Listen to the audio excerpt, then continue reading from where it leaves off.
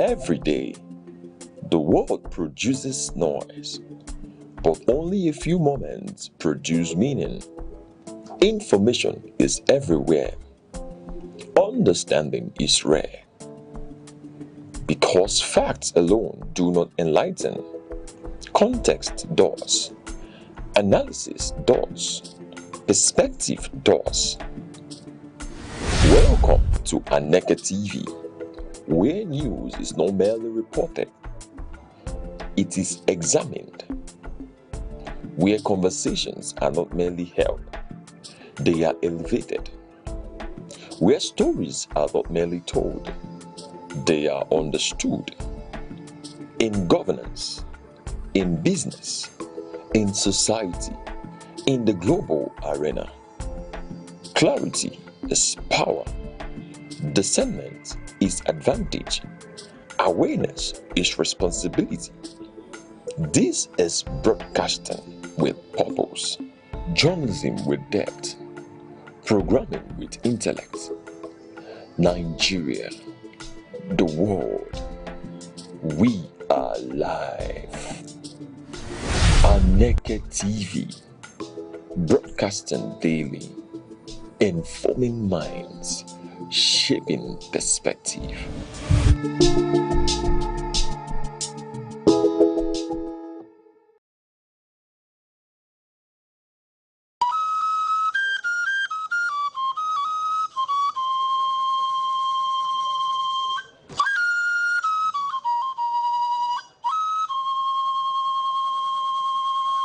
There are two types of kola nut produced in Nigeria: kola nitida, otherwise called gworo, and widely eaten in northern part of Nigeria.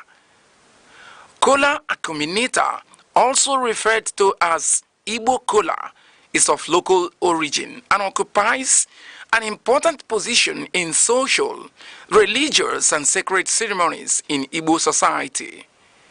It is seen as a vital and sacred fruit in Igbo land and serves as the major instrument of prayers connecting the ancestors. It cements discussions and also the fundamental bedrock of philosophy and proverbs. It is a symbol of welcome, unity, and peace. If kola nut contains one cotyledon, it is regarded as dump kola nut and thrown away. Kola nut with 4 cotyledons represents the 4 Igbo market days: Eke, Orie, Afo, and Nkwo. If kola nut contains more than 6 cotyledons, it signifies blessings and wealth, and it is celebrated. There is also another type of Igbo kola nut called Ojugo, which is referred to as the king of Igbo kola.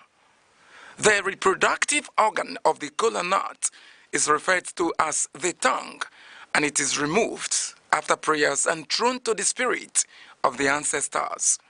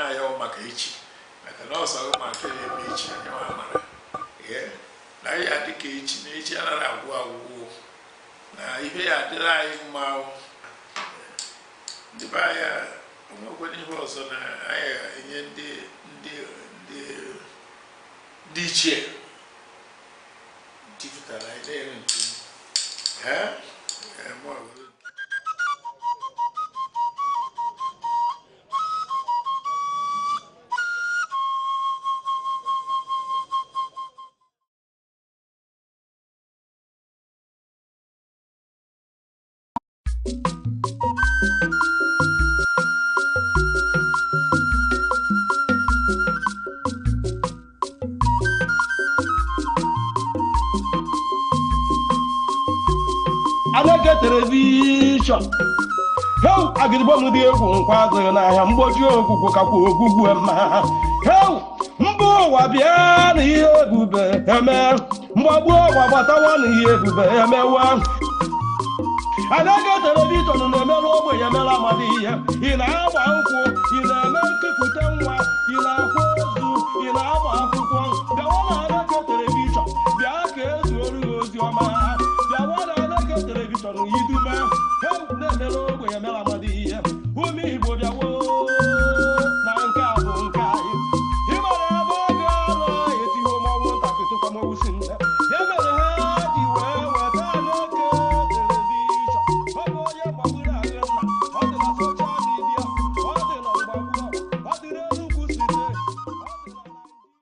Nigeria, a land of striking contrasts, where nature unfolds in two dominant ecological identities: the lush southern forests and the vast northern savanna belts, stretching from the humid Atlantic coast to the dry fringes of the Sahara. Nigeria's vegetation is shaped by climate, rainfall, and human activity. Broadly, it is divided into the southern forest zones and the northern savanna belts. In the south, abundant rainfall gives rise to tropical rainforest, thick, multi-layered ecosystems, rich in biodiversity, towering trees from a continuous canopy, sheltering countless plants and animal species. These forests are not only ecological treasures, but also economic lifelines, supporting agriculture and livelihoods. Closer to the coast, fresh water and mangrove swamps dominate. Here, water and land intertwine, creating unique habitats adapted to flooding and salinity. The mangrove forests of the Niger Delta are among the largest in Africa, vital for coastal protection and marine life.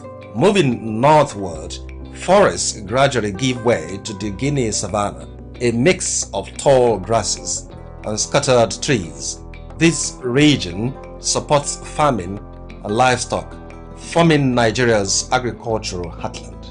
Further north lies the Sudan savanna, where rainfall decreases and vegetation becomes sparser. Life here adapts to longer dry seasons and harsher conditions. At the northern edge, the Sahel savanna marks the transition to the desert. Vegetation is sparse, and survival depends on resilience of both people and nature. However, Nigeria's vegetation faces growing threats. Deforestation in the south and desertification in the north are reshaping the landscape. Population growth, agriculture, and climate change continue to exert pressure on these fragile ecosystems. Yet, hope remains. Across the country, conservation efforts are taking root, from reforestation projects to sustainable land management practices, from the dense forests of the south to the open savannas of the north. Nigeria's vegetation tells a story of diversity, resilience, and responsibility. A story that calls on all of us to protect the natural heritage we share. Every second, the world changes, markets rise, leaders speak, stories unfold. To keep up, you don't just need news, you need clarity, you need speed, you need perspective. That's why Aneke TV brings you the global pulse. Accurate, reliable, right when it matters most. Aneke TV. Move with the world.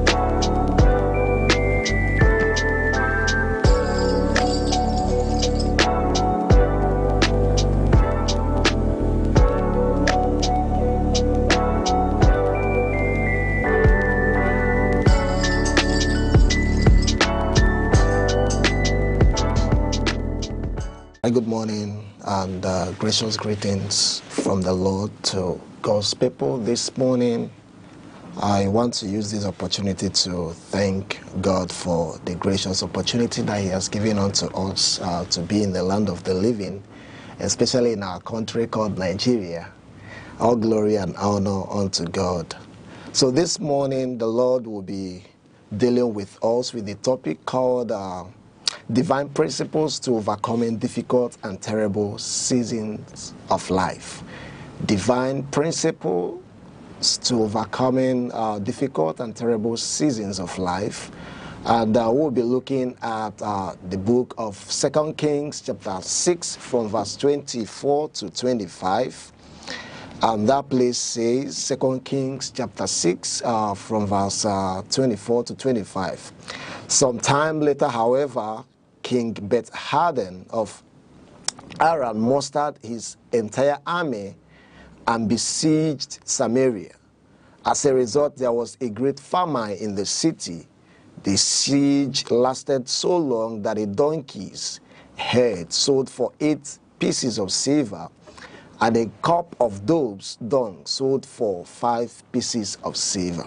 So at this particular time, especially within the time and the seasons of part of our country called Nigeria, people are facing great time, hardship, terrible season and difficult period of time.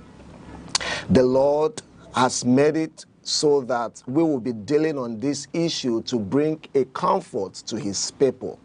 The Lord is bringing this topic within this time around to have us prepared and also encourage us. It's a word of encouragement and it's a word of restoration for people who have lost hope, who feels that there is no hope again. The Lord is bringing on our way another form of hope and restoration. How do we know that the time we are is a difficult time?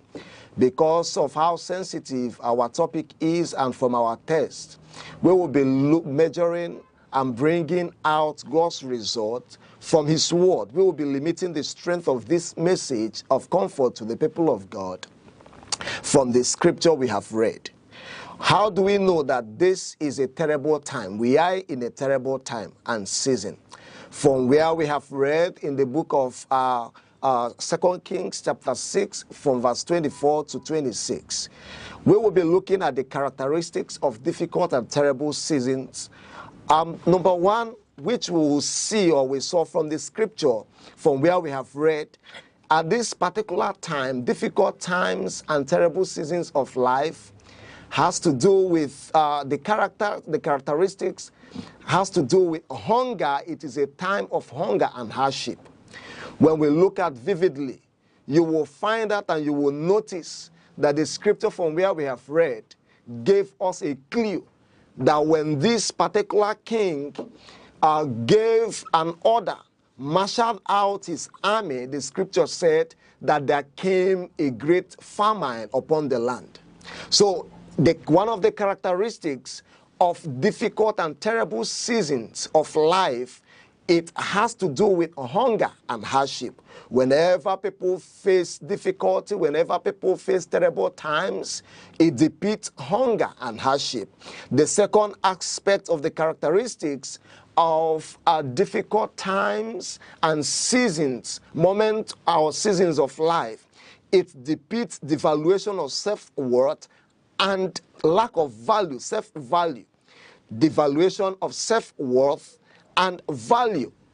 The scripture, when you read down in verse 28 and 27, 28 and 29 of 2 Kings chapter 2, the scripture gave us a vivid clue of what happened.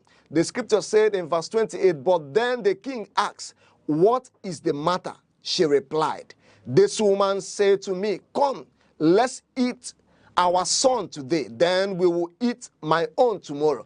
You notice that it came a time, a season in the life of the people of Israel. The scripture said women gathered together to begin to eat their children. And it dawned on them because there was devaluation of life. People no longer care about what life is, how life matters. When we look at our situation in this country, people will be able to notice that at this particular time, people can do anything.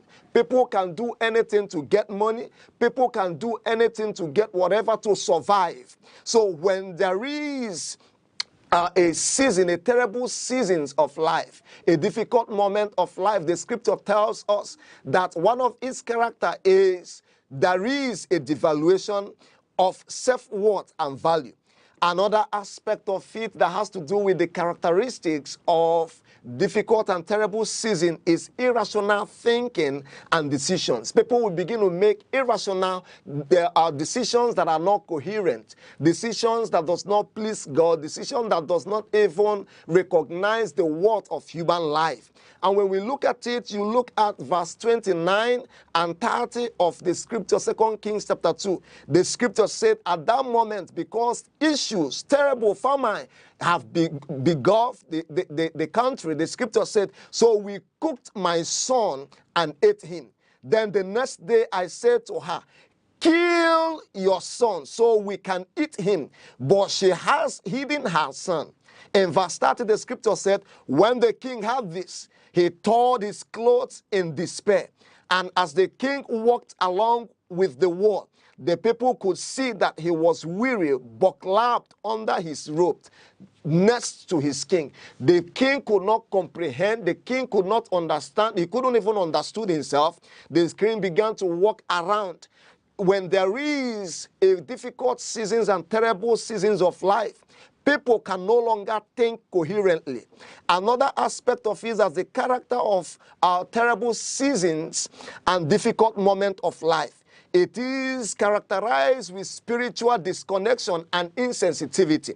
And when we read from verse 31 and 32 of 2 Kings chapter 6, the scripture also made us to understand and have a clue that even when the prophet of God walked down to the king could not understood or could not even pay attention of what the prophet is saying. And another form of characteristics of this season's terrible moment and difficult moment of life as we are, it is characterized with unbelief and doubt. People cannot understand, people can also not believe the will and the purpose of God concerning that season. Even when God sent his prophets to the king in 2 Kings chapter 7 verse 1, the scripture said that God sent to Elisha to speak to the king and say, listen to this message from the Lord. This is what the Lord says. By this time tomorrow in the market of Samaria, 6 squares of choice flour will cost only 1 piece of silver, and 12 quarts of barley grain will cost 1 piece of silver. Now the king and his officer replied to the messenger of God that God sent on their way. The officer assisting the king said to the man of God, that couldn't happen even if the Lord opened the winds of heaven. Unbelief and doubt beclouds the people. When people suffer difficult moments, unbelief, the characteristics it poses on the people is unbelief and doubt. People will doubt the word of God. People will doubt the purpose of God concerning that season.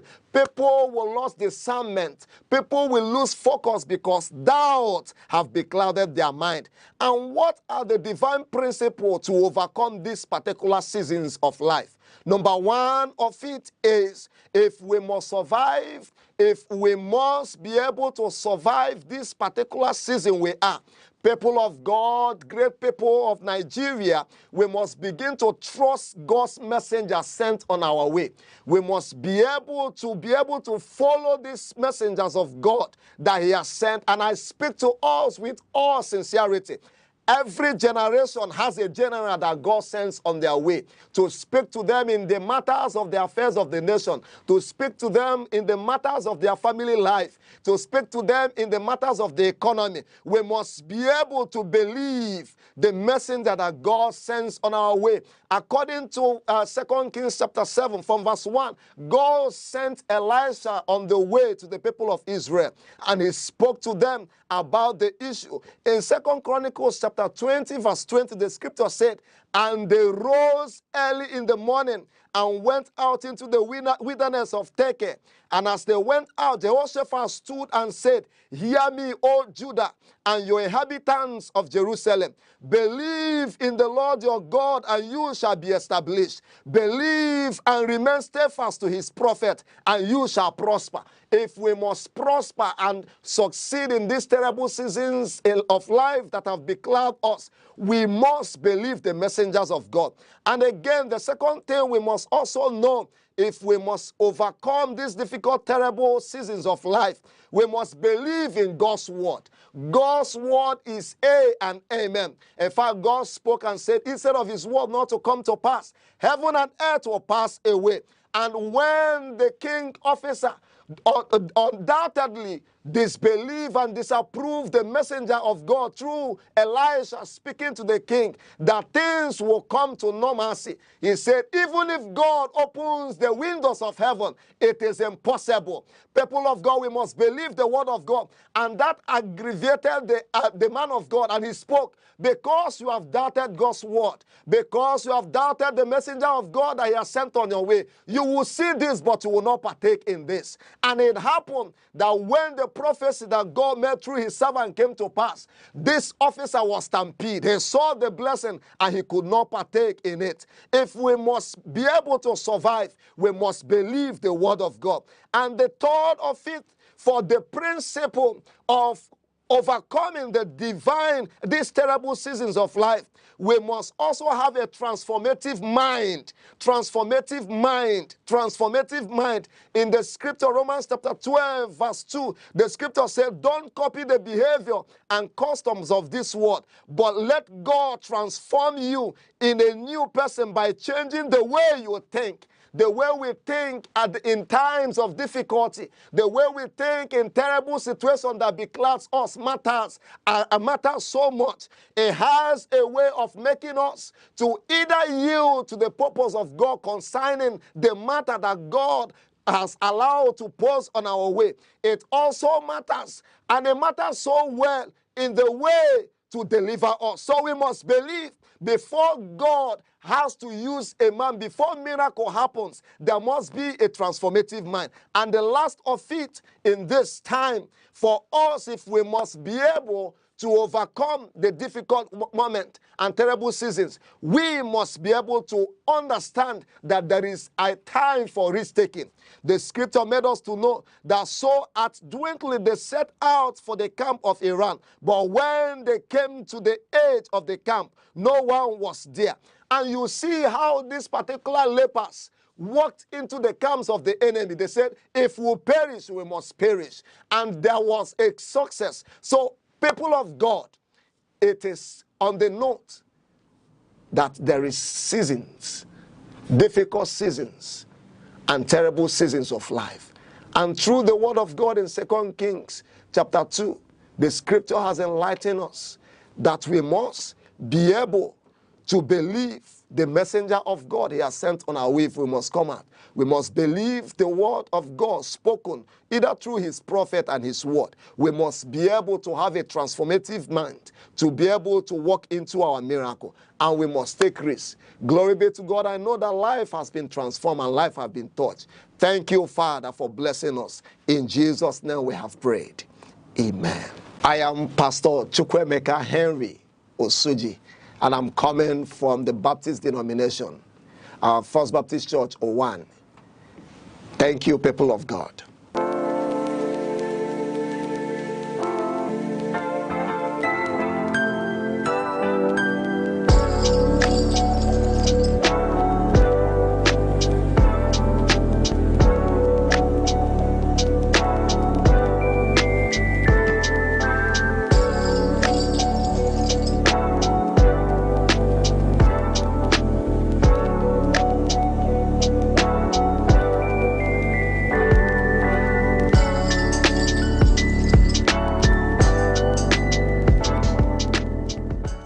religion. Religion wears many names, but in its deepest form is not in rituals. It is in love. True faith is not louder than others. It listens. It breaks bread with strangers and weeps with the broken. We are not defined by the places we kneel, but by the way we rise and reach for each other. The prophets came not to divide, but to remind us that all paths to God must pass through kindness. So, let our prayers not end in temples. Let them begin in how we live, in the warmth we give, and in the bridges we build beyond belief.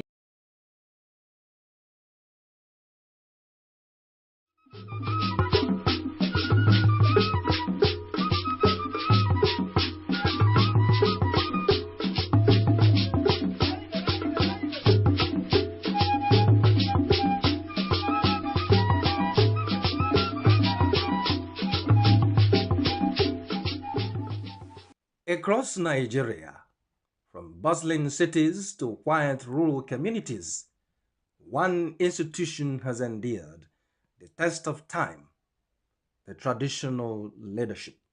Long before modern governance structures emerged, these institutions were the heartbeat of society, providing leadership, justice, and social cohesion in ways that remain indispensable to this day. Traditional institutions are not merely ceremonial. They are custodians of Nigeria's rich and diverse cultural heritage. From the Obas of Yoruba land, the Emirs of the North, to the Iwe and Obi of Igbo land, traditional rulers preserve centuries of customs, language, festivals, and rituals. They ensure that the stories, values, and identity of their people are not lost in a rapidly changing world. What sets these institutions apart is their organic legitimacy. Unlike elected officials whose authority depends on periodic votes, traditional rulers derive their influence from ancestry, community consent, and deeply rooted cultural norms.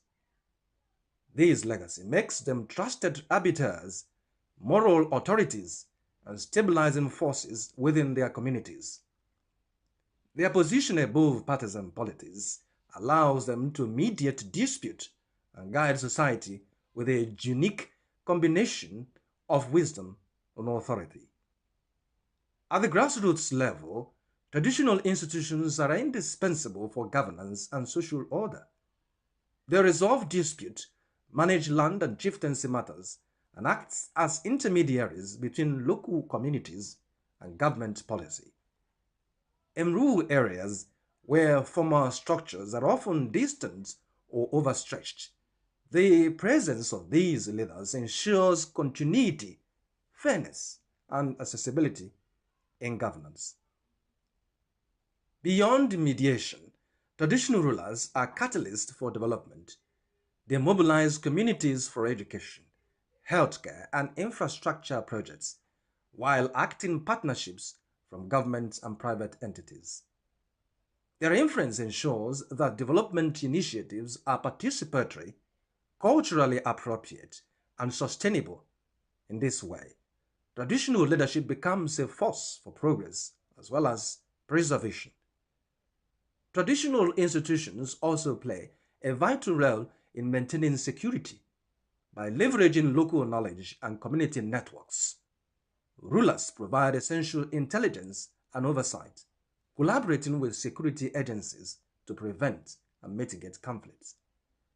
Their involvement strengthens community resilience and reinforces the social contract between citizens and the state. Equally important is the moral and ethical dimension of traditional leadership. These institutions instill values of respect, integrity, communal responsibility, and peaceful coexistence. In a society grappling with ethical and social challenges, the guidance of traditional rulers remains a vital instrument for fostering discipline and virtue. In a nation as diverse as Nigeria, traditional institutions serve as a bridges of unity. They manage ethnic and cultural diversity, promote dialogue and encourage mutual respect, while preserving distinct local identities. Through their wisdom, they help maintain harmony and stability across communities that might otherwise be divided. The traditional institution is far from a relic of the past. It is a dynamic, enduring pillar of Nigerian society, a custodian of heritage, a mediator of peace, a driver of development, and a moral compass for generations. To harness Nigeria's full potential, there must be a deliberate integration of these institutions into governance and national development strategies. For in preserving the past, guiding the present, and shaping the future, traditional leadership remains at the very heart of Nigerian life.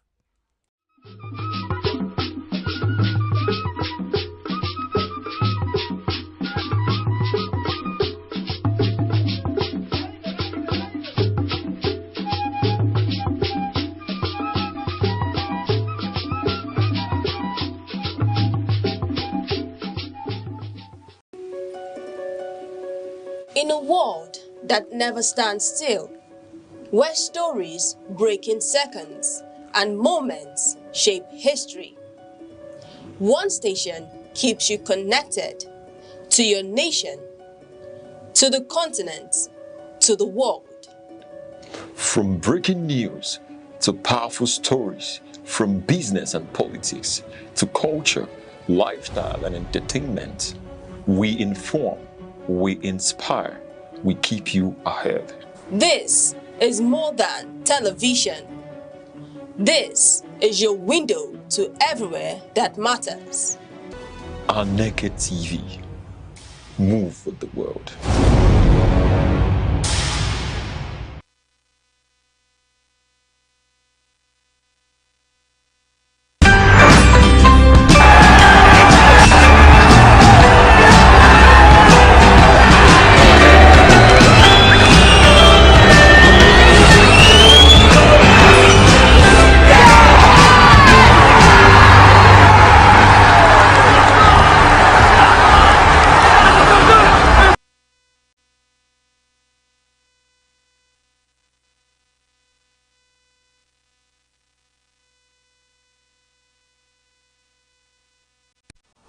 Hello, good morning. Welcome to Aneke Sports here on Aneke TV, and we're bringing you the best of what is happening in the world of sports, ranging from tennis to Formula One down to every other sport that you actually know. And this morning promises to be interesting, intriguing, and also wonderful because it is going to be full of updates, full of the news, things that are happening around the world in the transfer market of football, World Cup coming around, and then the list, full squad list for teams are ready. I'm talking about England list is ready, and then other teams too, they are ready. We are also going to go into full scale of deboning what is happening, what is actually happening in the world of boxing. What is the next fight you should expect? Yes, I have it down, and I want to bring you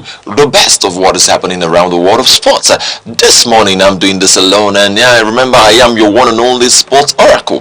Yes, I live, I dream, and I breathe sport. Moving on, this morning we'll bring you the very first news that the Formula One Canadian is today, and it's going to take place.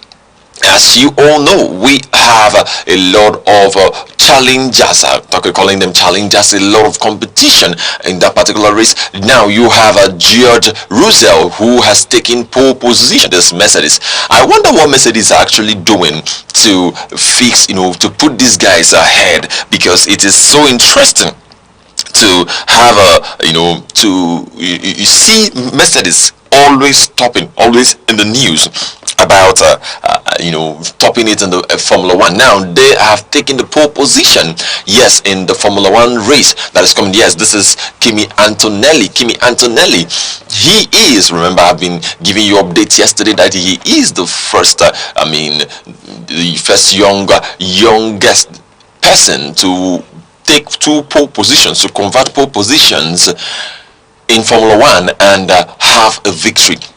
Let me explain. That means that he's actually the first person to stay or take the mock examination. Let me just put it in examination tone. He took the mock examination and he passed it. And the mock examination, wherever you are, your position will be where you're going to start. It will start counting for you in the real examination. That was actually what happened, that he took pole position, and from that pole position he has converted it twice to victory. He is the youngest to have done that. And then you have the likes of Lewis Hamilton to also have done that. Now let me just take you back a little what Lewis Hamilton said yesterday, because yesterday he was trying to explain it to you and to all his viewers that he is very interested, that he's not going anywhere, he's going to stay for a while, that he is not going anywhere. If you're expecting him to take a drive away or to rest, no, he's not going anywhere. Now we bring you the fastest free practice. This is what I was telling you about yesterday. You see Kimi Antonelli being the first. Yes, Kimi Antonelli is the first. Then you also have George Russell second. Then we also have Lewis Hamilton third. That's the fastest free practice one for yesterday's that means yesterday's practice for the Canadian GP. That's the Formula 1 GP. Now looking at this, what you're having there is the list of the sprint, how ready they are and how they are preparing, the grid, how they are going to stay, what is going to be, how they are going to align today on the sprint place where they're going to take off. Now you see George Russell, like I told you, he took the pole position. That's the round 05 in the Canadian GP. That George Russell, he came first, Antonelli second. Yes, these two Mercedes guys are very they're active, I would say, and they know their game. Mercedes does something, I will tell you. Mercedes, they are actually doing something, and you need to understand that these guys are the top. They are the top of their game. They are topping the game. They are topping the game. Now you have the third person, Lando Norris of McLaren.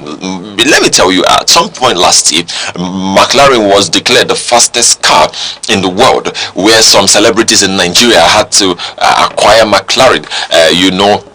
Their names, ODG and the rest of them, even OBO and the rest of them, got some McLaren cars, just to show off. But then McLaren, Lando Norris, we could say this is one of the fastest car in the world yet. McLaren is one of the fastest car. Apart from the racing part of McLaren, they actually have the fastest car, even though their cars are very small. I mean, it is built for racing, and it's not built, it wasn't built for comfort. It was built for speed and agility on the road. Now you have the fourth person, you have still McLaren, we have Piastri, that's the guy Piastri, still from McLaren. Then you have number 5, that's Hamilton, Lewis Hamilton. Lewis Hamilton says he's not going anywhere, and it is very important to know that Lewis Hamilton is not going anywhere. He's going to be here for a while. And then moving at number 6, we have Leclerc still with Lewis Hamilton. That's Ferrari. Lewis Hamilton and Leclerc, they are maintaining the 5th and 6th position. Then you have Max Verstappen from Red Bull and Hadjar from Red Bull too. This is how they're going to line up. Then you have ndlea. Yes, you have ndlea, and then you have Sainz. That's the guys you have from Vaux. Yes, from Vaux you have ndlea and Sainz. Then you go down, you have Kolapin, you have Hülkenberg from Audi. Yes, still Vaux too, but this is more of a subsidiary. You have Hülkenberg. Then you also have Bortoleto. What is happening here actually is, if your guy, if one of you had to take a better pole position, the next person that is going to align in that pole position is going to be you. Well, it depends on how the race is. Basically, it depends on how the race comes out. Now you have Beer Man. Yes, you have Beer Man and you have Ocon. Now both of them are taking the 14th and 15th position. Then you have in the Cadillac, you have Perez. Perez is taking his position, and then you have you have in this particular 16th and 18th, yes, 16th and 18th, Perez is 17th. Then you have 16th and 18th. The two guys, Alonso and Stroll, they are having to be in the position. That's Aston Martin. Aston Martin is having the 16th and 18th position. Then you have you have Gasly there in the 19th position. Then you have Cadillac, Bottas Veritas. Actually, he drove for Mercedes some time ago. He was the one, he drove for Mercedes some time ago. So he actually has been so influential in that Mercedes team. That's Veritas Bottas. Then on the 20th position you have Albon. Albon is taking that 20th position. That's for Red Bull, for Pitbull. Yes, for Pitbull. Yes, he's taking that 20th position, and it is something very interesting to see that these guys are getting ready for a time of their life, which is very important to notice that after today, if Kimi Antonelli converts today's game, is going to be so interesting that our Mercedes keeps being at the top. Last season it was Lando Norris at the end of the season, when they had the final race last season, it was Lando Norris that took the trophy. It was him that actually scaled through in the last game. Yes, it was him that scaled through. But then we're still talking about this Mercedes. We're talking about AMG yes, we're talking about them. They are going to make history again, because they have been topping and they have been in the pole position. They have been making a lot of progress. Yes, this is actually so interesting in the driving side of sports. I know some people don't really like sports. Don't like the driving because maybe one or two issues they've had on the way, one or two issues they've had on the road, and all those things. But then it does not really matter. What matters is that this is a wonderful sport, and I actually enjoy F1. Because why I enjoy Formula 1 is because they have this vibe they bring to sports. At least we have football, you have basketball, you have boxing, but they are so intentional to show you and to tell you that this driving you're driving, you can make something out of it, especially those people who used to like a lot of speed. Yes, if you notice that you are a speed person, I bet that you need to go into Formula 1. Now, still talking about Formula 1, the other day we talked about that we should encourage people to go into the sport, or to watch the sports, to see what is happening in the world of sports, not just football. It is very important to know that Formula 1 is one of the sports when you watch it, you will know that this is a real sport, because of how, not just the money, because these companies are not so, I would say I won't say they are not so big like boxing in the revenue, but if you're a car lover, that's when I think you should really watch Formula 1 a lot. Like the updates are coming today that we have Canadian GP, so I've given it to you. You have to stay glued and check out YouTube. Go and check out what they're doing there so that you can know and have the update. Now we move over to boxing. There's a whole lot of world happening in the world of boxing, because boxing is one of the sports that gives you chills. Yes, when I mean chills, it brings chills to you. Yes, it brings chills to you, and it helps you to you start to manage your emotions when you're watching boxing, because when you watch it a lot, you feel like you can get aroused to have a fight or something. But then yes, we're talking about the world of boxing, where we have today's fight. We're talking about Usyk versus Rico. Yes, are going to fight today, and your broadcast team is ready from DAZN. Yes, in the broadcast team we have Barry Jones. The commentators have Darren Baker, Adam Smith, and Todd Gashon.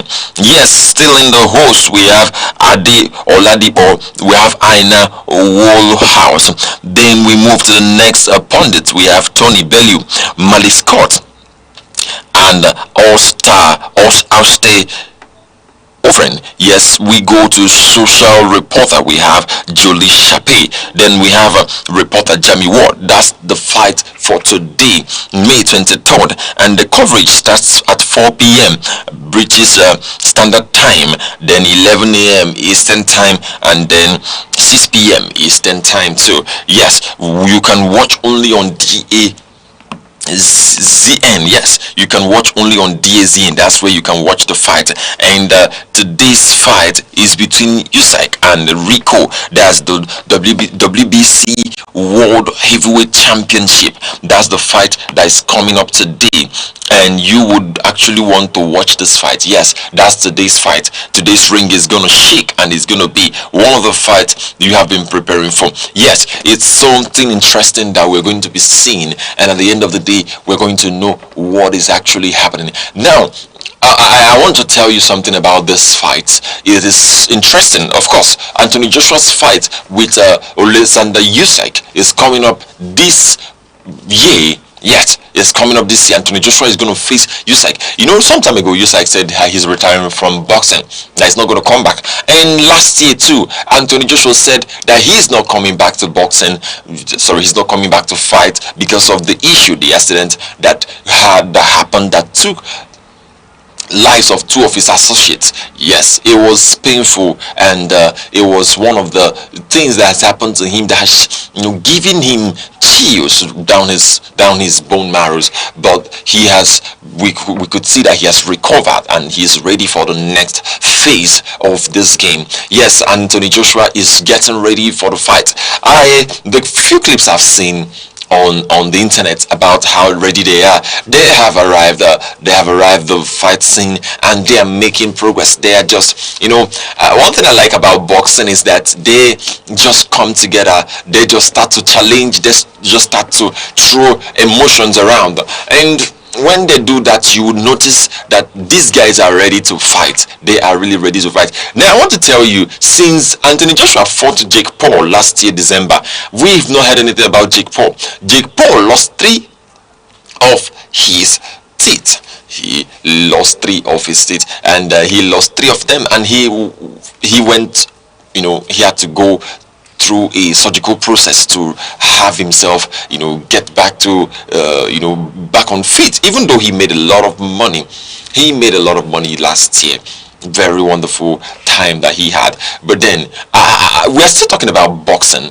Boxing, whether you lose or you win, you have your money. That is one thing about it. So I encourage you, if you notice you fight a lot, you can just go into the world of boxing and know what you're going to have from there. Now we're going to take a short break, and we'll be right back with other updates. When we come back, we're going to dive into many other sports events and activities that have been waiting, that you need to know and you need to get updates on. For now, just stay with us. We'll be right back shortly.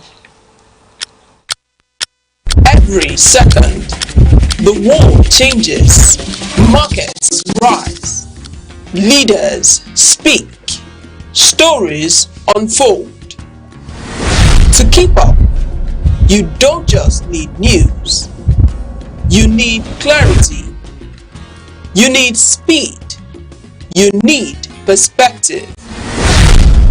That's why Aneke TV brings you the global pulse. Accurate, reliable, right when it matters most. Aneke TV, move with the world.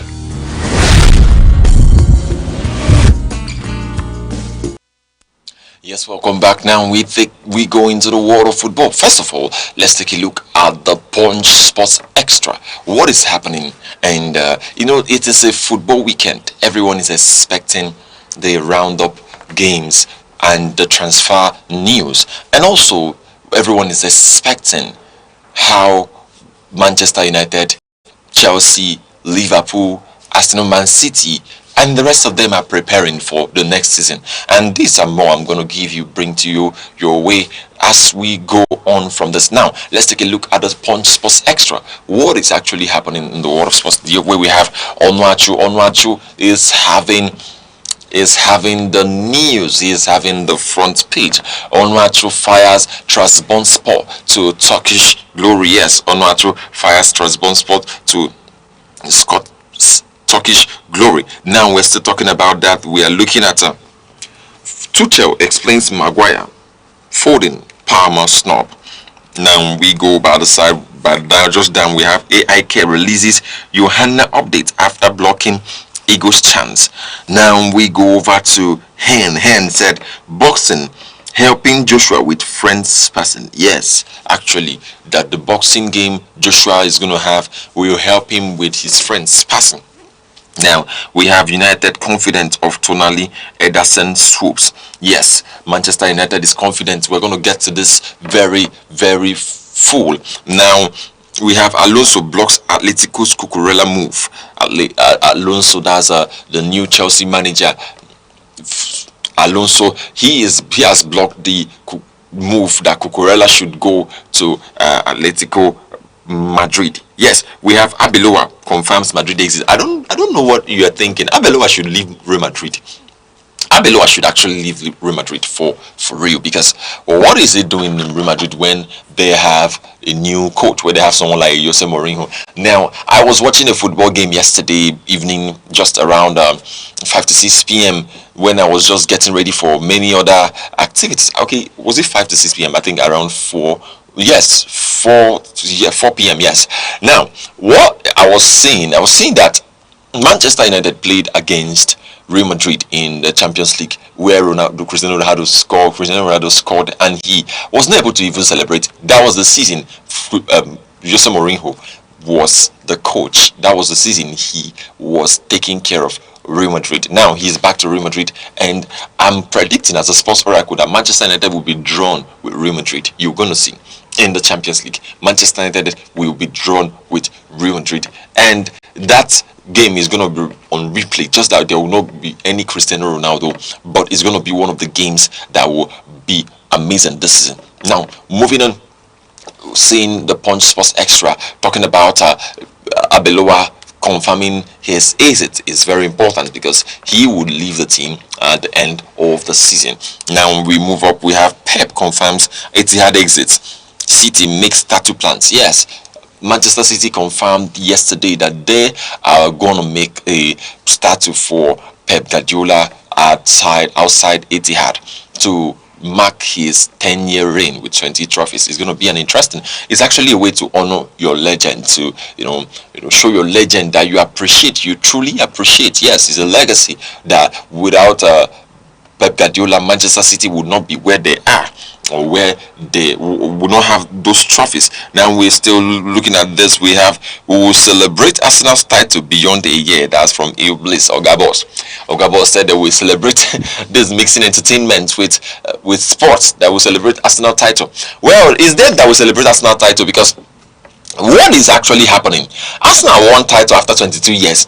They won the league title after 22 years, and they want to celebrate. They want to have a, oh my days, Arsenal, you guys should do better now. People that at Manchester City have not even celebrated like this. Like, you won title after 22 years. A child who was born in 22 years ago, by now he should be in the university. He or she should be in the university, or even done with the youth service. Yes, or maybe serving at the NYSC, or maybe find their career path. Now you just won the trophy, and you see why we don't want you guys to win this trophy. That's why we don't want you people to win this trophy. And coming next Saturday, Dembele said he's fit, so we're gonna see what happens. Because I've been saying this, Arsenal winning this trophy would be a lot. I see a lot of Arsenal fans wearing Agbada all over the street, walking and parading themselves like they are the kings.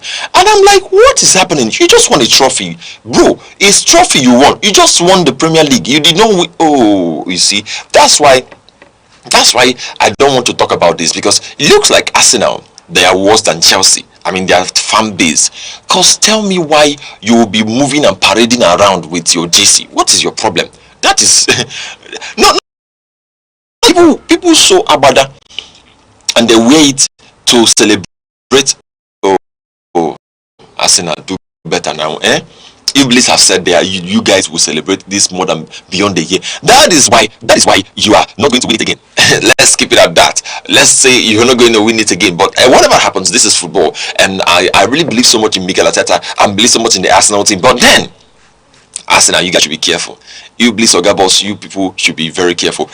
Yesterday, Eberechi came out to say that he said something funny, that guy that drew a bottle that made Arsenal's jersey, that made Arsenal logo in a bottle can, that say they bottle league a lot.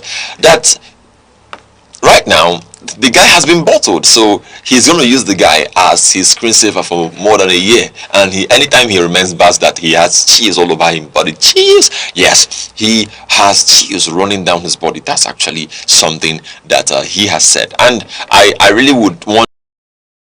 Trolling the guy back would not do anything if they don't play well next season. If they don't play, if they don't defend the trophy, Arsenal is not going to do like Manchester City. Manchester City has a winning mentality.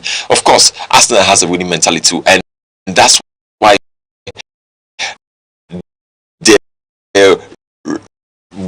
there's going to be a lot of competition coming up in this part of the game. There's going to be a lot of competition.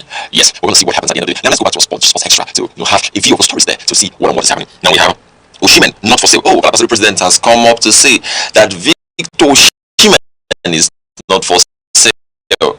Oh no, now Victor Osimhen is not for sale. That's what he said. But now when someone brings about 200 million euros, Victor Osimhen will be sold. Really, he will be sold when 200 million euros. When you bring it down, when the money is down, he will be sold. Now I'm talking about Fenerbahce identify Bassi as #1 target. I really want this guy, talking about Calvin Bassi. Yes, talking about Calvin Bassi. I really want Calvin Bassi to have an experience to play for Manchester City. I want him to play for Manchester City. I want him to play for teams like Manchester United. I really want him to play for Manchester United. I want him to play for Manchester City. I want him to play for Liverpool. I want him to even play for Arsenal. I want him to play where he will be seen very well. Because if he plays where he will be seen very well, then you're going to have a Bassi that you've not had. Now, I want to tell you something. Michael Olise, when he was at Crystal Palace, he was not so much watched. The people that were watching him were just scouts and maybe just few people who are Premier League savvy. But when he's in Bayern Munich, he has a lot of views. He has a lot of views, and he has won just this season. His first season, he has won 2 awards. He won French Player of the Year with Mbappe, best player. Then he also won 8 in Bayern Munich. He won it in Bayern Munich. He won both in the home and in the abroad. Like, this guy is really, really progressing. What I'm saying here is that Calvin Bassi, what to do? I will tell him, don't go to Turkish league again. Not that Turkish league they are bad. No, that league is amazing.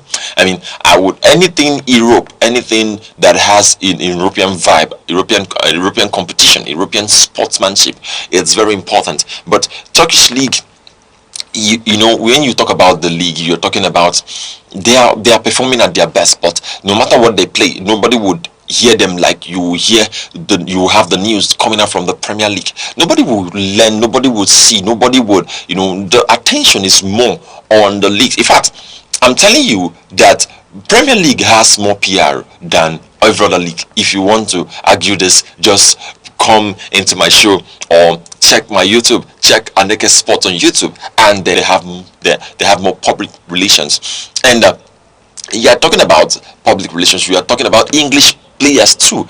Calvin Bassi is not an English player. No matter what you play in the Turkish league, you'll be like the likes of Onuachu, Victor Osimhen. Victor Osimhen is very popular. We are hearing about him because this guy, he is Nigeria's top 9. He's Nigeria's top gunner. Yes, he's Nigeria's top 9. And if you're not a top 9, if you're not in the performing at the level of Victor Osimhen, I don't really think you'll be heard.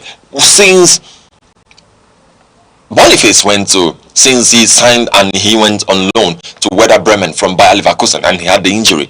Who has ever heard of Boniface again? Even though he's making his money, eating his money and having a good time on Twitch with the likes of Katefe and being a very good friend to Enzo and the rest of them, he has not, he cannot or he would not match the energy that Premier League brings. And I would want Nigerians to try out the Premier League. I mean, if you can't even play in the Premier League, you should think about playing or having your competition even in the Spanish La Liga, talking about the top clubs. You are a top guy, I'm telling you. I'm not saying Fenerbahce, they are not the best. They are very good. They have the likes of Fred, former Manchester United player. They have the likes of wonderful players. A lot of them are playing there. But what I'm saying is that you cannot go there. You should not go there. You have to find where you will be exposed. Even Fulham has more PR than Fenerbahce. I'm telling you, Fulham has more exposure when it comes to media, because you are looking for bigger competitions to play and to feature.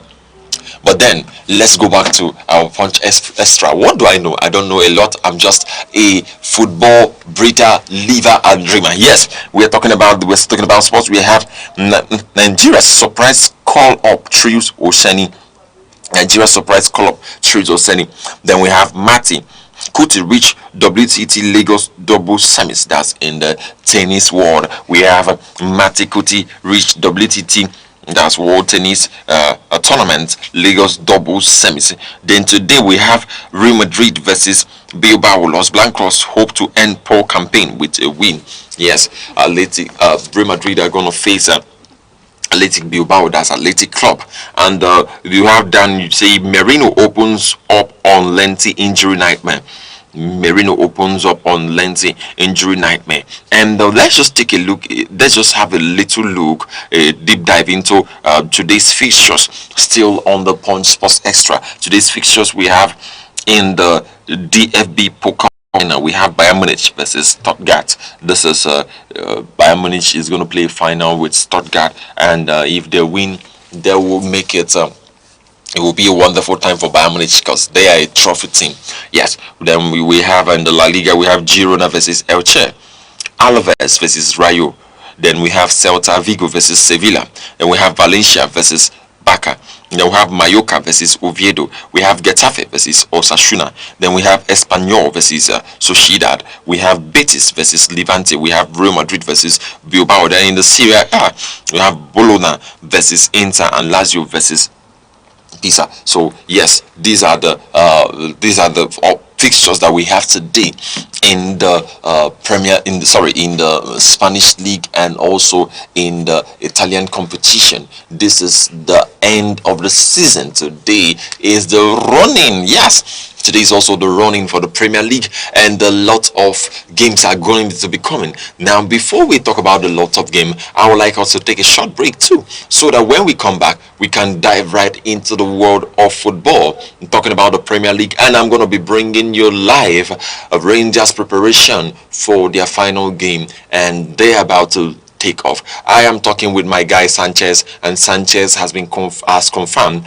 that they are going to have a wonderful time in the play. And right about now, they're about to take off into Lagos, and they're about to land in Lagos to have that game. I mean, their last dance. And when I come right back, we're going to delve into that and many more. Yeah, stay with us. Don't go anywhere. Every second, the world changes, markets rise, leaders speak, stories unfold. To keep up, you don't just need news, you need clarity, you need speed, you need perspective. That's why Aneke TV brings you the global pulse. Accurate, reliable, right when it matters most. Aneke TV. Move with the world.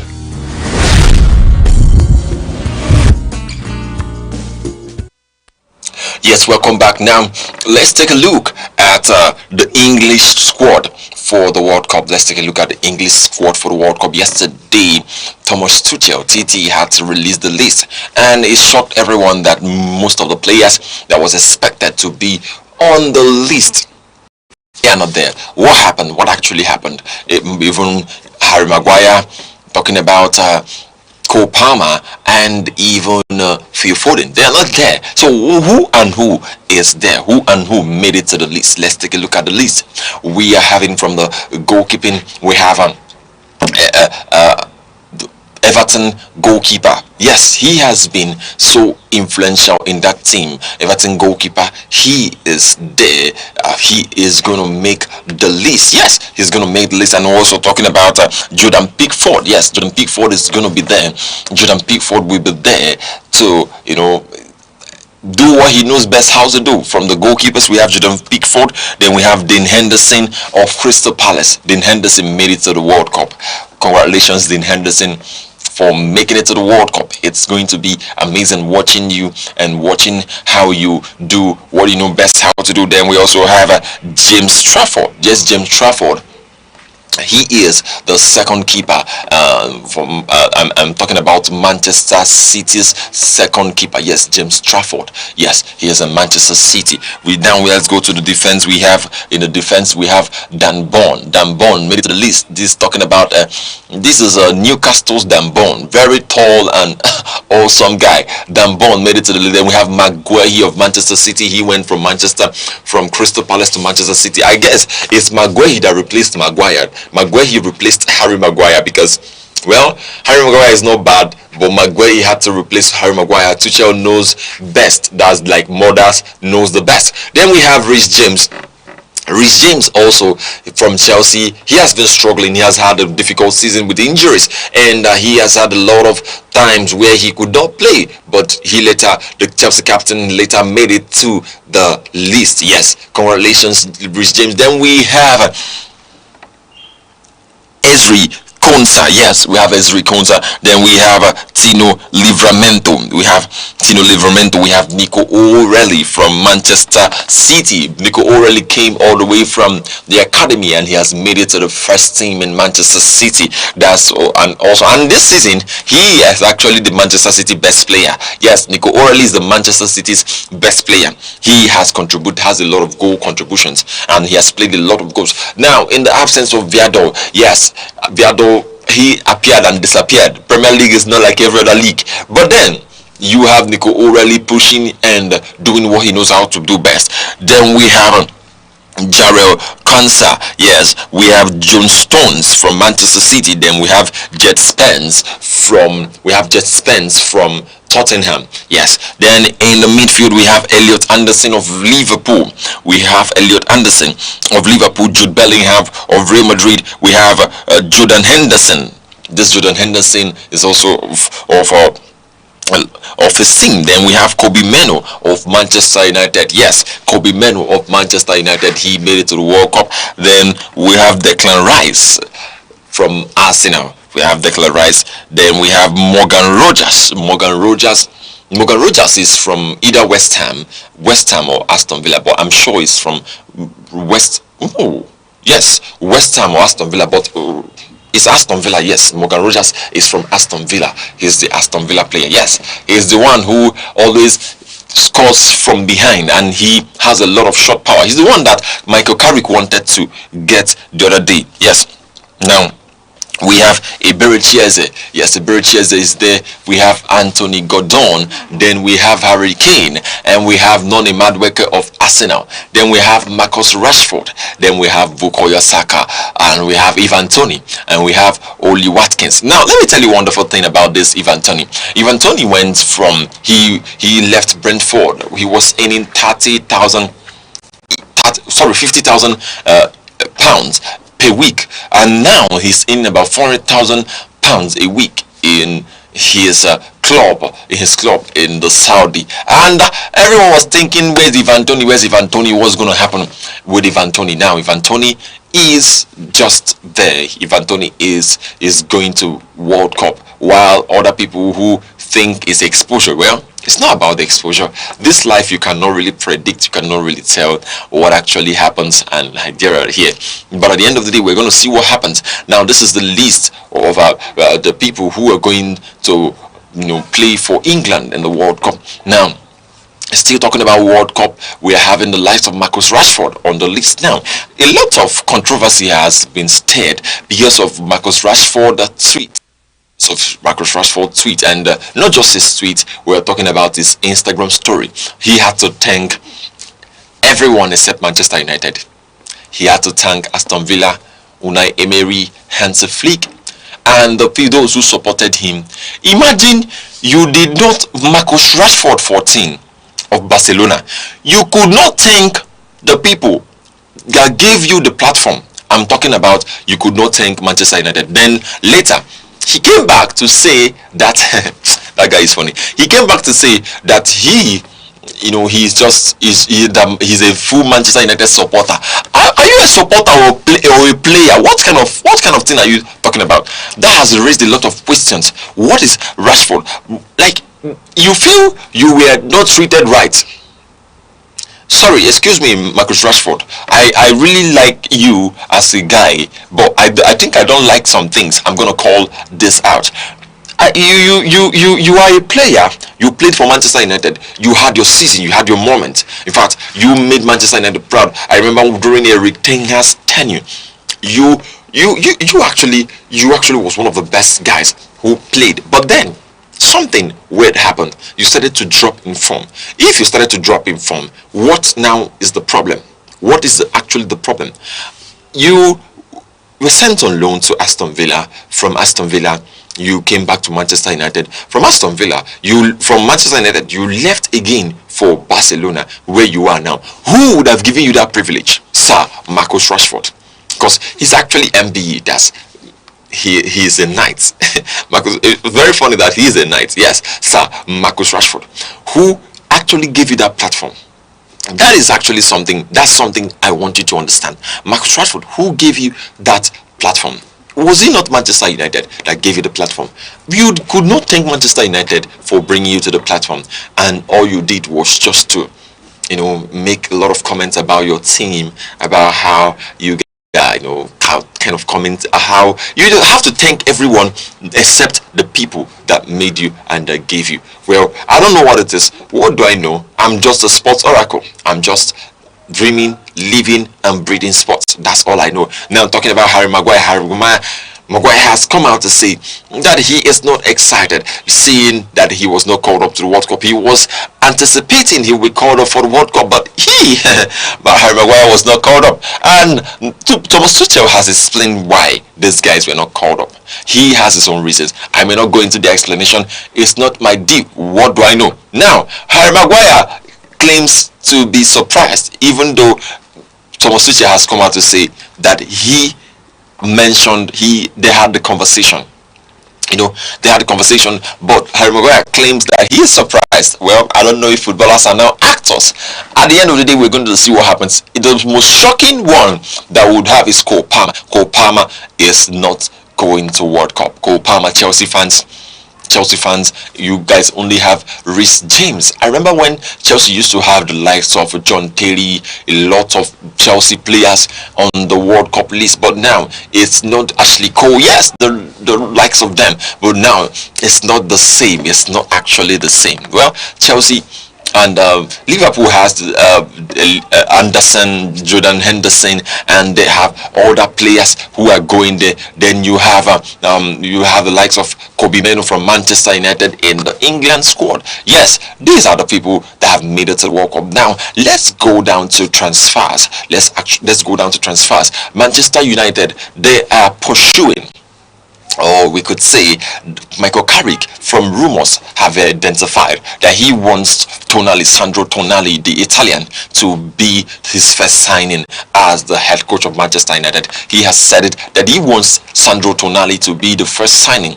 Yes, to be the first signing. And still talking about this, you are talking about Sandro Tonali, who plays for Newcastle. That's they are holding for. I remember that game that this guy played for Newcastle, Manchester United versus Newcastle, the game that ended a draw. Yes, this guy held the midfield. He held the midfield. Newcastle, they were on red card. They had a red card. They could not, lose the ball. Sandro Tonali was everywhere on the pitch. He was playing. I remember Manchester United are looking for the players that will replace. I'm talking about the midfield. They're looking for right wing. They're looking for left wing. A supporting striker who will support Shesko. Then other players too, or for other wings. Now Manchester United focus is basically and fully and on the midfield. Yes. Is fully on the midfield. They are pushing to have the midfield game. Now, Sandro Tonali, Michael Carrick has said that he actually wants this guy to be his first signing. I don't know what you think about that. I actually want this guy to be Michael Carrick's first signing. And also moving on, we have Emerson from Atlanta is also being targeted by Manchester United. And at the end of the day, I feel Manchester United, they are going to sign Emerson. Emerson plays a good game. He's a ball carrying midfielder, and he has been special this moment. He has been special for Atlanta, even though he has had the season where he has struggled. He has actually had a struggling league time and also playing time, but then we could see that this guy is going to amount to the best of the best as the season progresses. Where Manchester United are going for Emerson. Yes, Emerson from Atlanta. He is going to be one of the best guys that Manchester United will get into the league. I forgot to announce to you that yesterday, talking about Manchester City, they had a party. Yes, Manchester City had a party. I would say party. Yes, they had a party where they celebrated Pep Guardiola's final time with them, and it's going to be amazing. It's an amazing time they had yesterday. So yes, they had a wonderful time yesterday. They had an amazing time where there was music. They celebrated 10 years reign with Pep Guardiola. Yes, they had Guardiola's yesterday. That side had a wonderful time celebrating, having music, drinks, and then talking about celebrations, we're talking about Arsenal. Arsenal is going to parade their league trophy. Yes, this is a final farewell to Pep. Arsenal is going to parade their league trophy. They confirmed their parade on May 31st to celebrate Premier League title. They will also parade Champions League trophy. Sorry, I'm laughing. Yes, I actually should react because they said they will parade the Champions League trophy if they eventually beat the holders, the Champions League holders. That's PSG. How possible is it to beat PSG? So Arsenal guys, you people should wake up. Just wake up from this dream. You people have the Premier League.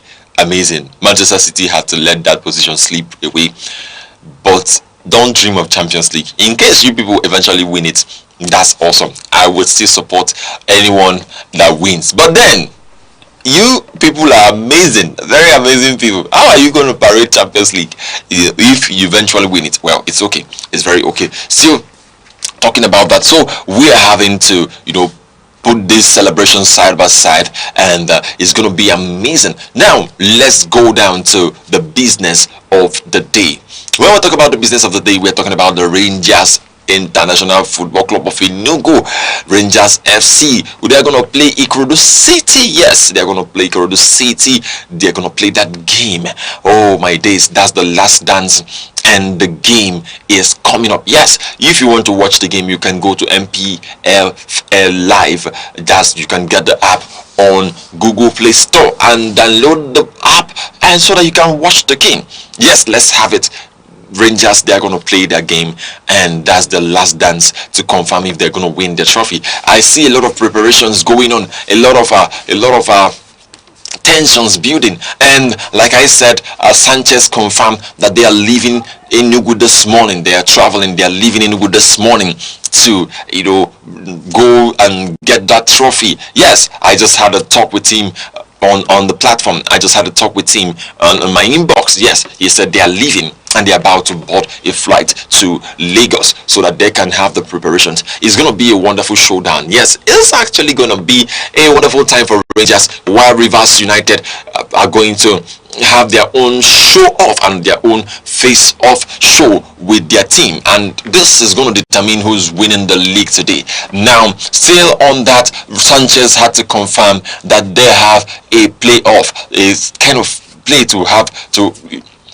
They're going to have a playoff with Rivers United at some time about a cup competition. He told me this morning while we had a chat, a conversation. So that means you're going to stay right there to have a look, to take a look and watch these guys. Yes, I would love the graphics to roll in to see what is the preparation, how these guys have been, getting themselves ready for the next game. And the game is coming up, and I want you to keep an eye open as the game comes up. As the game comes up, it's something that you have to see. I don't know the plan Enugu state government has, but I'm sure they have a wonderful plan. Now we're going to go on our final break for this time. When we come back, we're going to wrap up the show, and when we come back, I'm going to give you more updates on this and to show you what is going to be and the fixtures of the Premier League today.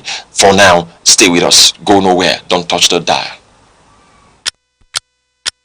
Every second, the world changes, markets rise, leaders speak, stories unfold.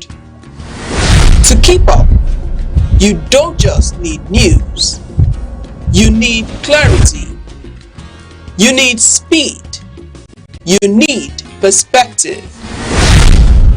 That's why Aneke TV brings you the global pulse. Accurate, reliable, right when it matters most. Aneke TV. Move with the world.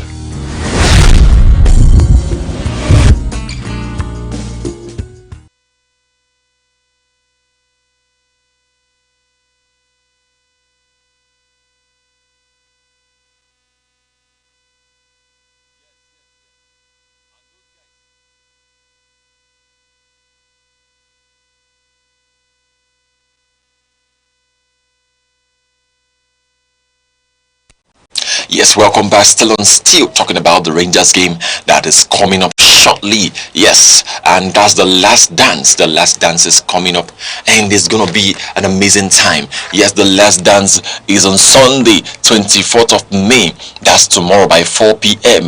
at Mobo Laji Johnson Arena, Onikan Stadium. That's the Lagos Stadium. It's gonna be an amazing time, and the guys are getting ready. They are getting themselves ready. City had to really play their spirits. I would say they will play their spirit to have this game, and it's going to be an amazing time that they're going to have. It's going to be, I don't know your predictions, but I'm telling you that the predictions are going to be awesome. I mean, the scoreline, I said yesterday that Rangers are going to have the lead. They're going to have the lead very early. They're going to have the lead very, very early. Then moving to the next games, I mean the second half, they are still going to score, and that will make it 2 goals to 1, 3 goals to 1.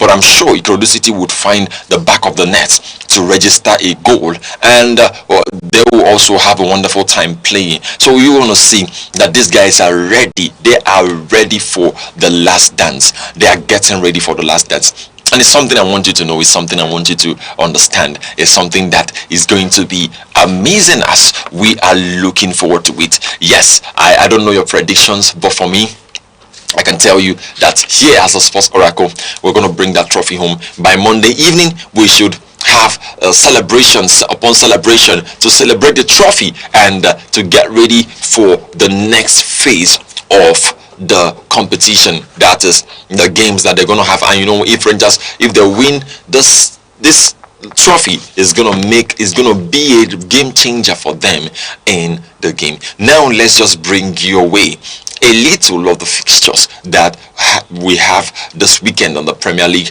A little of the fixtures that is going to take place this weekend in the Premier League, where you have Manchester United that is going to play against Brighton in their final home game Yes, they are going to play against Brighton in the final home game, and you have the likes of Tottenham and Chelsea and Liverpool and Arsenal, and they are going to have a great game. I'm talking about Manchester City, Aston Villa, still on Sunday 24th by 4 p.m. and Brighton, Manchester. Every game is going to be at the same time, so you have to make a choice of the one to watch. You have Fulham versus Newcastle on Sunday. Then you have Tottenham also playing their game on Sunday. Yes, we'll have those guys having a great time playing their game, and I don't know what's going to happen to Tottenham by Sunday, but by Sunday we're going to know if Everton will leave them to take the trophy. Now we have Liverpool versus Brentford. This is going to be a one last dance for Liverpool against Brentford. Let's see if Liverpool would really stay true to their leading in the game. Yes, let's see if they could stay true in that position where they are. Then we have Burnley versus Wolves. You also have Nottingham Forest versus Bournemouth. Then we have West Ham versus Leeds. Yes, we have those games coming up, and it's going to be one of the games. Then on Sunday we still have Sunderland versus Chelsea. Guys, Broby will not let Chelsea to that Broby guy. I don't know if you people have watched Broby. Broby is, for me, I will tell you, Broby is one of the most agile player in the Premier League. Have you seen how he's guarding everybody? I would want, if Chelsea could bear with me, I would want Chelsea to sign, if they're looking for strikers, they could sign Broby, or they could sign Igor Thiago. Yes, they could sign Igor Thiago. They should sign these two people and put in their game. It is very important that Chelsea have these two people. Now, this is where we are calling it a day on this edition of Weekend Sports on Aneke TV. Thank you very much for watching. Yes, it is an amazing time that we are having, and it has been an amazing time. And remember that we are here on Monday to deal and dissect what's happening. We start 8 a.m. Where I'm going to be having Worldwide and the likes of them who are going to be putting it up together and bringing you what it is and how it happened over the weekend. For now, I am Good Hope Chukuma, the sports oracle. I live, I breathe, and I dream sports. Have a wonderful weekend. Bye for now.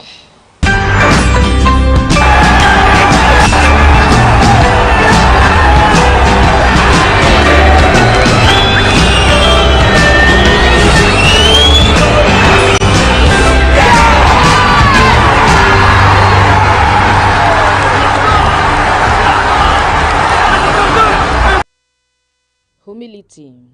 Humility is not thinking less of yourself. It is thinking of yourself less. It is the quiet dignity of those who serve when no one claps and rise when no one cheers. In a world shouting for attention, humility whispers truth. It chooses peace over pride and silence over show. It knows that value isn't in volume and honor isn't always visible. The humble carry unseen power. They lift others without needing a pedestal. And in doing so, they rise higher than ego ever could.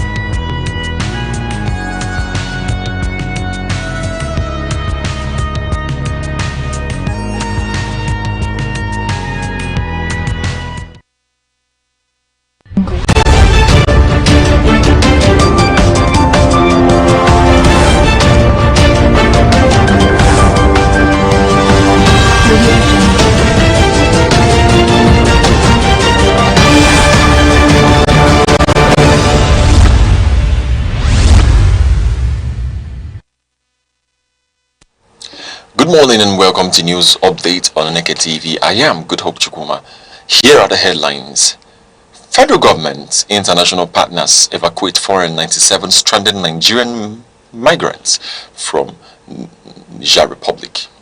On the foreign scene, World Health Organization raises Ebola risk level in Democratic Republic of Congo. Now the news in details. Suspected terrorists who abducted pupils and teachers from schools in Orire local government area of your state have reportedly opened communication with the state government as efforts intensify to secure the release of the victims.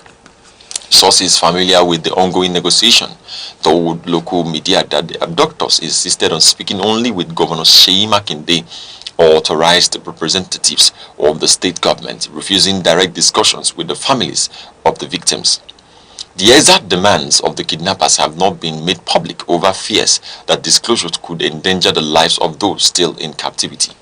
The victims were abducted during coordinated attacks on schools in the Ahoro, Esiele and Yawota axis of Orire local government area on May 15th. Security officials confirmed that armed men riding motorcycles invaded Baptist Nursery and Primary School, Yawota Community Grammar School and LA Primary School, Esiele, abducting pupils, teachers and other school staff. One teacher and a commercial motorcyclist were reportedly killed during the attacks. Governor Makinde had earlier confirmed that several teachers and school children were abducted, while security agencies launched coordinated rescue operations involving the police, military, Amotekun corps, and civil defense personnel. The Inspector General of Police, Mr. Olatunde Disu, also visited the affected communities and ordered intensified tactical operations across forest corridors linking Oyo and neighboring states. A senior security source described the opening of communication with the abductors as a cautious breakthrough, noting that rescue operations remain delicate because of the number of children involved and the difficult terrain where the victims are believed to be held. According to the source, the abductees are reportedly being moved through dense forests and remote routes to avoid security pressure. Meanwhile, anxiety continues to grow across affected communities as the victims spend more than a week in captivity. Parents, teachers, and community leaders have raised concerns over deteriorating weather conditions and worsening humanitarian conditions for the children and school staff still being held.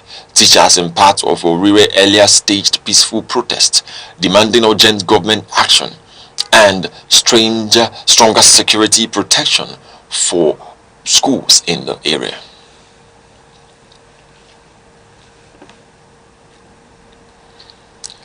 There were emotional scenes in Ogbomosho, Oyo State yesterday as family members, friends and colleagues gathered to bury Mr. Desian Joel Adeboye, one of the teachers killed during attacks on schools in Orire local government area. The late teacher was among victims of coordinated assaults carried out by armed hoodlums who attacked Baptist Nursery and Primary School, Yawota Community Grammar School, and LA Primary School, Esiele. The attacks also led to the abduction of pupils and school staff, including Vice Principal Mrs. Alamu Folawale. A funeral service was held at Ayegun Baptist Church, Ogbomosho, where tributes poured in for the deceased, described by many as a dedicated teacher committed to education and community service. Delivering a sermon at the service, Reverend Paul Olayele urged the family to take solace in God despite the painful loss. Residents and education stakeholders also renewed calls for stronger security measures around schools across Oyo State. The National Commission for Refugees, Migrants and Internally Displaced Persons has received 497 Nigerian migrants evacuated from the Niger Republic through the Libya border. The returnees who had been stranded in Agadez arrived at the Malam Aminu International Airport under the federal government's humanitarian evacuation program, coordinated in partnership with the International Organization for Migration. Federal Commissioner of the Commission, Dr. Tijani Aliyu Ahmed, said the operation forms part of ongoing efforts to rescue Nigerians facing severe hardships abroad. The first batch includes 174 adult males, 97 adult females, and 226 children. The migrants were received by officials from immigration, emergency management and anti-trafficking agencies before being moved to the immigration training school in Kano for profiling, temporary accommodation and feeding and medical support. The Federal Capital Territory Emergency Management Department has warned residents living near waterways and flood-prone areas in Abuja to relocate immediately as heavy rainfall intensifies across the territory. The warning followed severe flooding in the Mabushi district of Abuja, where the ground floor of a residential building was submerged after overnight rainfall. Acting Director General of the agency, Mr. Abdurrahman Mohammed, said emergency responders were deployed after receiving a distress call. Rescue teams later discovered that both ground floor apartments of the affected building were flooded up to window level. Although no lives were lost, household property, food items and important documents were destroyed. Authorities have now advised residents in vulnerable areas to move to safer locations to prevent possible loss of lives during the peak of the rainy season. The Federal High Court in Abuja has adjourned the alleged 8.7 billion naira money laundering trial involving former Attorney General of the Federation and Minister of Justice, Mr. Abubakar Malami, until 23rd of next month. Justice Joyce Abdulmalik granted the adjournment following an application by the defense team representing Mr. Malami, his wife Hajia Bashira Asabe and his son Abubakar Abdulaziz Malami. The Economic and Financial Crimes Commission (EFCC) is prosecuting the defendants on a 16-count charge bordering on alleged conspiracy, concealment and laundering of illicit funds exceeding 8.7 billion naira. Lead prosecution counsel Mr. J.S. Okuteba did not oppose the request but urged the court to note repeated delays in the matter. Justice Abdulmalik, while cautioning against unnecessary adjournments in public corruption cases, ruled that the defendants were still within their allowable legal limits for adjournments. Governor Petermbah has emerged as the governorship candidate of the All Progressives Congress (APC) for the 2027 election in Enugu State, following the party's primary election.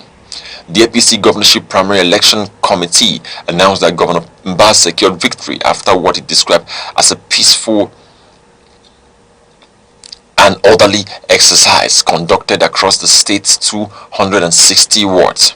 Speaking after the declaration at the International Conference Center in Enugu, Governor Mbah said his administration had transformed campaign promises into measurable achievements across major sectors of the economy. He highlighted ongoing investments in security, road infrastructure, healthcare, education, and industrial development, including the establishment of smart green schools, primary healthcare centers, the Enugu Air Project, and the Enugu Higher Digital Appliance Factory.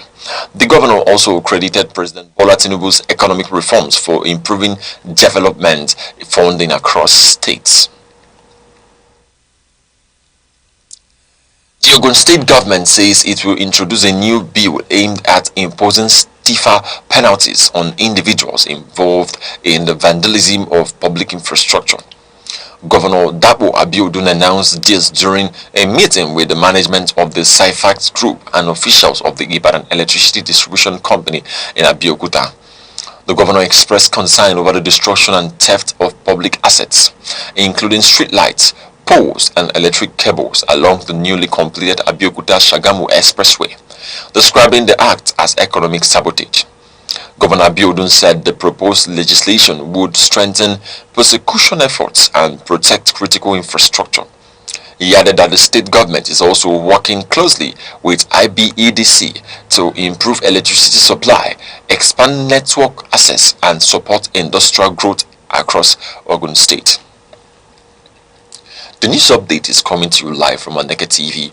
For more updates and breaking stories, stay connected with us on our social media platforms on Facebook and YouTube at Aneke TV. And now, here's a recap of some of the major stories making headlines. Terrorists behind Oyo school abductions open communication with Oyo state government. Federal government, international partners evacuate 497 stranded Nigerian migrants. Coming up shortly on the foreign scene, World Health Organization raises Ebola risk level in Democratic Republic of Congo. We'll be right back shortly. 7 days, countless moments, stories that shape the week. From decisions in the corridors of power to developments affecting everyday lives. From moments of challenge to stories of resilience and progress. This is where the week comes into focus. Week in retrospect, only on Aneke TV.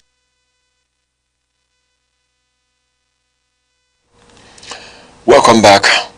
Senegalese President Bassirou Diomaye Faye has dismissed Prime Minister Ousmane Sonko and dissolved the country's cabinet in a major political shake-up announced on state television. The president's decree, read by presidential aide Mr. Omar Sambaba, confirmed the immediate termination of the Prime Minister's appointment, bringing the tenure of all ministers and secretaries of state to an end. The development follows months of reported political disagreements between President Faye and Mr. Sonko, who was widely seen as a key figure behind the president's electoral victory. The decision is expected to increase political uncertainty in the West African nation, which is already facing economic pressure and rising public concerns over debt. Authorities in Dakar are yet to announce a replacement Prime Minister or provide a timeline for the formation of a new cabinet, as analysts continue to monitor the implications of the sudden government dissolution. The World Health Organization (WHO) has raised the national risk level of the Ebola outbreak in the Democratic Republic of Congo to very high, following a rise in infections linked to the Bundibugyo strain of the virus. World Health Organization Director General Dr. Tedros Ghebreyesus said the regional threat level has also been elevated to high, although the global risk remains low. Health authorities confirmed that the outbreak involves a strain for which there is currently no approved vaccine or specific treatment. According to health officials, the Democratic Republic of Congo has recorded more than 80 confirmed cases, alongside several deaths and hundreds of suspected infections. Authorities fear the virus may have spread undetected for weeks before the outbreak was officially declared. The World Health Organization said experimental measures, including the possible use of an antiviral drug known as obeldesivir, are being considered for high-risk contacts under strict medical supervision. Surveillance, border screening, and emergency response operations have also been intensified across affected regions. Lebanon's health ministry has condemned the killing of 6 paramedics in separate airstrikes in southern Lebanon within a 24-hour period. Authorities said 4 emergency respondents from the Islamic Health Association were killed in an overnight strike on Hana Way, while 2 medics from the Al-Risala Scouts Association died in another attack near Dia Kanun Enha while attending to injured persons. The Israeli military said the operations targeted Hezbollah operatives and related infrastructure in the area. Israeli officials also stated that investigations are ongoing into reports that civilians and emergency workers may have been affected during the strikes. Lebanese officials say the conflict has caused widespread destruction to hospitals and healthcare facilities, with thousands of people reportedly killed since the escalation of hostilities earlier this year, including more than 100 healthcare workers. Stakeholders in Nigeria's aviation sector have called on airline operators to prevent passengers showing symptoms associated with Ebola virus disease from traveling across border. The appeal was made during a workshop on Ebola preparedness organized by the Federal Airports Authority of Nigeria in collaboration with health and safety agencies at the Murtala Mohammed International Airport in Lagos. Officials of Port Health Services said advanced screening measures, including temperature checks, health monitoring protocols, and QR code-based passenger declarations are currently being implemented at airports and border entries nationwide. Health and aviation experts at the workshop stressed the importance of coordination among government agencies, airport authorities, and security services to ensure early detection, prompt reporting, and effective management of any suspected Ebola case, particularly among passengers arriving from high-risk countries. The Oyo State government has commenced the distribution of subsidized food items and livestock to civil servants ahead of the Eid-el-Kabir celebration. Chairman of the Agricultural Credit Corporation of Oyo State, Mr. Akeubegod, said the state government spent more than 120 million naira on the procurement of rice, vegetable oil, and rams for workers across the state. According to the Commissioner for Information, Mr. Dotun Oyelade, the intervention forms part of Governor Seyi's Makinde's welfare program aimed at easing the economic burden on public servants during the festive season. The government said beneficiaries will repay the subsidized cost through deductions from their salaries over a 3-month period beginning in July 2026, adding that more welfare-driven programs will be introduced to support residents. The National Agricultural Development Fund has unveiled the first edition of the Harmonized Fertilizer Recommendations for Nigeria as part of efforts to improve food production and soil management nationwide.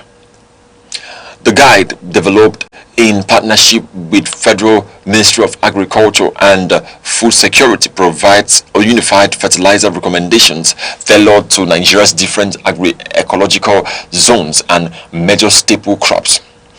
Executive Secretary of the fund, Mr. Mohammed Ibrahim, said the initiative addresses years of outdated farming practices that contributed to declining soil quality and low crop yield. The manual focuses on maize, rice, wheat, cassava, and cowpea production.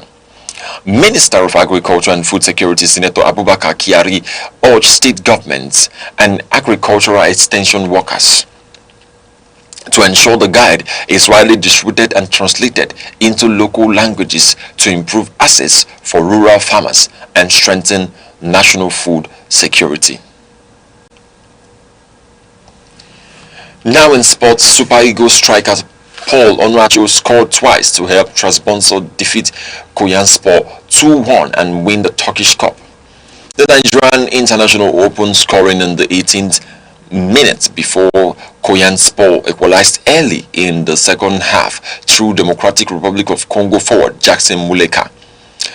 Konyaspor later missed a penalty, allowing Trabzonspor to regain momentum in the tightly contested final played before a packed crowd. Onuachu eventually sealed victory from the penalty spot 11 minutes from full time, securing Trabzonspor's 10th Turkish Cup title and ending the season on a high alongside fellow Nigerian player Chibuike Nwewu. Now in entertainment, actor and filmmaker Yul Edochie has advised married men to avoid keeping grudges against their wives, stressing that communication remains essential for a healthy marriage.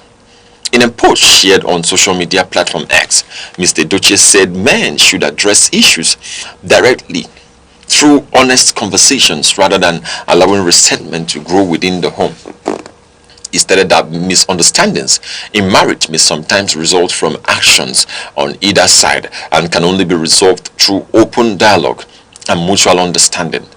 The actor added that strong relationships are built on communication, maturity, and responsibility amid ongoing public discussions surrounding the reported breakdown of media personality Frank Edoho's marriage. And now to end news, here are the main points again. Suspected terrorists responsible for the abduction of pupils and teachers from 3 schools in Orire local government area of Oyo State have reportedly opened communication with the Oyo State government.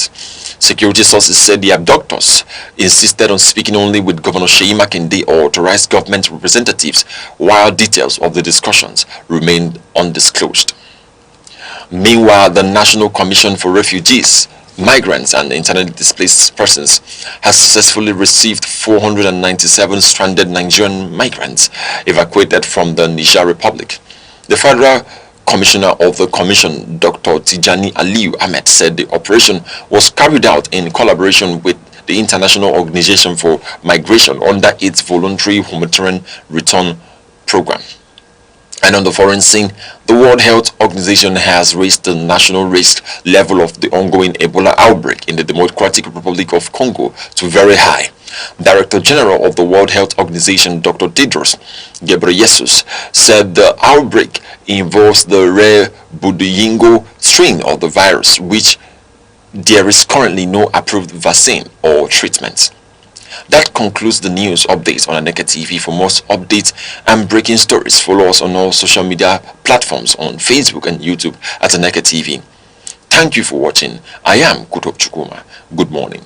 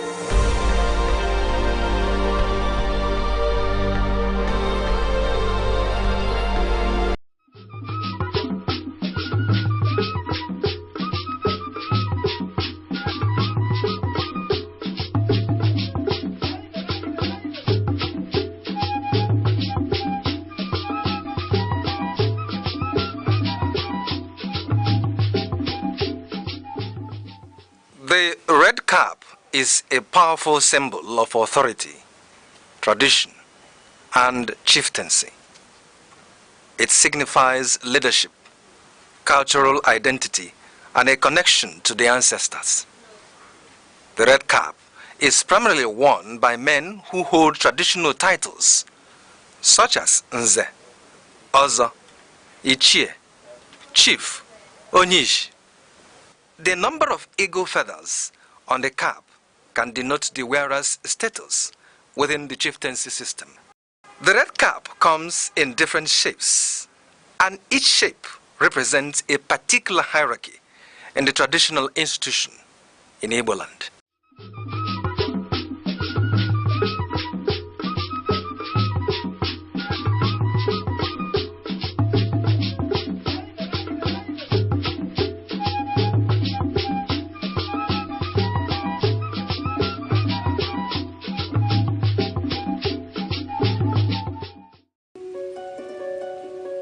In a world that never stands still, where stories break in seconds and moments shape history, one station keeps you connected to your nation, to the continent, to the world.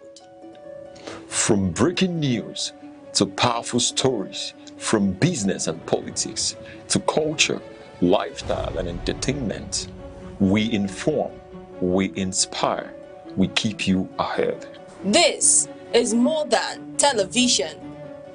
This is your window to everywhere that matters. Aneke TV. Move with the world.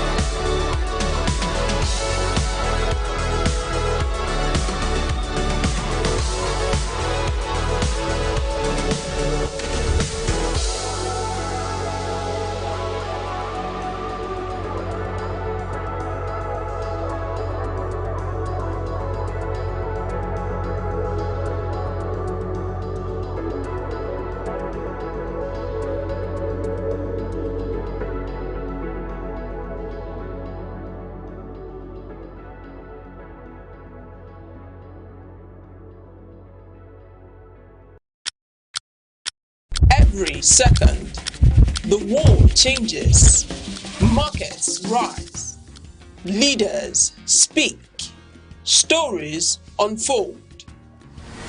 To keep up, you don't just need news, you need clarity, you need speed, you need perspective. That's why Aneke TV brings you the global pulse. Accurate, reliable, right when it matters most. Aneke TV. Move with the world.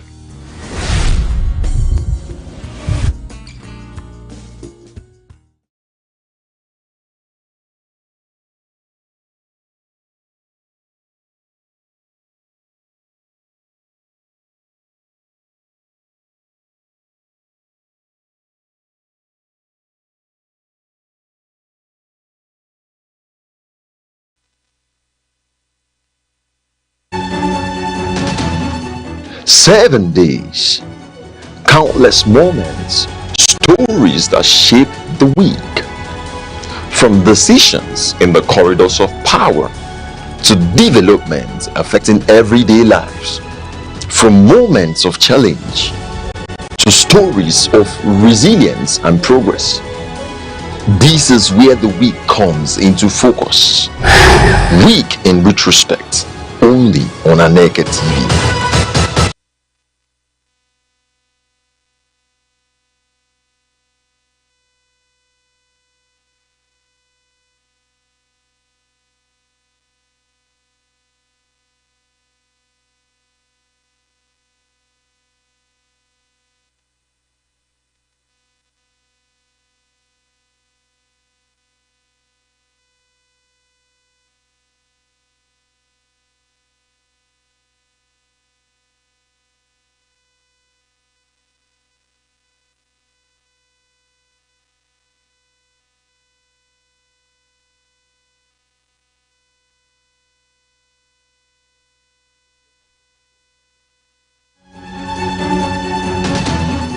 Seven days, countless moments, stories that shape the week.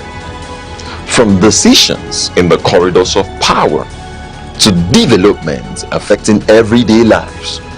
From moments of challenge to stories of resilience and progress. This is where the week comes into focus. Week in retrospect, only on Aneke TV.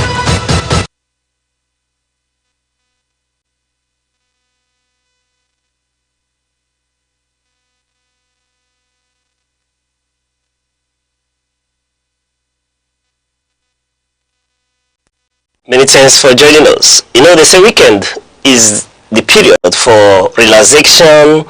Many say it's for owambe, for jollof rice. But yeah, we agree with you that it is for relaxation, it is for owambe, and it is for jollof rice. But how do we go into owambe without getting abreast of the happenings throughout the week? Therefore, you are welcome to the Week in Retrospect. I am Uche Osai, and the Week in Retrospect will give you a recap of the happenings throughout the week. And for us to do that, we'll bring you into perspective with the news updates of today. Talking about the news informations for today. Yes, the newspaper headlines, where we'll bring you in-depth analysis on these issues. With the information, you're well armed, and then off you can go and then relax, enjoy the jollof rice. Like I said, I'm your host Uche Osai. But before we get into this conversation proper, before we start to give you the perspective that matters, let us join the rest of the world as we mark today's celebration.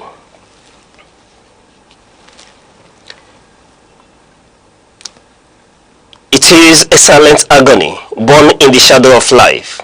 It is an injury of poverty, of neglect, and of system that failed them at the precise moment they brought forth new life. Today, May 23rd, is the International Day to End Obstetric Fistula. Yes, an obstetric fistula is not just a medical condition. It is a profound social strategy. Yes, a profound social tragedy.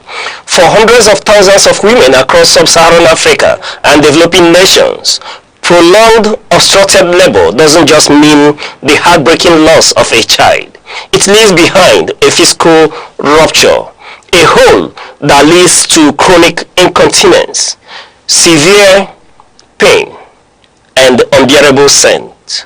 But the deepest wound, it is the isolation, the stigma, the moment a mother is cast out by her community, abandoned by her family, and left to suffer alone in the dark.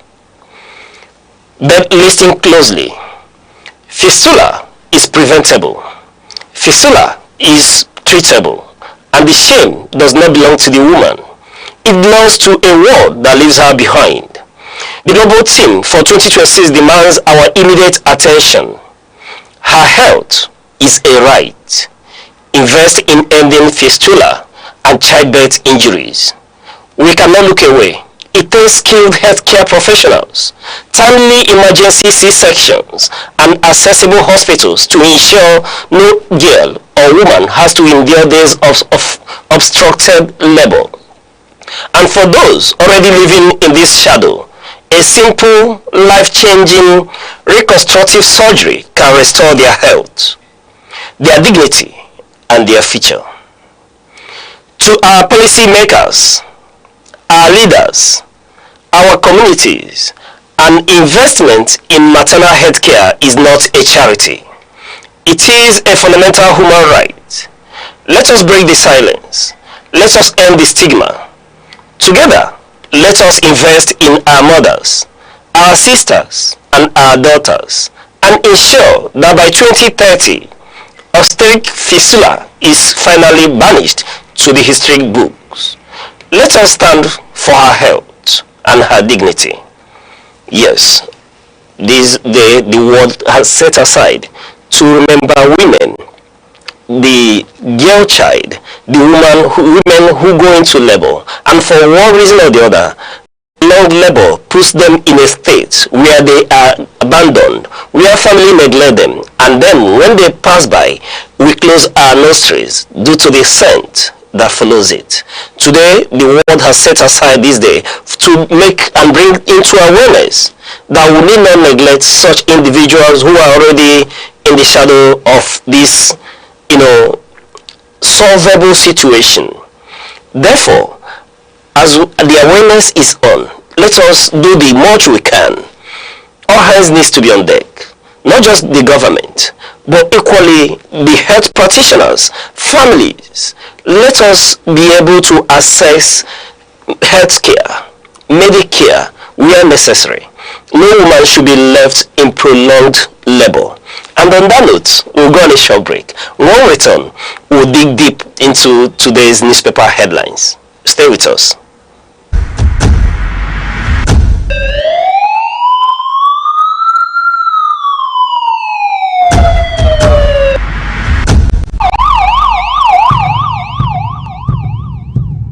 In a world where safety matters and vigilance saves lives, Information is power. Awareness is protection. from our streets to our homes, from local communities to national security, Security Watch brings you timely reports, expert analysis, and trusted updates on security issues that matter to you. Stay alert. Stay informed. Stay safe. Security Watch, every week only on Aneke TV. Welcome back, and you're still watching the Week in Retrospect. Off, we'll start with today's newspaper headline. Starting with the Vanguard newspaper, which reads, Yoruba land no longer safe, terrorist cells spreading. Yoruba land no longer safe, terrorist cells spreading. And on the Guardian newspaper, the major headline says, post-primary elections, APC House of Consolidation or disintegration. Post-primary elections, APC House of Consolidation or disintegration. And on the Saturday Sun, the major headline, Ebola spreads panic in Nigeria. Ebola spreads panic in Nigeria. That's on the front page of Saturday Sun. And then moving on to the Saturday Punch. Oyo schools kidnap. Terrorists open talks, give condition. Oyo school kidnap. Terrorists open talks, give condition. And on the Weekend Trust, APC primaries, triumphs, offsets and fallout. That's on the Weekend Trust. APC primaries, triumphs, offsets and fallout. And then moving on to the Nation. The Nation newspaper. It says Mufwang, Wadada, Galadima, Galadi win APC Guba primaries. That's on the Nation newspaper. Yes. It says Mufwang, Wadada, Galadima, Danladi win APC Guba primaries. And for today's conversation, let's go to the headline on the Saturday Vanguard, where it says Yoruba land no longer safe, terrorist cells spreading. Looking on this headline by Saturday Vanguard, it continues to highlight the issue that, cut across days, speaking to the abduction, the kidnap of people from Orire local government in Oyo State, where a teacher was killed, and this teacher is being laid to rest as we speak. On trying to escape the assailants, this assistant headmaster tried to escape through the window and was gunned down. Now it brings us to the conversation around insecurity in Nigeria. Over time, we'll keep speaking to insecurity. When you look at the length and breadth of this nation, starting from the northeast, north central, northwest, and now it's spreading to southwest Nigeria. The question now remains, which part of the nation is safe? We've witnessed a lot of agonizing situation born out of terrorism, born out of kidnapping. And we'll keep asking the question over and over again. Is our government overwhelmed with the situation? Are our military overrun by the insurgents? Over time, this nation has had to bury its gallant soldiers. And then, these terrorists that have come upon our nation, continue to operate with boldness. Today in Oyo State, we'll speak about people who are in captivity, students, teachers who left home to go acquire knowledge, teachers who went to impart knowledge, but as we speak, are not home. They are in the thick forest, held by these kidnappers, these devils, terrorists. And this morning, we are walking to the headline on the Vanguard newspaper, speaking and telling us that Yoruba land is no longer safe, that there are more terrorist cells. In other words, not these very kidnappers that we are talking about, these terrorists who have kidnapped school children, mothers, teachers. No, there could be other ones who are in gestation, waiting to spring up and then cause more mayhem. The question now is, what are we doing as a people? Because we've gotten to a point where we'll have to negotiate with these terrorists. When bandits, terrorists, kidnap children, they know that these children are from middle poverty, low income homes. They are gunning for the attention of the government. And as we speak, we have it on good authority that the channel of communication has been opened, because we had to bring this individual home and negotiations are on. While we do not encourage the government to abandon the kidnapped victims, our position always is that the government needs to do more. There has to be more conversation. There has to be more collaboration. Yes, we understand that the collaboration with the United States government is leading to a steady onslaught against these insurgents. But we are asking for a holistic, long-lasting approach. we are asking that the government increase the kinetic approach to these issues. And then, while they do that, they can begin to look at holistically how to handle and solve this situation permanently. We know that there's nowhere in the world where there is no crime, but we can bring it to the barest acceptable minimum, that when it happens, it becomes a one-off, not where it has become a pattern. People go home and go to bed with their eyes supposedly not closed, even when we are supposed to sleep with our two eyes closed. And it now begs the issue, why are we wasting time with state police? If Mr. President has come to the understanding that there is need for state police, why are we not expediting legislative action that will bring about state police? And it is on this ground that we consider to Mr. President and the government in power, when retired Aneke was appointed as a Homeland Security, we feel that beyond offering advice from his experience in years of service, that it is a prerequisite to the emergence of state police. If that's the case, then we expect that actions be expedited. Because as we speak, we do not know if these individuals who are in the kidnappers' den would be able to make it home today and alive. We do not know number of days they will still be in captivity. In fact, the information is that they continue to take them deeper into the forest where they can be reached or rescued. Time is of the essence. But paramount is that we need to do something as a people. And this is where we urge, when you read the story, you will see that someone like Gani Adams is offering that he has the capacity to end kidnapping in Southwest.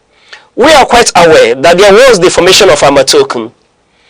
There was the formation of regional vigilantes to help curb security challenges like this. Because we are in a nation where we feel that the federal police is overwhelmed. What is the number of the Nigerian police force? To police over 200 million, if not 230 and counting, population. What's the ratio of our policemen to this number of persons, Nigerian citizens? Therefore, there has to be a concerted effort to ensure the formation of state police. But across that, there has to be collaboration with these vigilantes. Whatever we need to do as a people to see that Nigerians move about without fear of being kidnapped, without fear that they may not make it back home. You see, if we do nothing about this, it may lead further to, getting and letting the needed investors that we have on ground to desert our territory, and then discourage even foreign investors that would want to invest in Nigeria from coming.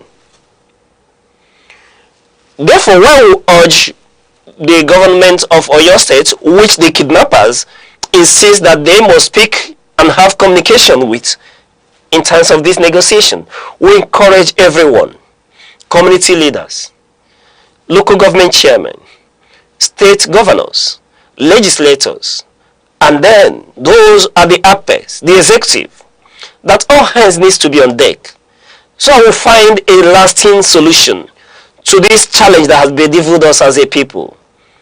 Yes, it has got to Southwest. We don't know where next. There has to be a concerted effort. Over time we kept speaking to this issue as if it's a northern Nigerian affair. But today, it's spreading beyond the borders of northern Nigeria and then heading down south.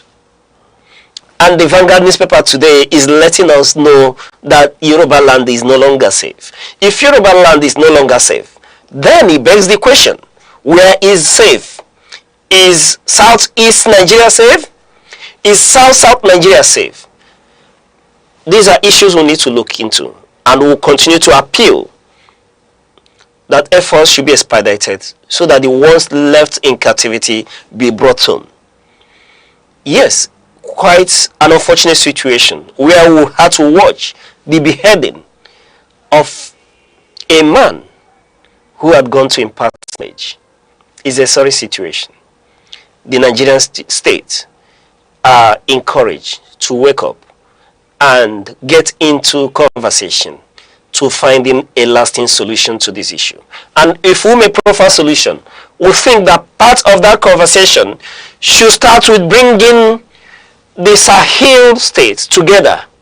Because in the words of Mr. President, the security challenge that we face in Nigeria is as a fallout of the insecurity from the Sahel.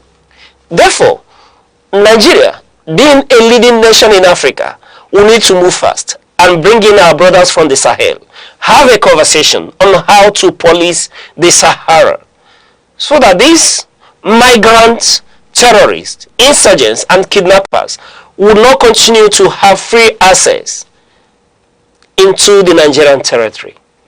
And again, more needs to be done in terms of policing the border.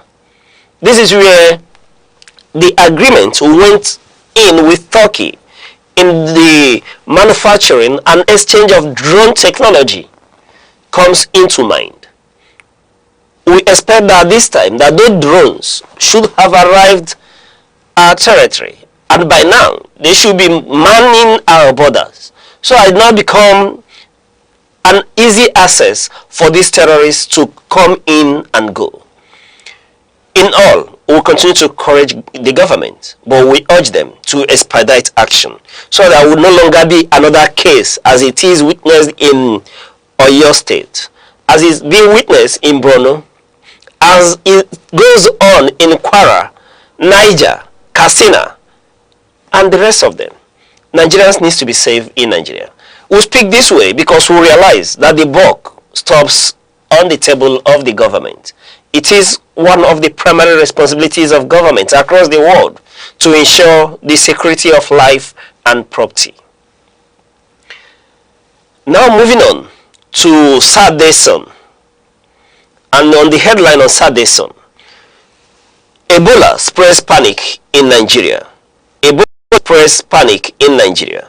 Yes, you know, speaking to this outbreak of this variant of Ebola in Congo, yes, people naturally need to be scared.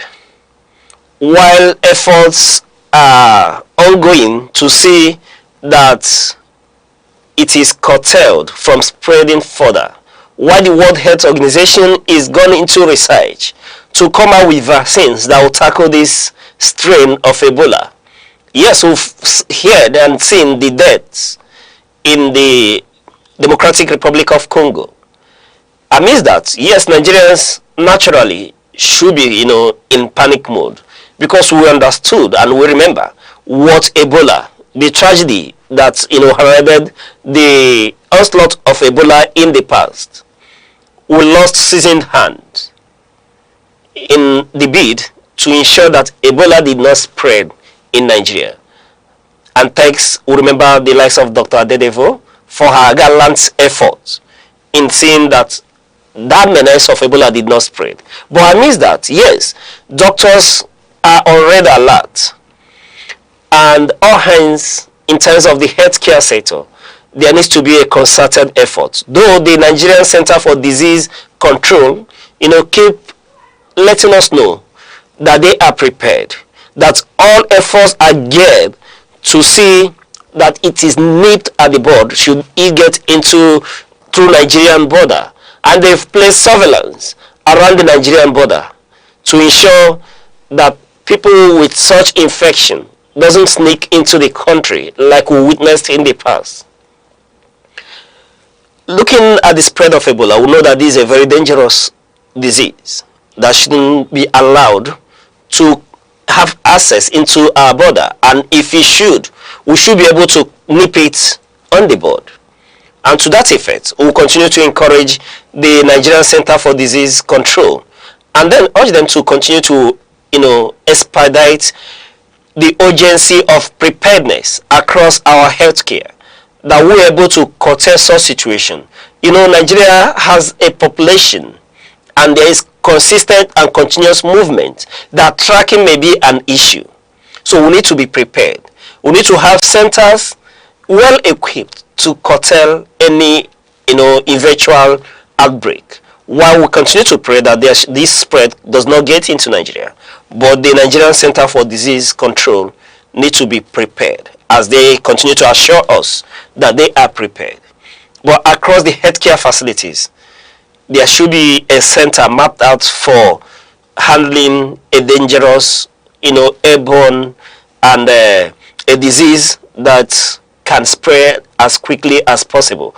Most importantly, while we are dealing with this variant of Ebola that doesn't have a vaccine yet, which the World Health Organization is letting us know that it could take upwards of 7 months before they could come out with a vaccine that will tackle this variant. Please, both the immigration, the healthcare sector, the Nigerian Center for Disease and Control, everyone needs to be upstanding and ensure that we are able to escape this phase. It will be, very, very demanding, and it will take a new toll on the already stretched Medicare healthcare in Nigeria.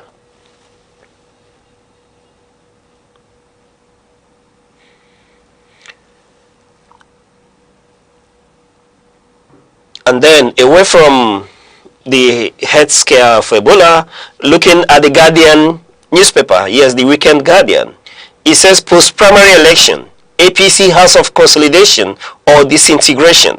This comes as a question. We've had a lot of fallout from the primaries. While many are celebrating within the APC fold, we know that most governors have returned as a consensus candidate of their party, but at the legislative level, we are seeing a fallout. There are people who couldn't scale through the primaries. There are ones who couldn't emerge as consensus candidates and then went into the battlefield to slug it out.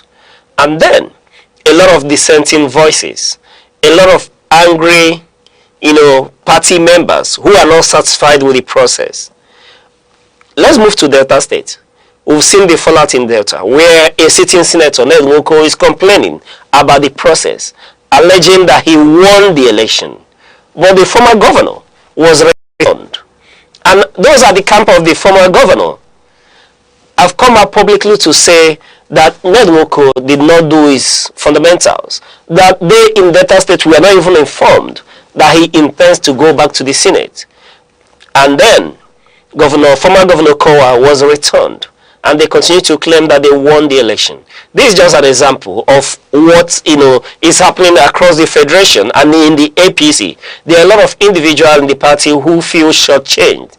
Therefore, what the question is, the APC house, are they in a consolidation phase, or are we about to witness the disintegration of this great party? The party that has taken dominance across the country. Talk about the subnational. They control the majority.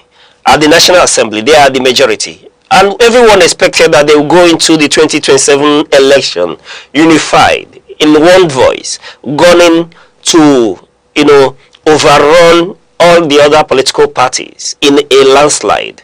But be that as it may, due to the primaries, and now we are in the post-primary elections, but we are seeing dissenting voices, a lot of individuals who are not happy with the APC and the way things have turned out.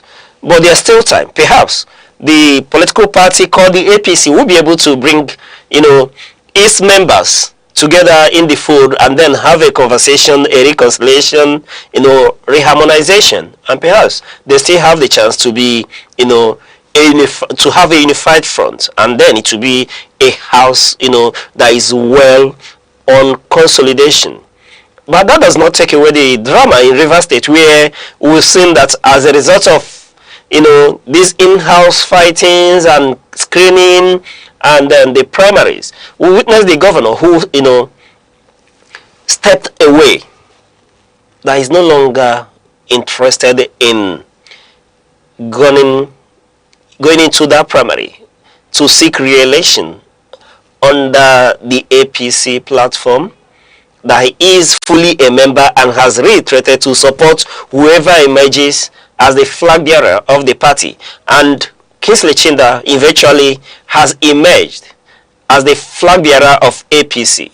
These are the dramas that, harass the primary election of the APC across the federation. There are many in different places who are raising voice to this primary elections.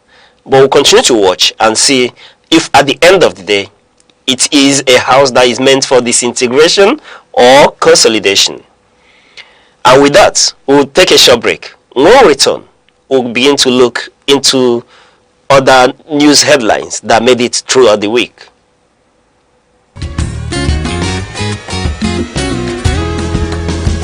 Every day, your health shapes your life, your strength, your choices, your future. Because knowledge is the first step towards well-being. This is Health Matters, only on Aneke TV.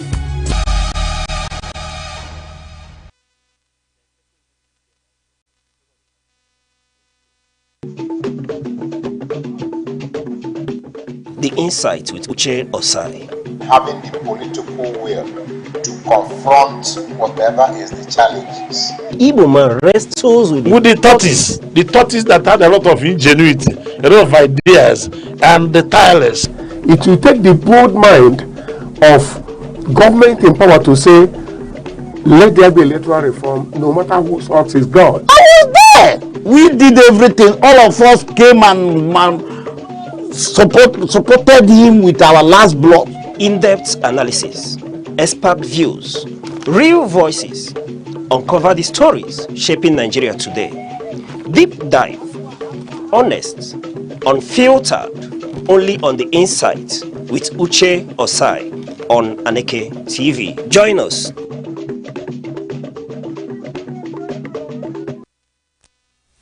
Welcome back. You're still watching the week in retrospect. And now, let's take a look at the newspaper headlines on Monday.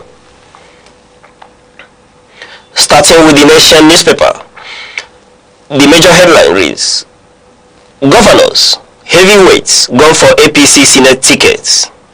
Governors, heavyweights gone for APC Senate tickets. And on the Vanguard newspaper, the major headline on the Vanguard newspaper on Monday reads, APC primaries, powerful reps among 50 losers. APC primaries, powerful reps among 50 losers. And on the Daily Sun newspaper major headline reads, 2028, APC faces revolt from trapped, disgruntled aspirants. 2028, APC faces revolt from trapped, disgruntled aspirants. And moving on to the Daily Trust, the headline reads, APC reps primaries, irregularity. I take that again. APC reps primaries, irregularity claims, shock defeat for incumbents. APC reps primaries, irregularity claims, shock defeats for incumbents. And equally on the Daily Trust newspaper, here is a headline, how terrorists killed 17 police officers, soldiers in Yobe. How terrorists killed 17 police officers, soldiers in Yobe. And moving on to the Punch newspaper. The Punch newspaper, Oyo school attack. Senate, Yoruba leaders demand action as distress videos emerge. Oyo school attack. Senate, Yoruba leaders demand action as distress videos emerge.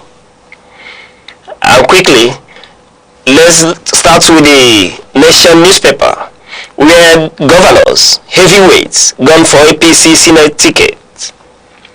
Yes, as at Monday, we had it on the major headline of the Nation newspaper, where we are speaking to the primaries that's already taken place, but as of Monday, we were speaking to these primaries where governors and heavyweights, are gunning for the APC ticket. Remember, in most states across the country, there are governors, sitting governors, who are angling for a second term in office. And then we have some states where, for example, in Oyo State, which is a PDP state, for example, where you have, though the governor is completing a second term, but you have people from within the APC who are angling to get the ticket of the party to run for the governorship position in such states. And again, in Bauchi State, where equally the governor is serving out a second term and is a state that is in the hands of a governor, Bala Mohammed, who is not a member of the APC. And in this regard, the bigwigs within the APC fold are angling and gunning for the ticket of the party.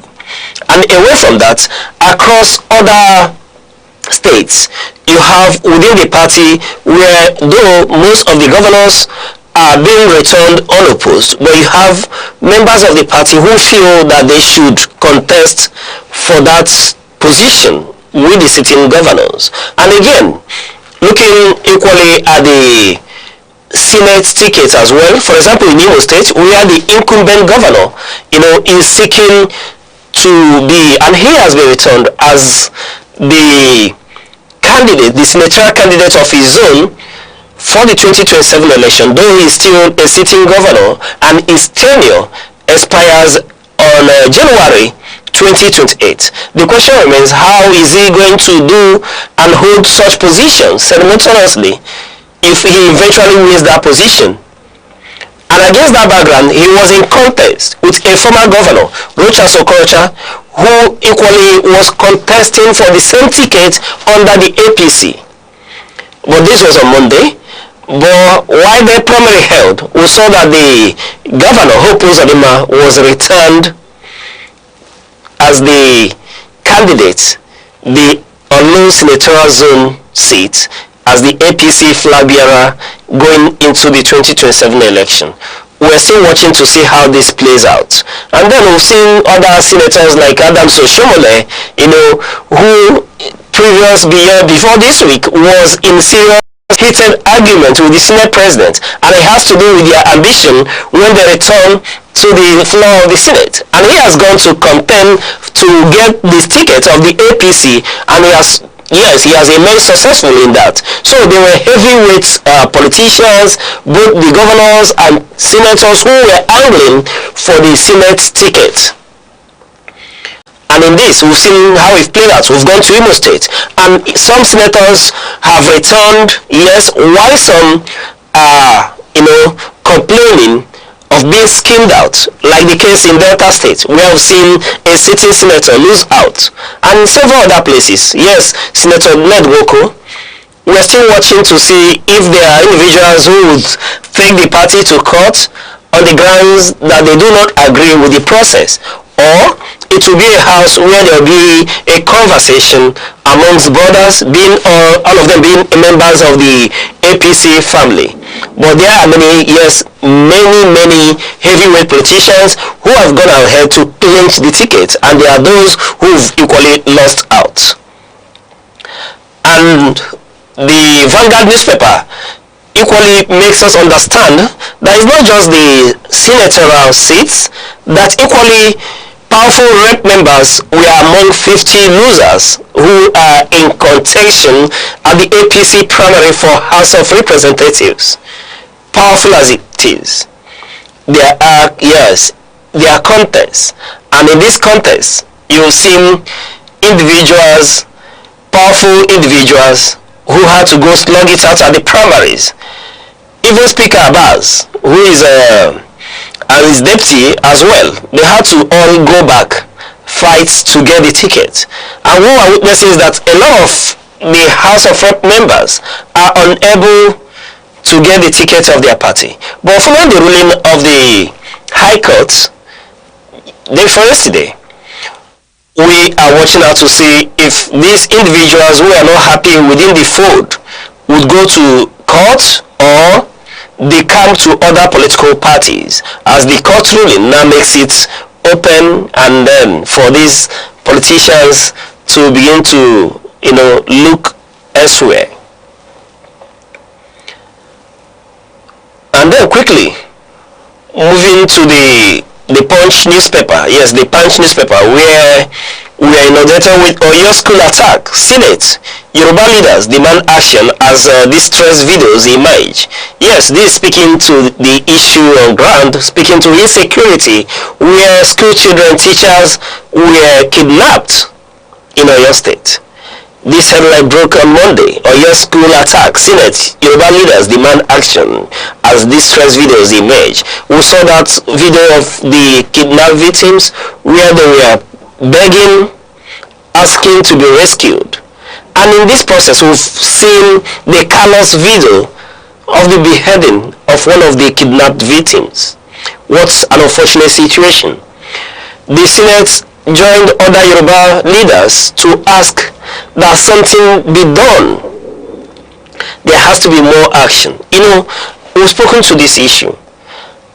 And over time, like the Igbos will say, that when another person's corpse is being carried, if you're not part of the aggrieved or family members of the deceased, it looks like it's a log of food that is being carried. But wait, when it touches your family member, you now begin to bear the pain and see that when a corpse is carried, there is not a log of food. And in this instance, many allude to that this is what is happening in your state. Because a number of days and time, people keep speaking to these issues happening in Nigeria around the northern axis as if it is a northern affair. But witnessing what has happened in your state, where school children, teachers were kidnapped in broad daylight, and we are speaking to an emboldened species of terrorists, kidnappers and bandits. And we are being urged, not just by the Yoruba leaders, but by the Senate, that all hands needs to be on deck, that the government has to expedite action to see that these daredevil terrorists are rooted out of our country. It has got to Oyo State. And the question remains, and people are asking, where next? And before we let out an answer to this question, which is why everyone is calling the government to expedite action. Yes, there has to be an increase in action, kinetic action. In fact, every action necessary, be it kinetic and not kinetic, to see that we have a handle on the security situation in Nigeria is troubling and discouraging. That school children who have gone to acquire knowledge are no longer sure if they will make it back home. See, such situation, if left unhandled, would fester and discourage other people from going to school. And then, in a situation and in a climb where we have the Gen Zs who are telling you their school na scam, how are we going to marry that with insecurity? Therefore, we urge the government, we join the Yoruba leaders and the Senate to equally urge the government that more needs to be done. We need to go into collaboration where necessary. We need to sit down and have conversation where necessary. We need to increase kinetic approach. We need to acquire more weapons. Everything needs to be on ground, as all hands needs to be on deck to see that we root out these daredevil insurgents, kidnappers, terrorists from our climb. It has festered for long, and soon the elections will be here. The campaigns will start. These are the critical questions that will be raised during the campaigns. So we expect, while we urge all action to see that those who have been kidnapped are released back to their family, but government needs to step up and see that we ensure that such situation does not occur again. In fact, at the course of the week, I was interacting with one of our guests, and he urged other subnationals to take a cue from the government of Enugu State when it comes to security. Yes, we understand that Sheyi Makinde, the Oyo State governor, did at one point speak to the importation of drones that will help them check and monitor security situation in Oyo State. But unfortunately, this kidnapping, this stress and distasteful situation occurred while those aircraft, drones are still somewhere being assembled for operation. We urge other governors at the subnational to please take a cue from the government of Enugu State in what they've done regarding security, in what they've done to steady the tide in Enugu State. Enugu State is said to be one of the peaceful states because the government of the state take security very serious. And then moving on to Tuesday.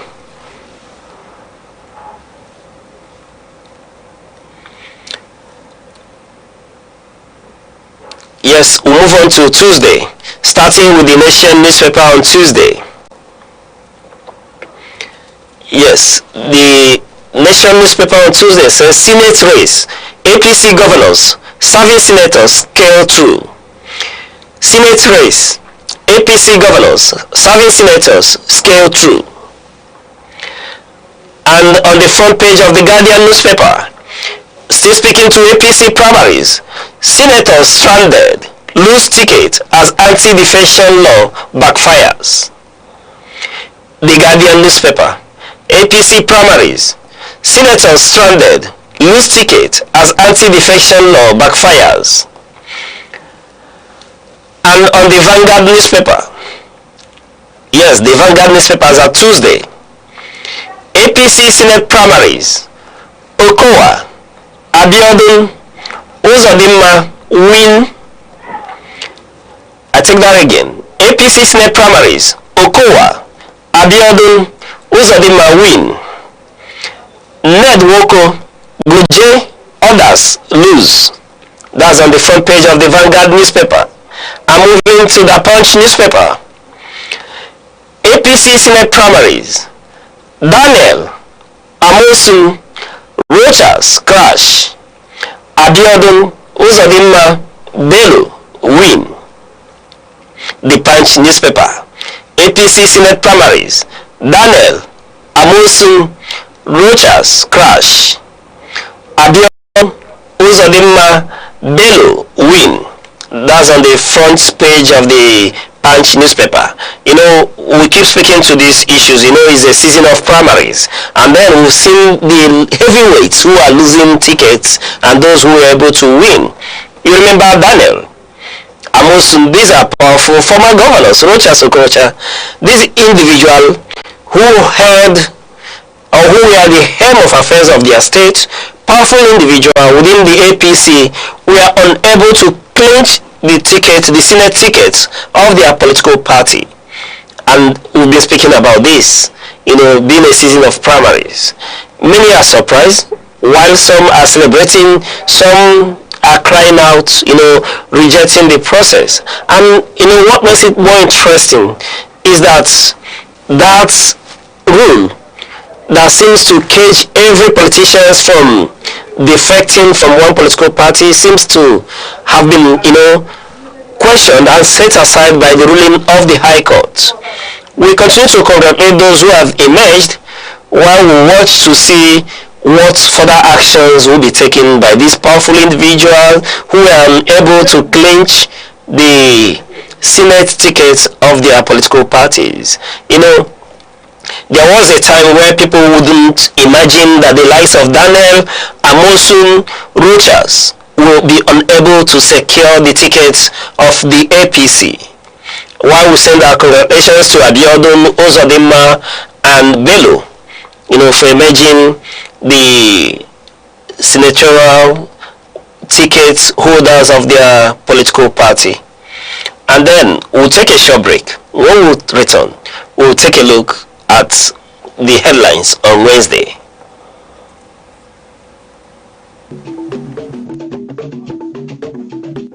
The Insight with Uche Osai. Having the political will to confront whatever is the challenges. Igbo man wrestles with the tortoise that had a lot of ingenuity, a lot of ideas, and the tireless. It will take the bold mind of government in power to say, let there be electoral reform, no matter who sorts is God. I was there. We did everything. All of us came and supported him with our last blood. In-depth analysis, expert views, real voices uncover the stories shaping Nigeria today. Deep dive, honest, unfiltered, only on the insight with Uche Osai on Aneke TV. Join us.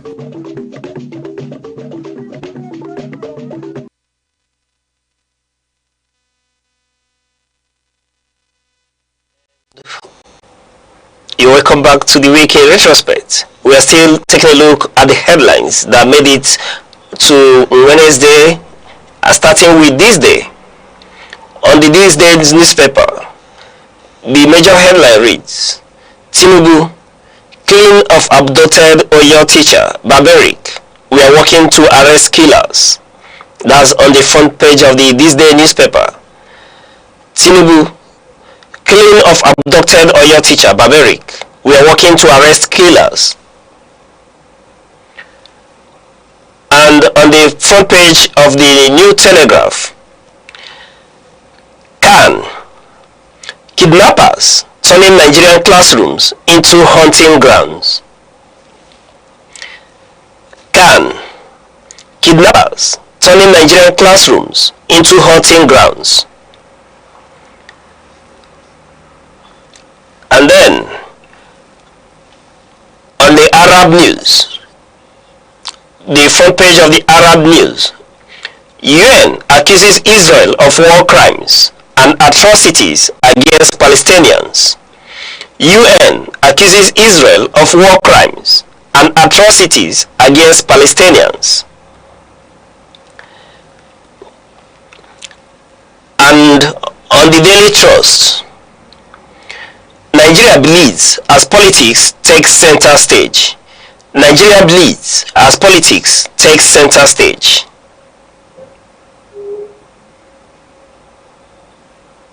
And then quickly moving on to Thursday. Starting with the Nation newspaper on Thursday.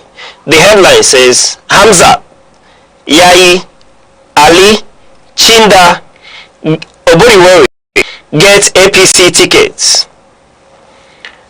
And on the Guardian newspaper on Thursday, INEC timetable, relief for opposition as parties weigh options after court ruling. The Guardian newspaper, INEC timetable, relief for oppositions as parties weigh options after court rulings. And on the Vanguard newspaper,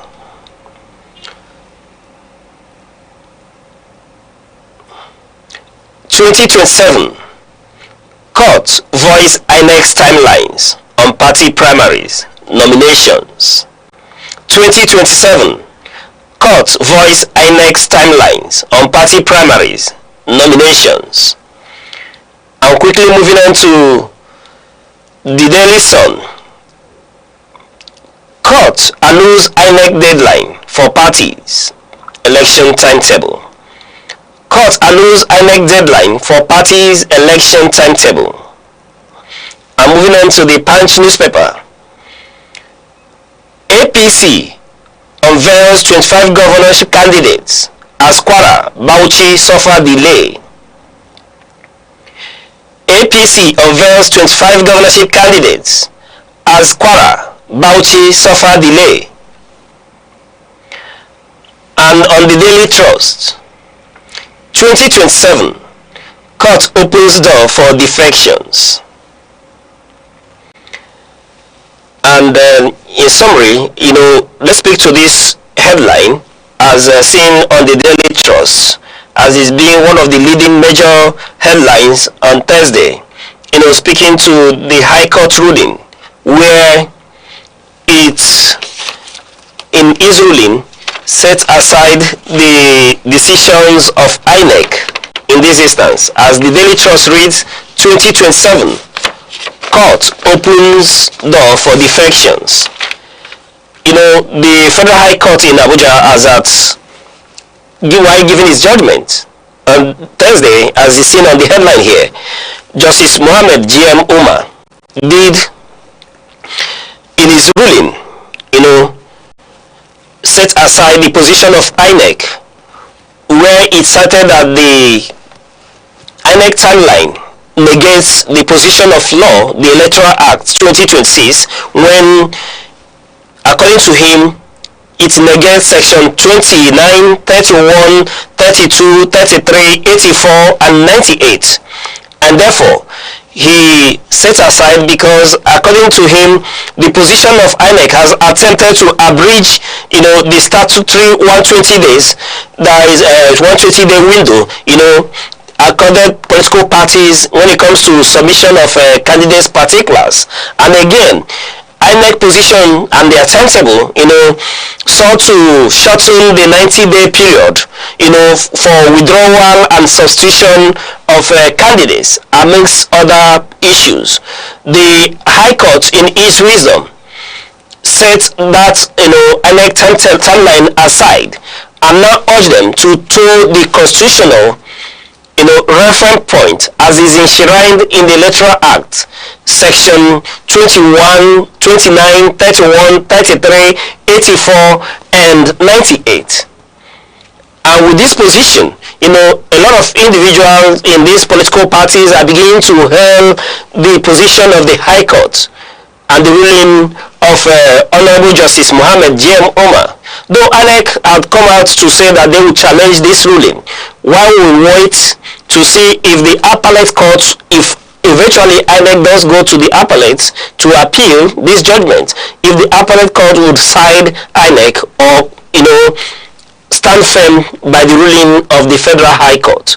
It was a major, headline as at Thursday, dominating the conversation and issues as we continue to, reel out from the primaries of political parties and journey along towards the 2027 election. This ruling stands to, begin to shift the tide and the flow of things, because a lot of political parties and politicians feel caged by the INEC timeline and ruling. We'll continue to see how these events unfold, but a lot of politicians are celebrating this ruling, and we may begin to see, politicians who feel disenchanted by the happenings, the primaries in their political party begin to, jump ship and move to other folds where they seem to be possible for them to contest for various positions in the next election coming up in 2027. And be that as it may, this is the much we could take today on the week in retrospect. And we're so excited and happy that you joined us on this weekend edition, this very Saturday edition of the week in retrospect, going through the major news headlines that we saw through the week, and then we're able to cover that of today as well. What a way to start the weekend. While we celebrate your presence, your audience with us, we continue to encourage you to sit tight, as there are many other programs be unfolding here on Aneke television. And I am your host Uche Osai, urging you to, while you go out for your Owambe, to enjoy the jollof rice. To come your way same time next week. Bye bye. 7 days, countless moments, stories that shape the week. From decisions in the corridors of power to developments affecting everyday lives. From moments of challenge to stories of resilience and progress. This is where the week comes into focus. Week in retrospect, only on Aneke TV.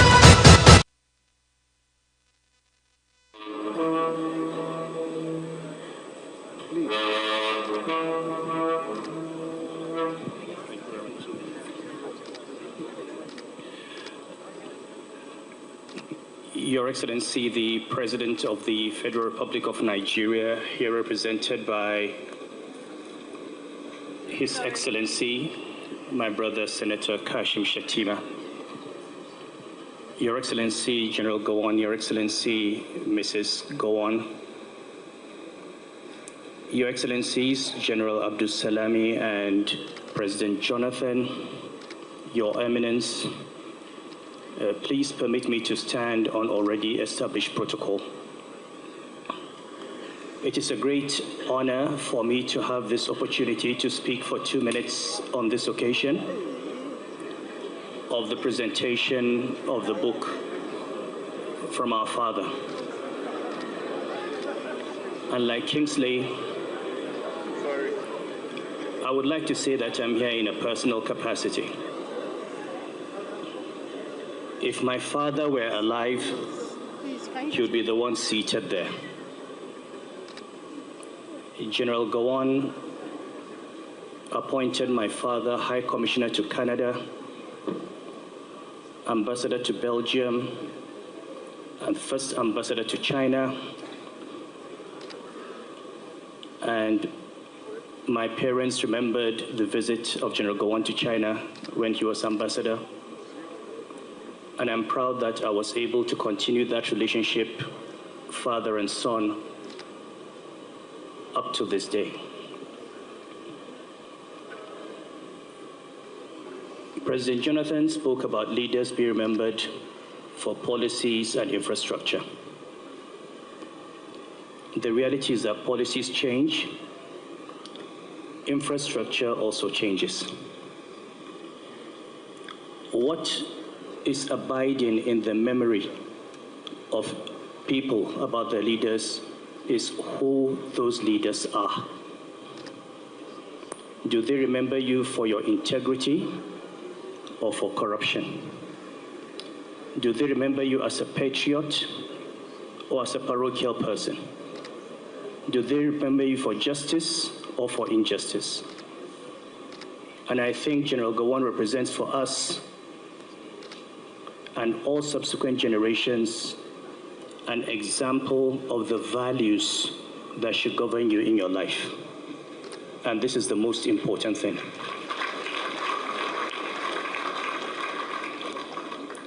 I'll leave you with one memory abiding for me. At the age of 8, I was sent to a Catholic school in Kaduna, St. Anne's. And I was classmates with a young man called Yusuf Opam, whose father, Colonel Pam, unfortunately was one of the victims of the 1966 coup.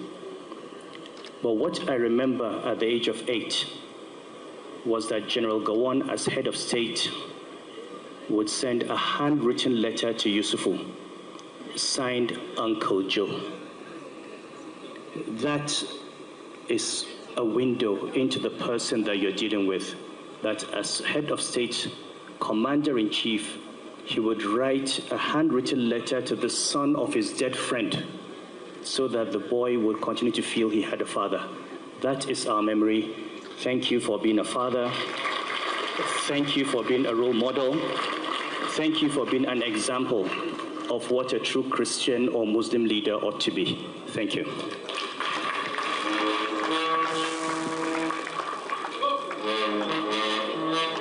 Thank you so very much indeed. The Emir of Kano, His Royal Highness Dr. Lamido Sanusi Lamido, who is making his way and greeting those in the front row. And as he does this, I'd like to take the microphone very quickly to His Eminence, who has a word or two. Your Eminence, sir. Every second, the world changes, markets rise, leaders speak, stories unfold. To keep up, you don't just need news. You need clarity. You need speed. You need perspective. That's why Aneke TV brings you the global pulse. Accurate, reliable, right when it matters most. Aneke TV. Move with the world.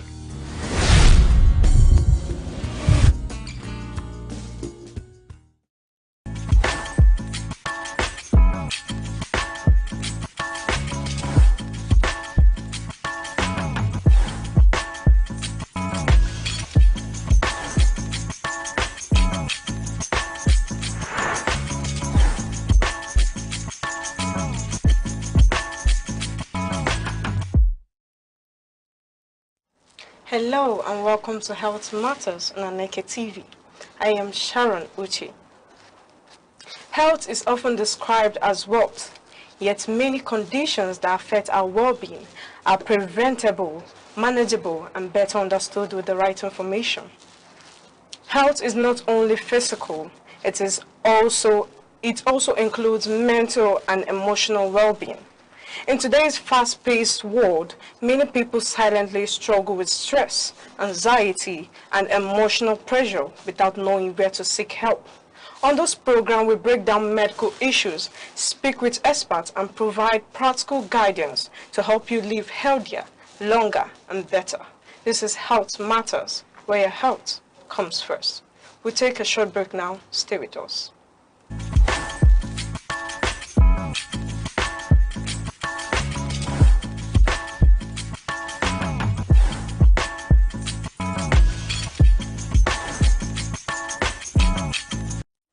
Welcome back. Today on Health Matters, we are focusing on an important but often misunderstood aspect of well-being, mental health. Mental health affects how we think, feel, behave, and relate with others. Yet in many communities, it remains misunderstood or overlooked, with some people wrongly associating it with weakness rather than recognizing it as a medical condition. As a result, many individuals do not get the help they need early enough, which can worsen their condition. However, with proper understanding, care, and timely intervention, most mental health challenges can be managed effectively.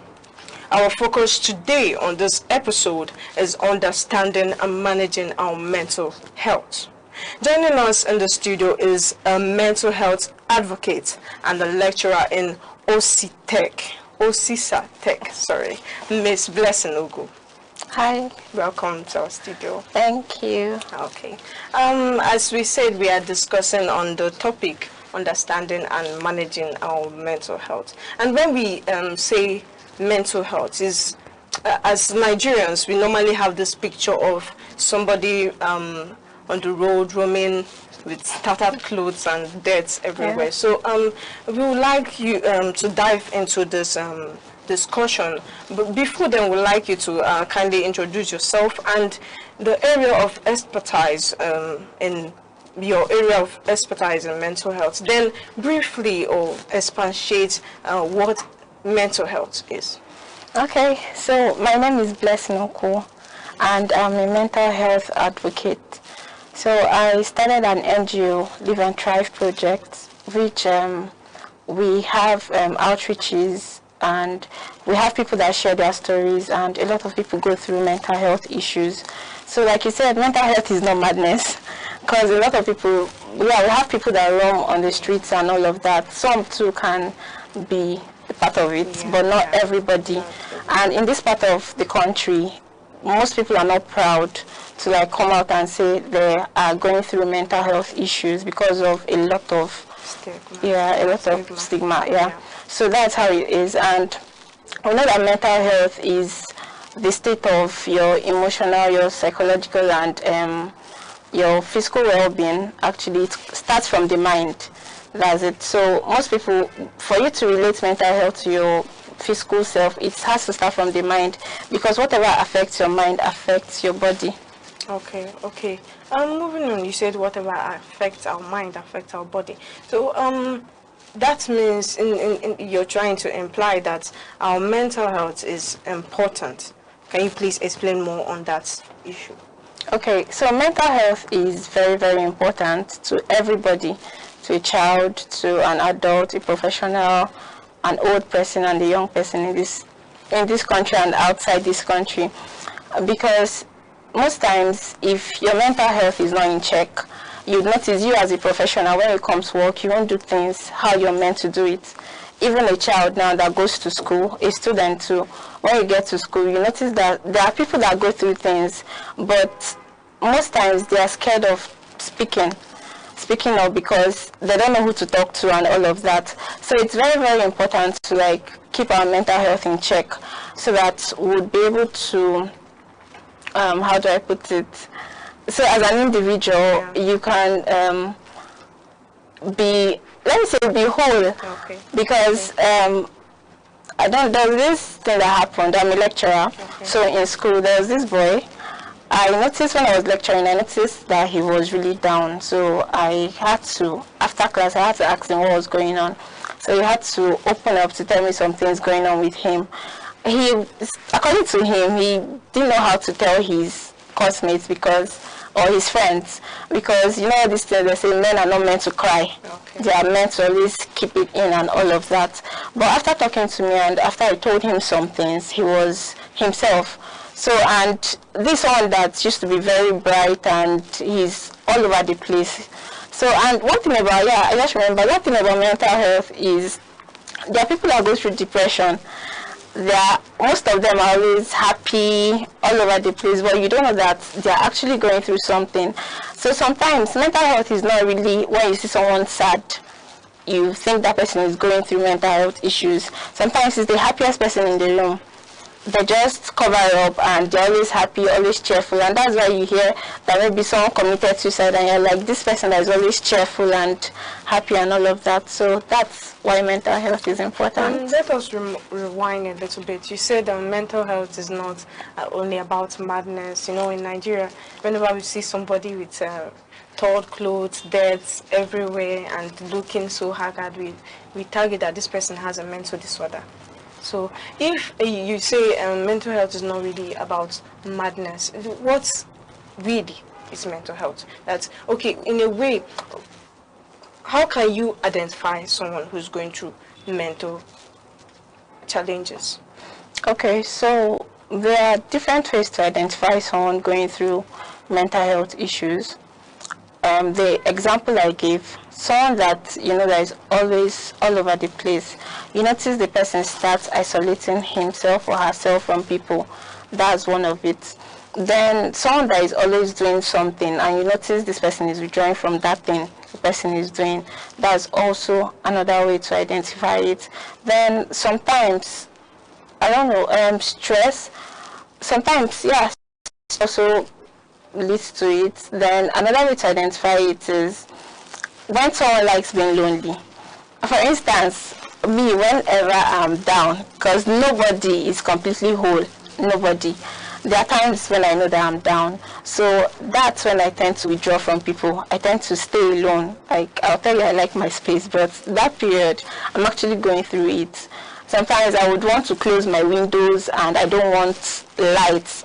So that's it. I would want to lie down. I wouldn't want to do things. So I'm speaking from my own perspective. So it's different with different people. So that's how to identify it. Okay. And in a way, when there's, you know, in this our generation, these days, we see a lot of a lot of youths going with the, let's say, the slang, I love my peace.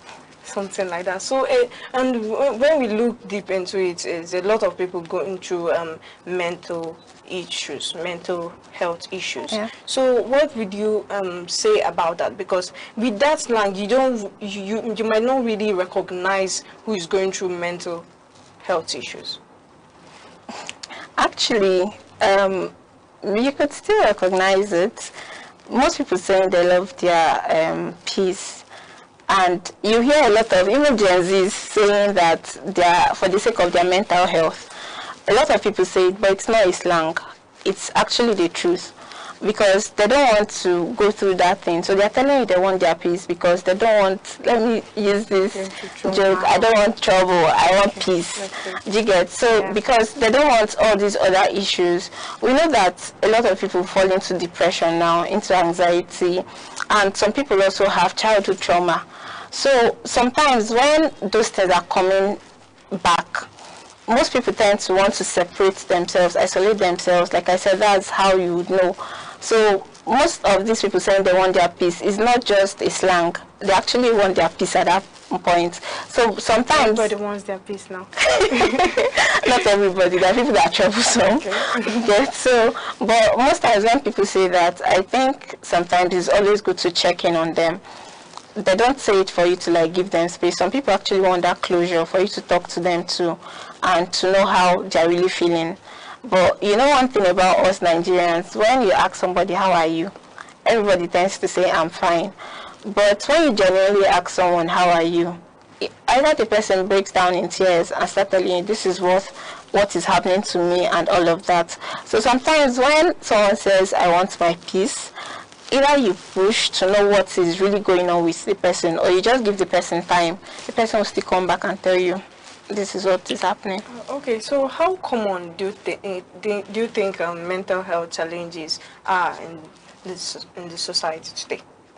It's very, very common. It's very common. It has always been there. So the thing is, we were not really exposed how we are now. And the past generation, I'll put it that they endured a lot. Our mothers, our fathers, they really endured a lot. So mental health is something that it's common, it's everywhere, because we have, most people have pressure from family that tends to lead to them having depression, them having anxiety. Some people just see our country, Nigeria, most people don't have jobs, people that have graduated for years and all of that. So it's common in every aspect. You might think what is going on with you, and that person is not going through that. But everybody has their own. It might even be that this person, his or her own problem is at home. My dad wants me to get a first class, and you're saying that your result is poor, and you know there's nothing you can do. It happens. The other time I read online that a Jambite or something, was it a Jambite or a wike? I think Jambite committed suicide because she didn't get the cutoff mark. So all these things, it's very, very common. It's just that most people don't look deep into it and find out. Okay. Moving on.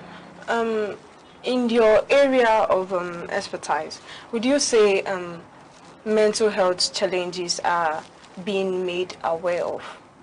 Like in the sense that people really know what mental health challenges means beyond just madness and every other thing? Yes, I'll put it on now. People know. Or like before.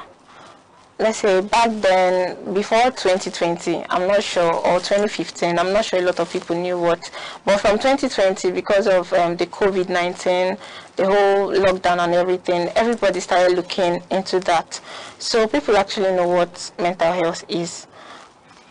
Okay, are there signs? Are there symptoms, for instance, when it comes to, because I've heard somewhere where they say that forgetfulness or zooming off when you're having a discussion with somebody is part of mental health. It's not just something normal. Because a lot of people usually say, oh, I'm an introvert, so I can be talking to you at the next thing, my communication level drops. And I don't want to talk to you anymore. So is that part of symptoms or signs of mental health? Yes, it is. It is. Most times you feel you're sitting with someone and talking with a person, but it's not really like this thing we say, body present, absent-minded. It's not really like that, but it's related to that. The person is no longer there with you, and you have to like quack the person or shake the person and be like, what's going on? The person will now come back. So those things too are also symptoms of mental health. So are you saying that an introvert is a mental health patient? No, but some people that have mental health too are also introverts. Okay, so let's say majority of mental health patients are mentally patients are introverts? No, we have extroverts. Like I said, there are people that are all over the place, but they have mental health issues. Yeah. Okay. Moving on. What are some most common mental health conditions people experience? Okay, we know of trauma. It could be sexual trauma. It could be childhood trauma. We have anxiety. We have depression. We have PTSD. We have people. Most common when we hear OCD. Yeah. So OCD is also part of it. Then we have. Okay, I've mentioned trauma. So basically, these are the general ones that we are all aware of. So in a nutshell, what do you think generates all this and causes mental health issues? Okay, there are different causes of mental health issues. Sometimes it could be from your family. Sometimes. Okay, let me give an instance. We know during the Biafra War, our grandfathers, great-grandfathers, they fought. So let's take it that my grandfather, he fought the war. He was part of the people that fought. He didn't run. And after that, he has seen a lot of things.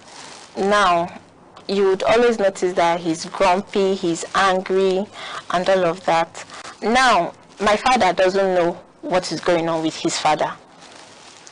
All he knows is my dad is always grumpy, he's always shouting at us and all of that.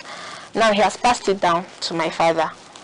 My father now, because of the way grandpa is, he doesn't know him too. He started acting that way. He now passes it down to us. The next thing we are seeing, my father is always shouting all over the place and I don't know what is going on. So these things happen. Sometimes it could also be, okay, this is childhood trauma, which is from the origin. It starts from the root. So, and for it to stop, it's just like a tree. A tree, even if you cut the branches, we could say that the branches of a tree are like the character of a human being. It changes. So even if you cut the branches of the tree still remains, the tree still grows. So you have to start from the root. And one thing people fail to realize is to acknowledge that they have an issue. Sometimes people have anger issues. It's not like it's from them. It's from the environment they came from. It's from their father, their mother, or how they grew up and all of that. While some children, their parents were always flogging them while growing up and all of that, so they are used to pain.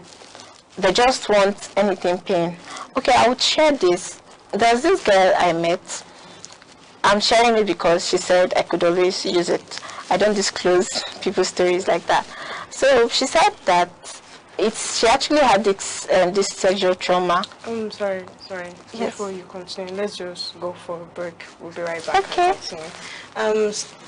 We'll go on a break now. Stay with us.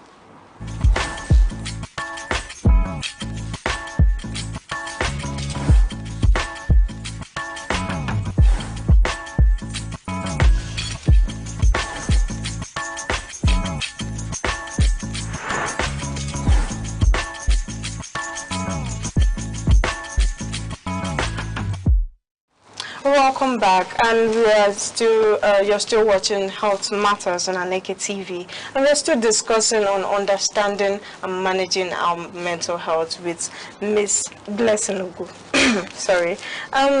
So let's get back to what we were discussing, although we don't have much time. Yeah. Okay, moving on. You spoke on childhood trauma and how it affects us in a way. So are you trying to say that most of our parents who display this attitude are going through some mental health issues? Yes, they are, but most of them don't know. Okay, they don't know. Yeah. Okay. So so in the sense, mental health issues can be genetic. Yes, it can. Okay. Moving on, we would like to know, are mental health issues increasing, or are we just becoming aware of it? It's increasing. We're not just becoming aware of it because a lot of people have known about it, but the issue now is why they can't seek for help is for you to see a therapist is expensive. So most of these things are not affordable. So we are not just being aware of it, but the issue now is how to get help. So since you say that the bills for seeing a therapist is very expensive, what can the individuals or society or family do to help? Okay, that's why we have NGOs, people that are into this. Like I said, I run an NGO, Live and Thrive project. So we have some therapists and some psychologists that do these things free. They just decide to volunteer and do it free. So there are other NGOs too that are into mental health and that people can always check out. Okay. In the sense, you said, let's go back to the trauma and childhood trauma and everything. Yes. Does it mean that mental health issues come with age? No, it doesn't. Do they affect us regardless of our age or regardless of gender or anything? Can you please explain that? Yes, mental health does not discriminate. Regardless of your age, your gender. Discriminates the people. Yes, but it doesn't discriminate for anybody. If you're 10 years, if you're 15, if you're 20, 100, it's the same thing. And is okay. You still speaking on trauma. Is it a major? Is it a major factor in mental illness? I don't want to say yes that it is, but it is. It is because why most people are the way they are, it's because of their environment, how they grew up, and all of that. So I was still talking about the girl that she said while growing up she was abused, and that was a police officer. They lived in the barracks, so a police officer abused her. He would always flog her before he tries to like do anything with her. So it's made her, any relationship she's in, she will tell the person to like flog her. She wants the person to inflict pain on her, and that's a different one. So it affects us. Then imagine a place where a boy grew up saying his dad beat his mom. He will take it as his right that hence he's in a relationship, it's normal for him to beat a woman. So in the sense it affects our decision and our yes, and everything. It does. Okay. Also, apart from that, are there some lifestyle choices that affect our mental health? Yes, there are. Something like drugs. Yeah, we know that a lot of people now go into drug addiction and all of that. Then I think poor sleep too affects it. Poor sleep and sleep affects it. Then stress too affects our mental health. So basically, this, and we have a lot more. Okay, well, let us talk about isolation. Do you think no, most people say isolation is good most times. Some people say it's bad. So what would you say about that when it comes to our mental health? It depends. It depends actually. I said something that sometimes the happiest person in the room might actually be the one going through it. Person might always be everywhere, social butterfly and all of that. Or someone that likes his or her peace, wants to be on his or her own, might not even be going through it. So that's why I said it depends.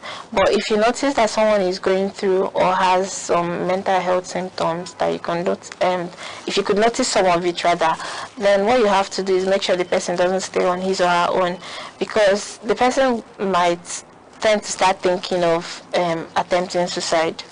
It happens. So isolating is not really good, and at the same time it's good. Okay. So when we talk about isolation, how would an individual know that, oh, isolating myself can affect my mental health? Let me use myself as an instance. Sometimes I isolate. I know that I'm going through something, and at the same time I want help, and at the same time I don't want people around me. So it's for the person to acknowledge. That's what I said before. You have to accept that you have an issue. If you don't accept, there's no way you can get help. So most people, they isolate not because they want to, but it just happens. They find themselves in that situation, and it takes the help of others to come before they're able to leave that situation. Earlier you spoke about the depression. Okay, how can depression typically show in our daily life? It's still the same thing. I think it's still the same thing. When you notice that you no longer do what you like doing, when you notice you're withdrawing from people.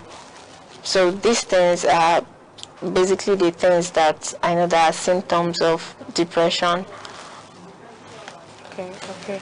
Why do many people still misunderstand mental health in our society, in the sense that they tend to stigmatize people being affected with mental health, without us knowing that a lot of people stigmatizing us also are suffering from mental health?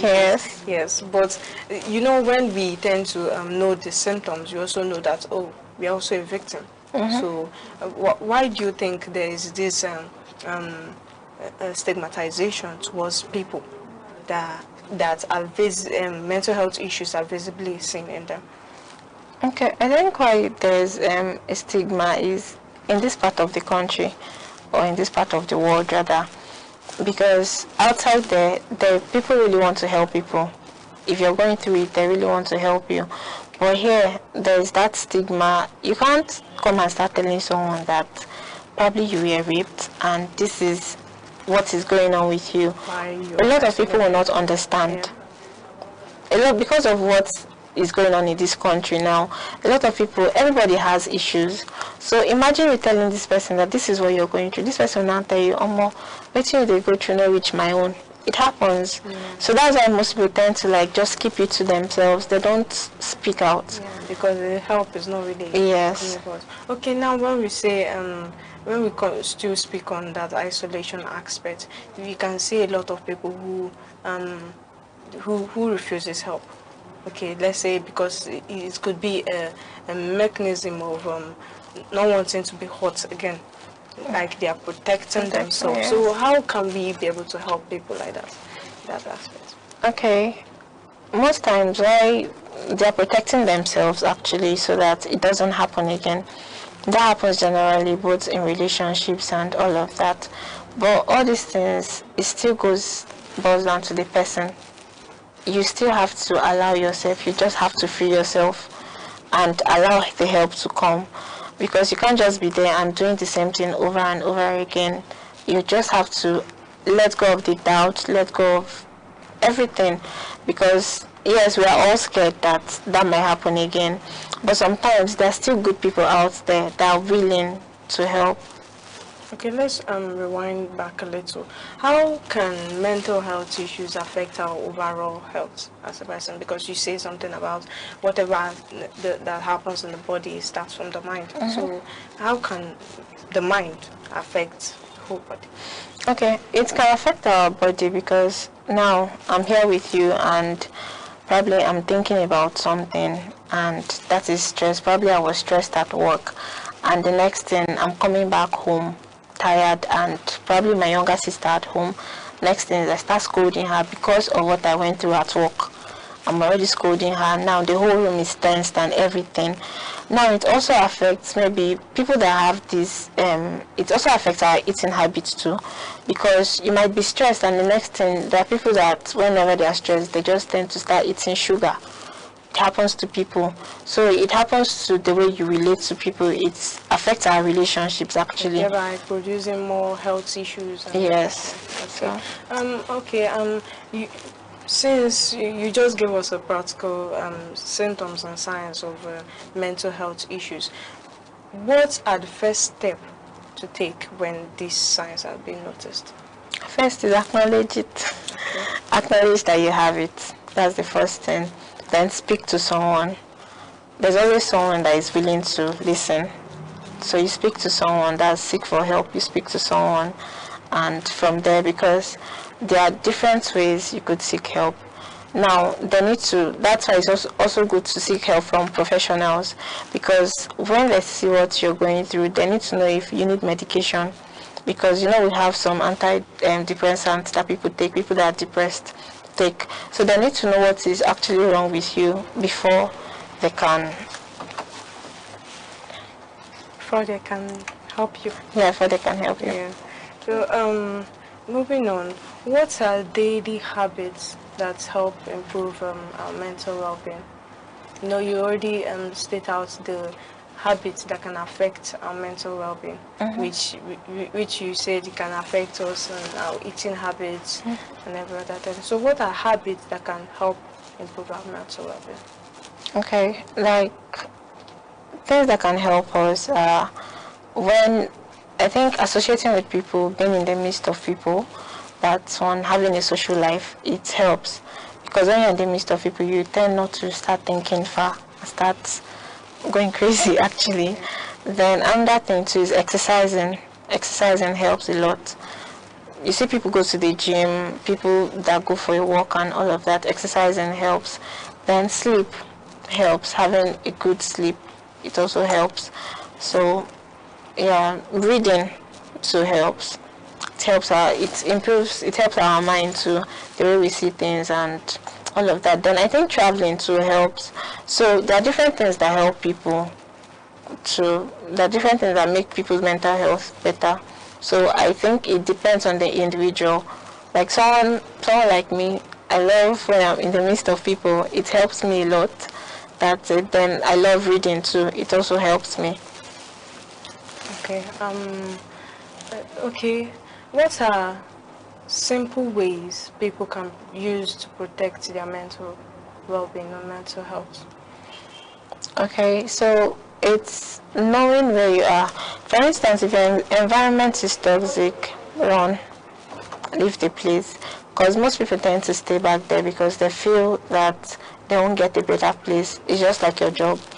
Some people will have toxic bosses and all of that, and they feel they just want to remain there. I saw online one lady, she works with a bank. She committed suicide there at work. Yeah, I think it was a microfinance bank or that. I can't really remember. So if you're in a toxic environment, just try to leave the place. So though you said mental health issues can affect anybody regardless of the age, but when we look at our generation these days, it's mostly on youths, on young people. You see a lot of suicide, you see a lot of killings and everything due to mental health, due to trauma or stigma or any other thing. But how can young people protect themselves from emotional pressure and social media stress? Okay, so one thing about social media is I think young people are more open to social media pressure because social media is not real. Most of the things you see there are highlight reels, they're not real life. Someone can come up, go to someone's house, dress up and take videos there and you say this person is doing well more than you. So I'll just tell you to reset and focus on yourself because these things are not real. Most of them are not real. Don't pressure yourself. Because most times you see a young guy, he has a Benz, and you have your Leggings Benz, you're working. So that one is just for you not to pressure yourself. Focus on what you're doing, and at the end it will pay. Okay. What message would you like to give to someone silently battling with mental health issues right now? Okay, I'll tell you that you're not alone, and because you have mental health, you're not weak. You're actually strong. For you to even carry it till this time, it shows that you're really strong. And I want you to just keep going because the future has a lot in store for you. And that's true. Today is even International Day of the Boy Child. So to our boys out there, you all should be strong and learn to speak up because most of them, they find it difficult to speak up. So yeah, so learn to speak up and we'll all be fine. Yeah. So finally, what key takeaway should viewers remember about this episode we just concluded? Always take your health first, your mental health first. It should be your priority. If you find out you're feeling some kind of way, make sure you seek for help, for professional help from your friends, from your family. And there's always someone out there that is ready to listen to you. No matter what you're going through, there's always someone out there ready to listen. And you're not the only one going through what you're going through. So always speak up and seek for help. Right, thank you very much to our guest for those insightful knowledge on this important topic. And that brings us to the end of this episode. We appreciate our guest once more for sharing valuable insights. As a reminder, mental health is just as important as physical health. Seeking help is not a sign of weakness, but a step towards healing, strength, and recovery. This is our program for today. I remain your host, Sharon Uchi, and you're watching Health Matters on Aneke TV. See you next time.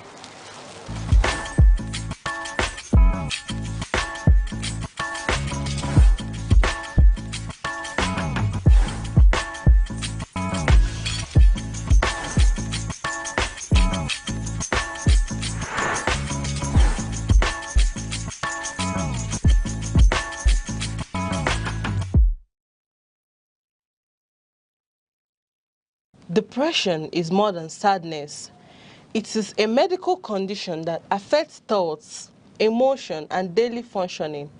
Many people struggle silently, masking their pains with smiles or busyness. This silence often makes the battle harder.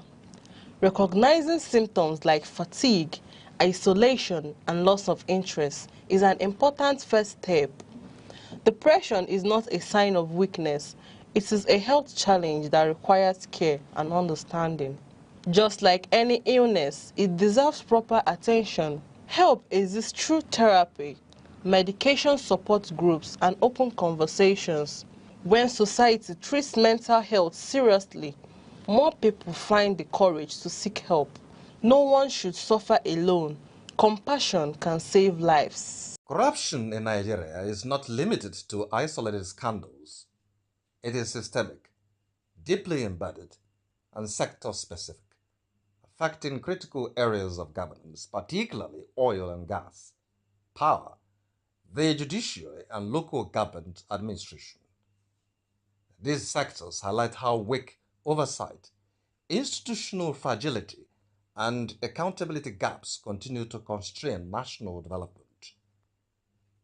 Nigeria's oil and gas sector, the backbone of the national economy, remains highly vulnerable to corruption.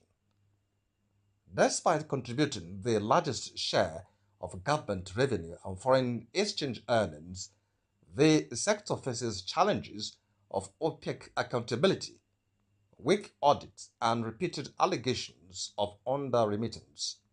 Independent investigations into the period between 2011 and 2017 uncovered unresolved revenue discrepancies running into tens of billions of dollars. Crude oil sales, fuel subsidy claims, and joint venture arrangements have been particular areas of concern, while reforms like the commercialization of the Nigerian National Petroleum Company Limited and the Petroleum Industry Act were designed to improve transparency, implementation gaps persist. Recent international asset recoveries, including over $50 million repatriated from the United States, illustrates the scale of past governance failures and the slow pace of accountability. The power sector also reflects the impact of weak governance on economic and social development. Since 1999, Nigeria has reportedly spent over $16 billion on interventions in electricity generation, transmission, and distribution. Yet, supply remains unreliable for a population exceeding 200 million. Audits indicate contract inflation, poor project supervision, and regulatory uncertainty as major challenges. Debt within the gas-to-power value chain has forced government bailouts and emergency payments to suppliers. Recent steps, including settlement of legacy gas debts, aim to stabilize the sector. But experts warn that without transparent procurement, stronger regulation, and disciplined subsidy management, energy insecurity will persist. The judiciary is critical in enforcing anti-corruption laws, but public confidence remains low. Surveys conducted the National Bureau of Statistics and the United Nations Office on Drugs and Crime show that judicial officers receive some of the highest average bribe payments among public officials. Perception studies consistently rank the judiciary among the most corrupt institutions, particularly in politically sensitive or high-value cases. Prolonged trials, frequent adjournments, and the procedural loopholes contribute to public skepticism. Legal analysts argue that stronger judicial discipline, improved remuneration, and institutional safeguards are essential to restore credibility. At the local government level, corruption directly affects citizens' daily lives. Councils responsible for primary health care, education, sanitation, and rural infrastructure are often cited in surveys for routine bribery and mismanagement. The National Bureau of Statistics report that more than half of Nigerians interacting with public officials encounter demands for unofficial payments, particularly in local administration, policing, and utilities. Weak financial autonomy, political interference, and limited oversight exacerbate these problems, reinforcing distrust in government. Across all sectors, corruption thrives where institutions are weak. Oversight is limited and consequences are uncertain. While anti-corruption agencies report thousands of convictions and hundreds of millions of dollars in asset recoveries, experts stress that enforcement alone cannot fix systemic issues. Economic studies estimate that corruption costs Nigeria billions of dollars annually and could erode up to 37% of GDP by 2030 if reforms stall. Beyond economic loss, it undermines service delivery, widens inequality, and weakens democratic legitimacy. Policy analysts now advocate for a governance-first approach, strengthening institutions, ensuring transparency in public finance, digitizing service delivery, protecting whistleblowers, and guaranteeing judicial independence. For Nigeria, the challenge is no longer diagnosing corruption, but sustaining the political will to reform the systems that allow it to persist. In a country facing economic pressure, security challenges, and rising public expectations, governance reform remains central, not optional, to national progress.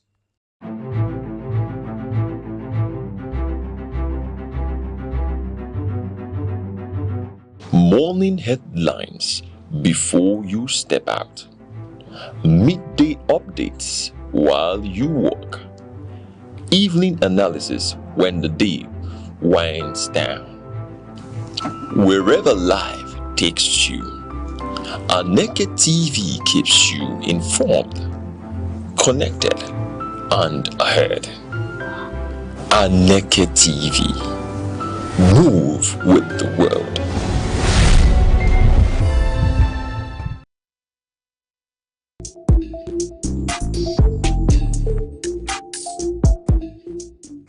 Law is the architecture of civilization, the silent force that orders society and defines justice.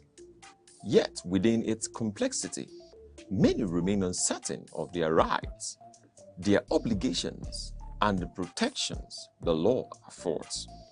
From the inviolability of human rights to the intricate doctrines governing property and civil relations. This is a platform where law is demystified, where principle meets practice and knowledge becomes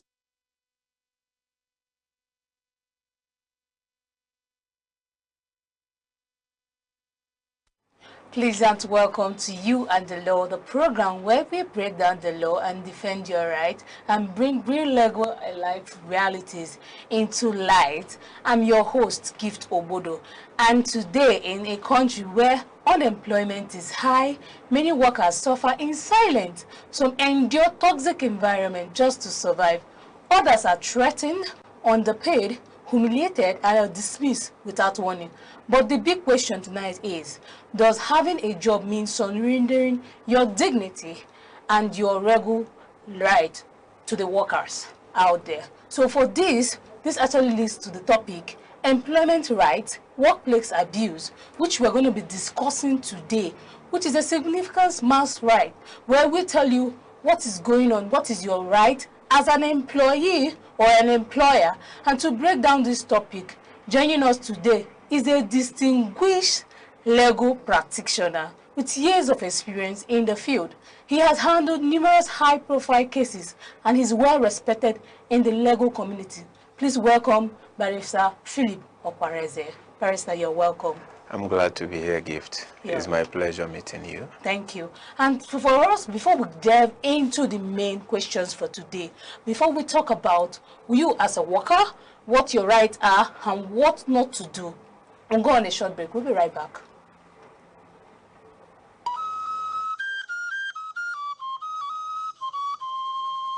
Need advert placements, coverage for events, or the latest news stories? Call 070-3043-7110 right now. Aneke TV, move with the world.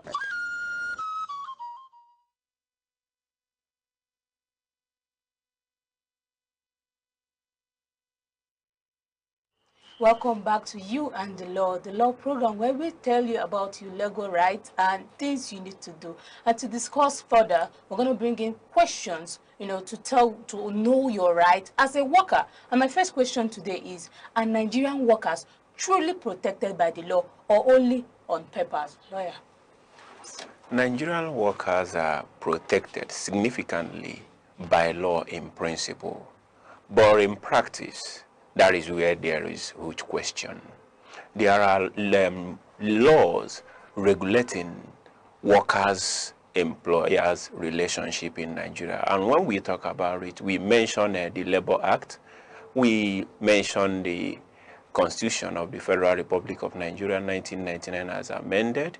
We talk about the Trade Union Act, Employers Compensation Act, and some others inclusive of National Industrial Court Act 2006. In paper, there are a whole lot of principles and provisions protecting workers, but in practice, it is inconsistent, or I would rather say difficult for certain reasons that we'll mention along the way. Now going further, can a worker in Nigeria realistically fight a powerful employer? Yes. However, there are backgrounds. In Nigeria, workers can fight and even win the powerful, so-called powerful employer. But there are grounds for that fight. You can't fight when you don't have evidence. So if you want to fight, you must have proper evidence. You must have legal representation. You must also be able to maintain some documentation and be prepared. Consistency and commitment towards a matter or a fight is what actually brings the expectation of the worker into fruitility. There are some working environment today where you are not allowed to make use of your gadgets.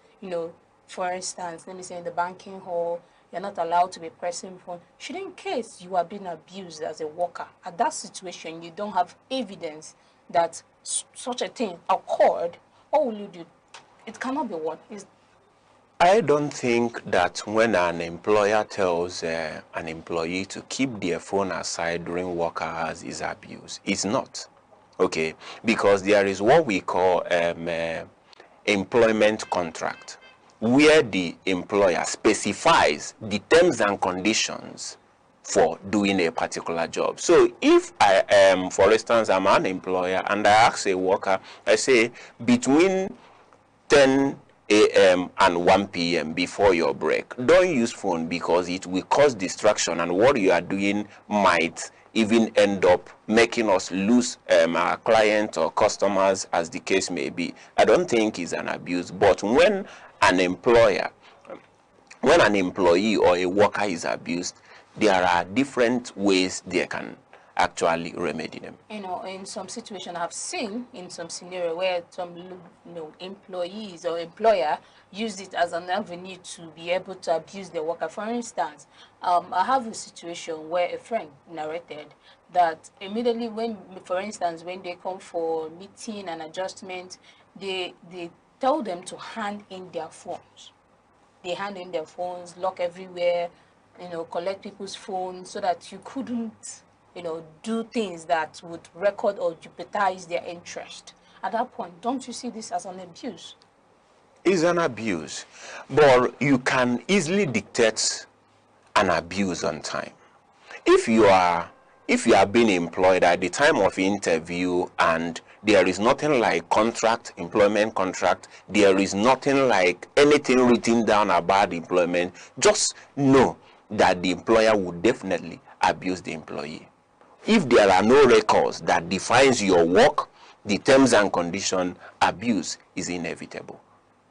So I'm just giving an instance where the employee, gave a record that she was locked up at some certain situation against her will. So at that point, because she is still working with the organization and she doesn't want to, lose the job at that situation, don't you think she was abused? She was abused, but the truth is that, is she willing to remedy that wrong that has been done to her? Because the truth is that there are many factors that put employees or workers in a constrained situation. When you look at the unemployment rate in Nigeria, the poverty rate, you look at the social stigma that comes with, okay, you are not doing anything and all that, they understand. So these are some factors that make people remain in an abusive environment, all in the pretense of doing a job or being on unemployment. I always ask, what exactly qualifies as work abuse in Nigeria, under Nigerian law? There are many things that can be mentioned as work abuse. When you talk about Nigerian law, Section 42 of the Constitution prohibits against discrimination. So if one is discriminated at the place of their work, they actually been abused. If you look at also Section 34 of the Nigerian Constitution, you will see that a worker has right to dignity of human person. So anything that constrains that right to dignity of human person is considered abuse. For instance, if an employer decides to maybe publish a thing about the employee, or in the name of, okay, we are trying to push you to do the right thing, is an abuse. Because even if there is anything that has been done by an employee, it will not warrant publication. And if that is done, it's defamation. And if the employee is in the right state and in the right mind to claim or take civil action against the employer, the employee would definitely win. So aside the publication, all these extra workers without compensation is abuse. Understand, there are duties of any employer. So if you go outside the duties, you are now abusing the employee. For instance, in many institutions, or will I say companies today, you see that it is the secretary who cleans the office, mops, does the cleaning of the toilet, and that is abuse. Understand? So it takes different forms, but the truth is, when you don't know what you are employed to do, the employer would definitely exploit. It's not like a presumed notion that the employee doesn't know what she needs to do as a worker being employed. But you see, like you rightly said, that some of these people checking the nature of Nigerian situation now, where employment becomes the deal of the day. You know, we have so many unemployed people. There are people willing to take that offer, even if it means that you give them to clean the whole, street around the workplace. They are willing, as well as you are paying them. At that point, is there no way Nigerian government can come in to regulate this or try to abate this kind of situation where a worker will be overworked or be strained from work, as much as to, to earn a pay? When you talk about Nigerian government, there are duties and responsibilities of government. The Nigerian government has not even done the fundamental duties. This is what I may describe as extended duties and responsibilities. The reason why a Nigerian will be abused and they will be afraid to speak up is because their minds are not even developed. They don't know their right. And you consider what the government is doing in respect to education. You see, they are doing absolutely nothing. So there are consciousness you build in people, not by telling them do this, but by putting them in a position that will enable them to receive what you are speaking to them. For instance, as I am now, I may endure certain things based on this, the state of the country we are, but anytime someone speaks to me and says, Barrister Philip, you are more than this, it awakens something in my consciousness because I have been able to develop myself. But when people are not developed, they cannot even reason. As a person, when you walk through the streets, you see how people relate with you. That is evidence that their minds are not developed. So it's not about government putting a policy. They should do the basic thing. Understand? Put people in a position that will allow them to self-develop themselves, be aware of their self-esteem. Many people don't know who they are. They don't know why they are here on earth. They are just living a life of survival without knowing what tomorrow brings. What am I here? What contribution am I making to the society? So the basic thing is the government positioning or putting people in a strategic state that will enable them to think, reason well, and protect their rights. So when an employer threatens or intimidates workers, what are the legal consequences of this? There are a whole lot of legal consequences dependent on what the employer has done. Where an employer keeps an employee beyond their work hour, and the employee could record and give evidence of those hours that they have been kept to do work outside their work schedule, they could be compensated. Right? They could be compensated if they take right steps, right legal steps. Now, if an employee is abused, maybe sexual harassment, they can put the employer behind bars by going through the route of petition, either petitioning the police or petitioning the Ministry of Labor, or even writing petition to some NGOs. For instance, in enugu, we have wike, owned by Professor Ngozi Ezilo. They are there to help you protect your right. So there are many avenues that an employee could utilize to ensure that their rights are protected, and when they are not protected, that the person who abuses it pays heavily for it. Sometimes you look at this fact that some employees are afraid that when they speak out, the next thing that follows suit is termination of contract. Is there any way where an employee will speak out and they won't be served termination, maybe as regards to their contract? The truth is that affect them in that area. The truth is that Nigerians, we don't like confrontation. We don't even listen to a person with a different opinion.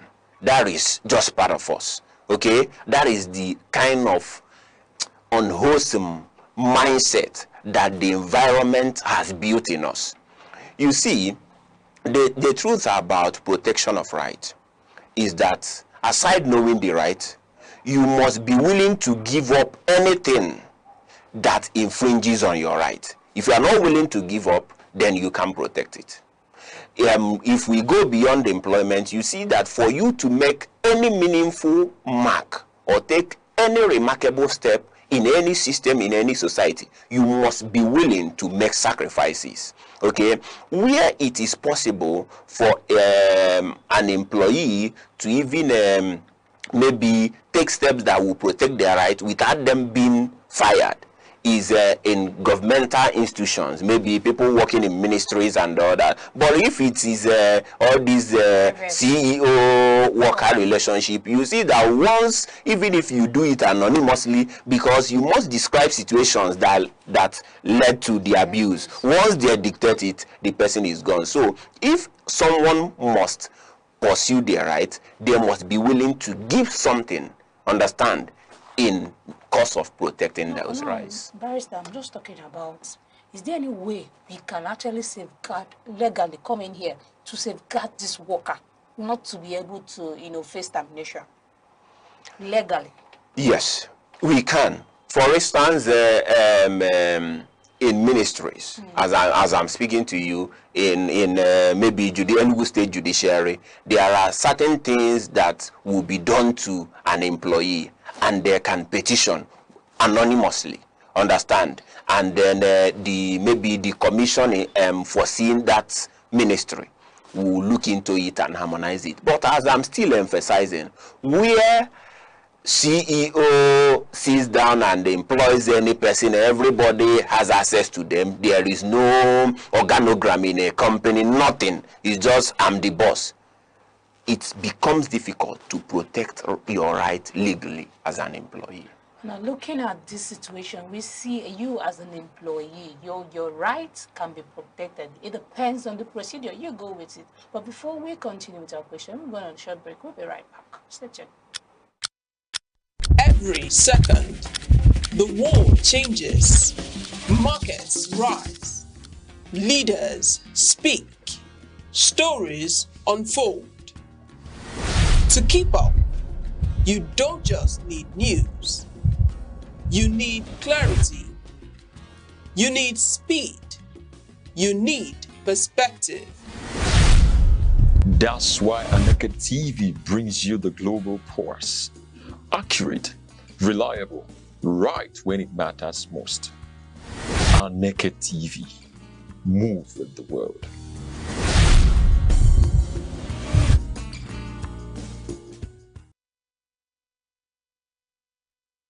Welcome to You and the Law, a program where we dissect your right, especially you as an employee or an employer, where your right comes, the law will say where your right stops. That's where another person's right starts. But before we divert into this big room, we still head back to our question. My next question is something that, has been reoccurring in the society. At what point, as an employee, can employees sue for emotional or psychological abuse at work?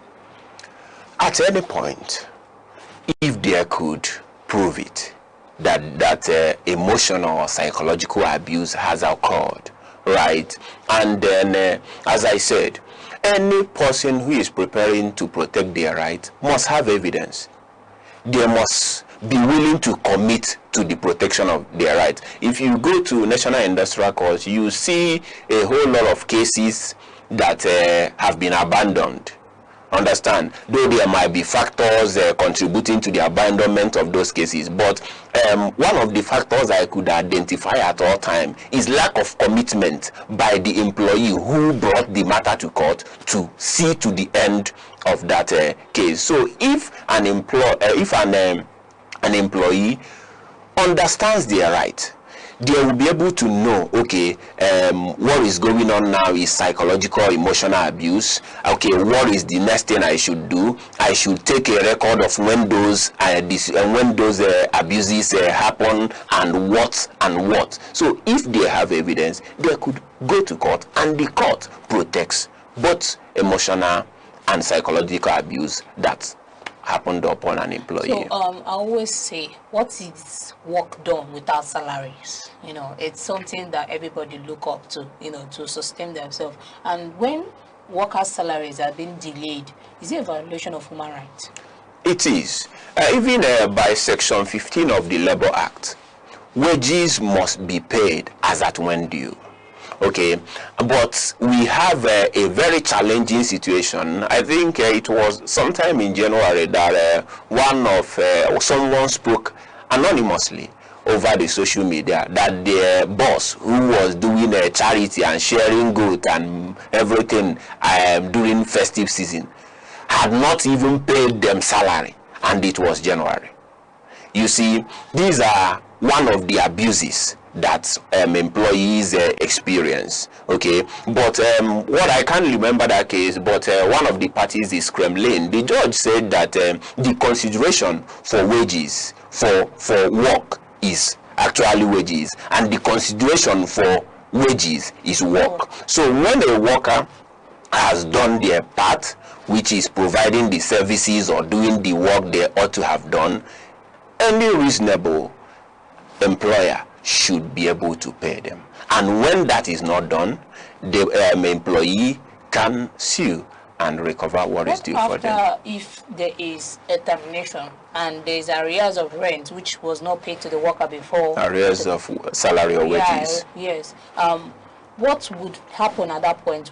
Would there be any legal backup for the person whose work was terminated and was being owed arrears of salaries? Yes, there are procedures for recovery of either debt or anything. So for pertaining to salary or wages, the person who is being owed should write a letter of demand, okay, that I need my salary. I have worked for you, and give grounds for which the employer ought to pay. So at the letter of demand usually come with specific request or demands, as the name sounds, letter of demand. So you demand that this social amount be paid to you between this time and this time. Failure to do that, I will take legal steps to recover what so amount. So once that is done and the employer fails to do that, the person can go to court. They will not only now recover the wages or the salary to say, they will also get damages, understand, respecting that, and in certain cases the court will even reward the cost of that suit, understand, and some other costs that may come with emotional damages and other things. So there are procedures. The situation where there is an abuse at the workplace, can an employee record at that situation, given that situation, record and post on the media? No, there is, everything must be done rightly, because once certain issues become public, then there could be what might be called cyber stalking, bullying, and all that, right? So if an employee is abused, and in the process their record, that should serve as an evidence in court to buttress or prove their case, and not for public consumption. Okay, I did a case a few weeks ago. A young man spoke boldly about the conduct of a particular person in their community and posted it on social media. The person took the young man to the police for cyber stalking and all that. The offense the guy committed was doing it wrongly. Okay, now there are avenues of maintaining your rights and guiding people within your vicinity or anything, but it must be done properly. Posting it on social media goes beyond legal channel. There's some situation I've seen where a worker might not be financially buoyant enough to sue or institute an action against their companies, and the only way that he could call back on justice is posting it on social media to seek for public help. At that point, don't the law come in to justify the reason that maybe she's not able to do this, or is there no way the law can protect that particular employee from the company persecuting them? Because most of the time this company come with the action, an action against them for defaming them or inciting the public against their company. Is there no way the law can protect that, employee? No, you see, something about the provision of the law is what does the law says. Law is not a human being who is emotional. Law, in true fact, are letters that can be read by anybody at any time and in any situation. So law doesn't consider a person at the point of their plight. Rather, law sees the future and says something, and that which the law says stands, right? So someone cannot be in a society today and say they don't know how to protect their rights. That is why I said, so there is something about personal development, there is something about building yourself to a sound person and knowing your self-esteem.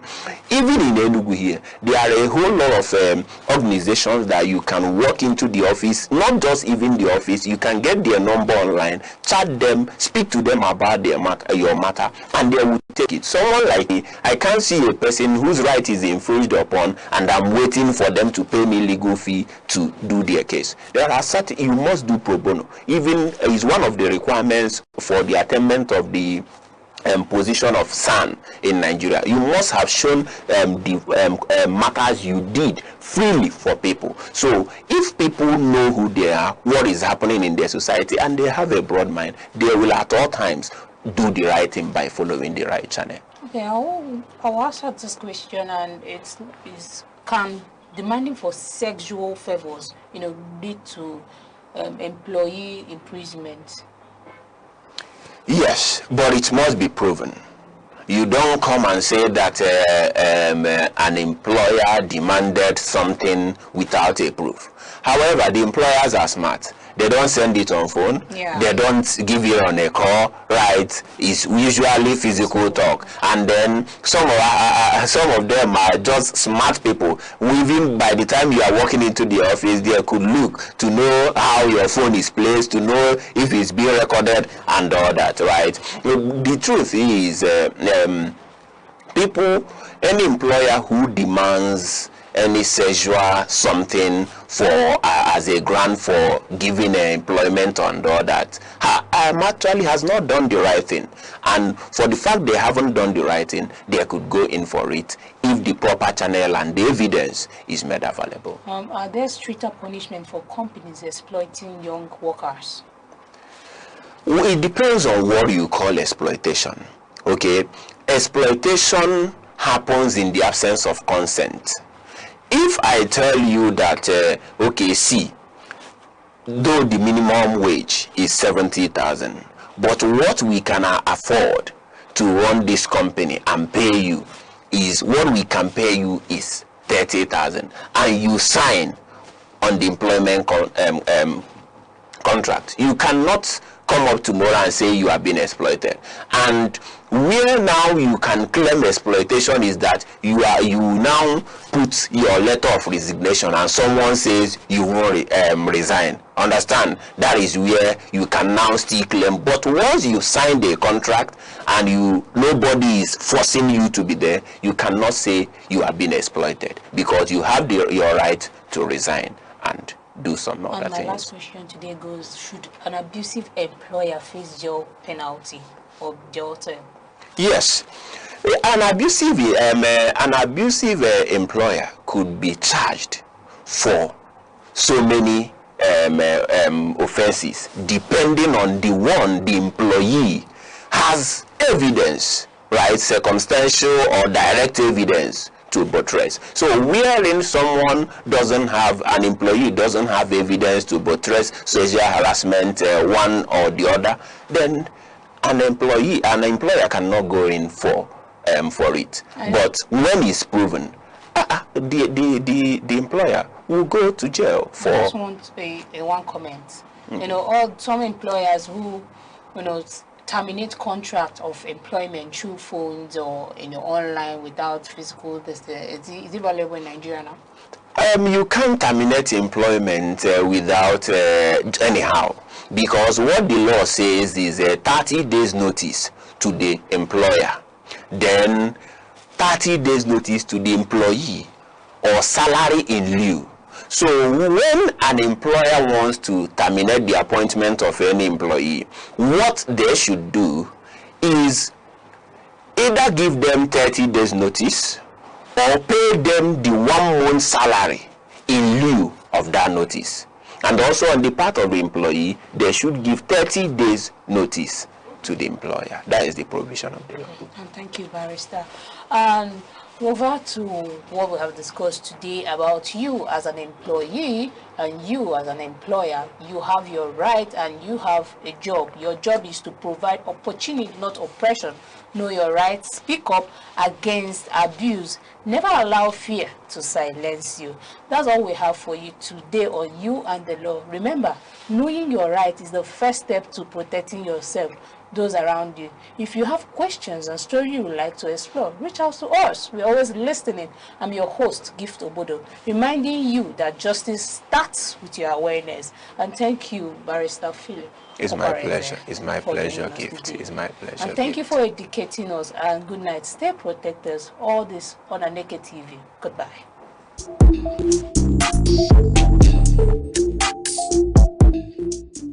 Law is the architecture of civilization, the silent force that orders society and defines justice. Yet, within its complexity, many remain uncertain of their rights, their obligations, and the protections the law affords. From the inviolability of human rights to the intricate doctrines governing property and civil relations. This is a platform where law is demystified, where principle meets practice and knowledge becomes empowerment. Because justice is not abstract, it is personal. You and the Law on Aneke TV.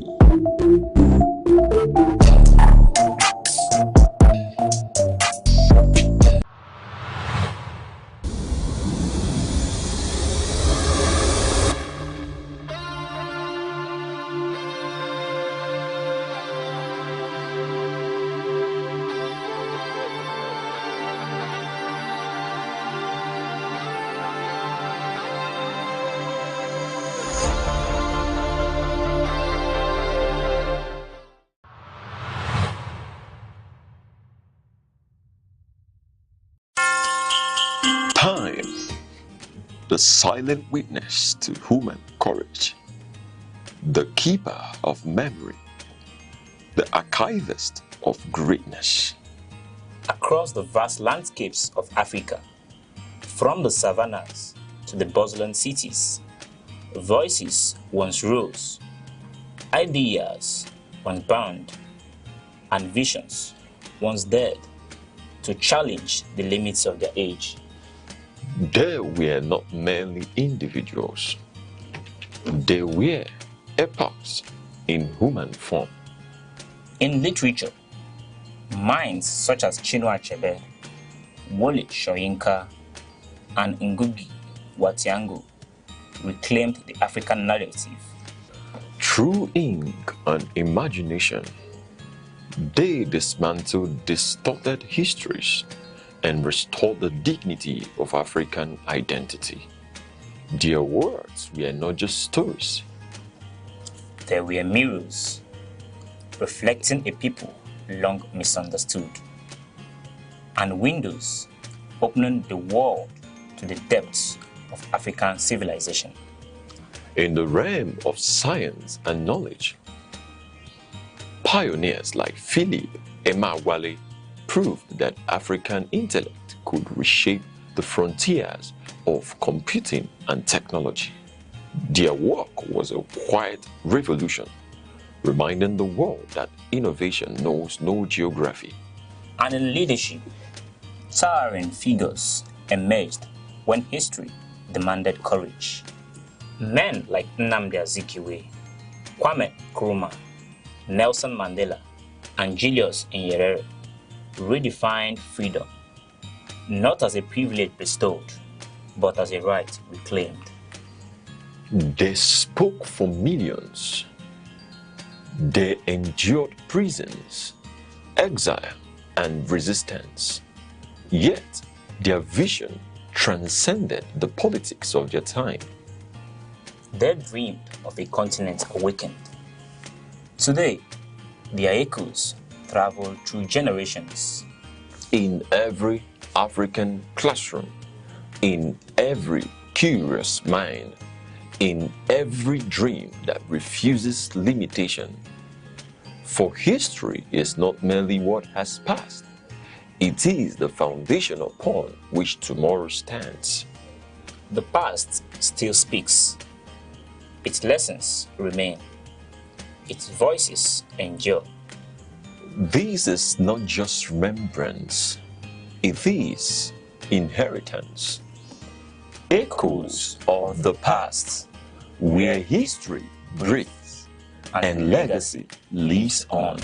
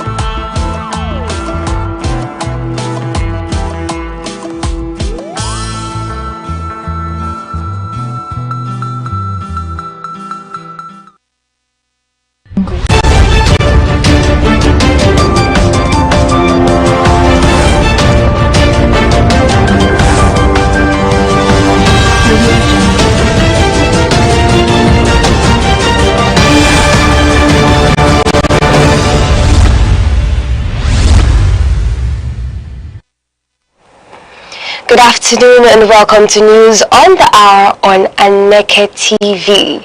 I am Inec and I'm glad to have you join us. Here are the headlines. United Nations warns 35 million Nigerians at risk of acute hunger in coming months. Ogunlana urges CBN to reverse restriction on BVN-linked phone numbers updates. Now the news in details. The United Nations says about 35 million Nigerians are at risk of acute food insecurity between June and August this year as the lean season approaches. The warning was issued by the United Nations Humanitarian Country Team in New York, United States.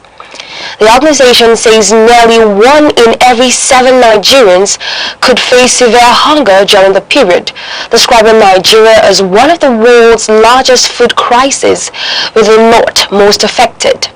It warned that without urgent intervention, millions of families may be forced to reduce meals, sell assets, or withdraw children from school, with long-term social consequences. The United Nations also revealed that only $215 million has been received out of a $516 million humanitarian appeal for 2026, representing just over 40% funding. The Nigeria Center for Disease Control, NCDC, says no case of Ebola virus disease have been recorded in the country, despite growing outbreaks in parts of Africa, including the Democratic Republic of Congo, Uganda, and South Sudan.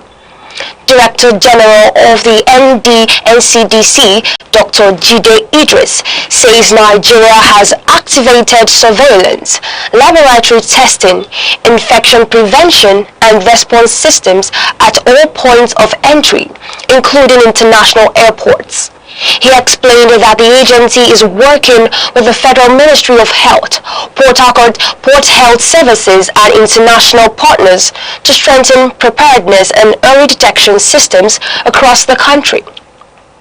Despite assurances, public anxiety persists, with some citizens calling for stricter border controls and even voluntary quarantine for recent travelers from affected regions, although Nigeria successfully contained Ebola in 2014. Abia State Governor Dr. Alex Oti says his administration has constructed 414 roads covering about 864 kilometers in the last 3 years, with 82 additional roads currently ongoing across the state. Governor Oti made the disclosure during his monthly media chat, where he also announced that Abia's debt profile has been reduced by about 60% from 191 billion naira in 2023 to below 50 billion naira in 2025.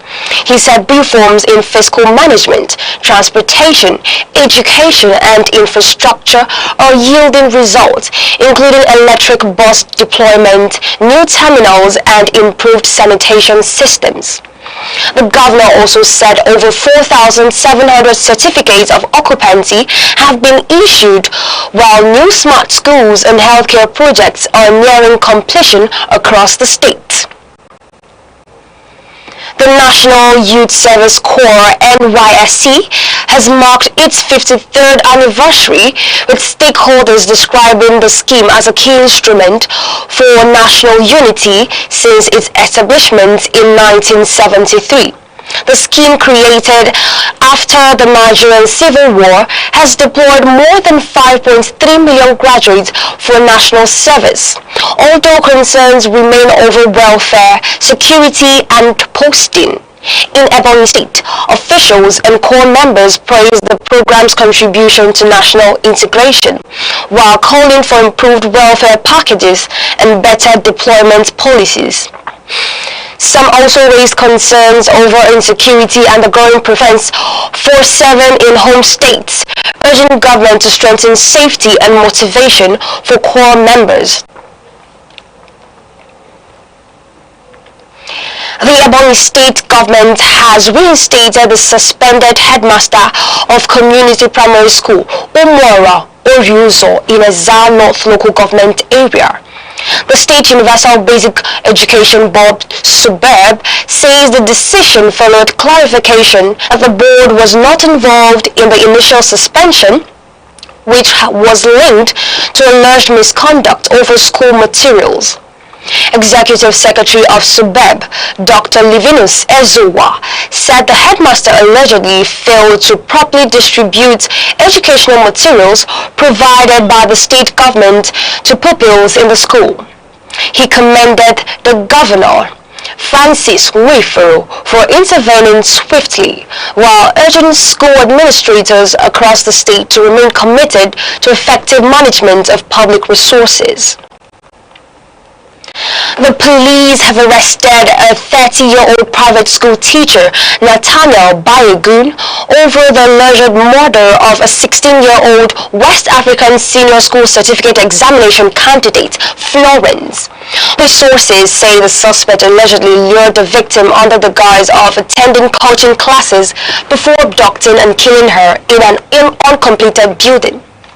He is also accused of demanding a ransom of 500,000 naira from the victim's father and later dumping her body in a river in Ogoji, Ogun State. Investigations further indicate possible involvement in internet-related crimes, while the suspect has been taken into custody for further interrogation. State Governor Senator Hope Uzodinma has called for stronger collaboration between government and religious leaders to address insecurity in Imo North Senatorial District. The governor made the appeal while receiving a delegation of Catholic, Anglican and Methodist clergy at the government house in Owerri, where he emphasized both military and non-military strategies in tackling insecurity. He said government alone cannot achieve lasting peace without the active involvement of religious leaders in promoting moral values and social responsibility. The delegation commended ongoing development projects, including federal and state interventions in electricity, education and healthcare infrastructures all across the zone. The news on the hour is coming to you live from Aneke TV. For more updates and breaking stories, follow us on Facebook and YouTube at Aneke TV. And now, here is a quick recap of the major stories making the headlines. United Nations warns 35 million Nigerians at risk of acute food insecurity. Coming up shortly, Ogunlana urges CBN to reverse BVN phone number update restriction.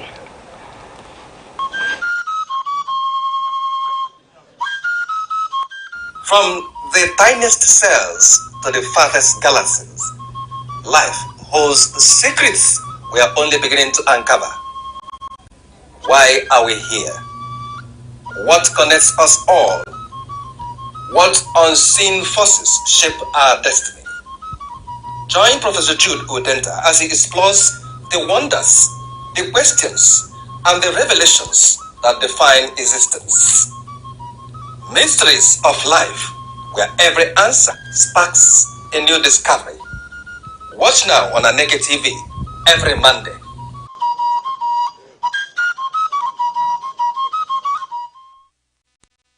Welcome back. Suspected terrorists who abducted pupils and teachers from schools in Owerri local government area of Oyo State have reportedly opened communication with the state government as efforts intensify to secure the release of the victims.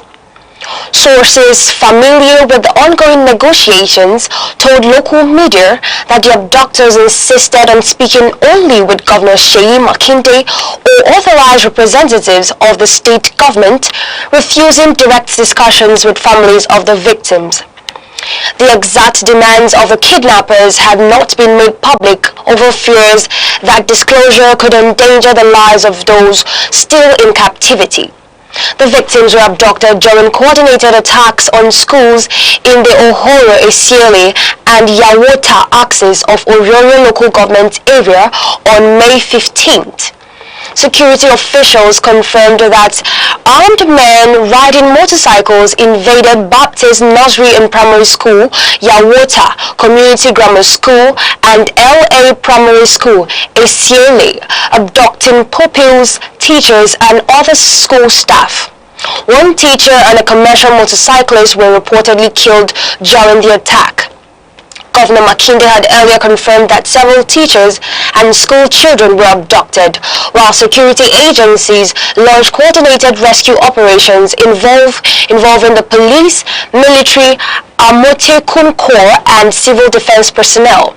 The Inspector General of Police, Olatunji Riwal-Disu, also visited the affected communities and ordered intensified tactical operations across forest corridors linking Oyo and neighboring states.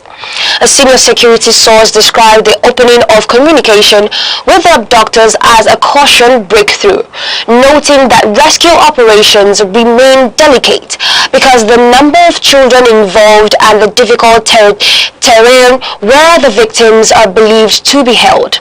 According to the source, the abductees are reportedly being moved through dense forest and remote roads to avoid security pressure. Meanwhile, anxiety continues to grow across affected communities as the victims spend more than a week in captivity.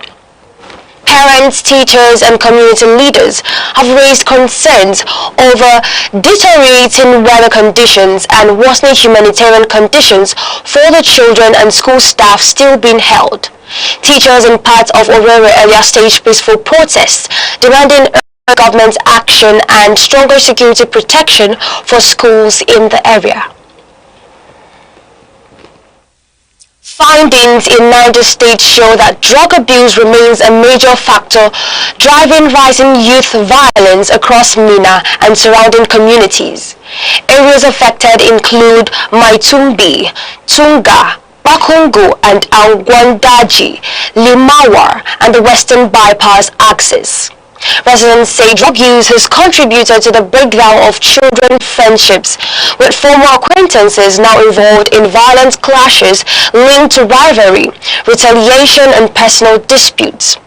Reports indicate that unemployment, poverty, illegal mining activities and gang affiliation continue to fuel the cycle of violence, with drugs playing a central role in escalation of conflicts.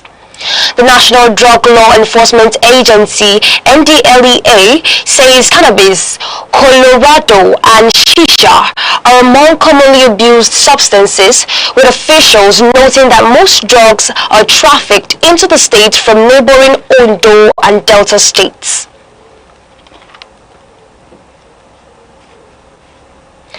Public affairs analyst and civic advocate Ms. Mojirayo Ogunlana has urged Central Bank of Nigeria to review its restriction on mobile number changes linked to bank verification numbers (BVN). She made the call in Abuja following the CBN directive issued in April 2026, which limits customers' ability to update registered phone numbers. According to her, the policy raises concern over financial inclusion, data protection, and access to banking services, particularly for vulnerable users affected by SIM loss, theft, or relocation. She urged that the police could undermine customer rights under Nigeria's data protection framework and called for a review to ease compliance challenges in the banking sector. The Lagos State government says it generated a total revenue of 2.6 trillion naira in 2025, driven by reforms in tax administration, digital systems, and improved compliance. The Commissioner for Finance, Mr. Abayomi Oluyomi, announced this during a ministerial briefing in Ikeja, noting that internally generated revenue rose to 1.87 trillion naira. He said tax revenue crossed the 1 trillion naira mark for the first time in 2024, increasing further to 1.443 trillion naira in 2025, representing steady year-on-year growth. He attributed the performance to digital tax reforms, expanded payment channels, and improved efficiency in Lagos State internal revenue.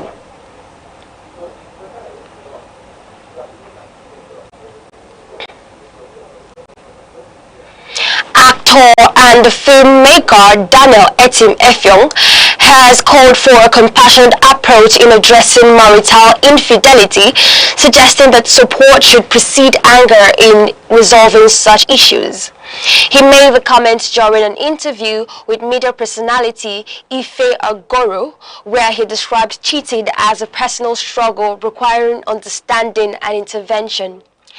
Etim-Effiong also said partners should first ask how they can help a cheating spouse overcome underlying issues before addressing emotional damage in the relationship. However, his position was challenged during the interview, with concerns raised that such an approach may overlook the emotional pain of the betrayed partner. And now to the end news. Here are the main points again. The United Nations says about 35 million Nigerians are at risk of acute food insecurity between June and August this year. The warning was issued by the United Nations Humanitarian Country Team, which says Nigeria is facing a worsening hunger crisis driven by funding gaps and rising humanitarian needs. The organization noted that the situation is most severe in northern Nigeria, where millions of households are already under pressure. In a separate development, public affairs analyst and civic advocate Ms. Mojirayo Ogunlana has called on the Central Bank of Nigeria, CBN, to review its policy restricting changes to phone numbers linked to bank verification numbers, BVN. And that concludes news on the hour on Aneke TV. For more updates and breaking stories, follow us on all our social media platforms on Facebook and YouTube at Aneke TV. Thank you for watching. I am Onyinyechi Ugu. Good afternoon.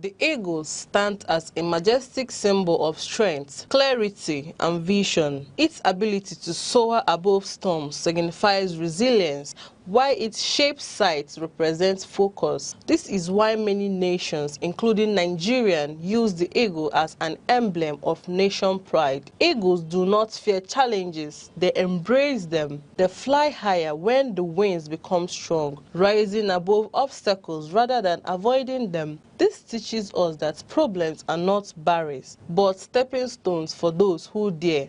To live like an eagle is to stay focused, courageous, and disciplined. It is to see opportunities where others. As Nigeria prepares for the 2027 general elections, many are asking a question that resonates across the nation. Will this election finally be different from those that came before it? From disputes over results to delayed outcomes, past polls have often left citizens frustrated. But for 2027, hope is rising and citizens are playing a central role in shaping the outcome. Across the country, voter registration is surging. Millions of Nigerians, particularly first-time voters and young citizens, are taking active steps to ensure their voices are heard.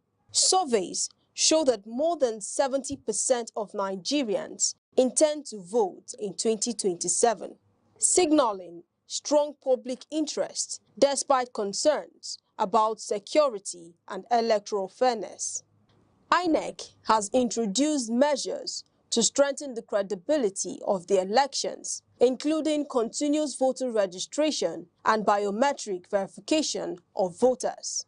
These efforts aim to expand and secure the electoral register, ensuring that every eligible citizen can participate. But election credibility relies not just on technology, it depends on active citizen engagement. Community groups, youth organizations, and advocacy networks are educating voters about their rights, the mechanics of voting, and how to report irregularities. These initiatives aim to empower citizens to safeguard the integrity of the process. Civil society coalitions are also lobbying lawmakers to adopt key reforms, including real-time electronic transmission of results. Advocates argue that such measures are crucial to building trust and reducing disputes over outcomes.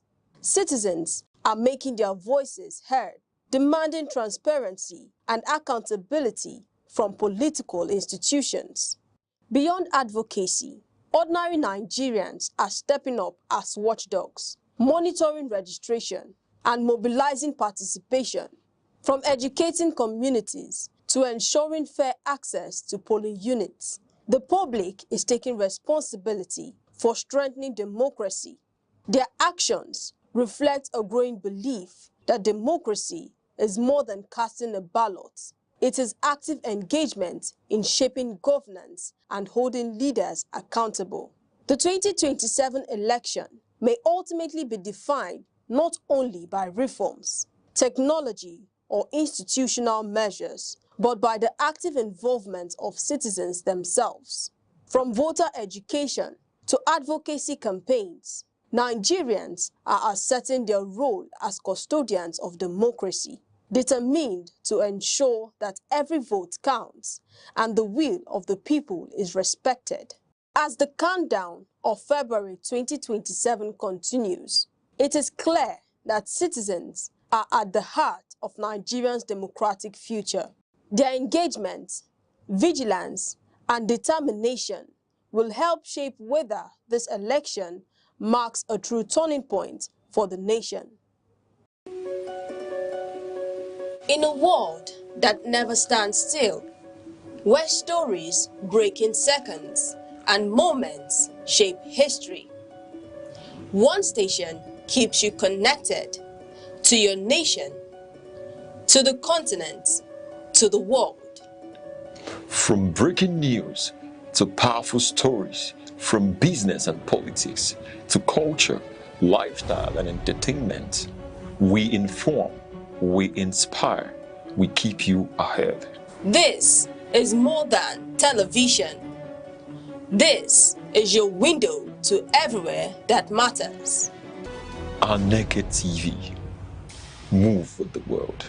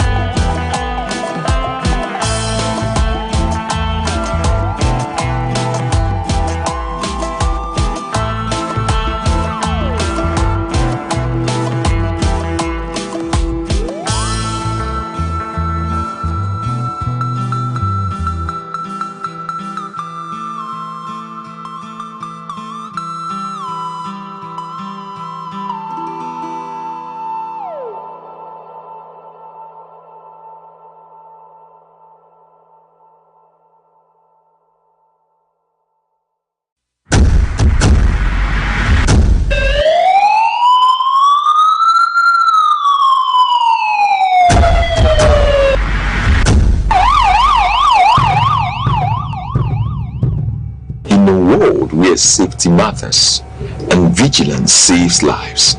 Information is power. Awareness is protection. From our streets to our homes, from local communities to national security. Security Watch brings you timely reports, expert analysis, and trusted updates on security issues that matter to you. Stay alert, stay informed, stay safe. Security Watch, every week only on Aneke TV. The Gladys are hard to have you join Security Watch once again on Aneke TV. It is an enlightenment program that dwells more on the security of lives and property of all the sectors that collaborate to liberate the country, Nigeria. You can find us on our socials, our Facebook, our X, our TikTok, our Instagram, and our YouTube, all at Aneke TV. And I assure you, you will not regret you did. My name is Chukwamaka Obasi, and today our focus is on the security in the Nigeria educational system. Permit me to introduce to you a set of renowned educationists that I have on the studio today who are still active in the system. By my left, I have a former Director of Research and Quality Assurance Department, NAPTEP, and a Senior Lecturer, Faculty of Education, Wike University, Enugu here, Dr. Mark Ugoke. You're welcome on the show. All right, thank you. And then by my left, I have an educationist and, of course, education consultant and a Senior Lecturer, Wike University, Enugu, Dr. Eric Ozamadu. You're welcome, sir. Viewers, thank you. All right, Doc, let me start with you. Okay. Yes, would it be wrong if anybody concludes that the Nigerian educational system is facing serious crisis? Thank you very much, Mr. Chukwopasi. By my assessment, it is not wrong for one to conclude that educational system is in shambles and also in crisis. Permit me to use some of these points that may liken to support my claims. The first and foremost is that of learning outcomes and quality. Today, learning outcomes is not something to write home about. Nigerians' performance in international exams, assessments, has been consistently poor. If we check subsequent results of exams conducted by WIKE and NECO, this will showcase and tell you that the education system is not something that one can go back and be courageous to talk about. For instance, the World Bank's 2022 Education Diagnostic Report found that 70% of our children age 10 cannot write very well or read very well. At what level? At our basic secondary schools,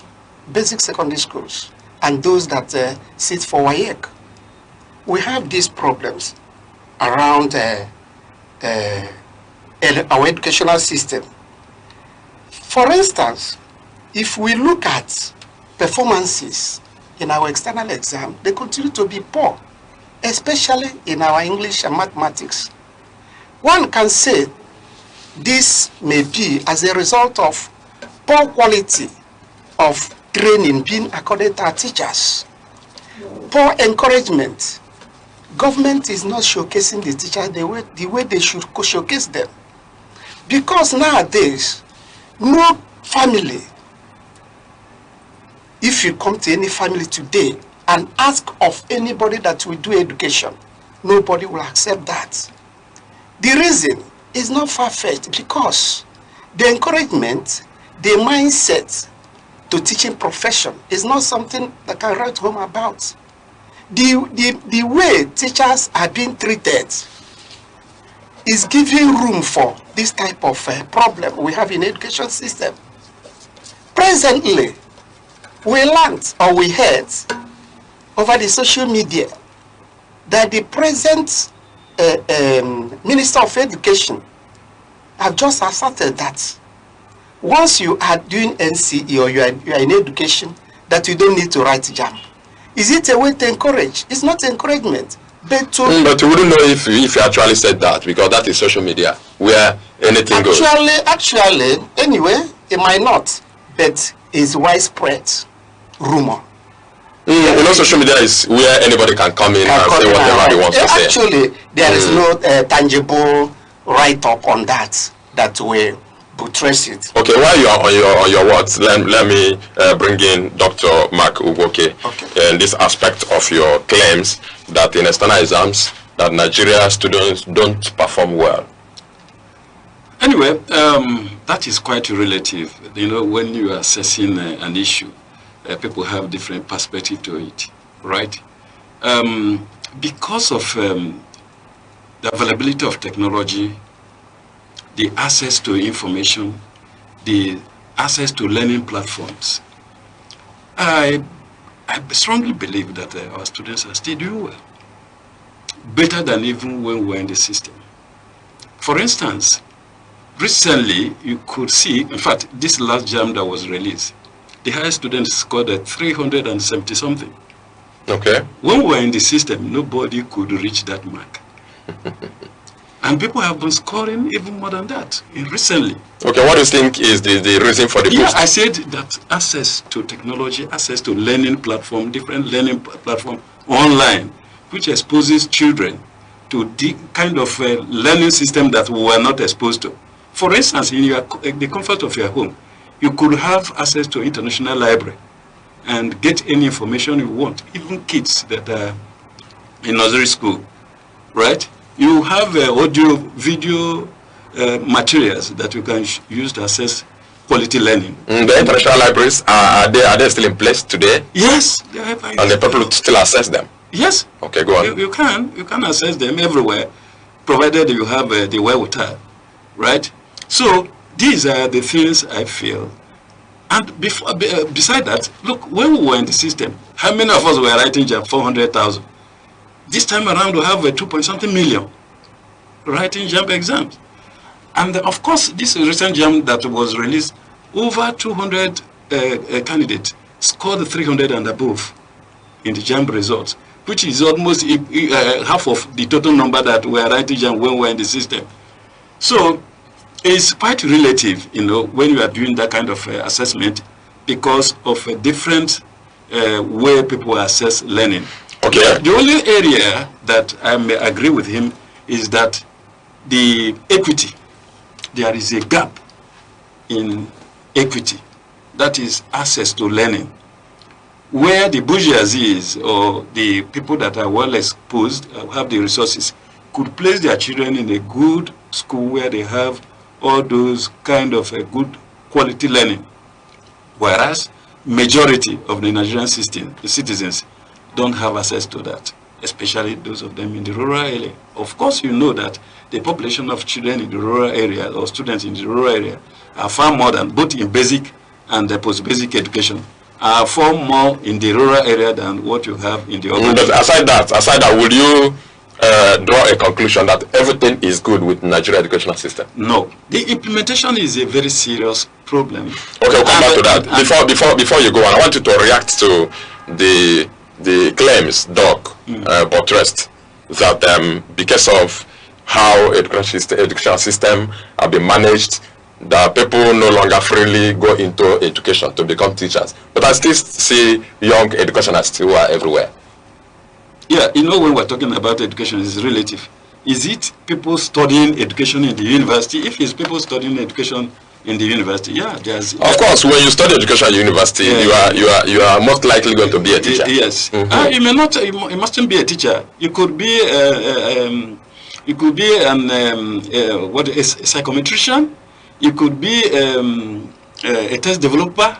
You could be an examination officer. You could be an examination administration officer. Of course, I studied in education in the university, but I worked on my life in the examination body, right? And I had the opportunity of working in the quality assurance, examination development area, department, then examination development department. Do you get that? So it depends. You could be a teacher, or you may not be a teacher. It depends. Okay. I think he has to buttress on that. Doc, your claim, if I am right, is that there is this poor choice to going into education. Good. But we still know there are faculty of education in our tertiary institutions scattered around there. Of course. What my claim is that the way people look at it, when we mean education here, we mean going into teaching. Because without teachers, there will be no correct products. And without correct products, development will suffer. So in this instance, what I'm saying is that the way and manner education is being looked at in this country is not good, giving room for any development.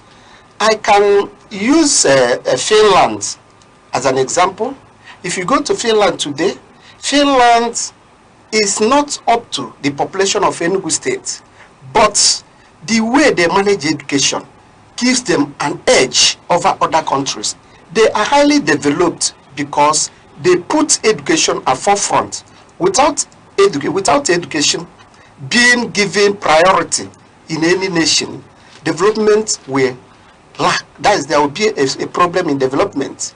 Do you understand? Like here in Nigeria, for instance, we take exams, outcome of reading, exams, achievement as our basic forefront. But there, they are interested in entrepreneurial, what you can do with that education, what you can, how you can apply education to get what you want. But we are interested in the result of that education, which will not even give us a go ahead in our development. So today, education should be given priority. You understand?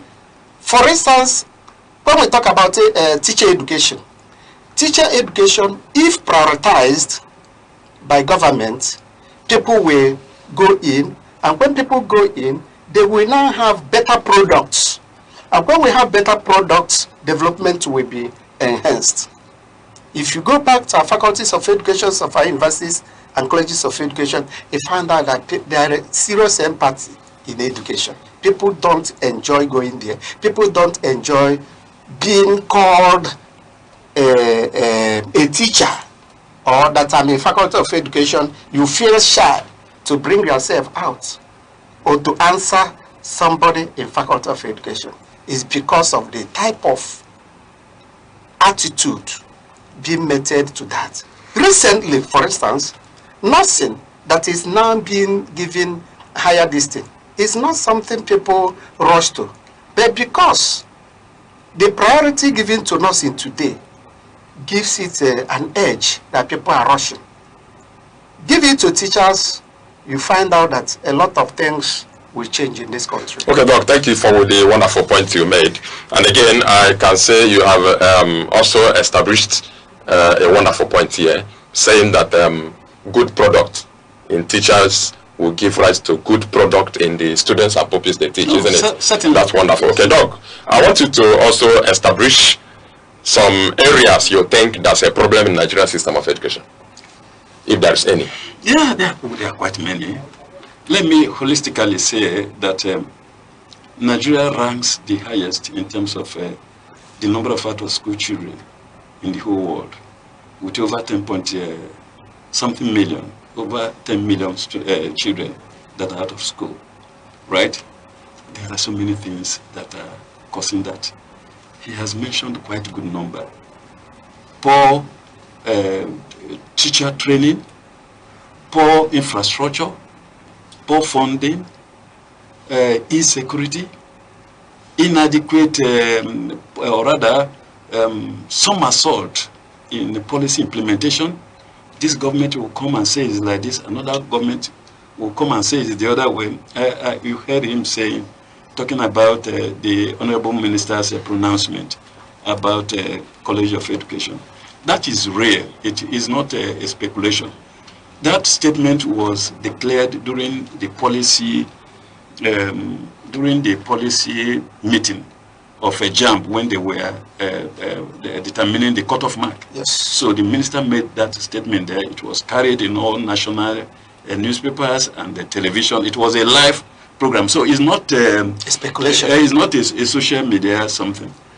Now, why did the minister do that? He is trying to see whether he could attract more people into teaching profession, because just like he said, there's a total decline in enrollment for people wishing to study teacher education in universities and even colleges of education. And let me also give you an instance. Colleges of education is a system that was well planned ab initio. And what was it done? Why was that done? With the closure of teachers grade 2 certificate or system in Nigeria, they looked at that as a buffer, whereby after training, you could go back to basic education and continue your teaching, while in the system you could still improve yourself to go to higher level. But what are we seeing today? Most of the colleges, 90% of the colleges of education are affiliating themselves to other universities with the intention to be awarding degrees. But the initial planning, just like what is happening to polytechnics, was not that. The polytechnics was meant to develop technicians to be able to handle middle level, to produce middle level manpower to work in the industry, while universities are to produce engineers at the topmost.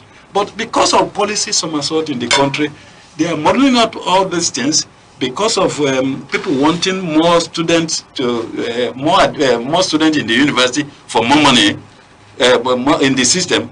They are now vying into polytechnics to universities, then the colleges of education to universities. That kind of scenario is not proper. The system should insist on what it was designed to. The only thing they need to do is to strengthen it, to make sure that quality is maintained. What I mean by quality is that people that are coming out, the graduates, are of good quality.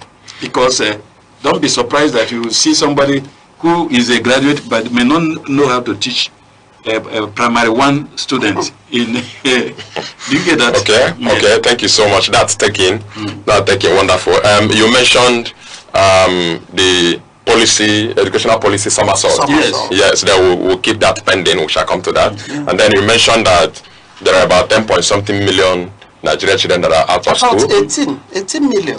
Okay, I think UNICEF is giving from their statistical research, giving 18.3 million Nigeria pupils that are out of school, Nigerian children that are out of school. No, that's and in that, they mentioned that in every 3 children in Nigeria, 1 is out of school. Yes. Okay, so but there, he has mentioned some aspects of where he perceived the problems we have in the educational system in Nigeria.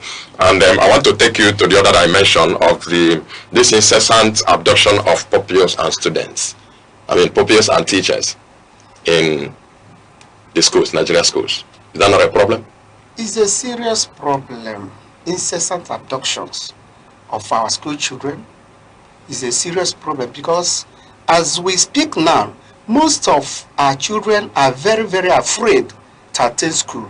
That makes them to go back to their villages, otherwise bringing or beefing up that out of school children. Now, the most important thing we should look at is safeguarding our educational system, giving it a beef up in security. Otherwise, our human capital development will continue to dwindle. This issue of kidnapping of our children, both in primary and in secondary, is not at all giving any good signal to the government. In the north, northeast, northwest, north central, people that have been abducted or kidnapped or maimed or killed in the name of abduction and paying of ransom, there are so many. We are talking about northern states. It's now back to our southern states of this country. Is it not last week, Friday, that about 30 students were abducted in Oyo State, including a teacher, a mathematics teacher for that matter, beheaded. Is this not a serious calamity in this country? Where are our security machineries? Where are they? They will continue to say they are on top of the issue. But every day, kidnapping will continue. This thing has signaled a bad omen to our school system. I don't know. This country, I don't know where they're going, even though they're doing their best. But they are pursuing shadow 2027 election. Whereas they are problem. They are fire on the mountain. They are not after that. What they're after is what they will gain. Our school system is in trouble. Something must be done immediately for us to safeguard the school system, for us to safeguard education. Security-wise, is very poor. Okay, thank you so much. Doc mentioned that something must be done almost immediately to safeguard our educational system. Yes, like the case at hand, the Oyo incident. And till date, I think the children and even the teachers, about 7 teachers from my own research, are still in the captivity of this. Some of them were killed. Okay, what do you think shall be done? What do you have to tell the government now? What should be done now? What kind of stringent measures will be put in place now to get those ones rescued almost immediately? For you to get them rescued, actually, the issue we have is some of these things are politically motivated. Right? One, you may have to use a political platform or system to be able to get those people released. But what led to kidnapping and all the rest of school children? All these things started with the Boko Haram not wanting schools to exist, people going to having a Western education, right? So it started from there, from the Northeast, and now it has come down here with even some locals being involved in the kidnapping. So what is there? We have a political issue and we have a money as the key issues that are creating this problem. Now, what are we going to do to get those ones rescued? The people that are in charge of security should be able to mobilize security, their security apparatus to get to the field and get the people released. And how would they do that? They could get all these technology, like what do you call it? Robotics. No, not robotics. Is it drone? Drone. To get to that, because I was listening to the governor of Oyo State. He said that there are some aircrafts, drone sort of aircraft that they just bought to provide to act as a surveillance for the entire state. But they've not finished coupling those machines in Lagos, because he said they've all arrived in Lagos, but they've not finished coupling them when these incidents happen.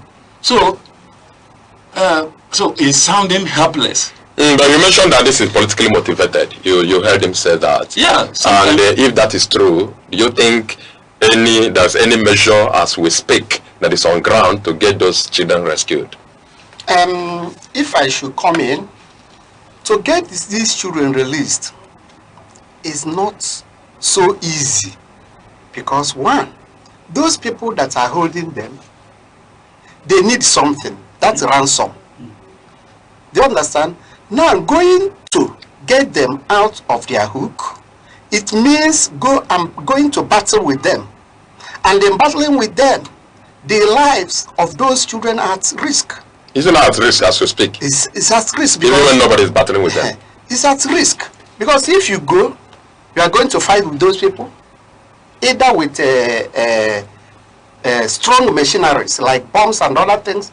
Those people that are holding, they will be at risk. Now, the question is this. Now it's happened at Oyo. As soon as it happened to a particular portion, the government will start running around to know how to rescue. Why can't they now to prefer solution for it not to happen at all? Like in other states in the south, Enugu for instance, Anambra, Imo, governors of these states should sit up now to prevent it from happening. Not when it happened, they will now start to look for ways of to assemble material. Assemble material. That is why it is politically motivated. They're not actually doing what they're supposed to do. Now and then they were saying people are involved. People are sponsoring them. What are their names? They know their names, they don't want to mention it. Because the big shots are involved.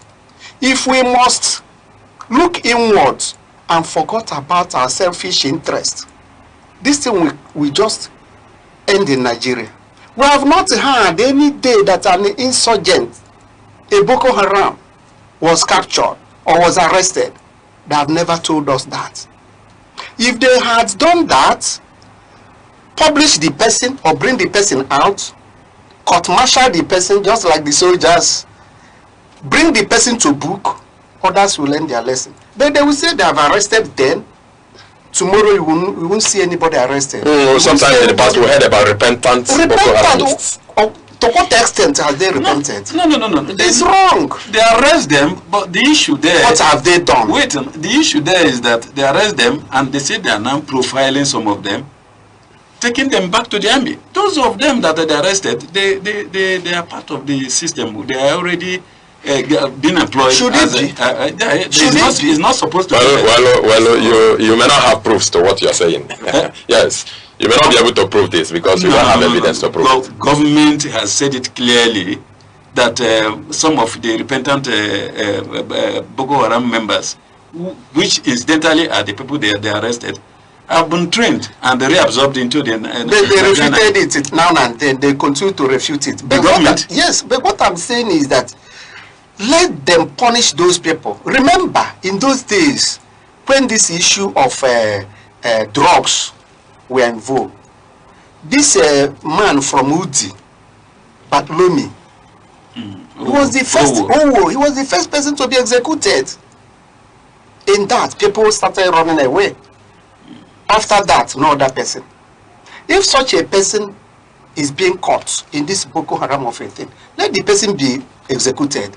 Others will learn their lesson. But you have seen that that is a source of money today, going into insurgency. Okay. Thank you so much, Doc. I think as we speak, is more on the side of the children. Yes. Yes. These children we are captured, and as we speak, they are still suffering pains in the captivity. That's disheartening. Okay, again, the children out of school stay in Nigeria. I think that is more like becoming a norm. And I want you to suggest to the government what should be done to get those children back to school. Okay, the government came up with this issue of feeding, a school feed program. But is that realistic? Are they doing it in the rural area? The government should introduce a lot of measures that will attract children back to school. For instance, there was something when Egu was the governor in Anambra, in Ebonyi State. He made it as a rule that if you see any Ebonyi person that is hawking in anywhere in the city, find a way of letting the government know so that they will come and pick the person and send them back to school. And they did that and succeeded. Majority of them went back to school, and in fact, up to now, quite a good number of them are doing well, right? So, it's for government to take a very decisive action. Look, we wouldn't want children of this age to be in the street or to be out of school, and making sure that that is enforced. But before you do that, you should develop a holistic statistics database to know how many children are from you and how many children are from me, how many of them are in school and how many of them are not in school.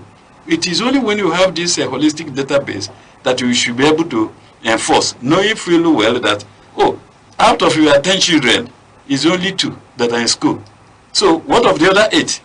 So if you have that kind of information, it will enable you to enforce that. Then you ban children that are like they are marginaries. If you go to the north, the people they call their marginaries. Yes, because I was about asking you, we are talking about sending children back to school. Yes. Is that not possible? There are children, some of them that have never attended school in their lives. A lot of them. Yeah, there are. It depends on the type of school. These are marginaries. There's a kind of school they attend there. Arabic schools. Arabic schools. You understand? And it's not and such a formal system of education. It's from there that is it the person that do we say captured them, or that took over the children and took them to that? Because what normally they do in the north is that they will, if you have a child and you feel you won't be able to take care of the child, you take the person to that training center where they have. The person will be feeding them at a certain point in time. You give them plates to go and look for money. Then at the end, and bring back to him. You know, that is the kind of thing they do. There's a kind of school they are running there, but it's not a formal school system, which is what we are not advocating for. So if there's a way government will do it to abrogate that kind of education, right, and introduce a formal school system, that would be quite fine. Although, you know what the issue they're having now with the current government, most of the northern governors, they want Sharia to continue to be in the constitution of the Federal Republic of Nigeria, but it is not proper, because the kind of constitution we are running does not tolerate that. But that has been infiltrated into the constitution, and they are already making pronouncements now and then that anybody who attempts to remove it is looking for trouble. And of course, you know that Sharia encourages that kind of education. So that's the issue we have in the country. Okay, thank you so much, Doc. You know, when this incident of abduction of school children happens, it will give rise automatically to the closure of school, and there will be fear everywhere. So we want to observe just a short break now. When we're back from the break, you'll be able to tell us what may be done, or the stringent measures that we put in place to enhance educational system that is free from disruption. Thank you so much. Our viewer, let us observe just a short break. We shall be right back. Please don't go away.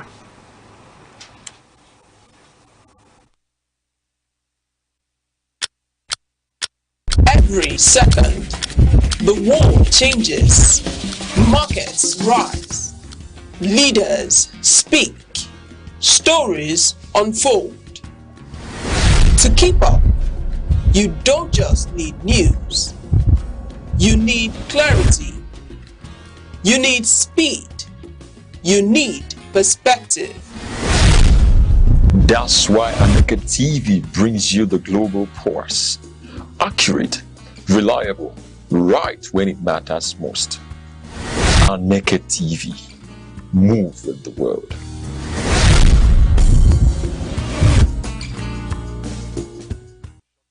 It's still the program Security Watch on Aneke TV. Thank you so much for being there. Our topic for today has been the security in the Nigerian educational system. And I've been here with two educationists who are still in the system. And by my right is Dr. Eric Ozomadu. He's an educationist and then a lecturer, the senior lecturer, Gofroko University, Enugu.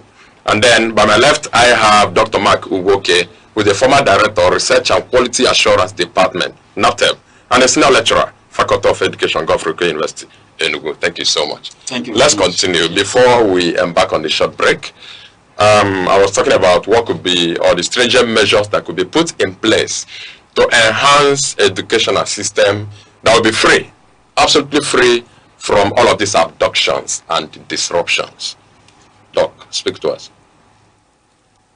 Thank you very much. I think first and foremost, there should be policy and planning. If we plan very well, things will go normal. If we put in place a good policy, let us follow that policy to the letter. If we say today that no child of school age should be seen hawking, let us implement it to the letter. Not when you see a poor man's child on the street, you abandon the person. If it is a big man's child, you record the person. Let us be realistic. Let our government look inwards to find out those things that are necessary. If you go down to the rural areas today, even though our His Excellency, the governor of Enugu State, is putting measures that will attract children back to school by way of these green smart schools. If you go there, you see beautiful things being put in place. But if you go down to the rural areas, you find out that most schools are dilapidated. Areas where most of those smart schools are built are areas these children cannot go. Are students on free education in the smart schools? They are free, a kind of. They are free, a kind of. Okay. To junior basics. Do you understand? They are being given food, free uniform, and other things. But that is not enough. That is not enough. There are a lot of other incentives that will attract them. If you gather all the students into a school, build the highest infrastructure without catering for the teachers that will teach them, you've just wasted your resources and energy. Teachers are the most important instrument. When you put it in place, children will like to go to school. If they get good teachers that care for children. If you don't care for teachers, I don't think teachers will care for the children. Teachers are not cared for at all. I'm saying this, I'm saying it because I've seen and I've observed the way teachers are being cared for is not giving room for them to care for anybody. Do you understand? You can imagine the salary given to a teacher cannot be up to transportation in a month, let alone doing other things. So there are a lot of things government should do. Let them plan very well. Make sure they don't do half and half way of implementation of their policy. Last time, they said something about minimum wage. This minimum wage was politicized in the sense that 30,000, is it 30,000 or 70? Most of the teachers are not paid up to 25,000. As we speak? Yes, but they are saying 70,000. Some are saying 80,000. Teachers in public schools or in private schools? No, public school, we're not talking about private. Private is, they pay you as they get the money. That's what they pay you. So the way they treat teacher, that's why I say planning and the implementation of their policy. They are not doing that. Okay, Doc, thank you so much. I think your points are valid, especially when you mentioned that teachers are not being cared for. That if you care for the teachers, give them incentive, that is when they will appropriately care for the children. I think that is true. You can see a teacher in the case, or in the recent case in the Oyo State, a teacher was beheaded. A mathematics teacher, for that matter. And then it was videoed and then thrown into the social media. And it's going viral, especially when again, when the children were being maltreated. They went to the extent of videoing it, and it's everywhere. That is so bad. But if you ask me, I am worried. I don't know about you, Dr. Wike. How worried are you about this? Because I don't know. Do you think government are doing all they should do as we speak to get these anomalies arrested? Yeah, what we are talking about is insecurity in our education system, and what I want to say is that it's all about insecurity in the entire system.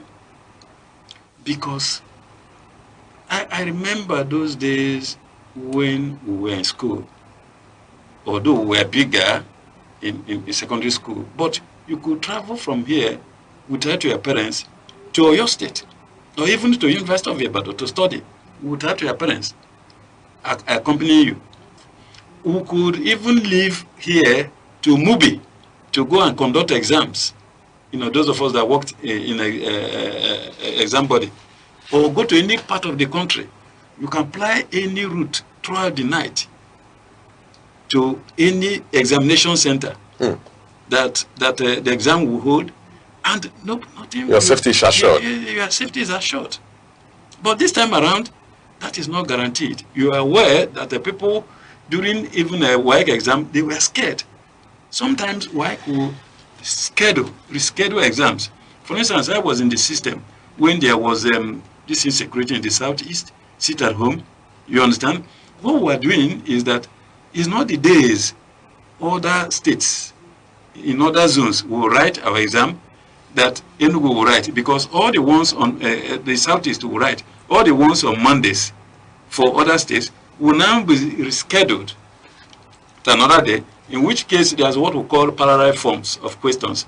We will now have to give them a different question, different from the other ones the other people did. But of the same strength. But of the same strength. You understand? So, what do we do? You know, when His Excellency came on board, the Governor, he said, no sit at home in Enugu anymore. And he was able to accomplish that. And that is why, since then, most of other governors in the southeast started, emulating that. And right now, during exams, everybody in the country take the same exam, the same day, the same time, and all the rest. Why? Because government took a holistic action to address that problem. Because that problem was affecting a lot of things. Insecurity is not just about education. It affects even yourself, your movement, your own life. Because then in my community, I was not able to go to my community.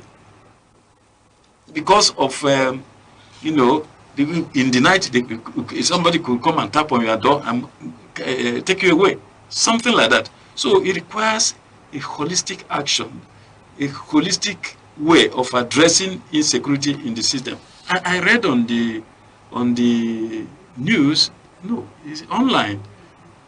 That was about 3 days ago. What happened in Ezago between H2Div, H2Div and people from the community. It's all about insecurity, because apparently the people were trying to protect themselves, and the government was seeing it as another way. So these are the things. Of course, tell me now that the exam is going on, wike exam is going on.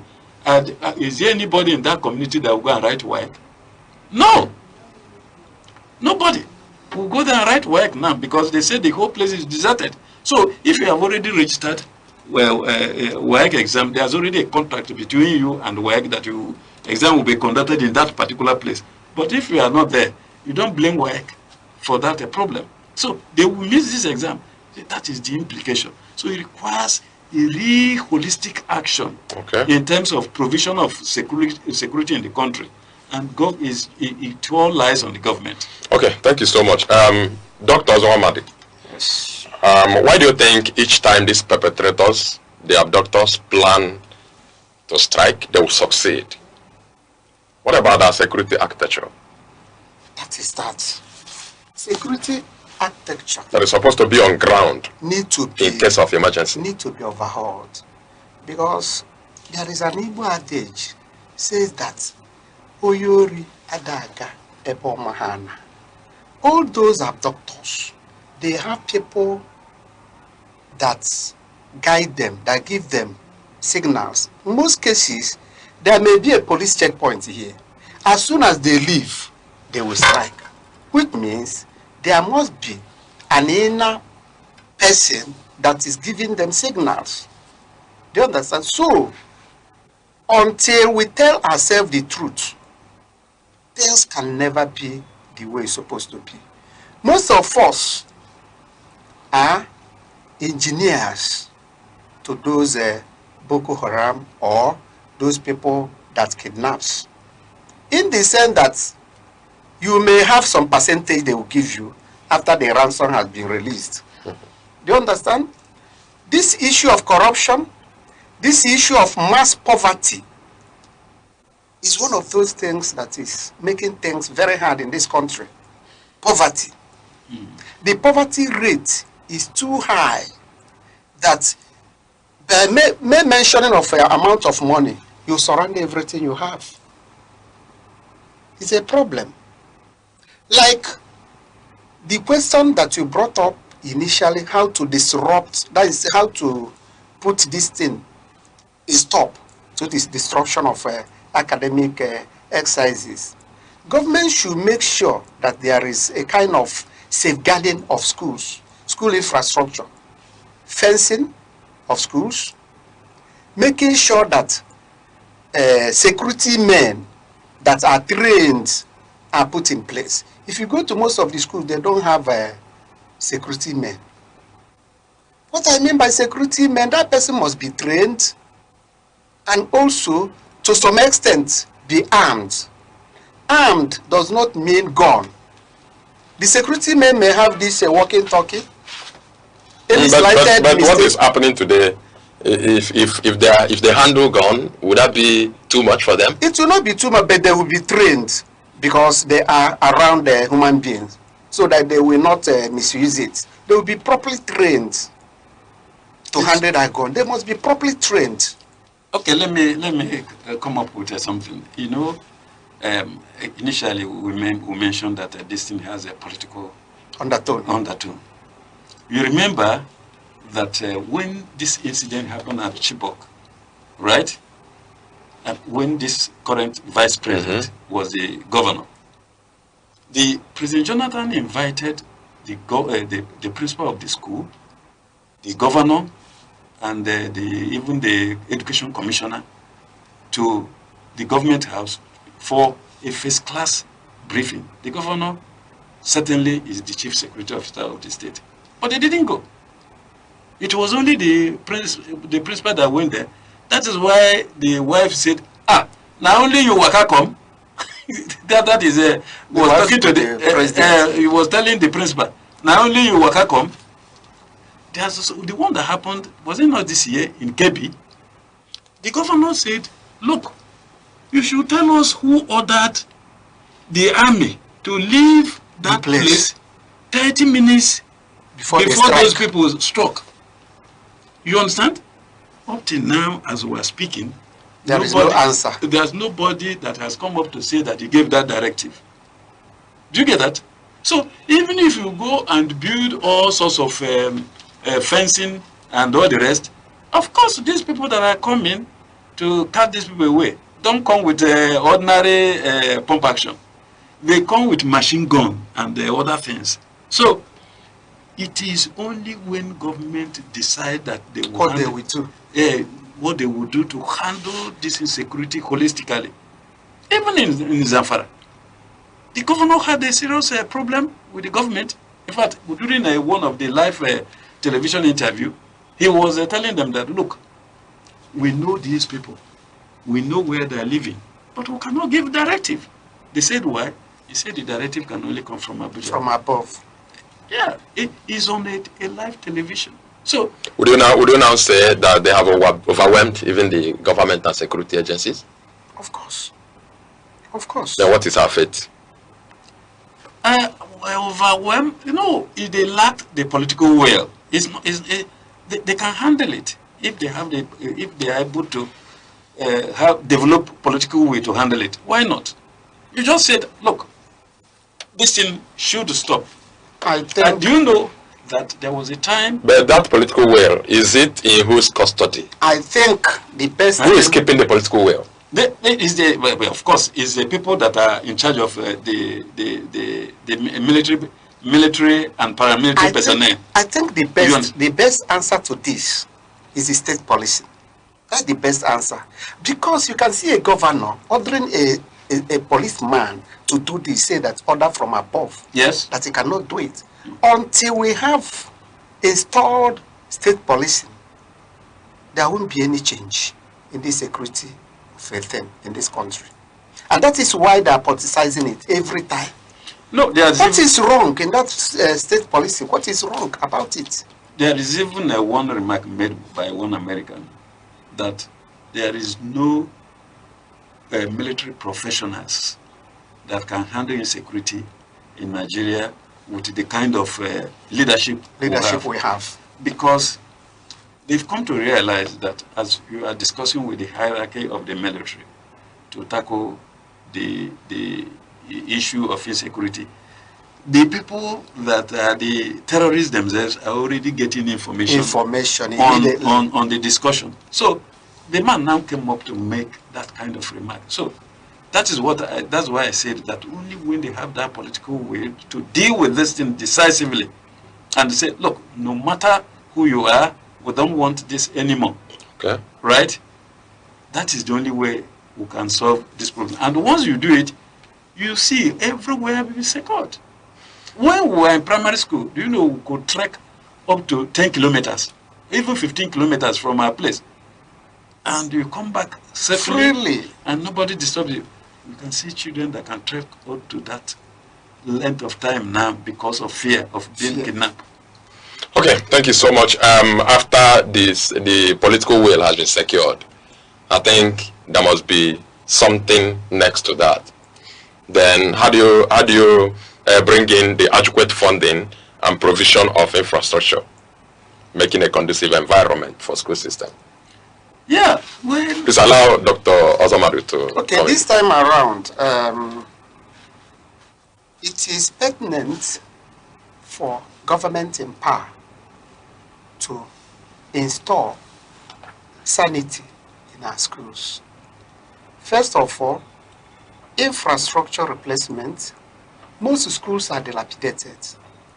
Almost all schools are dilapidated. Population outbreak due to lack of infrastructure. So in that case, we should advise government in power to look inward in resuscitating our schools. In Enugu State today, the government is trying, but there are still more for them to do. The structures are now in place. The next is planning on how to utilize that structure for sustainability. Most of those structures, I don't know. The governor started well with it. Along the line, I learned it has been handed over to local government chairmen, and they have started politicizing it. Most of the structures are no more well built. You can imagine. For instance, last heavy rain we had, the one installed at New Haven, their own smart school, was blown off completely, and the students were left uncared for. When you come to those schools, very well built, beautiful built, but when you go inside, there is no equipment, none. Why are we deceiving ourselves? Why are we deceiving ourselves? Why can't we use just half of that money to resuscitate the already existing structures? Because we know not all children will go to that smart school, not all of them. And not all teachers will teach in that smart school. What will now be the fate of those that will not go there? Let us be very realistic in whatever policy we are making in this country. Okay, this is take home to me. Let us be very realistic in whatever policy we are making in this country. I remember also that you once mentioned that Nigeria policy on education keeps somersaulting and something should be done about it. I want you to speak to the government to that effect. As your parting words. Yeah, the government should be consistent with their policy in terms of implementation. You understand? I just mentioned something that has been bothering me, especially in the state. The United Nations prescribed that for people in basic education, you should not trek from home more than 1.5 kilometers to get to a school, right? Their intention then is that the child will not be bored. They never factored even this issue of insecurity. Now, if you build a 260 basic education smart schools in 260 wards, in a ward, there are some of them have about 4 or 5 communities, right? For you to move from your community to that smart school, you would have trekked over 5 to 6 kilometers. You understand? Which is against the World Bank prescription. Meanwhile, the various communities had already adhered close to the World Bank prescription by building on their own some of those schools. Community schools. To enable easy access. Because one of the goals of SDG is access to education. And that access is ability for the child to move from home to school.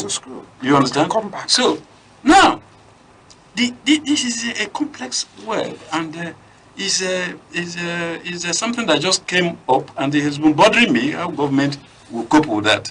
You know, he mentioned If some of them are there, what becomes of those of them that are not there?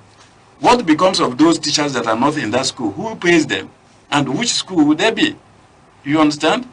And the government, for them to furnish, provide all the infrastructure required for a comprehensive smart school is very difficult, because it's very difficult, but it's possible. It's possible. It's possible. Yeah, well, why not? Yes, when determination and honesty is attached to it. No, is there anything that is not possible? Okay.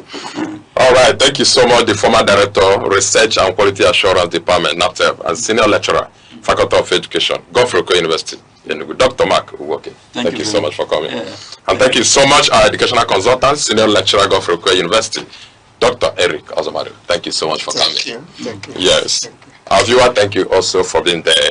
We have come into a logical conclusion for this and waiting to continue the next day, because he who fights and runs away runs to fight another day. Thank you so much. This is where we draw the curtain for today's event. My name remains Chukwuemeka Obasi. Have a wonderful day.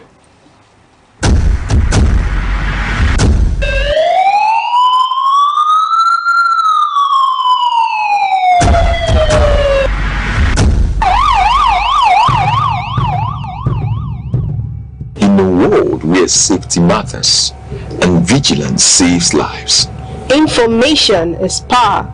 Awareness is protection. from our streets to our homes, from local communities to national security, Security Watch brings you timely reports, expert analysis, and trusted updates on security issues that matter to you. Stay alert, stay informed, stay safe. Security Watch, every week only on Aneke TV. Security is not just police on patrol.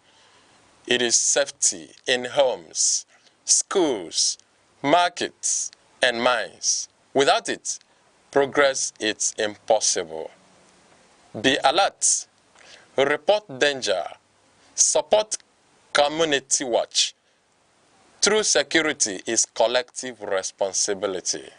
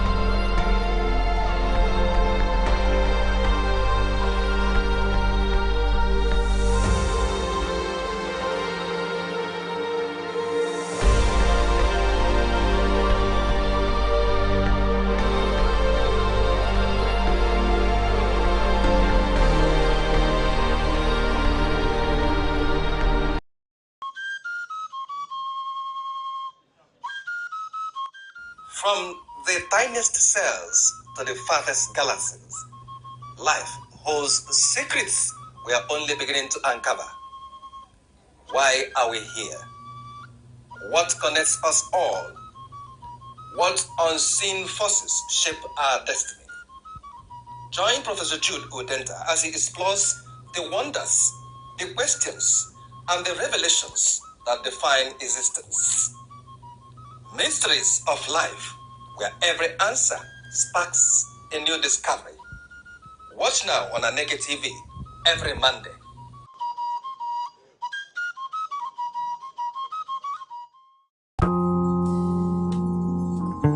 Sexual and gender-based violence, SGBV, is one of the most pervasive and pressing human rights issues globally, affecting 1 in 3 women in their lifetime, often by intimate partners.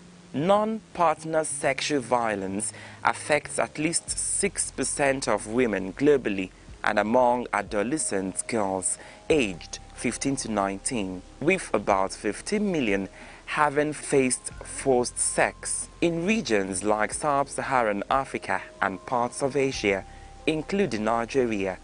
The problem is particularly acute, reflecting deep-seated cultural norms, weak legal systems, and the lack of political will to combat it. In Nigeria, sexual and gender-based violence remains a challenge despite efforts being made by different stakeholders to curb the scourge. This is buttressed by the National Demographic and Health Survey (NDHS) 2018, which revealed that 30% of women aged 15 to 14 have experienced physical violence since age of 15. 7% of women in that same age group reported experiencing sexual violence at some point in their lives, while 1 in 4 women, that's 25%, have experienced spousal violence, emotional, physical, or sexual, by their husbands or partner. What is more disturbing is the prey on children and adolescent victims. According to UNICEF, 25% of girls and 10% of boys in Nigeria have been sexually abused before turning 18. This implies that 1 in 5 Nigerian girls experienced sexual violence before 18 years. From metropolitan cities like Abuja and Lagos to rural areas and states across Nigeria, women, girls, men, and boys continue to face physical, emotional, and sexual abuse, often from those closest to them. In some cases, this abuse is perpetuated by influential members of the society. Even more disturbing is that the majority of cases go unreported, buried under layers of fear, ignorance, family ties, shame, and societal silence. Sexual and gender-based violence is not a new phenomenon. Its roots are deeply embedded in history, culture, power dynamics, and deep-seated inequalities in power and social structures, particularly those that perpetuate the dominance of men over women. It's a complex issue with roots in cultural norms, society beliefs, and historical practices that normalize violence and discrimination against women.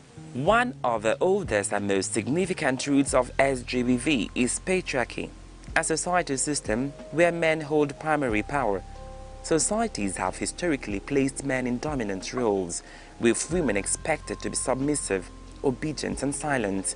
This imbalance has often justified violence against women as a means of control or punishment. Harmful traditional practices such as child marriage, female genital mutilation (FGM), widowhood rights, and honor killings are deeply rooted in societal customs. In many cultures, these practices are normalized and rarely questioned, even when they involve violence. Historically, laws and institutions supported or ignored violence against women and marginalized groups. For example, marital rape was not considered a crime in many countries until recent decades.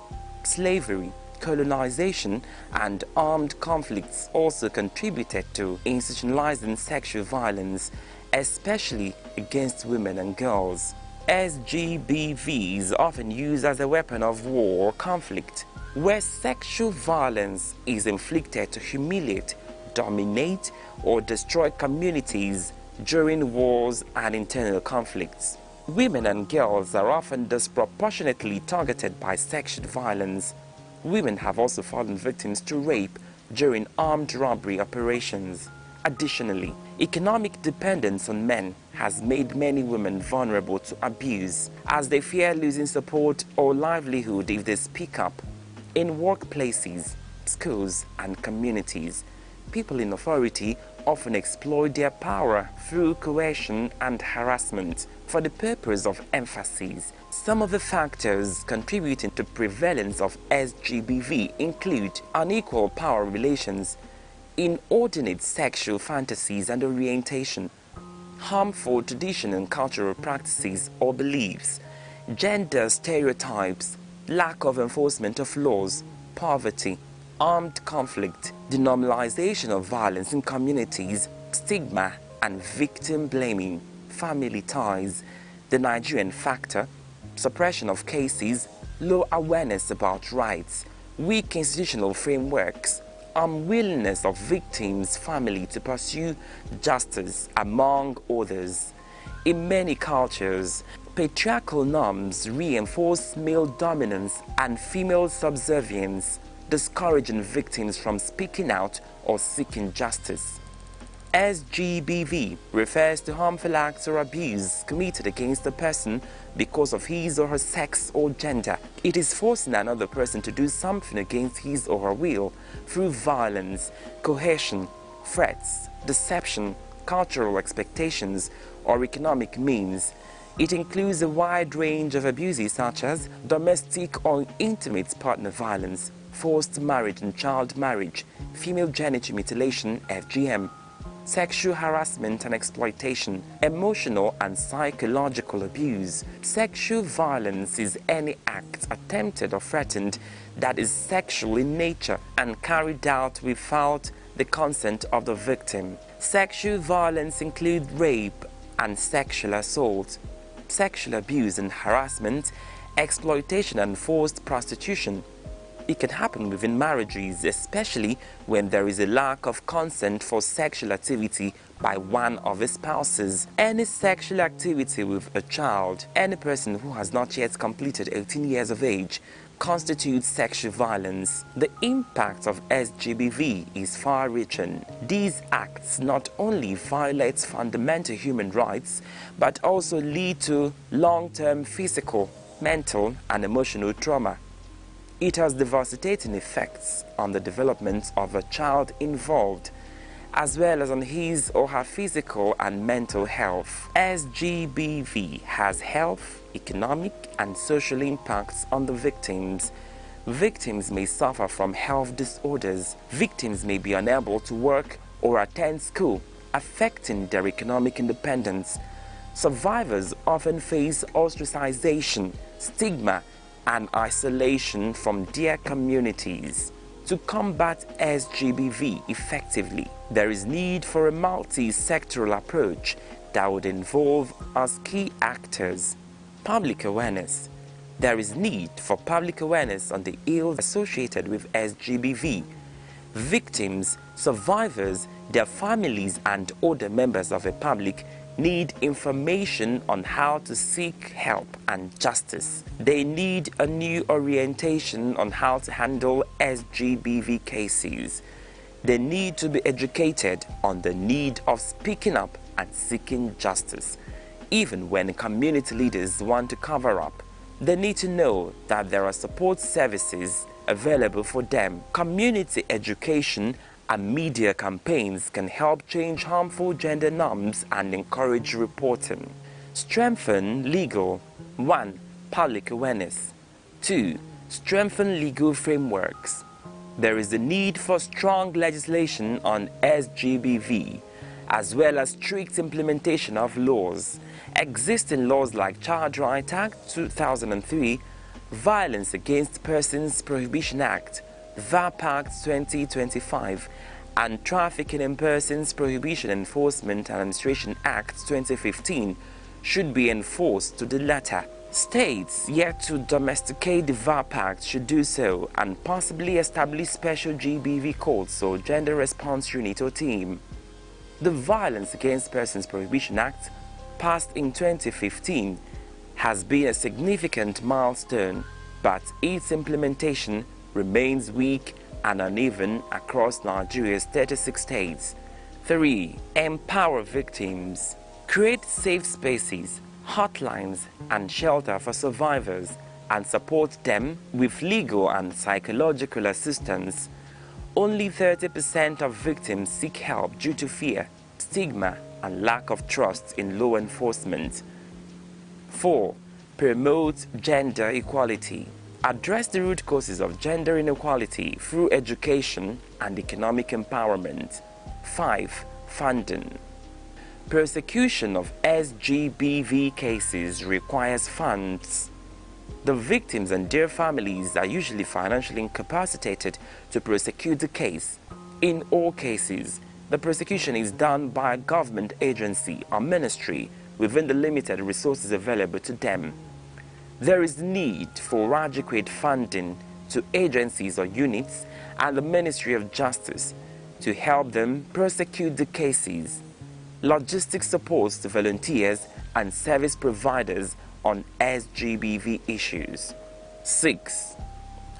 Increased number of state councils. Having reasonable number of state councils willing to specialize in SGBV cases will definitely add an impetus in the fight against the scourge. 7. Naming and shaming. Just like Lagos and Anambra states have queued into the policy of naming and shaming the offenders, other states need to align. The Sexual Offender Register, managed by the National Agency for the Prohibition of Trafficking in Persons, NAPTIP, is only accessible online currently. The register serves as a tool to document and track cases of sexual violence and abuse, including those reported, arraigned, or convicted under the Violence Against Persons Prohibition (VAP) Act. The register includes information on convicted offenders as well as those who have been arraigned or reported, with varying levels of access depending on the user and the nature of the information. 8. Train law enforcement. Equip police, judiciary, and healthcare workers to handle SGBV cases with sensitivity and urgency. Aside the already listed measures, establishment of specialized SGBV prosecution units, a national SGBV agency, launched grassroots engagement structures, making it easy for victims to report and seek protection and justice in the case of SGBV.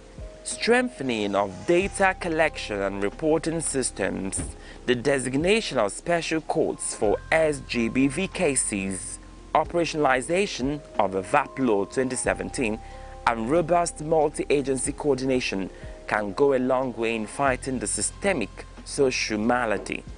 The origin of SGBV lies in systemic inequality, reinforced over centuries by culture, power structures, conflict, and law. To eliminate SGBV, societies must address these root causes by promoting equality, education, legal reforms, and accountability. SGBV is so pervasive that the United Nations Children Fund, UNICEF, and the United Nations Population Fund, UNFPA, have committed to the global movement to end violence against women and children, which began at the inaugural Women's Global Leadership Institute in 1991. Despite growing awareness and advocacy, millions of women, girls, men and boys continue to face various forms of violence simply because of their gender or sexual orientation. This is why efforts must be doubled to tame this scourge, which is more than a societal issue, but also a public health emergency, a human rights violation, and a barrier to sustainable development. We must join hands together in fighting this menace. If you cannot prosecute or fund a prosecution, You can volunteer information on SGBV. If you cannot volunteer information, you can create awareness or create a safe space for a victim. If you cannot create awareness, you can contribute to diluting the patriarchy, societal structures, and cultural hegemonic practices that normalize violence and discrimination against women.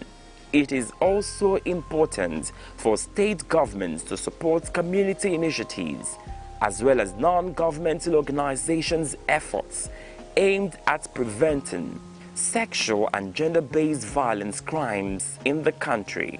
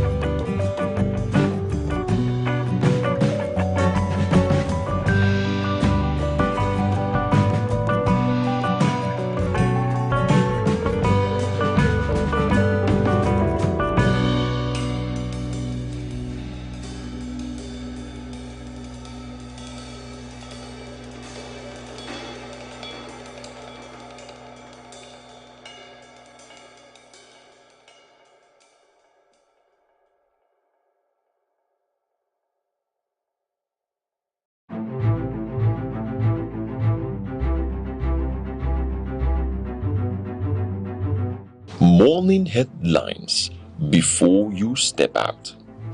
Midday updates while you walk. Evening analysis when the day winds down.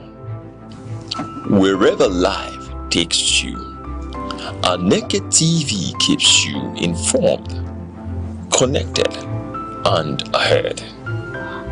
Aneke TV. Move with the world.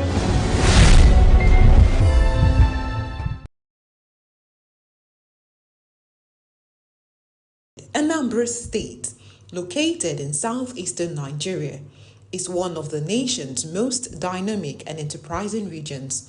Created in 1976, it takes its name from the Anambra River, a tributary of the Niger. Its land is steeped in history, from the ancient Nri Kingdom, the cradle of Igbo civilization and spiritual authority, to the bustling commercial rise of Onitsha, one of West Africa's busiest trading cities. Every inch of its soil seems to breathe heritage, resilience, and the quiet power of innovation that defines the Igbo spirit. Anambra's people are known for their industrious drive, intellectual prowess, and unyielding creativity.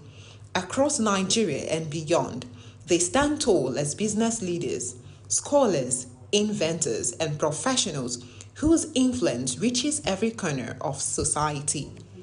From the sprawling market of Onitsha to the humming industrial machines in Nnewi, fondly called the Japan of Africa, the state exemplifies the fusion of tradition and modern enterprise. In Awka, the capital, new technology hubs and startups are springing up, harnessing the energy of a generation determined to build a future powered by knowledge and innovation. The state's endowments are immense. Anambra boasts of fertile soils that yield abundant harvest of yam, rice, cassava, and vegetables, feeding not just its people but the wider region. Sources: crude oil, natural gas, kaolin, and limestone, waiting to be fully harnessed. With a well-educated populace and a vibrant entrepreneurial culture, the state's economy is driven by small and medium-scale industries that continue to expand Nigeria's manufacturing frontiers. Culturally, Anambra is the heartbeat of Igbo identity. Age-long traditions and legendary figures like Nnamdi Azikiwe, Chinua Achebe, and Dora Akunyili, whose contributions have left indelible marks on Nigeria and the world. Its towns and villages are known for strong community bonds and progressive values that inspire excellence in every field. Anambra's potential lies not only in its natural and human resources, but in the unbreakable spirit of its people, a people who see every challenge as a call to greatness. With expanding infrastructure, digital transformation, and a thriving creative scene, the state stands poised to lead Nigeria into a new era of prosperity. It is a land where heritage meets ambition, where history fuels innovation, and where the light of progress never dims. The eagles stand as a majestic symbol of strength, clarity, and vision. Its ability to soar above storms signifies resilience, while its shaped sight represents focus. This is why many nations, including Nigerian, use the eagle as an emblem of nation pride. Eagles do not fear challenges, they embrace them. They fly higher when the winds become strong, rising above obstacles rather than avoiding them. This teaches us that problems are not barriers, but stepping stones for those who dare. To live like an eagle is to stay focused, courageous, and disciplined. It is to see opportunities where others see only difficulties. The sky is not your limit, it is your launch pad.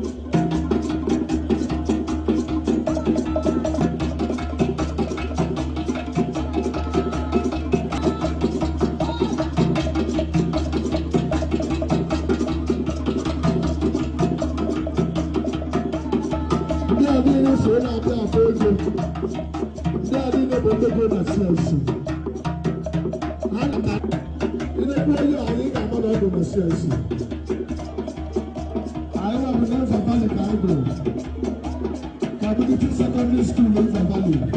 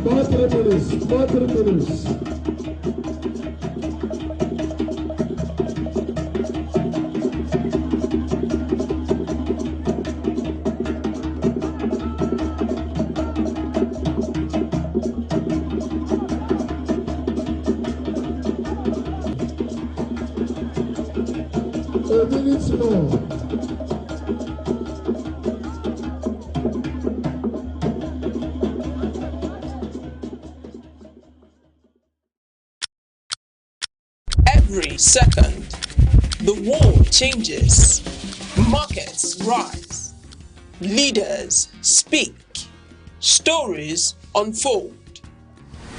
To keep up, you don't just need news, you need clarity, you need speed, you need perspective. That's why Aneke TV brings you the global pulse. Accurate, reliable, right when it matters most. Aneke TV, move with the world.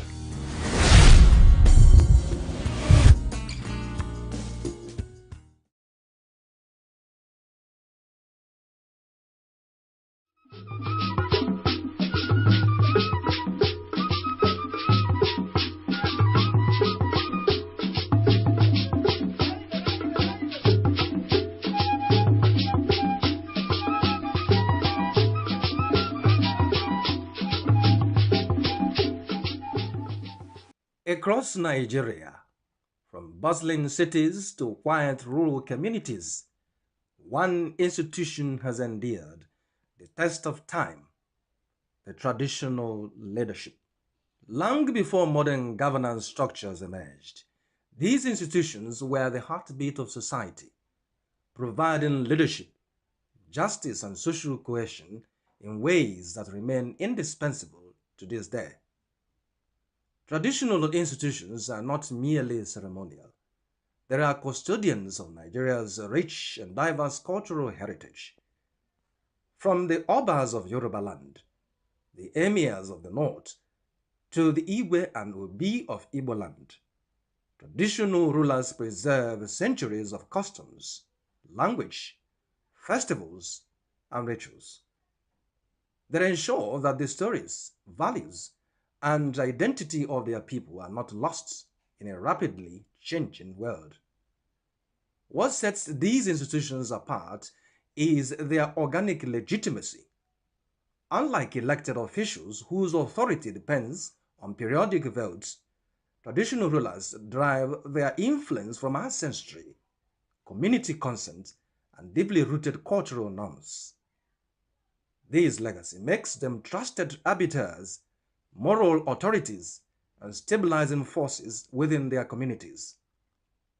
Their position above partisan politics allows them to mediate dispute and guide society with a unique combination of wisdom and authority. At the grassroots level, traditional institutions are indispensable for governance and social order. They resolve dispute, manage land and chieftaincy matters, and acts as intermediaries between local communities and government policy. In rural areas, where formal structures are often distant or overstretched, the presence of these leaders ensures continuity, fairness, and accessibility in governance. Beyond mediation, traditional rulers are catalysts for development. They mobilize communities for education, healthcare, and infrastructure projects, while acting partnerships from government and private entities. Their influence ensures that development initiatives are participatory, culturally appropriate, and sustainable. In this way, traditional leadership becomes a force for progress as well as preservation. Traditional institutions also play a vital role in maintaining security by leveraging local knowledge and community networks. Rulers provide essential intelligence and oversight, collaborating with security agencies to prevent and mitigate conflicts. Their involvement strengthens community resilience and reinforces the social contract between citizens and the state. Equally important is the moral and ethical dimension of traditional leadership. These institutions instill values of respect, integrity, communal responsibility, and peaceful coexistence. In a society grappling with ethical and social challenges, the guidance of traditional rulers remains a vital instrument for fostering discipline and virtue. In a nation as diverse as Nigeria, traditional institutions serve as a bridges of unity. They manage ethnic and cultural diversity, promote dialogue, and encourage mutual respect, while preserving distinct local identities. Through their wisdom, they help maintain harmony and stability across communities that might otherwise be divided. The traditional institution is far from a relic of the past.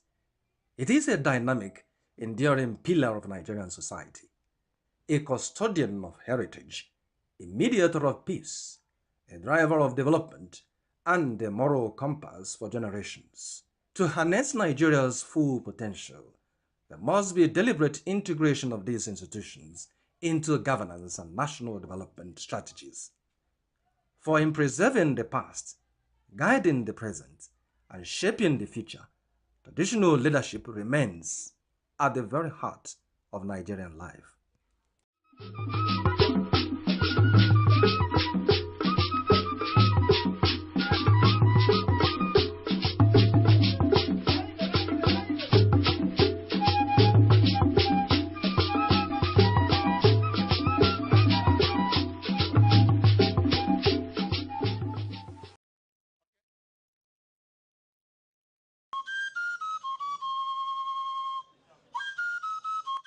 From the tiniest cells to the farthest galaxies, life holds secrets we are only beginning to uncover. Why are we here? What connects us all? What unseen forces shape our destiny? Join Professor Jude Udenta as he explores the wonders, the questions, and the revelations that define existence. Mysteries of life, where every answer sparks a new discovery. Watch now on Aneke TV every Monday.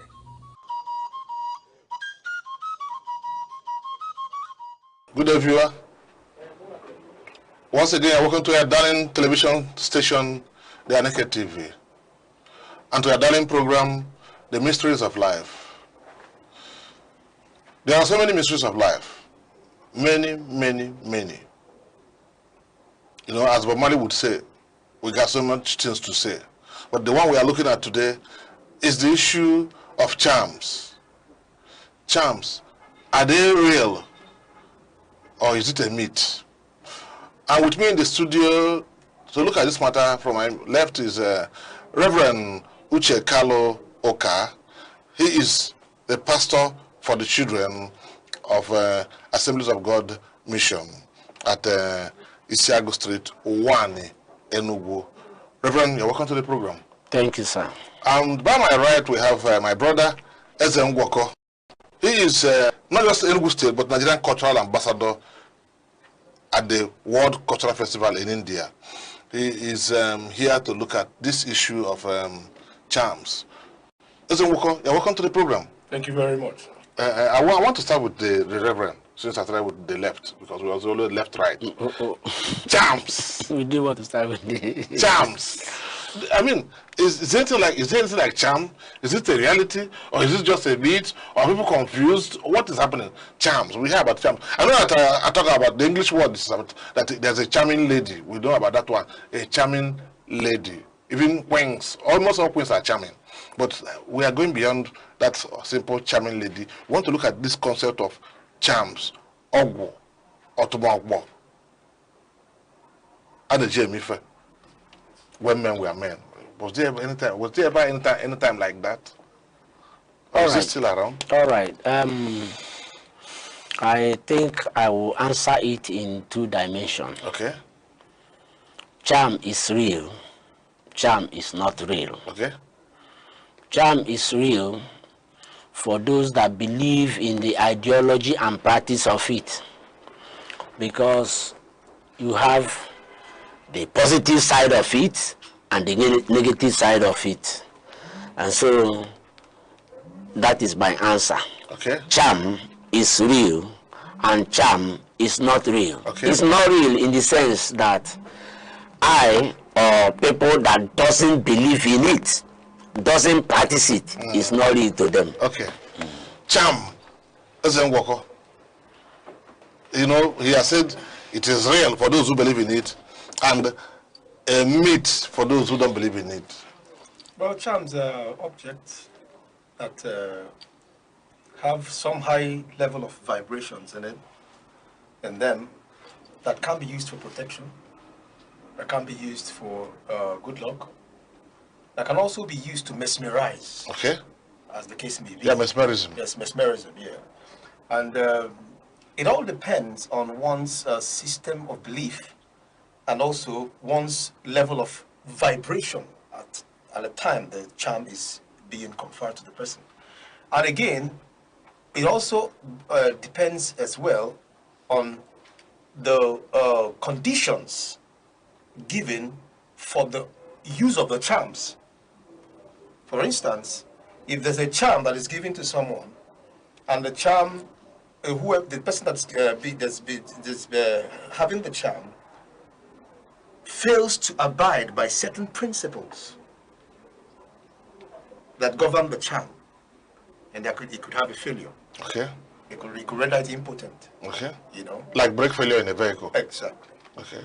For instance, as if there's a charm given to someone to use to charm probably a lady, a man to charm a lady, then they could say, okay, in the morning you wake up, you bow down to this charm, you spit on it, you do some basic rituals on it, and then if the person does not abide by those principles that will charge the vibration of that charm, there's a tendency that the charm will be rendered impotent. Okay. Okay, like recharging your battery, your phone, your whatever you have, like those who use solar, they have to recharge the solar battery, the panel. Yes. Okay. Now, you know, he has tried to look at this charm issue, because sometimes we hear about what they call magun in Yoruba land, you know, don't climb. So if you cross another person's woman or wife or whatever, there's going to be trouble. In, you know, Reverend Father, I don't want to mention his name but I know he wouldn't be feeling bad about it. He said, when my grandfather was alive, during those tribal wars, he would just say, these people are not going to cross here. And he would just go and lie down, and it will happen. He would tell these people that these people that are coming, they are not going to cross here.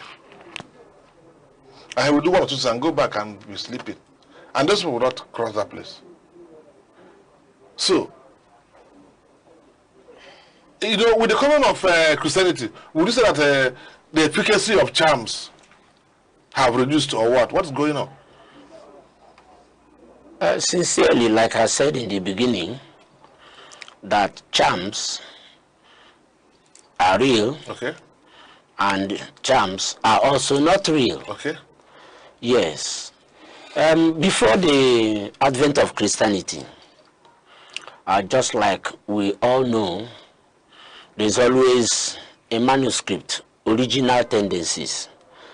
When people do what they do, like he said, you know, do some activations to, you know, raise the vibration. That's the potency of that charm or whatever. Yes, yes. We call that the original manuscript. But as time goes on, you discover that people slide away from what is the kind of procedure or law governing whatever they do, and then the potency of that practice will start coming down. But the advent of Christianity made us to know that the power of God, the power embedded in the name of the Lord Jesus and in the blood and in the word is stronger than charm. And that is where I tell you that it is not real. Because for whoever that believes in Christ, the Bible says he has greater power. He has greater power. He has greater dominion. He has greater potency.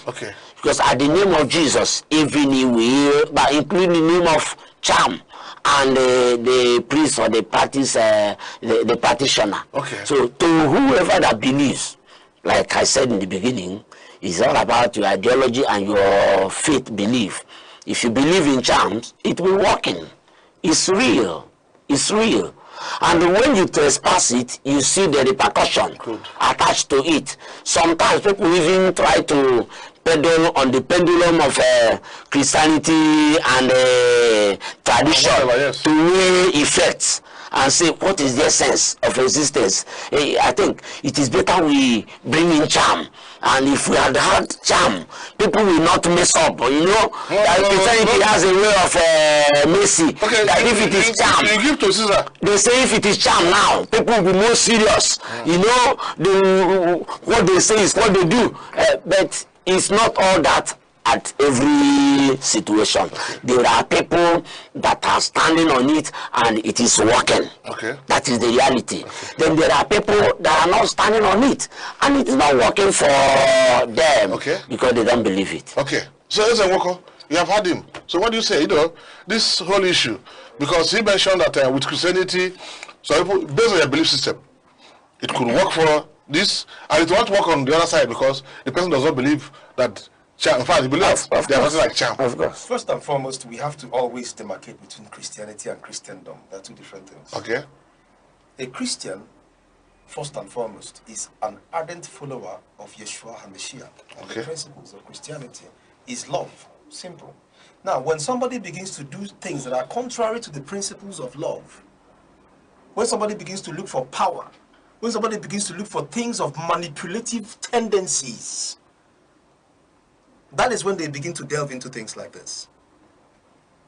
And then, if we call ourselves, or people who call themselves Christians, if they begin to tend towards capitalism, profiteering, materialism, then that gives rise to the use of charms and manipulations. Because materialism would bring about idolatry. Greed. Idolatry. And greed. Okay. So, if we say we are following Yeshua HaMashiach and say we are Christians, then there were laid down principles that the man himself kept on the ground. And he said, I know my sheep and my sheep know me. You cannot be a follower of Christ and then you are going contrary to what he said. Now, if charms are just like my fellow discussant here said, that anybody who believes in the charm, it will work. In the charm, it will work. If you don't believe it, will not work. Will not work. There are people who don't believe in the charms, but it works for them, and it works on them. On them, Do you understand? So, if we understand it has to do with one's vibration. If your aura is not charged, everybody has his aura. And that was why our ancestors in the ancient times, when someone is born from childhood, what do? They first of all pass him through the rituals of life. Amutanwa, ejejuese, kedonye bonwa abia, kedonye buchia, kedonye bonyo ogwe, keda agwe, kedi ha agwe anyelo, kedi ndi na-emeli ya ihe na ndị ọ na-emeli, kedi bụ ndị otu ogwe. Kedi ihe bụ the primordial element of onye mmiri, of onye ane, of onye ikuku, of onye anyanwụ. the 4 elements, which ones are the primordial ones in the person's life. So when this, these ancient people were just wise people, their ancestors were very wise people. At that point, the child is guarded right around everything that is supposed to be with that child. So when you bring up your charms, the spirits around the child will protect that child. So when you see the myriad of spirits, so mad of your one, you will know where will the charm come? How is it going to work?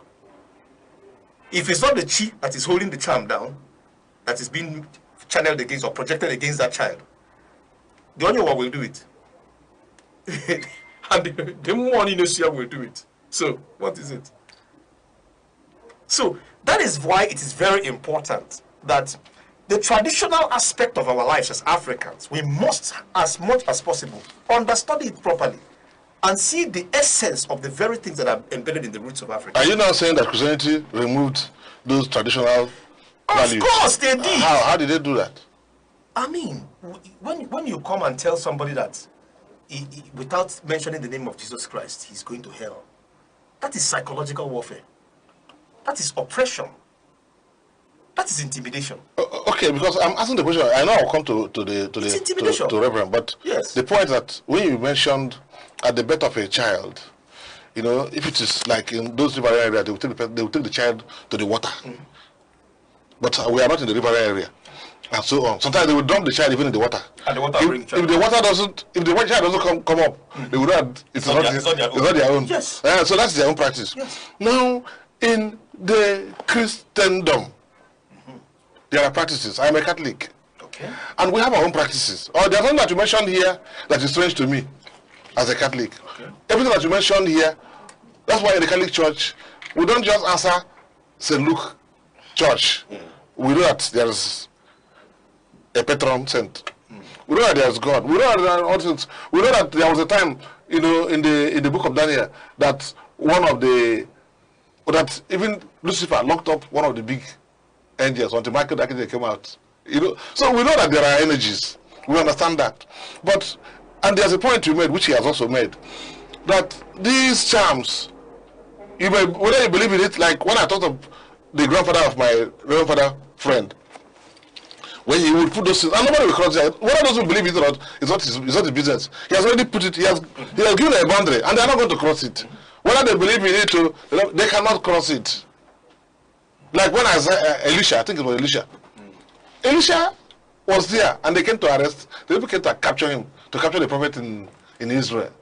And Elisha laughed at them. And the servant was telling him, look at these people around us. He said, God, let him see a little bit. So we know that there are energies. We understand that. But the question is this for us, so that the viewer would learn from what we are trying to do now. Charms.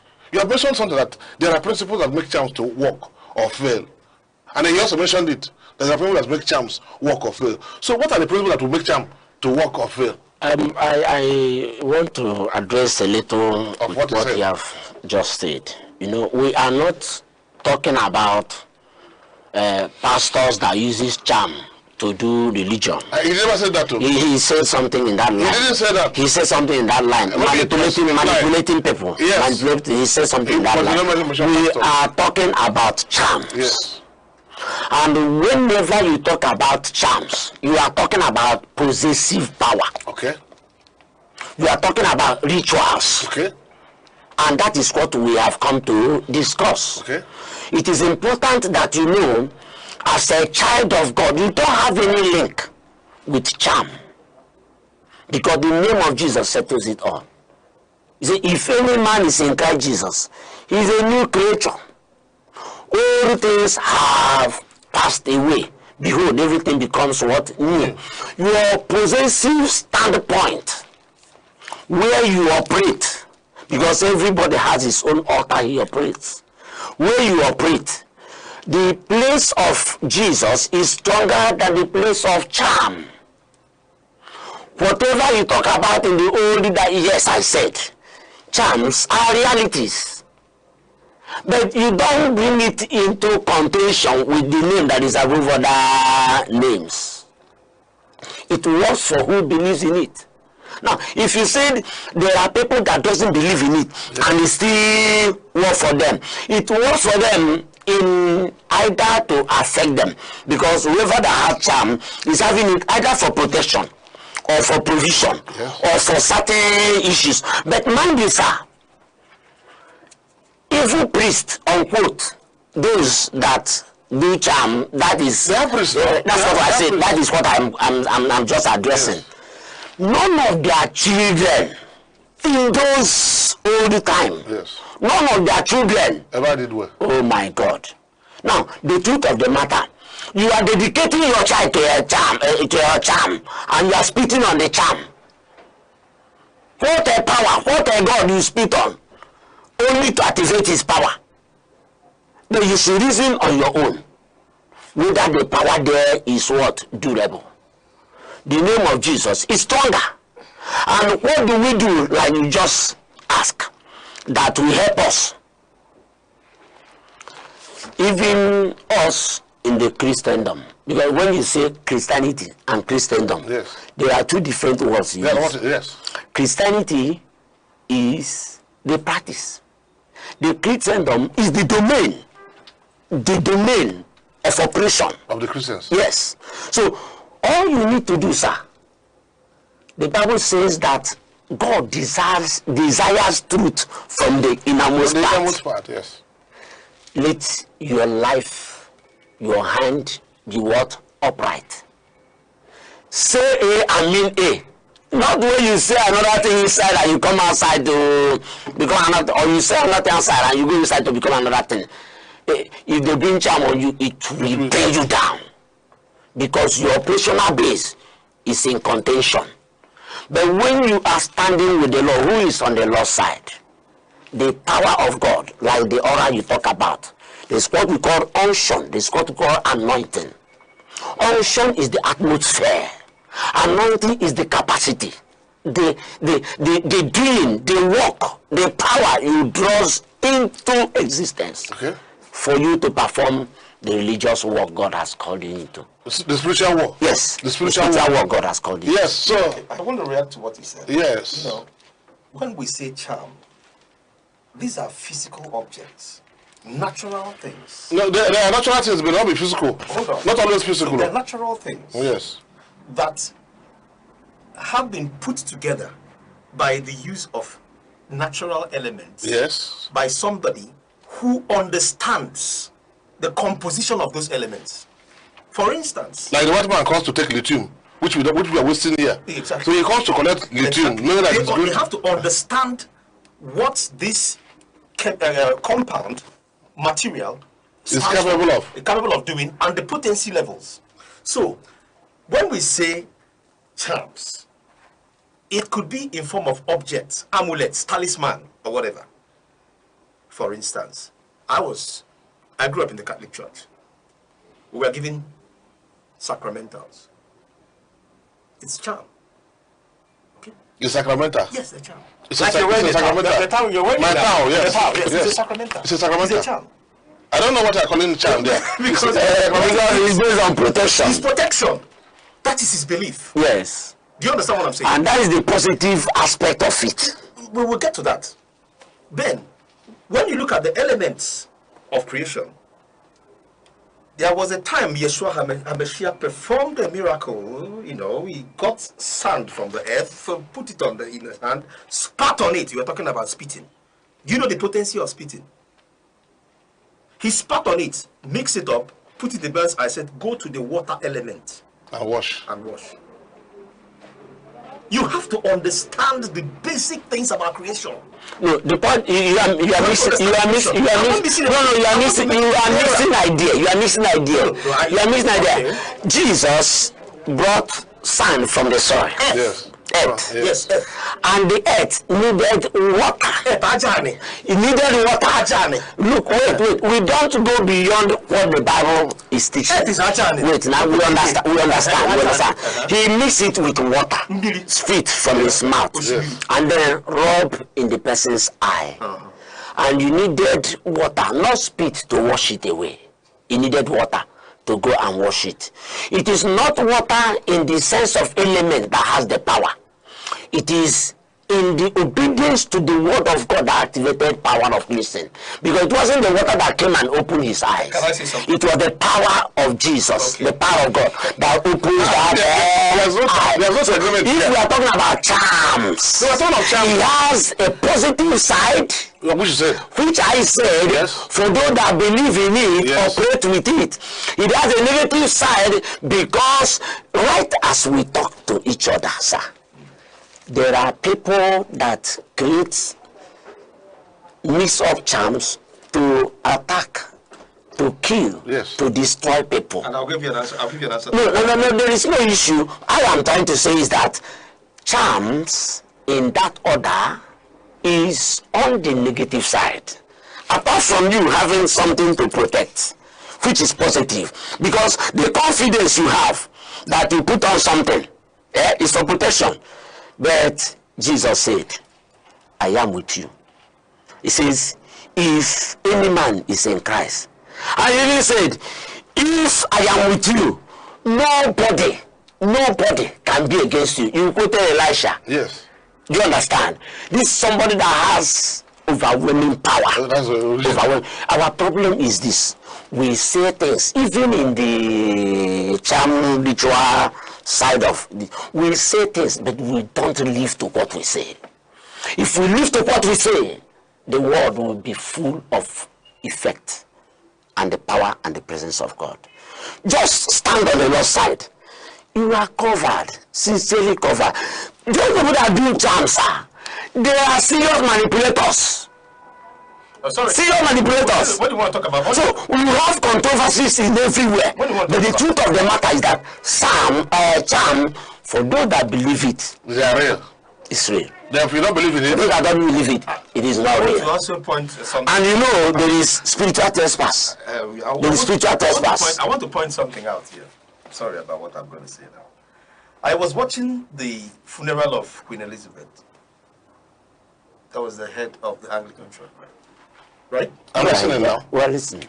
Did you watch that funeral? Go ahead.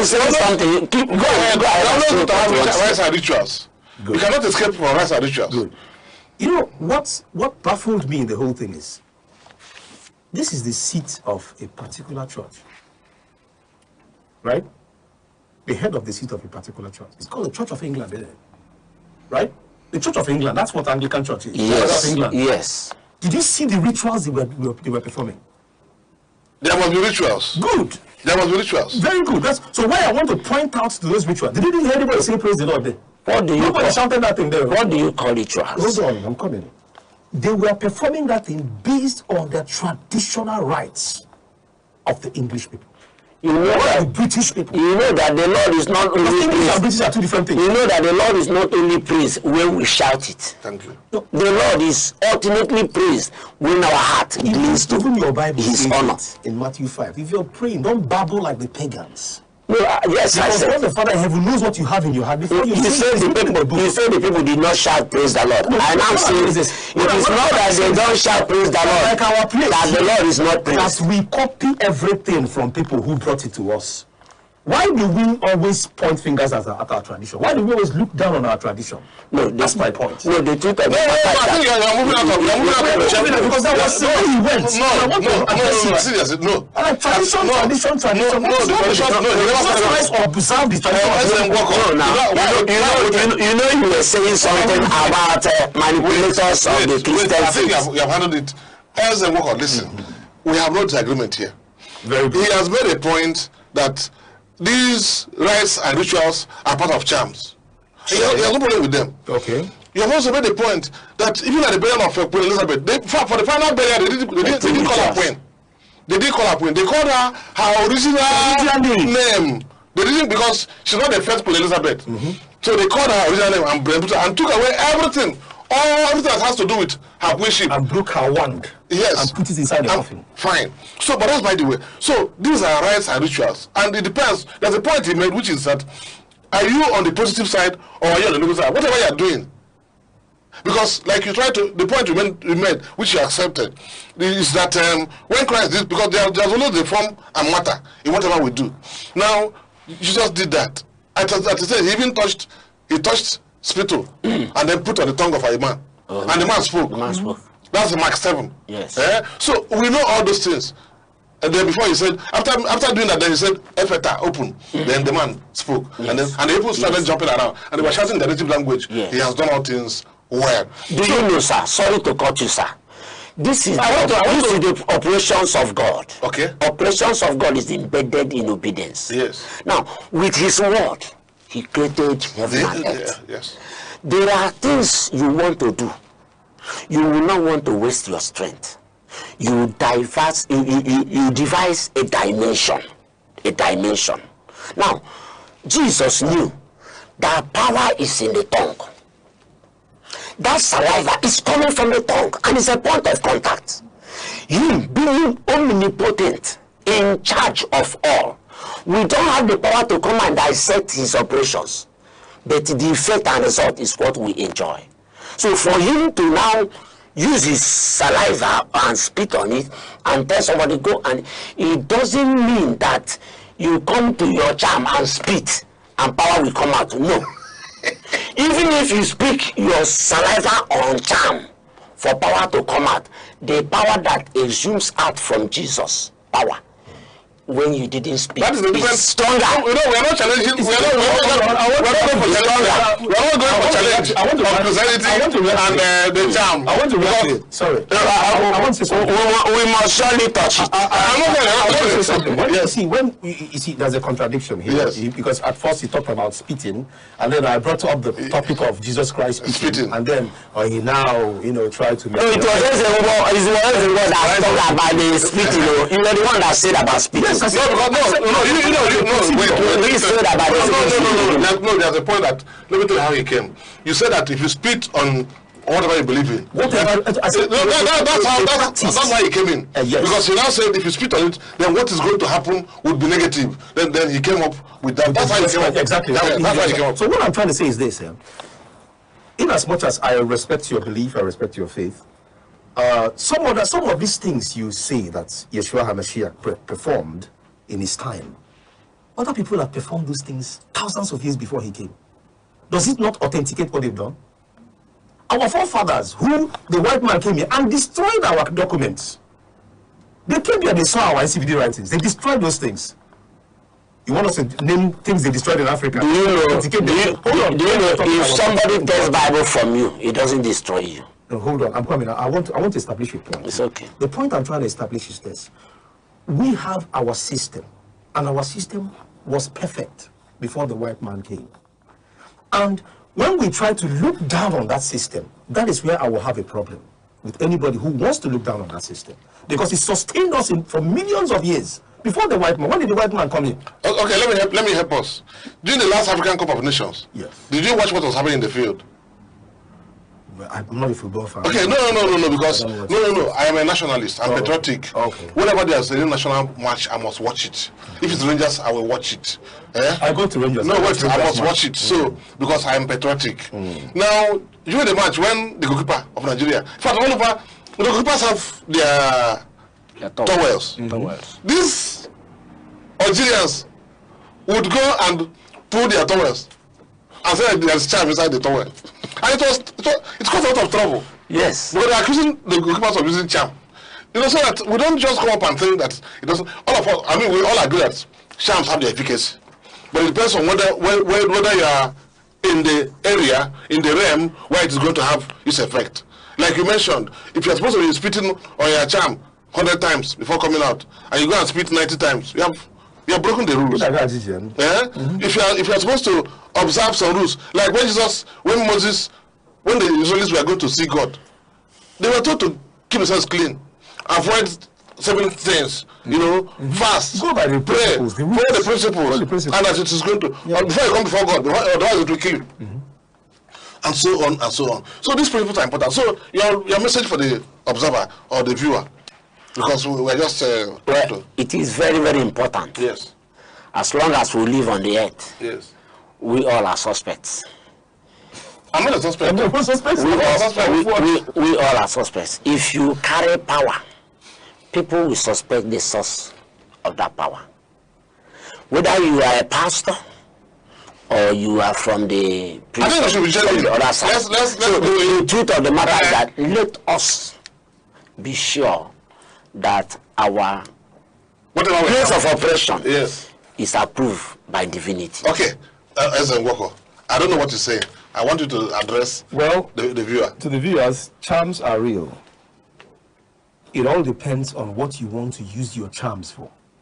But please understand that there's a law of karma, a law of retributive justice, the natural law that gives you back whatever you let out to any other human being. Yes, sir. That's all I can say. Sure. I think, viewer, we'll come back to other issues next time. We'll continue to look up to God to help us as we prepare for the election. Isn't it what they are talking about? Election or selection or whichever one. Proper election. Let us please go and go and get your PVC, get your card, and get ready to vote. As long as we are here, we should do our best. We should trust God because He is the supreme, the most of everything. So with that, we say thank you, and let's hope for the best for tomorrow.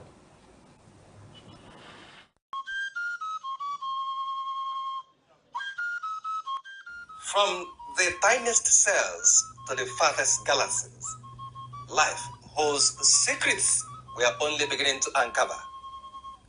Why are we here? What connects us all? What unseen forces shape our destiny? Join Professor Jude Udenta as he explores the wonders, the questions, and the revelations that define existence. Mysteries of life, where every answer sparks a new discovery. Watch now on Aneke TV every Monday.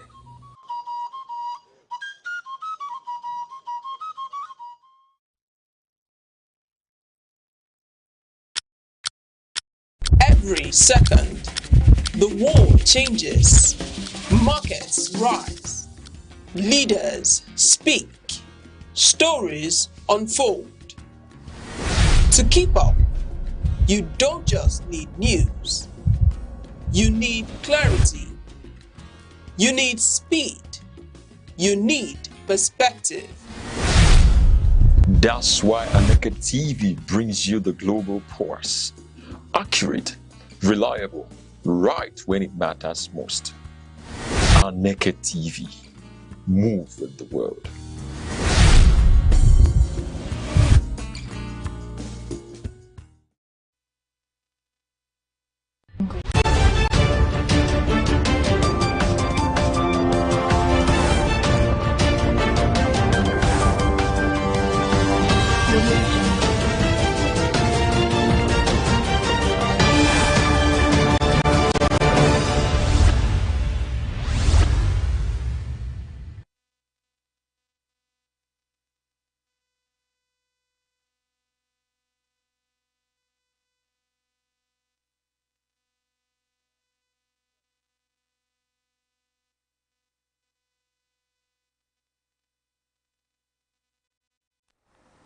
Good afternoon and welcome to News at 3 on Aneke TV.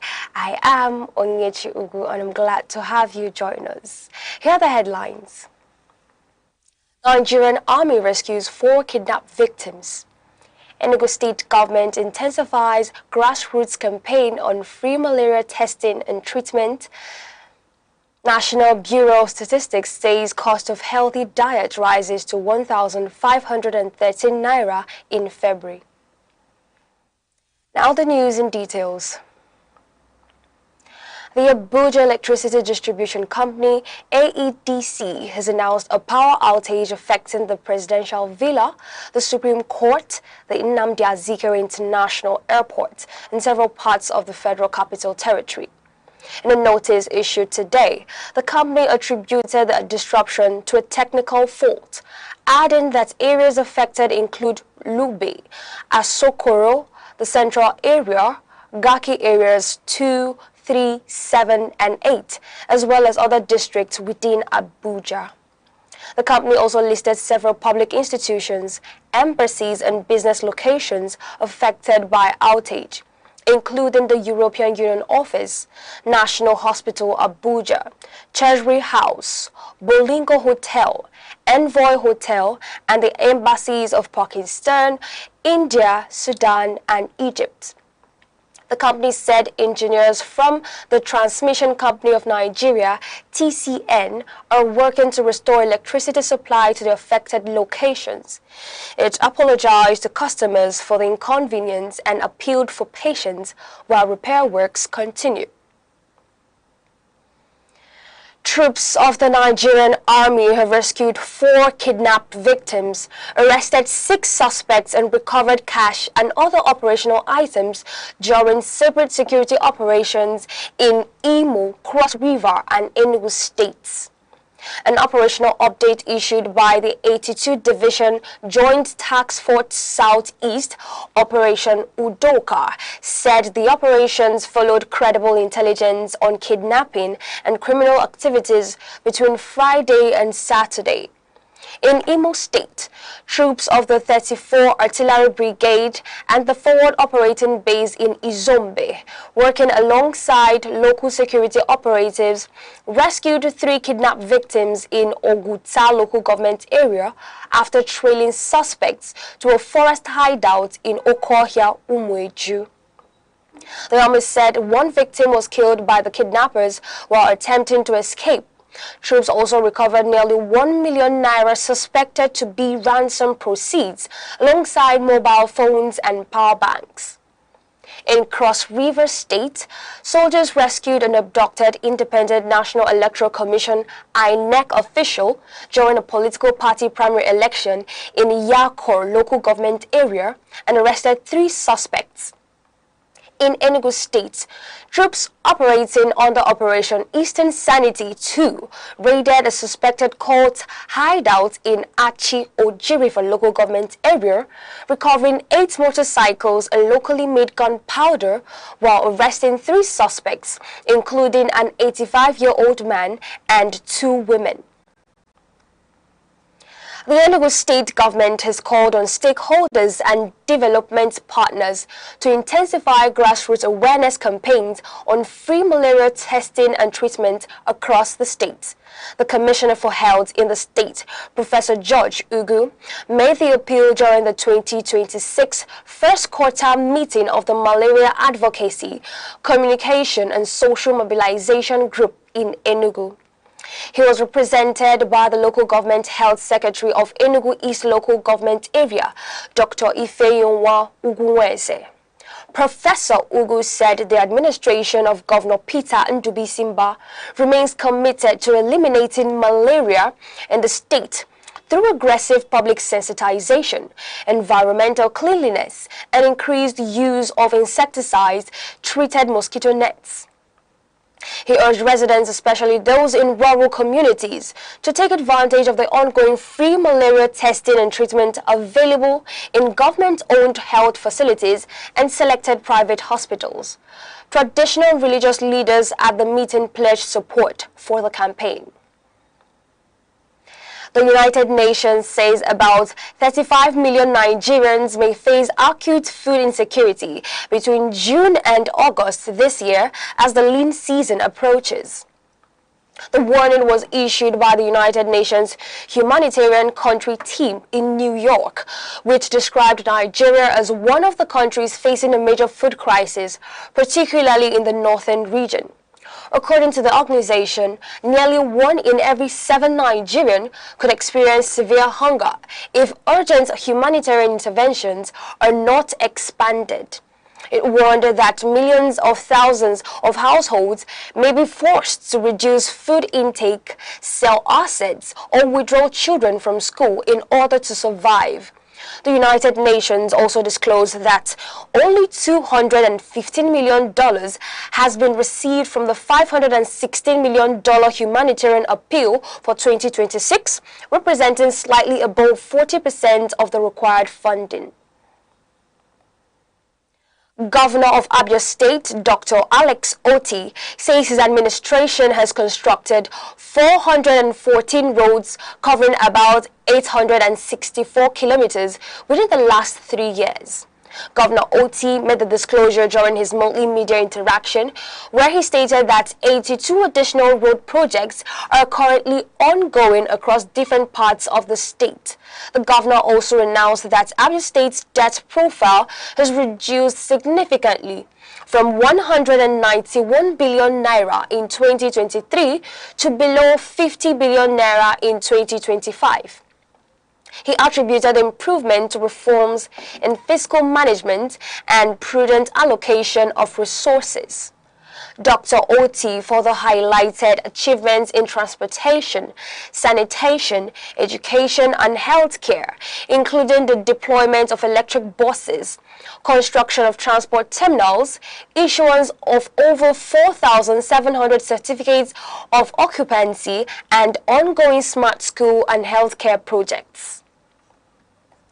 The Ebonyi State government has reinstated the suspended headmaster of Community Primary School Umuara Oriuzo in Ezza North local government area. The State Universal Basic Education Board, SUBEB, said the decision followed clarification that the board was not involved in the initial suspension linked to the alleged misconduct concerning distribution of school materials. Executive Secretary of SUBEB, Dr. Livinus Ezewa, explained that the issue centered on claims that educational materials supplied by the state government were not properly distributed to pupils. Dr. Ezewa commended Governor Francis Nwiferu for his swift intervention and urged school administrators across Ebonyi State to ensure transparency and accountability in the management of public resources and educational materials. The Ogun State Police Command has arrested a 30-year-old private school teacher, Nathaniel Bayogu, over the alleged murder of a 16-year-old West African Senior School Certificate Examination candidate identified as Florence. Police sources say the suspect allegedly lured the victim under the pretext of attending coaching classes before abducting her and keeping her in an uncompleted building in Ogjigo area of Okun State. Investigators allege that the suspect demanded a ransom of 500,000 naira from the victim's father and later disposed of the girl's body in the river after she reportedly died. Police also suspect possible links to internet-related crimes. The Ogun State Police Command said investigations are ongoing while the suspect remains in custody for further interrogation and possible prosecution. The Anambra State Police Command has detained a police officer over the death of a 3-month-old baby in Ohia local government area of the state. The incident reportedly occurred after the officer was invited by a landlord to intervene in a dispute involving a tenant who was absent at the time security personnel arrived. According to reports, the officer allegedly attempted to slap a relative of the tenant who was carrying the baby but mistakenly struck the child, leading to the infant's death. Police Public Relations Officer in Anambra State, Mr. Tochukwu Ikenga, confirmed the incident and said the officer has been identified and taken into custody. He added that the command has commenced a full investigation and administrative procedure in line with the disciplinary processes of the Nigeria Police Force. Governor of Imo State, Senator Hope Uzodinma, has called for stronger collaboration between government and religious leaders in addressing insecurity in Imo North Senatorial District.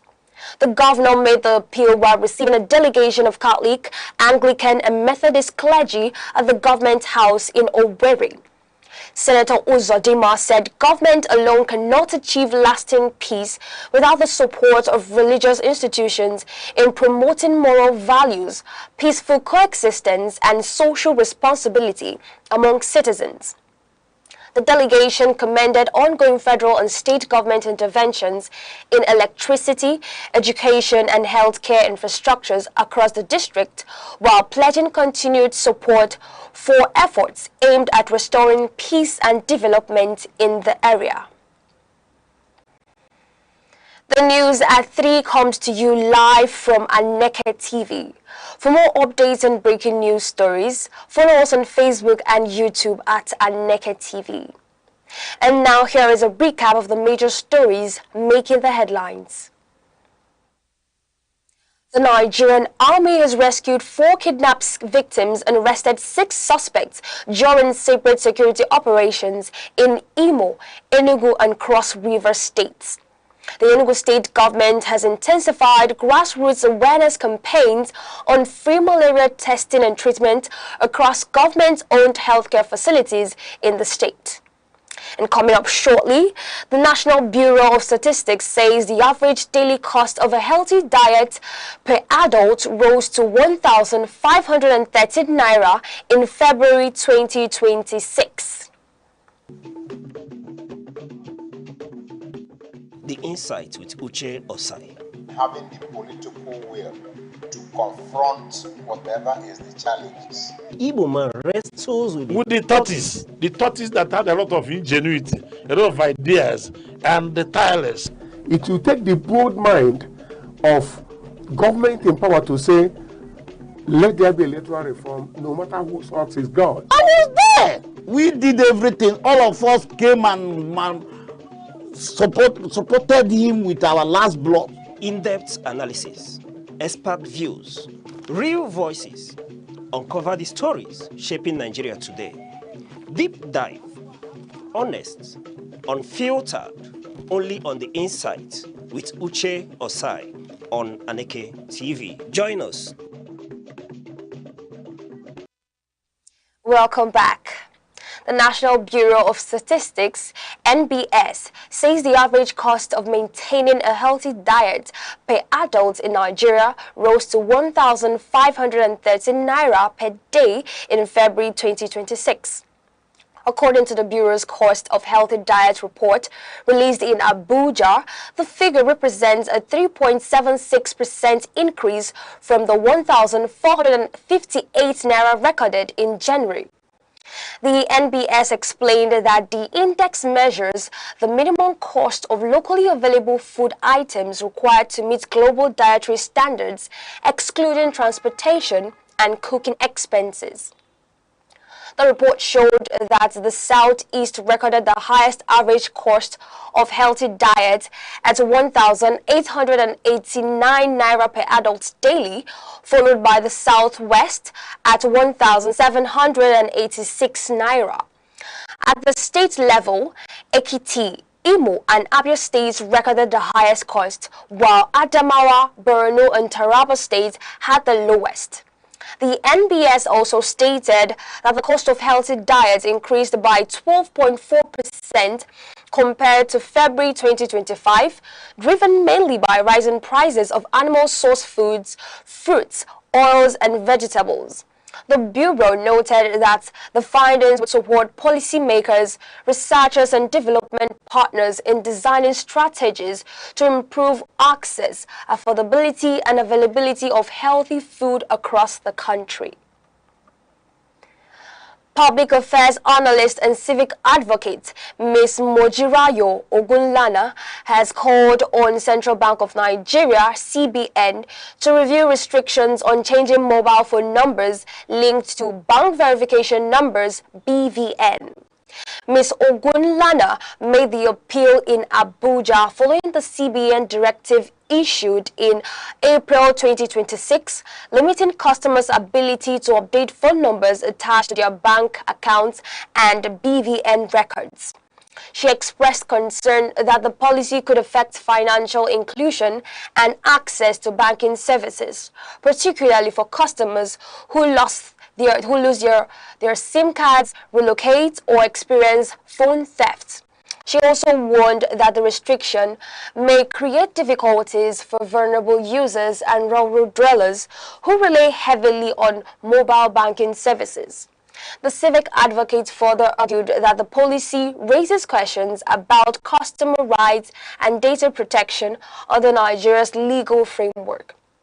She urged the central bank and financial institutions to review the directive and introduce more flexible verification measures that would protect customers while maintaining banking security standards.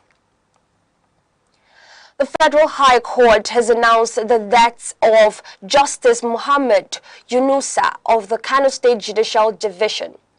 Director of Information of the Federal High Court, Mrs. Catherine Obi Christopher, disclosed this in a statement issued in Abuja, stating that the judge died on Thursday after a brief illness at the Kano State Medical Center.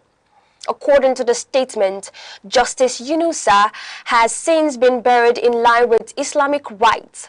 The court described the late jurist as a dedicated and distinguished judge who served the judiciary with integrity, professionalism, and commitment to justice. The Federal High Court said Justice Yunusa's contribution to the bench and the legal profession and the administration of justice would remain memorable to colleagues, legal practitioners, court staff, and others who worked closely with him. The Chief Judge, management, and staff of the court also extended condolences to his family and prayed for the peaceful repose of his soul. And now, to end the news, here are the main points again. The Nigerian Army, through the 82 Division Joint Task Force Southeast Operation Udoka, has rescued 4 kidnapped victims and arrested 6 suspects during separate operations in Imo, Cross River, and Enugu states. The military also recovered suspected ransom money, mobile phones, motorcycles, and locally made gunpowder in the operations aimed at tackling kidnapping and criminal activities across the southeast region. The Enugu state government has intensified grassroots sensitization on free malaria testing and treatment across government-owned and selected private health facilities in the states. And that concludes the news. Thank you for watching. I am Onyechi Ugu. Have a good afternoon.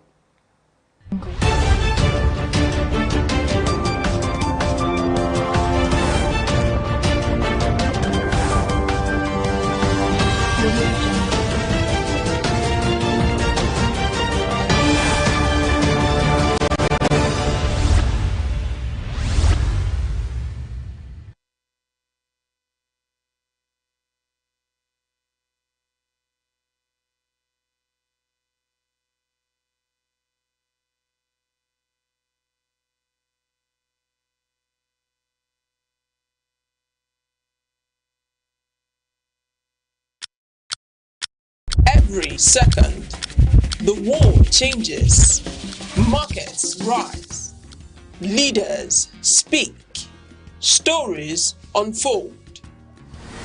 To keep up, you don't just need news, you need clarity, you need speed, you need perspective. That's why Aneke TV brings you the global pulse. Accurate, reliable, right when it matters most. Aneke TV. Move with the world.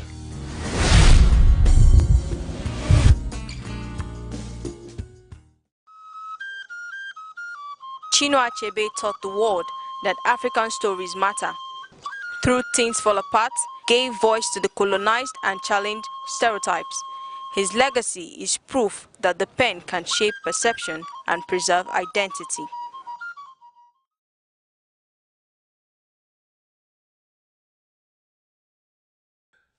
The financial and social strain of burial and traditional funeral ceremonies in Igbo land is becoming a major concern, according to His Royal Majesty Igwe Ambassador Dr. Lawrence O.C. Agabozo, CFR. The elder statesman and respected traditional ruler raised the issue during a lecture delivered at the just concluded 4th Synod of the Catholic Diocese of Enugu held at the Jubilee Hall of the Holy Ghost Cathedral, Enugu. Speaking on the theme burial and traditional funeral ceremonies in Igbo land and their burden on the people, Igwe Agabozo traced the evolution of funeral practices from pre-Christian times to the present. He highlighted how modernization, religion, and social competition have significantly altered traditional customs. Recalling pre-Christian Igbo society, he explained that burials were swift, often conducted within 1 or 2 days due to the absence of mortuaries. Deaths were viewed as having spiritual causes, prompting families to consult diviners rather than medical experts. Burials were classified based on social status, with home burials for prominent persons, communal grounds for married or disadvantaged individuals, and even forests for criminals or those believed to have died abominably. Lavish second burials were traditionally reserved for traditional or successful individuals, although early missionaries condemned some practices, including alleged human sacrifices. Igwe Agobos noted that Christianity helped eliminate discriminatory and dehumanizing burial rites, particularly those involving evil forests. Over time, population growth and migration contributed to the decline of village cemeteries, while modern mortuaries allowed families to delay funerals for extended periods, a factor now contributing to rising burial costs. Modernity has influenced a lot of changes in Igbo funeral rites, the monarch observed. He expressed concern over the growing culture of funerals for the living, where families stage elaborate ceremonies to display wealth and social status, often beyond their means. He condemned practices such as prolonged mortuary stays, house constructions, or renovation to meet burial standards, and the emerging first and second burials into extravagant events. Highlighting a recent example, he cited a high-profile burial where 200 cows were reportedly donated, describing it as inactive, as indicative of the trend. These displays place a huge burden on middle and low-income families, he warned, noting that many now take loans to fund burials of relatives who died in poverty. Efforts to curb excessives are underway. Several Igbo communities have shortened burial durations and abolished oppressive widowhood practices or rites. The Catholic Church has also introduced regulations limiting how long a corpse may remain in a mortuary. Onitsha Donidu's decision to abolish second burials for Christians was cited as a model worth emulating. The Obi of Onitsha, His Royal Majesty Igwe Nnameka Alfred Achabe, has repeatedly condemned ostentatious funeral displays, emphasizing the protection of families with modern means. In his own Ezema Olo Kingdom, Igwe Agobozo revealed that practices that demean widows such as sleeping beside corpses or compulsory head shaving have been abolished. He also warned against the emergence of committees of friends exploiting funerals to collect money fraudulently via social media. The monarch called for a return to traditional values, encouraging families to conduct burials within their means while allowing voluntary contributions from well-wishers. He urged the diocese to update regulations that balance cultural identity with Christian values, reduce financial pressure on families, and discourage extravagant spending. This paper will consider its mission accomplished, he concluded, if it contributes to resolving emerging challenges that impede the advancement of Christian burial practices in the diocese.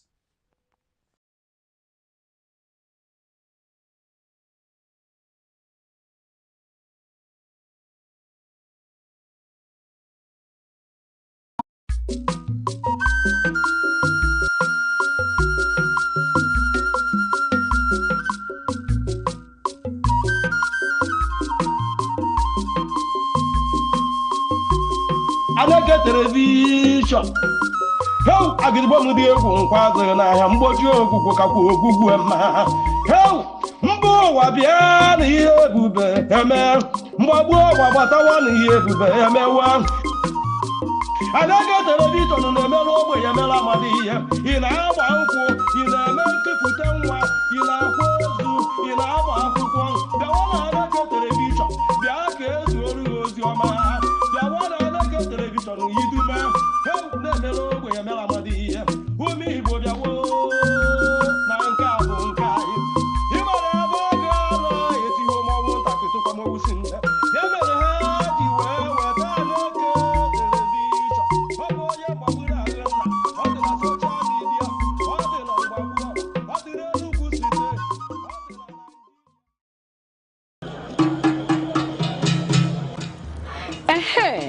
si na ekwe kụọ ama agba ekwe ụmụ nwaanyị akụọla o ọkwa na nzukọ ụmụ nwaanyị oge anyị ji akpa maka ọdịmma anyị karịkwa maka ọdịmma ezinụlọ nzukọ ụmụ nwaanyị bụ ebe anyị na-akpa maka rike anyị ndọrọ ndọrọ ọchịchị azụmahịa omenala ndị ahụ dị mma nakwa ihe ndị ahụ ga-eweta ọganihu n'obodo naanị ihe ị ga-eme bụ sonyela anyị na nzukọ ụmụ nwaanyị ebe ahụ a na-akarị ihe na-eweta ọganihu n'obodo ndị nne ndị nna oge a bụkwa nke anyị sonyela anyị na Aneke TV n'ebe a na-emetụ aka na ihe ndị oyibo na-akpọ social media na TikTok, YouTube, Facebook, X, Instagram ọkwa na Aneke TV ka ihe ndị a niile na-eme.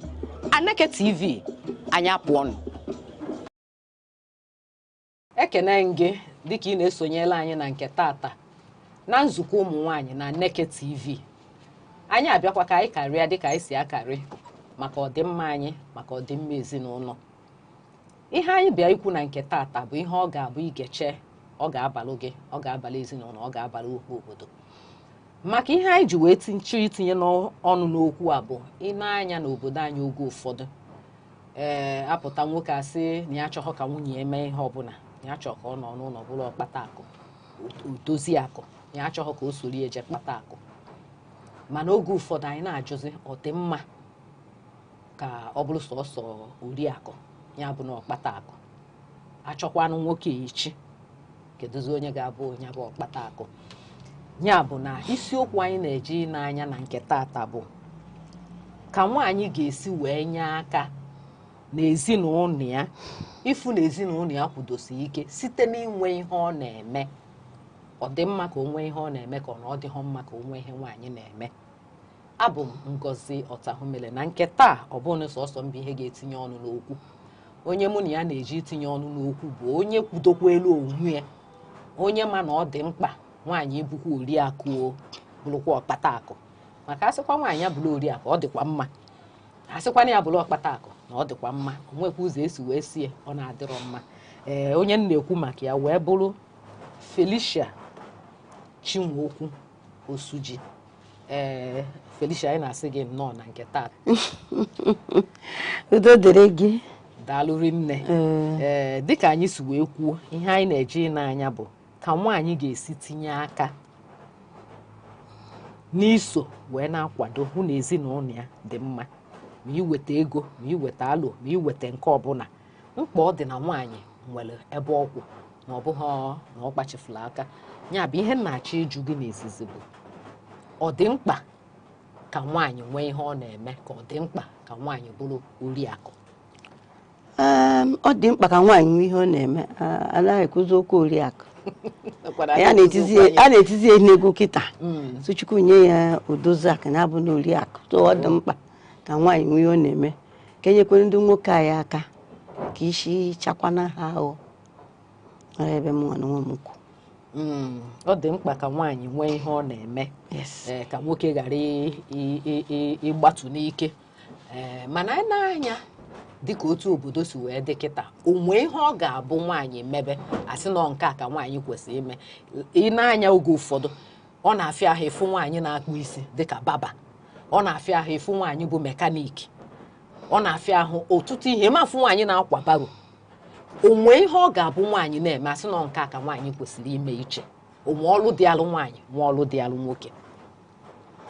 Ịma na ọlụ dọrọ nwaanyị bụ ezinụlọ ma di gị ahụ na-anụ gị ọ nọkwa gị n'aka ụmụ gị nọ gị n'aka gị nwere onwe gị na onwe gị n'aka so ọ dị mkpa ka nwaanyị nwee ihe ọ na-eme ihe a nwaanyị ga-eme ọ chọrọ ka ọ na-eme ya ọ ga-eme ihe n'ụdị ọ ga-abụ nwekwa ohere niile ebe ụmụ ya nọ chọọ ihe ọbụla ị ga-eme ọ ga-abụ ị na-eme ime na ịnọ ụlọ nso mara na o nwere oge di gị ga-eji eri nri abalị rie nke ụtụtụ rie nke ehihie ụmụaka ga-aga skuul a ga-ahazi ezinụlọ a ga-azụ ụlọ so biznes ọbụla maọbụ ihe ọbụla nwaanyị chọrọ ka o mewe na-alụ nna tinye bụ chekie ya n'ụdị oge enyekwa gị ohere inete di gị inete ụmụ gị inete onwe gị because ọ na icheki ihe ọfụma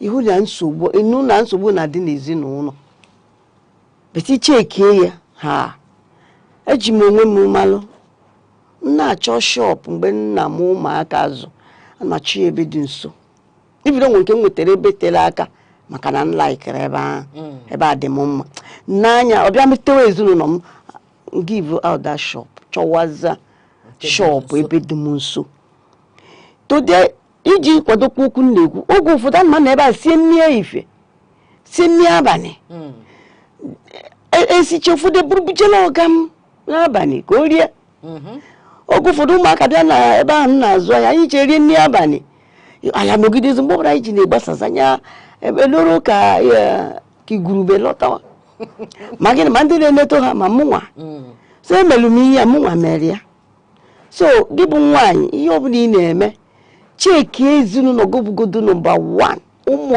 gị di gị dia welfare onwe gị ana m afụ ndị na-azụ ahịa sị m na ha na-eshi ebe a agaba ogbenye hapụ kirikiri ụmụazị ịchụkwa ahịa adamabet chekekwa ọnọdụ nwa gị chekekwa ọnọdụ di gị maka oge m na-anụbeghị di enwe nwaanyị o nwetara ọrụ oyibo na-alụ ọrụ oyibo ụtụtụ rapụ kirikiri na ejima ọ mụrụ nwachi ọrụ nke m bata maọbụ bifo a na-eji afternoon na or morning nwe nke ọ ga-abụ ọrụ ehihie ka m ga-anị ya nnọrọ ọrụ ehihie ahụ ụtụtụ ahụ ewu ọmụwa ga-achịkọgide ụmụazị ahụ chịkọgide ha ti na m agabakwa ọrụ ọ bụrụ ehihie m ga-achịkọgide ya ka m megidere ụmụ ana na-eme ihe na-emu alaiki ka na obi ego na m alaiki ụmụazị kama na ọrụ chukwu ma bịa were onwe m si okwukwara nwa m bụ ihe a I did it nwaanyị si na ya ma nkwụsa maka gịnị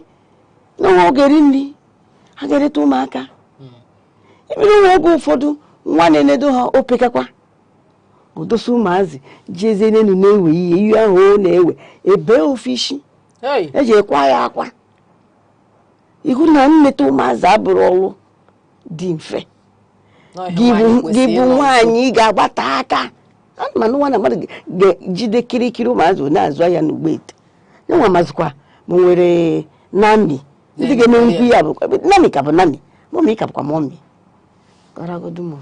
daalụrị nne dịka anyị si ekwu ya bụ na nwaanyị kwesịrị ka o nwee ihe ọ na-eme mana ihe ahụ ị na-eme ya bụ na ihe ga-ewepụ uche gị n'ebe ezinụlọ gị dị nke ọzọ m na-achọ ịjụ gị oge ụfọdụ ị na-anya nwoke pụta sị na ya achọghọ ka o nwee ihe nwunye ya na-eme na ya chọrọ ka ọ nọ n'ụlọ na ya achọghọ ka ọ lụọ ihe ọbụla na ya ga na-eweta ego ị ga-eji wee na-eneta ezinụlọ anya ọ dị mma ka nwaanyị chịkwa ụkwụ na aka nọlụ n'ụlọ sị na di ya na-eweta ihe niile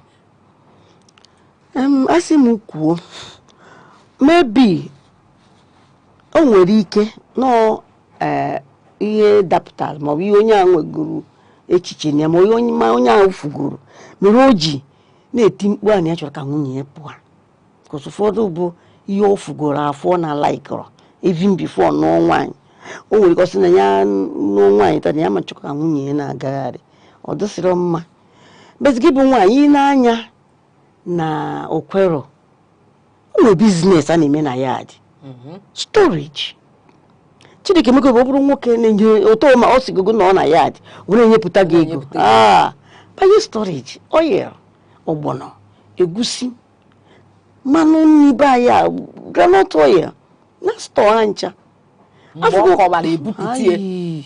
nwekwe biznes ka nke ahụ nwanne m nwaanyị onwero ya bụ na ihe niile abụghị na mmadụ ga-apụ iri ilo jee lụọ ọrụ maka ihe njekwukwu ya bụ ihe inwegoro uche ya my mother mere nke a na-ekwu ma gịnị papa anyị na-akụzi nkụzi ọ na ebe ọ na-akụzi nkụzi ngwagwazi m ọha hapụgoro ya everything nyanwa bụzi di bụrụ nwunye so nnecha anya nyanwa ịbịa gbakwa pụọ hapụ anyị bụ ụmụ ya na ọ ga-afị ya arụ omewezi storage nwere ihe data woman ada stọ onye elezie ya na onye ahụ na-agbagharịa bụrụ ofu ihe ị ga-aha na-abatakwa ibi na-aba nwere some area na be nna m ada like ịrụ ọrụ ada like ịzụgharị ahịa ihe ha na-eme bụ storage they don't do any business ha ga-arụcha 3 dekin ụlọ enu du ụlọ ha chọrọ ịrụ ịma mfu ebe ha na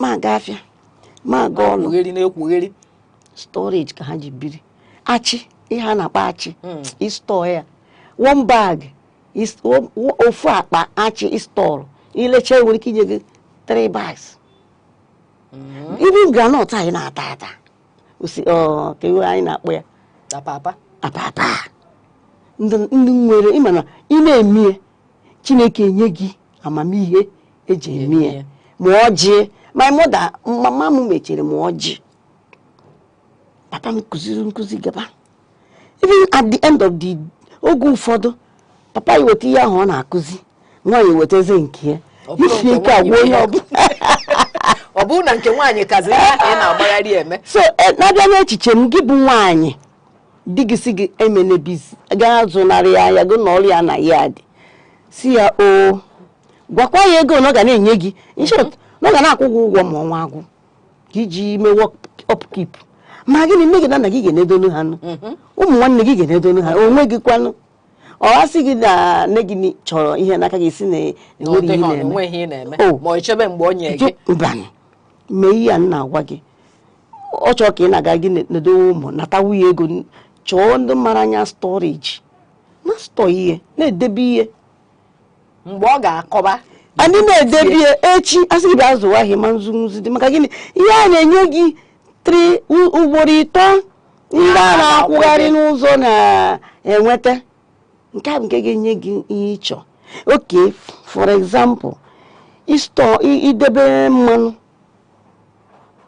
7,000 nwere galọn a ga na-ele ka anyị were 7,000 at a time ọ na-aba 21 ọ bụrụ 21 nne ọ bụrụ ugboro ọ bụrụ na ị debere 2 drums 3 drums akwụkwọ m onye di esi anya azụ n'ahịa na-enye ya ego na-edebe ọ na-eme ihe nna agwa gị ịmana nwaanyị ji eruo duplex ma nwoke mara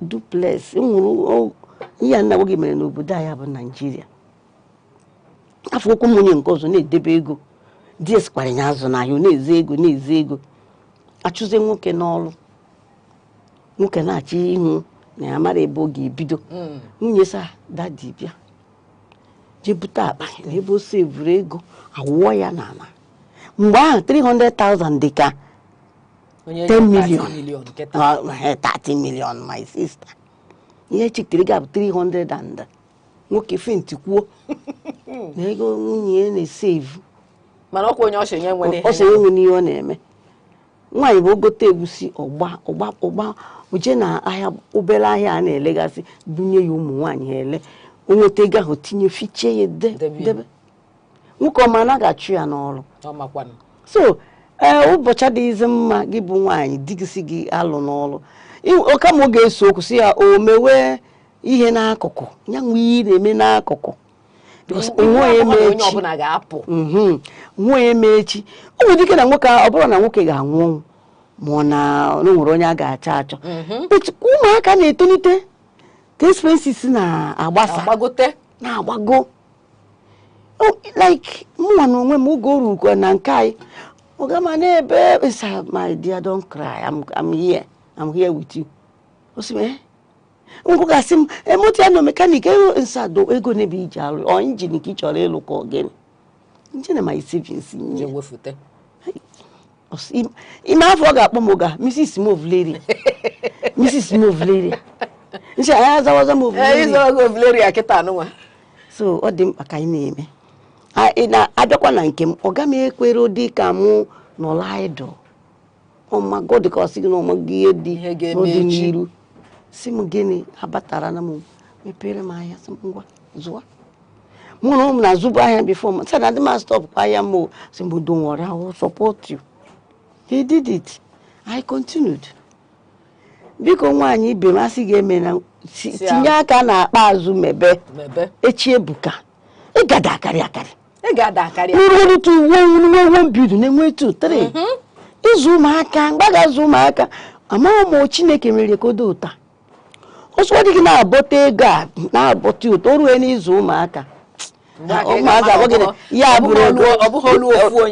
ọbụghọlụ ofu onye ịma oge ụfọdụ ọ dịka ihe niile ọ bụ ọnwụ ihe niile ọ bụ ọnwụ dịka isi wee kwuo ọ bụkwa na-achụ onye ahụ n'ọlụ dịka nwaanyị a kịta anụ ka a chụrụ ya n'ọlụ nwoke n'ọlụ ịfụ na ọ daa nwaanyị n'aka ịfụ mkpa ọ dị na nwaanyị nwere ihe ọ na-eme mana ihe dị mkpa nwaanyị nwee ihe ọ na-eme mana nke na-atụ m n'ọnụ bụ ụfọdụ ọ bụrụ ndị nkịta asị na ndị Gen Z children nkịta na-achọ ịta afụfụ nwe ihe ọbụla o chee na nwoke bụ na ihe ya ba n'ụlọ bụ na ya bụ nwunye na ya abịaghị iso wee taa afụfụ echiche nke ahụ ọmaka ụfọdụ ụmụ nwaanyị anyị ga-asị gị na ka ihe gbasata anya ọhọ bie ka ya bụ na afịa ka ya na-aza ya bụ na o kwesịrị ịdị na-eweta ihe niile a na-eji eme ihe n'ụlọ si m kwuo na nke ahụ ezinụlọ nwaanyị si pụta na determine mee nri.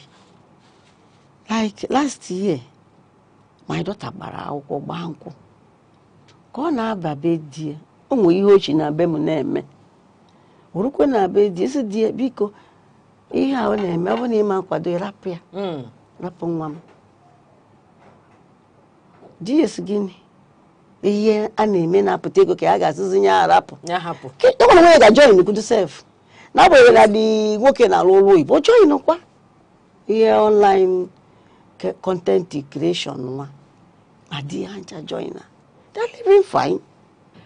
Ka anyị si akpụ ya ifugonu mkpa ọ dị na nwaanyị kwesịrị itinye aka n'ezinụlọ ya fụ na ezinụlọ ya na-aga n'iru ọ dịghọ mma ka nwaanyị chịka aka na-abụ di gị sigo di gị ga-eme na-enye nwere nke ị na-eme dịka nwanne anyị nwaanyị si wee kwu bụ Odoziakụ Osuji chọọ ihe ị ga na-eme na-ama mbupụ gị ilo dịka o si wee kwuo storage bụ idebe ihe igo mmanụ 7,000 taa o nwee ike mgbe ọ na-elu ọnwa na-abụ ma ọnwa ịtọ n'iru a na-elezi 14,000 ifu na ata ha afụfụ mana ego bata ya bụ na ọ dịghọ mma ka nwaanyị chịkọ ụkwụ na aka si na nwoke si anya eme n'ihe ọbụla ihe niile abụ ọkwa ọnwụ o nwee ike ọma mbụ ọnwụ analụ nwoke ọlụ ya nwekwe n'ike ọ bụla ọnwụ ka ihe ị ga-eme ka anyị ṅụọ mmiri ọ bụ na anyị ṅụọ mmiri ghachite azụ anyị na-aga n'iru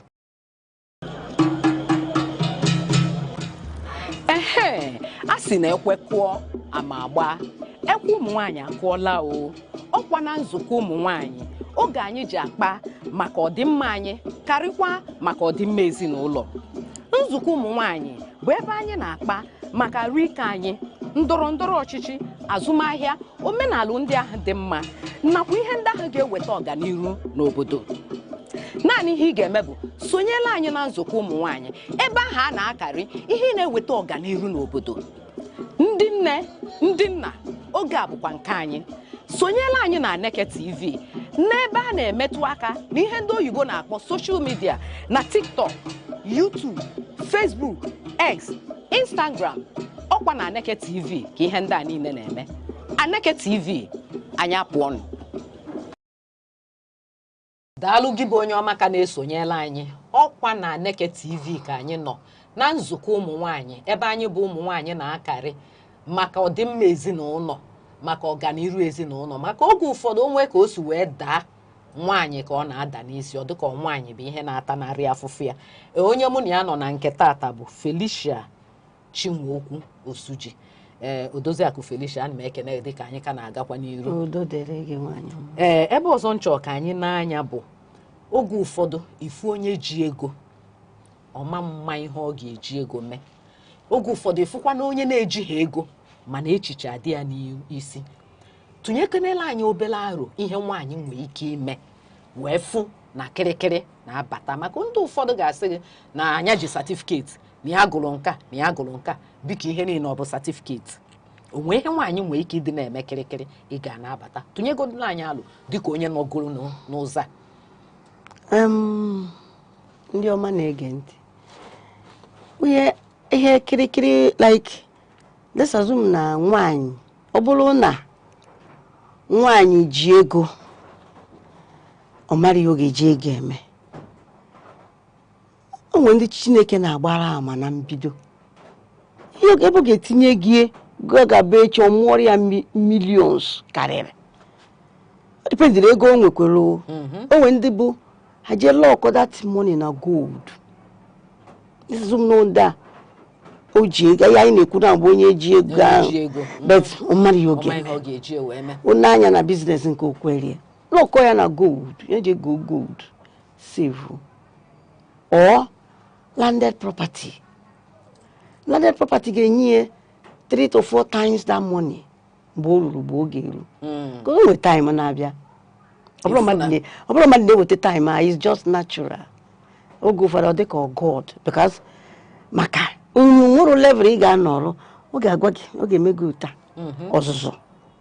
ọzụzụ luo ada kọrọ ya akọrọ ada agwa ochi ntị na agha izu so ọ bụrụ na gị bụ nwaanyị a na-anụ anụ n'ụmụ nke gosi dị gị n'aka ọfụma ọ dịghị ka ụwa niile ọ dịghị ka ọ ga-adịrị otu agaba tinye na gold ga-enwere ike inye gị ọ ga-atrịpụrụ gị jee na landed property ya bụ na gold ada ọ ga-ada na-ada n'ọnya ncha mana nke ahụ ya bụ na ihe niile abụghị na nna azụ afịa anyị nwere ndị ịma na oge ụfọdụ shares mebiri emebi ọ bụrụ oge ọ na-emebibeghị chikwa ya jekwa ebe ahụ ọ fix it chọọ ebe bank ga-akọwakwalụ gị ọfụma nwere avenue na bankị a na-edosecha ego ị ga na-agba draft at the end of the month nweta ala ihe a nwere ike itinye buru ibu ụfọdụ bụ gold amadị m na a na-atinye ego na gold inye m udego ahụ ma ntinyekwu ya na gold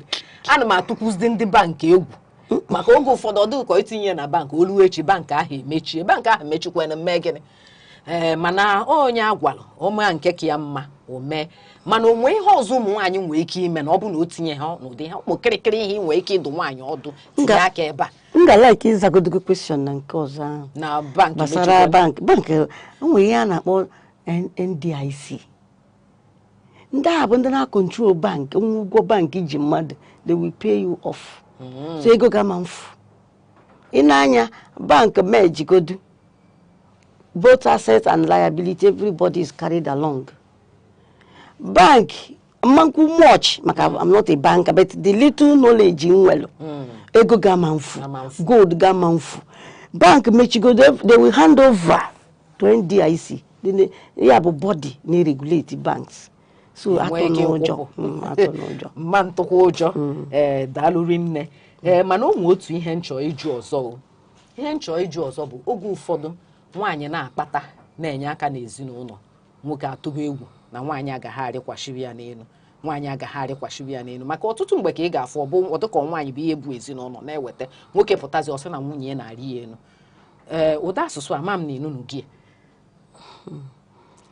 ị na-asị ụda asụsụ ma nunu gị ọ rutegodo ebe nnọ eji ma ntụaza asị mana ọzọ amaghị ihe ka a ga-akpọ ya onye m na ya bi n'ụlọ emego m ya kọsọ o ruru mgbe o ruru ana kọntrolu a pharmacy store na-akwado dịka nje lift wee ngwa ahịa n'obodo oyibo my husband decided on me gbatuo ọgama gbatuo sị gịnị na level dị mba o na nke a bụ nyakwuzie isi amechi ọnụ gịnị ka o meziri o buru expenditure food nwa ama ya na-eri buru ihe oriri site na every expenditure in the house mụa ka ọ kụzuru n'isi ka m na-emekwe the expenditure ahụ n'ezinụlọ other things kwa oge ụfọdụ ihe ọmakwa n'oge eme he will just say no so that I will be exhausted and that is exactly what happened. mana oge ụfọdụ ọkwa ịma na ụmụ nwaanyị na-akpacha anya arịkwachi dị ha elu maka na o nwere ihe ha na-akpata nke ahụ kwesịrị ịbụ ya o kwesịghị okwu a but asịkwa m kwuo ezinụlọ a dịkwa m kọkụrụ nwoke n'isi echeghị m na nwoke ga-ewere aka o ji kpọbata nwaanyị sowe nwaanyị agbawaghara onwero n'uche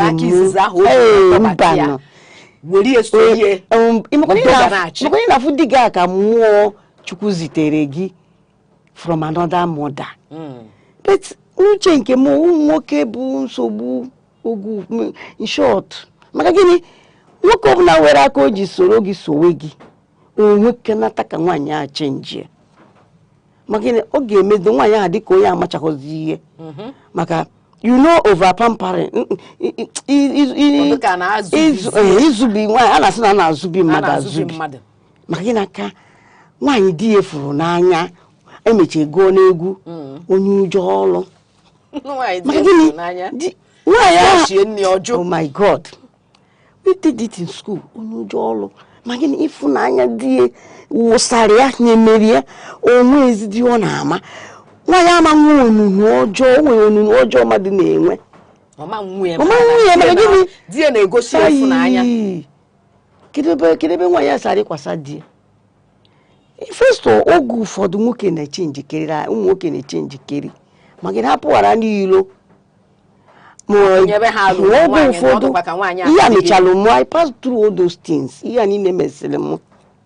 Mona dimbo one at a stage I say, why are that nada no potu na ebe ndano kiye neme umwani anajo kiye neme why such ademi mkpotu ya na-achi ada anudo pe amadi nda na-eme ada dika first daughter nwaanyi izizi na bedim confronted n'isi m bịakwute m sị m ka ihe na-eme ada anụkwa mkpọtụ mụ na di m no gosiri na ụmụnwa na control rie mana ụmụ ọgwụ iji wee jide good na ụmụnwa na control ozi ihe nna gwa gị gara foul o gatela aka mere na nne di m ji maka ihe bịawa village obodo bịawa ebe anyị bi na town ya nụrụ na ada amadị na ịnụ ya ọ chọrọ ka ama na-anọrị ya chukwu ama nkwe ka ama na-anọrị ya ihe anyị na-ekwukwenụ bụ maka echi ka ezinụlọ ga-esi wee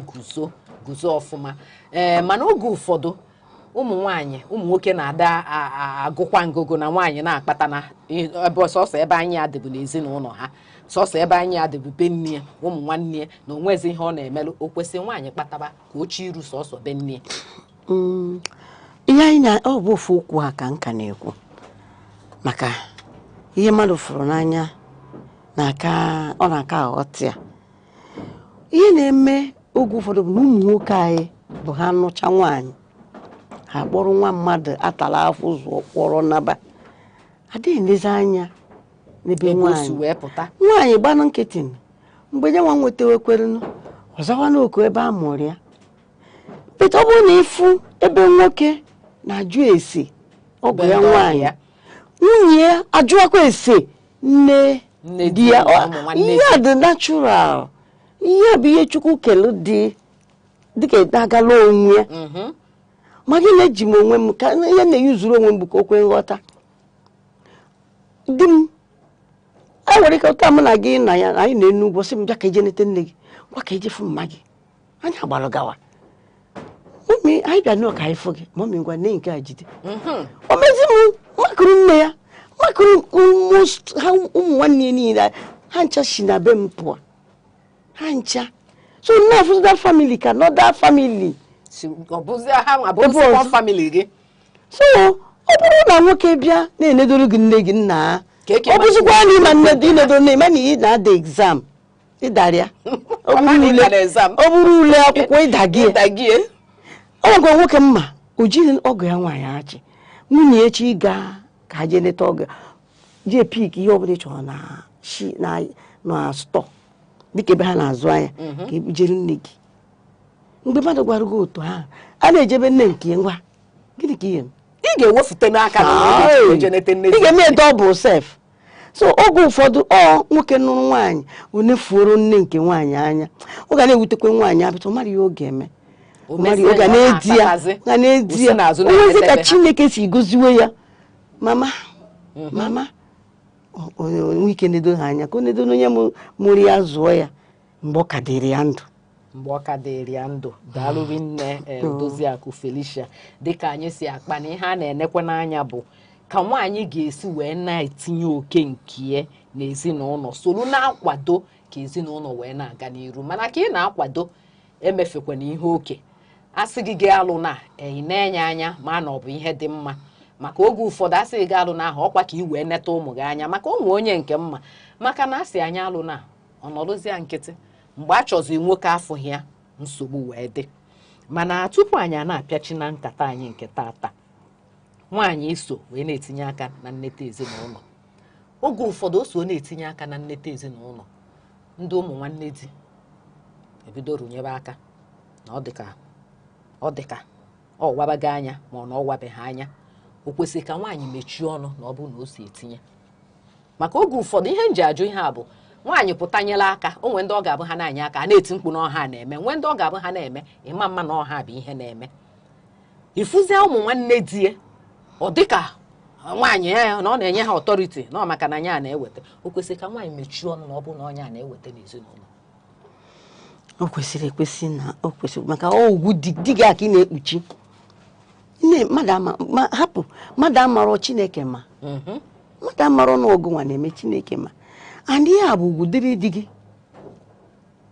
na-ekpuchie oge ụfọdụ like ị nwere ike ị na-ejebe unu maka mama ga-amago otu di gị si enye ya ego o nwere ike na di gị enyeghị ozigo ego mgbe ahụ onwezi ego gị nwa weziri nye mama ọkwa m na di m ọkwa di m kenere m ọgọ m nwoke mama ga itinyekwa nwa ya nwoke ahụ mbụbọ ọgọ ya ebe o tinyere ya etu ọ bụrụ na ị luoro be mama gị nwoke ahụ nwoke onye m mama ọkwa m gbagharịtara ịga ọ ya ka mama gị chọrọ ịnụ na-aka akụkọ ga-ejikọta mmadụ akụkọ ga-aghasa mmadụ n'usoro n'okpuru dị gị na-eme ihe ọ ga-akarụ gị mma di bụkwana ọmbrela onye enweghị ihe mmiri ga-ama gị anwụ ga-acha gị ma ọ bụ na ị nweghị odi and again ejikọta dị igwu egwu ebe m na-ama ihe dị na nwoke bụ my father hapụrụ anyị wee mara na mmiri ama unu anwụ a na-acha mmiri a na-acha ma anyị ma mama anyị n'obodo Toronto since mgbe ahụ from my father ka m bidoro na respect nwoke na-akwanyere nwoke ugwu ma nke ha nta ụta asụsụ ọ bụ Chineke meri ọ bụrụ nwoke adịmetukwu ọ bụrụ ọnụ ihe na gị m na practice na my own house godo I don't joke even ị na-eke nni bupụta nri nke a nke ụmụ nwoke ịna anya afọ anyị na ha rahụkwa ewughị ị ga-eji marụcha iji kwadokwa okwu nne o nwere oge ọga m nwetara ego ekebe ego shie ụmụ nwoke na oshie ụmụ nwaanyị ara ụmụ nwaanyị mụ abịa n'ihe ga-eke ihe nratara abịazie na ihe dịka abịa asonye ọbụla asị ọga madam ihe a bụ nwoke ị nwere ike nga ihe a bụ ike nga ọ bụ na ha nọrọ ma nọ nkwe gbam gị na nwoke kekwe n'ihe na ndụ gị aghara nra ada eme ya eme ya bụ nsọpụrụ n'ụlọ onwe ịlaiki ime ya obe ịlaiki gị adọbụ na ime gị obe mechie fịa onye ọbụla bụ ana m ekwuzi ma ọ bụ di gị don't joke with him ha pụchakwana onwe ndị nzuzu na ya kwanyere ugwu dịrị onye ezuzuzu na akpa ya ọ bụrụ gị nwa m nwaanyị na-eweta zuo ya n'okpuru di gị ị ga-afụ na di gị aga ọ bụzi na lọọ ịhụnanya o nwere ebe ị nọ ha taa nna ọ gara azụ maka gịnị ihe niile m zoro n'okpuru ya ọkwa di m adị abịa ekene ha osewo a na-abịazi ekene m ọ gara ụlọ onye ga-anọrọgopesa ọ bụkwa ọgbọkwa onye nkwa ya nwa ka na-eme asịrị ya ma bụ na gịnwa mere so anyị ga na-ezo n'okpuru nwoke because nwoke na-echekwa anyị ihe na-achụ nwoke chụọ nwaanyị ada ọ ga-ewe nwoke ọ ga-ewe ihe a 1 hour to get him man 10 minutes 10 seconds o jidogo nwaanyị daalụrị nne Odoziakụ Osuji dịka anyị si wee n'anya ọkwanụ mkpa ọ dị na nwaanyị na-atụnye oke nke ya n'ezinụlọ ka anyị bụ ụmụ nwaanyị ghara ije chịka aka ọnụ onwe ihe gbasata m ọsọ nwoke bụ ihe ọ gbasata achọkwanụ nwoke ahụ afụghị ya kedu ihe ị ga-eme ihe niile abụrụ ọnwụ dịka nsi wee kwuo ihe niile abụọkwa na achụrụ ya n'ọlụ nke ọbụla ịfụrụ ọka mma na ịkwadola onwe gị kwudosie ike ada ama ya bụ mmiri zoo ọ bụ na iji ọmbrela ị ga-eji wee kpuchite onwe gị daalụ rinne na mmechi okwu gị kee ndụmọdụ ị ga-adụ ụmụ nwaanyị na-ene n'anyị gbasara nwaanyị ịdị na-atụnye oke nke n'ezinụlọ ndụmọdụ nna-adụ ụmụ nwaanyị bụ biko dododo ihe ọ bụla ị na-eme kwado di gị aghọtaghị Chineke ghọtara ala ịzụdoro ụkwụ ghọtara ọ bụrụ kịta ka ị ga-eri uru ya gbam ọ bụrụ kịta ihe anyị uru ya nọ na iru anyị na-eche ka anyị mee ihe rie no ihe anyị na-ebi ihe chere gị n'ọdịnihu ị ga-eri ya n'ahụ nwa gị rie ebe ị bịara di anaghị bịara di nwaanyị a ka m gọpụtakwara ya o melụ nke matakwa na ezinụlọ ọbụla ịbara nwere ngwuru ji ya nwere aka ji ọfọ ji ya ha na-afụ hapụchakwa na anyị nọzọ na taa ha na-afụ ya Chineke m onye mejọrọ ibi kwado di gị ahụ makọrọ ya uchi dapụ ọrịa o chetaghị Chukwu ga-echeta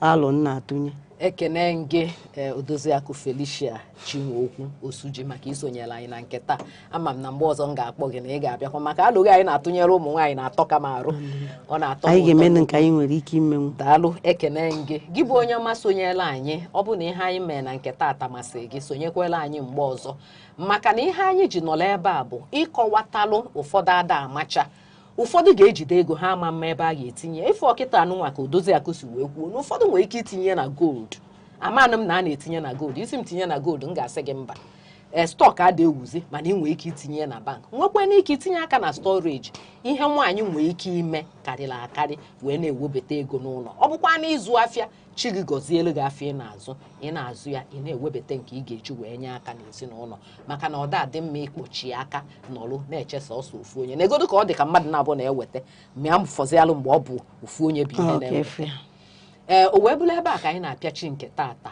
ọ bụ na ihe anyị masịrị gị na-esonyela anyị n'ebe mmetụ aka anyị na Facebook na Aneke TV na TikTok na Aneke TV na YouTube na Aneke TV nakwa X na Aneke TV ka ị tụnyekwala anyị alụ maka ihe anyị na-eme maka ọdịmma anyị maka ọdịmma obodo anyị wee ruo mgbe ọzọ anyị ga-anọkakwa abụ m Ngozi Ọtahumele daalụ rinne Odoziakụ Felicia na-esonyela anyị na nke tata ndewo unu ndị be anyị ka o mesịanụ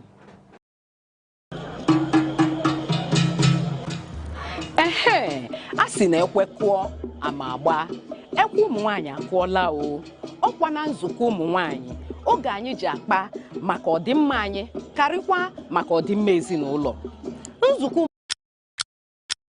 every second the world changes, markets rise, leaders speak, stories unfold. To keep up, you don't just need news. You need clarity. You need speed. You need perspective. That's why Aneke TV brings you the global pulse. Accurate, reliable, right when it matters most. Aneke TV. Move with the world.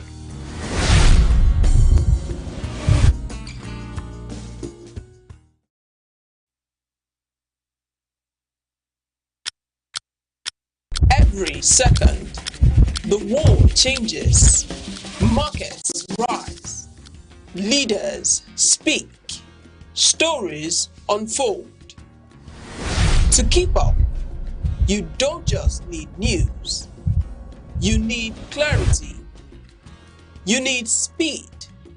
You need perspective. That's why Aneke TV brings you the global pulse. Accurate, reliable, right when it matters most. Aneke TV. Move with the world.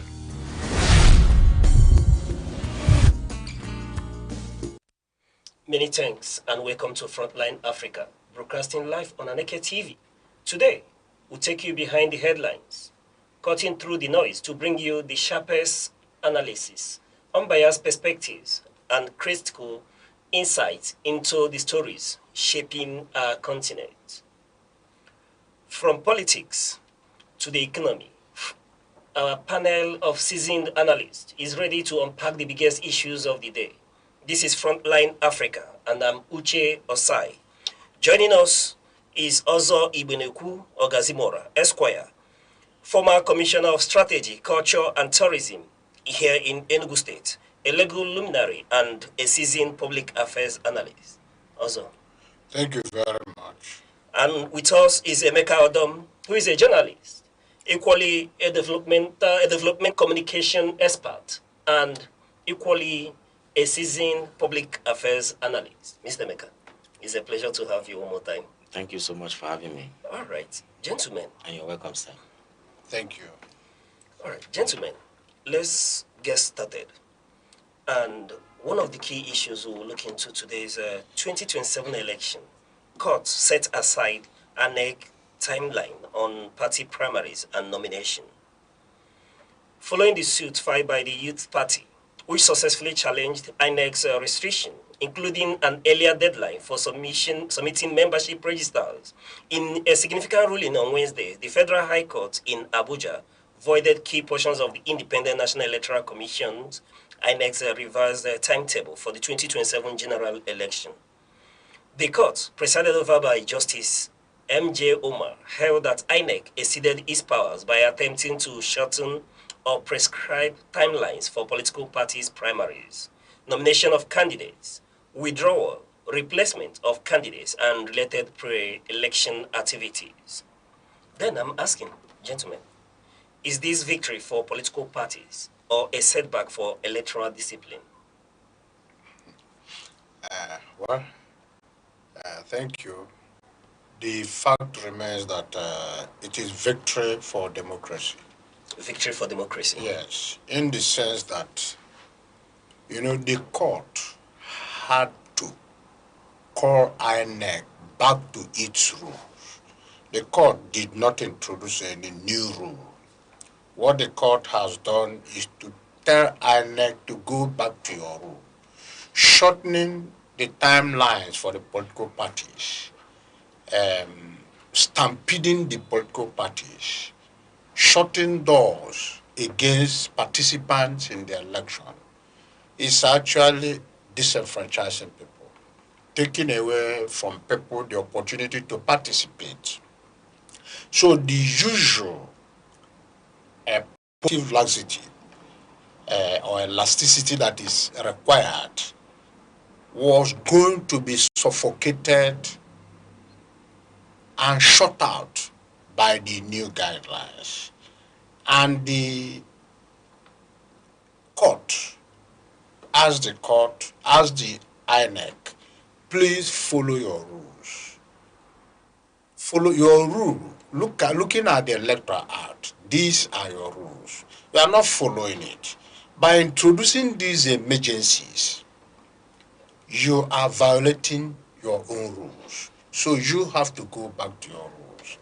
So it was not as if the court were introducing any new rules. The court didn't introduce any new rules. The court is just saying, go back to what your law says. And your law says that people can do this and do the other thing. You know, the INEC was behaving like it was being teleguided. Like it was being teleguided? Yes, it was being operated in such a way that doors had to be shut against so many people. So there will be no room for defections. There will be no room for trying one's luck elsewhere after the door is shut at the other end. You know, if you look at what happened at the APC primaries, with the obvious manipulation and the brazen rigging that happened at the congresses, you see that people who had reasons to seek redress were denied such opportunities because of the INEC guidelines. People who now discovered that they had no chances in APC had their fate sealed until the introduction of this judgment. Because if you go by the guideline, many of the people who saw the obvious manipulation and denials didn't have any chances again. Didn't even have chances of moving to another political party. Because by that guideline, INEC has shut movement, inter-party movement. And the court says, no, you are exceeding your bounds. you are manufacturing rules that are not in the electoral law. So why not follow this electoral law? Follow it so that the society will be more relaxed. The people will perceive fairness. But if you don't follow it, you are going to create kind of anarchy. Because people who are terribly frustrated won't even find succor elsewhere. They are condemned to remaining in the very gathering, in the very party. They had this unfairness visited on them, this manipulation visited on them. They are compelled to remain a part of it. That is to say, your fate, your interest in contesting election in any other party is sealed. And INEC is saying, the court is saying, no, that is not your rule. That is not your rule. You shortened the time of this rule so that you shut some people completely out. And in doing that, you have removed people's right to participate in the democracy. And that is what the judgment has delivered for Nigerians and for the benefit of democracy. Everybody is a beneficiary. Everybody is a beneficiary. Yes. You know, I will come back to you because of the legal implications of this ruling. However, Mr. Emeka, let's get your input into this court ruling because you seem to have seen this coming. Yes, well, not too different from what Honorable has said. The point here is that I understand INEC, I sympathize with them because the truth of the matter is that the 2023 Electoral Act, you know, had specified how long it would take parties to conduct their primaries, go through the processes, submit their candidates to INEC, and before the election itself. As a matter of fact, if I understand very correctly, I think it's about a cumulative period of about 180 days, about 6 months or so. Yes. Now, that is what Nigerians had in mind, you know, going to 2027 general elections. And remember also that INEC on its own took quite some time before the guidelines came out, because at the point in time, people actually, because the guidelines says that they must publish the guidelines to the election 1 year before the election. And so many people were expecting them, but because the Electoral Act was undergoing amendment at the National Assembly, so on their own, they were also foot dragging. They wanted the amended Electoral Act to come out, signed by the president, so that they will know, you know, what the new act says and what guidelines to set and things like. Eventually, it came out, and by the time it came out, even the guideline itself has shortened, you know, some specific period, the time. So INEC was now probably trying to respond, because I remember there was also a time they said people, some civil society organizations and parties met them and asked them, so look, people should publish this so that the parties will know what to do. Yes. They said they were waiting for the Electoral Act. So to a certain extent, I sympathize with them, and that they were only trying to see what they could do to respond to the thing.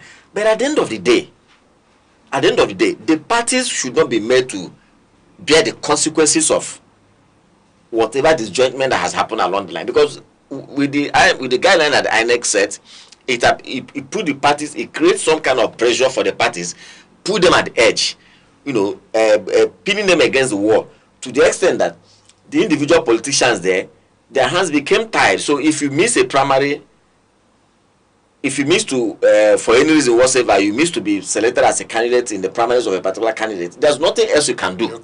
You just have to get stuck in that. Now, as much as we, the Nigerian people, probably do not want politicians, the itinerant politicking, a situation where somebody goes to this place, misses the primaries, and he will runs to another political party to pick their ticket. Nigerians may not want that, but that's a moral issue. Legally, you shouldn't shutting people. You shouldn't shut people out. If a politician, you know, goes to Party A, 6 nomination he doesn't get, he wants to go to Party B, and he doesn't still get. He wants to go to Party C. That is his problem.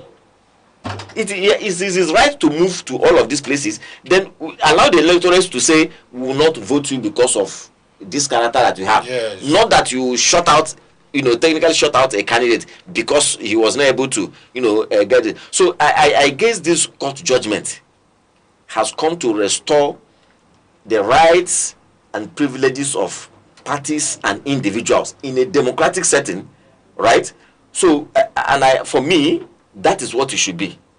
All right, quickly, before I go back to also on this, these judgments, are you saying or you agree that he has opened the floodgates of defection amongst what you call itinerary politicians? You see, the defection is a situation where one politician feels dissatisfied in a political party and he decides to move another one. Now, whatever has led to that dissatisfaction is a different ballgame entirely. So, yes. But he must have exercised that right to change party. Yes. That right must not, for any reason whatsoever, to be abridged. So, that is the case. Again, also, you should also understand that this whole process is roundabout. It has an inbuilt checks and balances.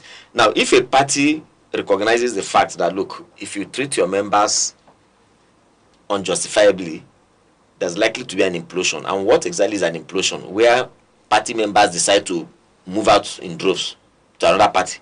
So I guess if you look at politics is full of all kinds of the politics they play is full of all kinds of tricks and manipulations. Somebody had done an analysis somewhere to say, look, that the ruling party understands very clearly that if there's an implosion today, they are going to be the worst hit. And since they control the National Assembly, and that's why that clause is brought there, so that if you are in the party and eventually you are not chosen as a candidate, you have no choice but to remain there, because there's nowhere for you to go. And so and be punished, Yes. So, but as it is now, the court has come to the rescue. So parties must know that if any party fails to adopt fairness and the democratic procedure in choosing their candidates, their members will leave and seek. The door is open. The door is open. That's exactly. Quickly, before we go on a short break, another veteran will be joining us. Just got the information. He will be joining us shortly. But before we go on a break, Honorable, from a legal perspective, we'll listen to Justice Mohammed Jioma, and from his ruling, the position of INEC, the INEC timetable is in conflict with the Electoral Act 2026. He cited section 29, 31, 32, 33, 84, and 98 of the Electoral Act. But in this instance, INEC has opted or opined that they would go to challenge that ruling at the appellate court. And I'm asking in this instance, where would INEC drive its legal authority to challenge this ruling if their position negates the principal position of the Electoral Act? Yeah, as I said earlier on, the court is asking you to go by your rules. There's a rule. This law establishes you and establishes your guideline. Just go back to it, irrespective of who benefits.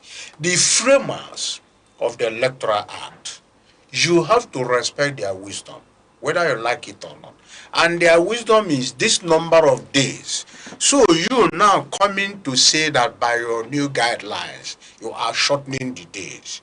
We are looking at defection as if that was the motive for the order, for the judgment. But that wasn't the motive. The motive is just let us go by the law. If you start breaking the law now that the election has started and you are not checked, then you know that that election will eventually be a joke. So the court is saying go back to that rule. So whatever, they have the right of appeal, they can appeal it, but let us see what is going to happen. So me as a lawyer, it is not professionally correct for me to begin to say they will succeed or fail. It is up to them. They know the laws they are going to bring in. Maybe they know precedents they want to bring in. It is entirely up to them. But at the point we are now, the court says, go by your rule. And by the understanding of the rules by this particular Federal High Court, these are your rules. Sections 29, 30, 31, and the rest. That is what you have to go by. If you think there is a better interpretation, the appeal is open. Very well, go ahead and appeal. If you get it, beautiful. If you don't get it, beautiful. It is Nigerians that are now saying, interpreting it to mean that this judgment has opened doors for defections. But then, when we talk about these defections and or merits of it or not, you look at what has become our political culture. Our political culture is such now that the political party isn't anything, because there is no single politician that anchors his political leverage or expression in a particular party based on ideology. Ideology is no longer considered. Absolutely. That is why somebody will become a governor a week after he defects. That somebody becomes a National Assembly member a week after he defects. Somebody becomes a senator, right? He defects without a thought for that political foundation that gave him that seat. All right. Also, thank you very much. On that note, we'll go on a short break. And when we return, we'll continue to probe these issues. Please, stay with us.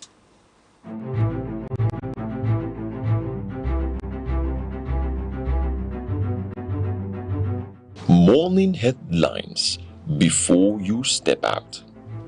Midday updates while you walk. Evening analysis when the day winds down. Wherever life takes you, Aneke TV keeps you informed, connected, and ahead. Aneke TV. Move with the world.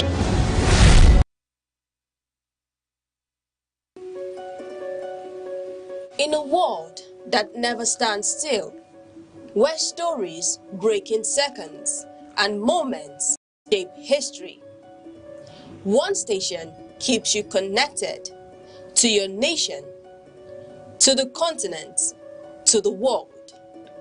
From breaking news to powerful stories, from business and politics to culture, lifestyle and entertainment, we inform, we inspire, we keep you ahead. This is more than television.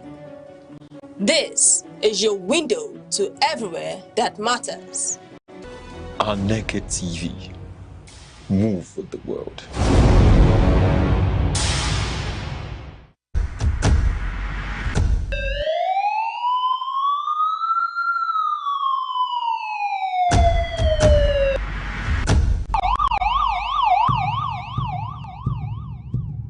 In a world where safety matters and vigilance saves lives, Information is power.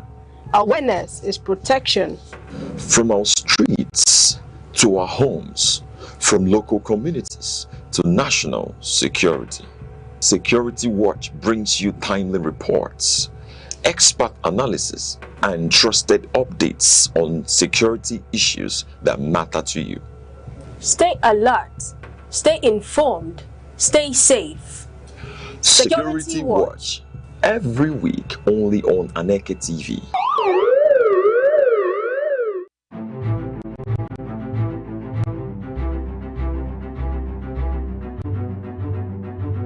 Morning headlines before you step out.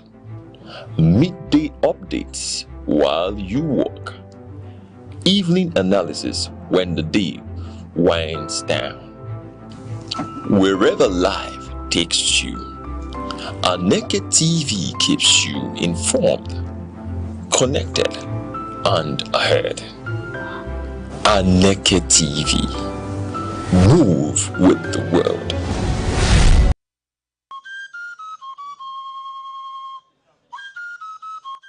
From the tiniest cells to the farthest galaxies, life holds secrets we are only beginning to uncover. Why are we here? What connects us all? What unseen forces shape our destiny? Join Professor Jude Udenta as he explores the wonders, the questions, and the revelations that define existence. Mysteries of life, where every answer sparks a new discovery. Watch now on Aneke TV every Monday.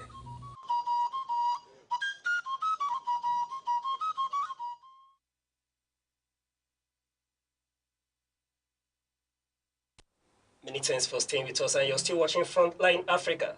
Here on Frontline Africa, we're seasoned analysts, deboning biggest stories that is shaping our day.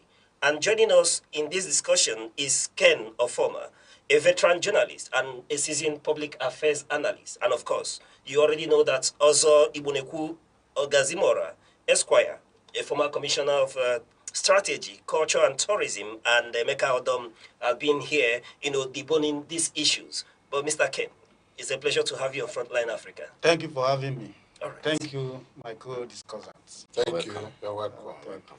Okay. Gentlemen, let's continue our deep dive into this conversation. And then we are moving in the high-stakes arena of Nigerian politics, where ambition collides with loyalty and power reshapes destinies. One seismic decision sends shockwaves across the nation.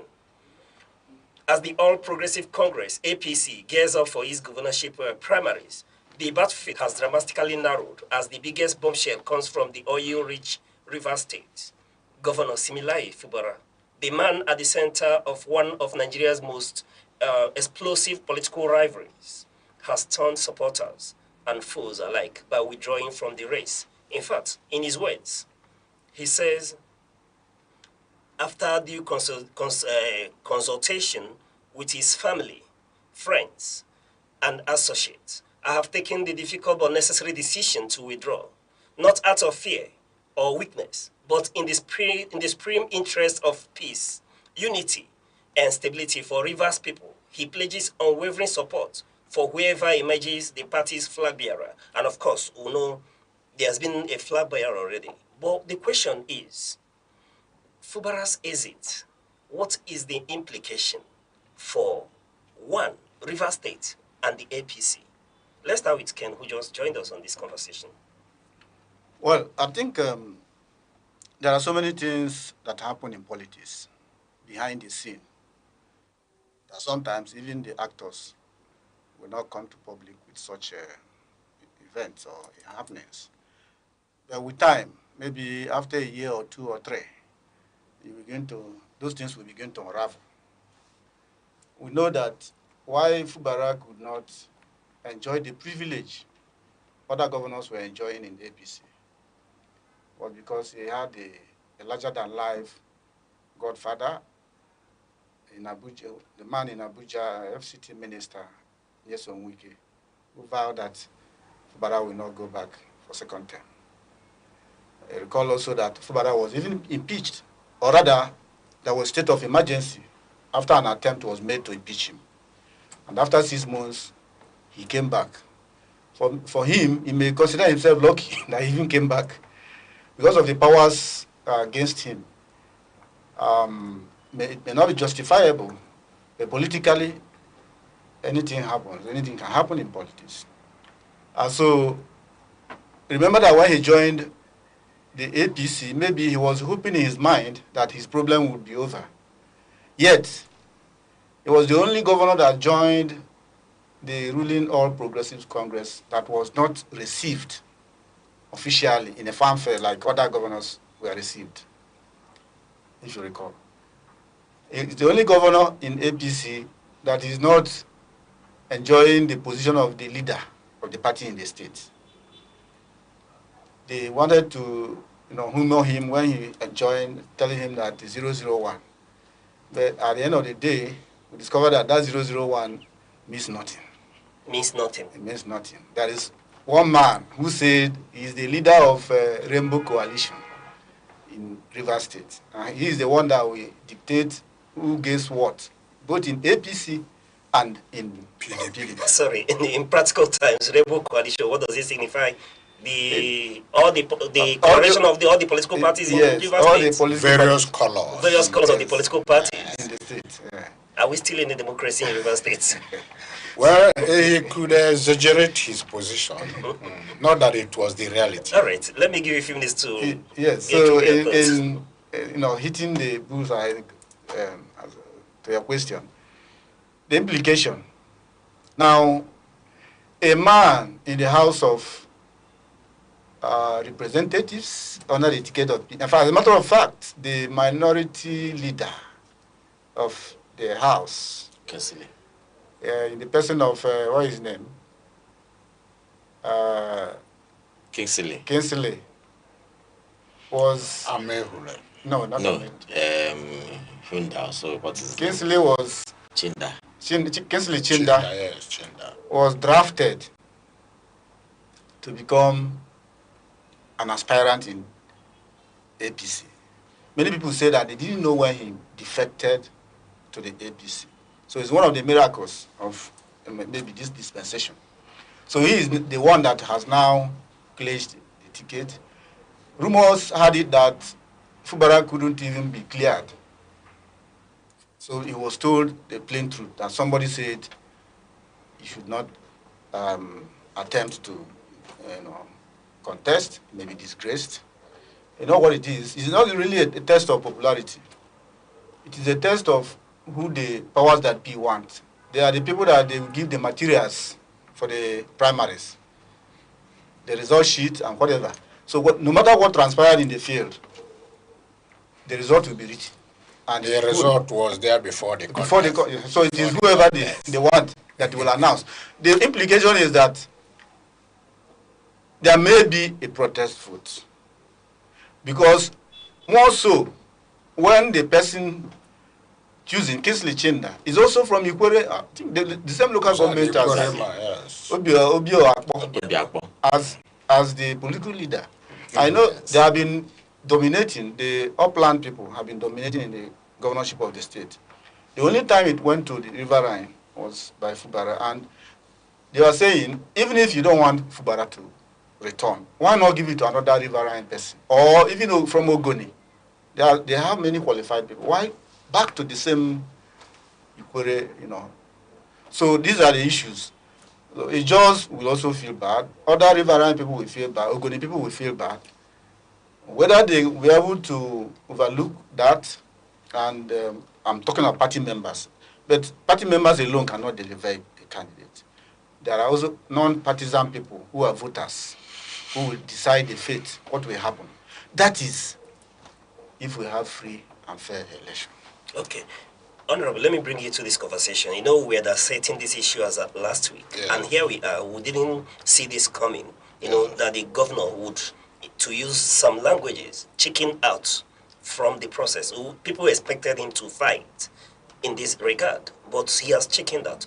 Though, what I'm asking you now is, with the new court order, the High Court ruling, does Fubara stand a chance in the essence of moving to maybe use another platform to realize his dream? And where does this leave the president going into 2027 election? Because give or take, one thing we'll know is that there are people who are not happy in this instance. Okay. And perhaps the commander of the Rainbow Coalition in River State may not be able to persuade everybody to take his toll. Okay. You see, sorry, let me quickly correct an impression. That was not a court ruling. Okay. It's judgment. Judgment. And we have the judgment order. Okay. So there's a difference between ruling and judgment. So this is a judgment. Judgment is final. Of course, you can appeal and get a superior judgment. But at the moment, this is the utmost you can have at that Federal High Court. So that is a judgment. Now, there's a perspective he's just brought in. Ethnic perspective, right? That ethnic perspective is really a determining factor. It just occurred to me that there's a point in the choice of that gender, and that is ethnic point. So, ordinarily in Nigeria, the issue becomes loyalty based on primordial interests. Not loyalty based on person's capability or quality, but because you are from my area, it has become a traditional duty for me to protect your interests. Even when I know that you are not capable, that you are not just not capable, you are a disaster. But then, because you are from my end, and I think that you being from my end serves greater interest for me, I go for you. So this perspective you brought now, why didn't the commander, I use your term now, commander of the Rainbow Coalition, why didn't he consider Udgoni man or Calabari, another Calabari man, or that's a job, and the rest of them? But he chose the upland people, Ikwere. And you know, the truth is that the Ikwere people, that is the Igbo-speaking people, are more in population. And they are also more politically organized. So with that, you have a situation where you may begin to soften your ground in favor of that commander, right? But there's another point. What is evolving in Rivers State is to tell you, is for us to know that there is no ideology in Nigerian politics. There's no ideology in Nigerian politics. There's no single ideology. Nobody is into any political grouping based on principle. That these people, I know these people, they have this quality, they will deliver this type of thing. Rather, what is interesting, what is of interest to a political player in Nigeria is where is my bread going to be buttered? My personal bread. So you now have a situation where people are likely to carry out a shift.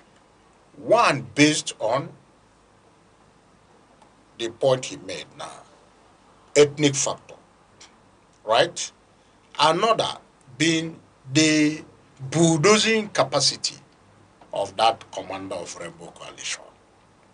And there's another factor. That factor is the power of the big man who may have dictated, who may have told the commander, do whatever you like, what I want in Rivers State is to deliver it, right? And that was why a governor, sitting governor, not that you evaluated this man and said he wasn't performing, not that you evaluated him and said he was corrupt or more corrupt than the others, not that you evaluated him and said he wasn't healthy, he wasn't of sound health, but you took the decision to tell him at the gate, why do you waste your time? You are, to save yourself this embarrassment, why not pull out? Because you won't be cleared. Even if you are cleared, you won't get a single vote. And he listened to it. That does not remove the fact that if he wants to put up a fight, he cannot. He has the muscle of the state, the resources. He has some backings. But also, while looking at that, you also consider if the chips are down, can he sustain a fight? Because once this matter becomes ethnic, the Igbo-speaking people, let us say the Igbo-speaking people are about 2/3 of the population, or 3/4 of the population. So you, being the governor, having every muscle, can you actually sustain a fight with them? That ethnic coloration has become a determinant that can only be upstaged by another party with the capacity to explore that ethnic consideration. And that now takes me to your question. Can he defect? Yes. That judgment has made it, he now has a wider window He has the road is open to him. Can he defect? But then in defection, he must consider this. Does he have the political clout? He may have the resources of the state to fight. Is he likely to have the following, even after spending money? Take, for instance, in Enugu State. A very strong factor in Enugu State is this quasi-ethnic factor. Nkano, Nsukka, Agbaja. That's Agbaja. Even though it has been blunted by the zoning arrangement, which has been working from 1999, but should there be any shift, you find out that we are actually sitting on a keg of gunpowder. If you look at what happened in 2023, where the Enugu North people were determined to have an Nsukka man, Nsukka so to say, because Issues is not actually Nsukka, but then they are insisting it is Nsukka. Have an Nsukka man back there. You see, the fight they put up, it was a rare battle. And such block vote from that area, and then picking from here and there, it was a serious challenge to the present governor. All right. I do not think that will play out now. It may, but in River State, it has rendered useless most of the calculations we may have made about the governor having resources, being able to put a fight. Mr. Dom, I know you've been itching to go on this matter because you've been on this issue for quite some time. But looking at it from the perspective where they are coming from, I still, repeat that same question. Can he still put up a fight? Well, for me, this issue should be viewed from two perspectives. One is you look at, does Fubara as a governor, considering the position of a governor in Nigeria, the capacities that office can muster, and all the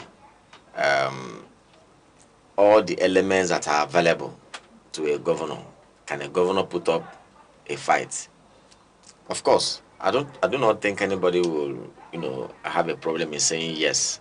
As a governor, he has the capacity, he has the muscle, he has all it takes to put off. After all, the so-called, the coalition commander that we refer to today, a couple of years back, he was just a local government area chairman, and eventually, perhaps the chief of staff to a governor, and from there to a minister of state, and finally became a governor. And we are now seeing a man who probably, everybody is very careful to approach. So, in all of this is what actually made him. If you if you go through the processes, you find out that maybe the breaking point was the opportunity to sit on that seat as the governor of River State. Yes. And if you also look back, those who have also sat on that seat, so you have no problem to say, I think that seat has the capacity to,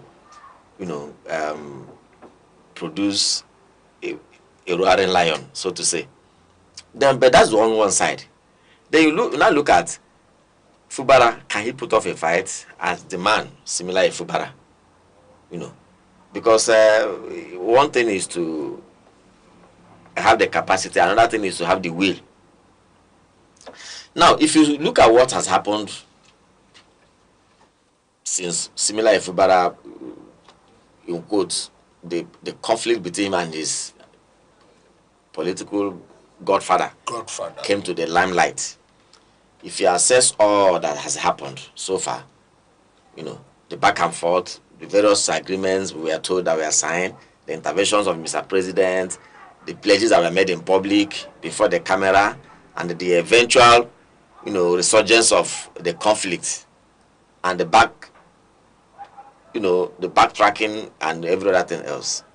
And if you consider all of these things, and the question is asked, can Fubara put up a fight? Quite frankly, I think people will be very careful to say yes, he can, because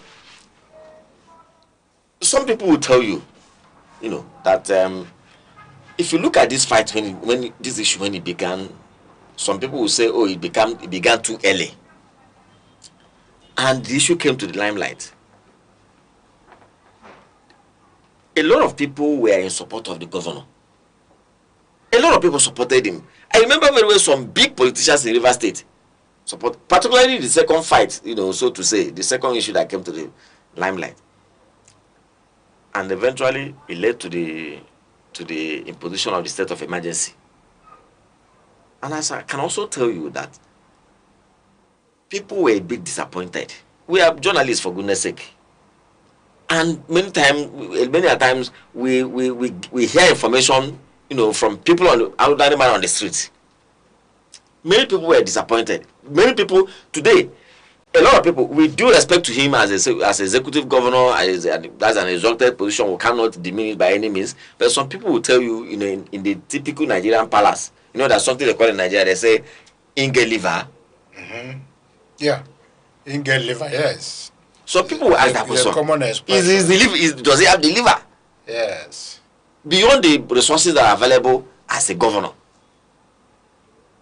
So, what makes, or rather, what made Nyesomike what he is today? So, I honestly, if for him to put up a fight, in River State, he has to go all out, because this is now the peak of the entire conflict, elections. This is actually the context. Every other thing else that has happened is just a preliminary. Yeah. This is the real contest. So, for me as a person, if I consider all that has happened, I will be very careful to say yes, he can put up a fight. Yes. The capacity may be there, the resources may be there, you know. Now, all the people who probably, because when you say for a man, whatever a man is today, you can't detach it from the structures around him. And when we talk about structures, his people, they say, who is this man? Who are his people? These are the questions they ask. So, who are these his people? I remember very well there was a time the elders in River State came together and they put up a statement to say, look, we stand solidly behind the governor of River State. Can these elders come out today to do it again? We are again, when he joined APC, if you are, of course, we will be following the news. You saw how disappointed many people were, because some people felt that, look, as a governor, you should have. That was an opportunity to stand there to face, in quote, the governor and tackle him head on. Because we've seen similar things. We saw a Tio who probably withstood Ojuzokalo in River State. I mean, in Abia State. Abia State, yes. We saw it very clearly. We're even seeing the governor of Benue State, who, to a certain extent, is also withstanding the Secretary to Government of the Federation. These are passive godfathers. Yes. So what are we talking about? What exactly are we talking about? So it's not just to say, okay, well, there's a man who has picked a nomination form in NDC. You know, who also goes by the name Fubara. I was coming to that. So, and you know, the Nigerian story is already flying. That is a placeholder. You know, it's something like. I'm coming to that very point. But gentlemen, let's go on a short break. When we return, we'll continue to dig deeper into this conversation. Stay with us. The Insight with Uche Osai. Having the political will to confront whatever is the challenges. Igbo man wrestles with the tortoise that had a lot of ingenuity, a lot of ideas, and the tireless. It will take the bold mind of government in power to say, let there be electoral reform, no matter who sorts is God. I was there. We did everything. All of us came and supported him with our last blood. In-depth analysis, expert views, real voices uncover the stories shaping Nigeria today. Deep dive, honest, unfiltered, only on the insight with Uche Osai on Aneke TV. Join us.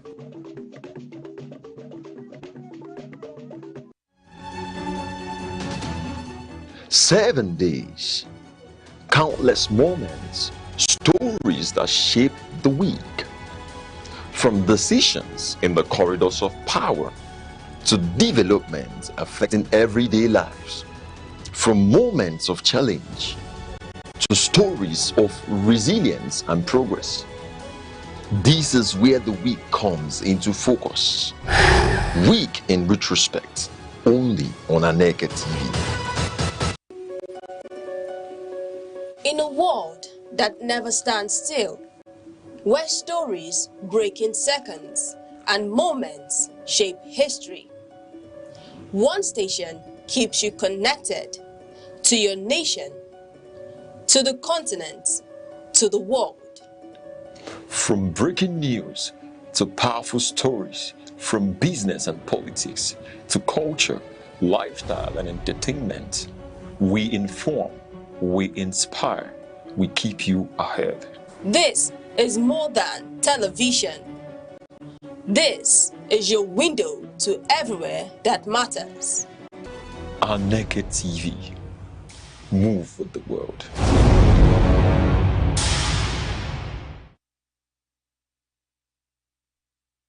Many thanks for staying with us. You're still watching Frontline Africa. We are seasoned veteran analysts digging deeper into these news issues. And we'll be looking at River State. Ken, yes. Do you agree that the governor, he has that capacity to put up a fight? Amidst the information, making rounds, that there is a certain Fubara who is said to be a family member, though I do not have that information clearly, but this Blessing Fubara is said to be a family member of the governor, and is said to be a placeholder in NDC, where he has gone to pick a form. And this is an unfolding dimension to this whole conversation. Well, mistake many analysts make about the situation in the States is to say that Fubara is weak. Is to say that Fubara is weak? Yes. Without looking at the circumstances surrounding him. He has two major Achilles heel, two major weaknesses. That even if he's a lion, even Wike today, if you remove Wike as Minister of FCT, he becomes pussycat. He may have the air of an alpha male, but he's emboldened by one man, the president. If Fubara decide to fight today, we will not be fighting Wike. The person we'll be fighting is the president. And you know the power of the president. In Nigeria, some states which are contesting presidential election, states like Kano, Lagos, Rivers, Kaduna, Katsina, you want to have them. President does not want to joke with Rivers. Wike delivered in quote in 2023. And he's consistently telling the president that I can deliver again, this man cannot deliver. So what you are thinking is not what the president is thinking. The president is thinking about his election. Anybody can be thrown under the bus. Then the two major weaknesses, like I said, that Fubara had, now, the House of Assembly. Wike has a vice grip over the House of Assembly. What could have been a savior for him, which, to Fubara, which again, he doesn't have, the chief judge of the state. These are critical elements. Assuming he had one, he can fight. He can dare the president. But if you don't have the two, you don't have the House of Assembly, you don't have the chief judge of the state. Because when it comes to impeachment, it is the chief judge that will first of all set up a panel to investigate whatever allegations. And if the chief judge decides to pick people who are amenable or who have sympathy for the governor. They will come out with a verdict that is clear of allegations, and that is the end of the impeachment. It happened in Nasarawa State under Makura. It was impeached practically. Even in Enugu. Even in Enugu. Yeah. But let me learn. What I'm saying that is not weak. It is the circumstances. Because if they impeach him, if he tries to fight back, these people, they have overwhelming majority. We can had almost 90% in the State House of Assembly. They can decide to impeach him tomorrow. Within 1 week, they will impeach him. And once it goes to... Can that card still sell again? Yes. We're in Nigeria. Anything can happen. They can decide to impeach him within 1 week.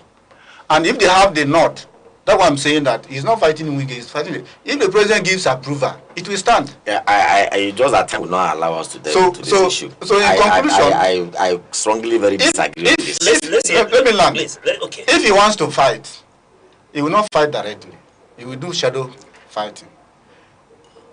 What he can do, all those his supporters who were disqualified, House of Assembly, House of Rep, with this opening of the High Court ruling, they can move into a particular party of his choice. And if he doesn't want to annoy the president, let it not be NDC, a party that will have a strong presidential candidate. President will see it as a threat. It happened currently. There is a particular candidate or rather aspirant in PDP who asked the president that he wants to contest for governor. Governor told him, if you want to contest, don't go to a party that will have a strong presidential candidate. Go to another party. Today, that person is contesting under PDP. Because if he goes to NDC, they will come after him. He has something on his neck. So it will happen to him too. If he's pushing his men, he will push them to a party that doesn't have strong presidential contestant. The president can overlook it. Okay, they are going to contest for House of Assembly, House of Reps, Senate. They know that they don't have a strong presidential candidate, so that won't be a threat to him. But for him, as a person, even if there is a window to move to another party to contest as governor, they will impeach, even if it is 1 month to the election, they will impeach him. All right. Let's get your thoughts. You disagree with that? Yes, position? very strongly too. You see, the case of River State is not new to anybody. It's not new to anybody. And like I said before, the reason why the just wike that we know today, that people are very cautious to approach, is because of, first and foremost, his personality. Right? Now, to start with, you talk about the issue of the State House of Assembly.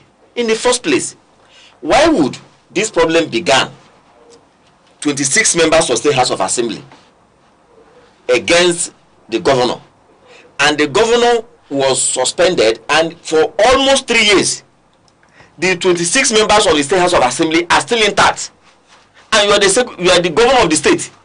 You have not been able to win even one person over to you, and you are in control of the resources of the state.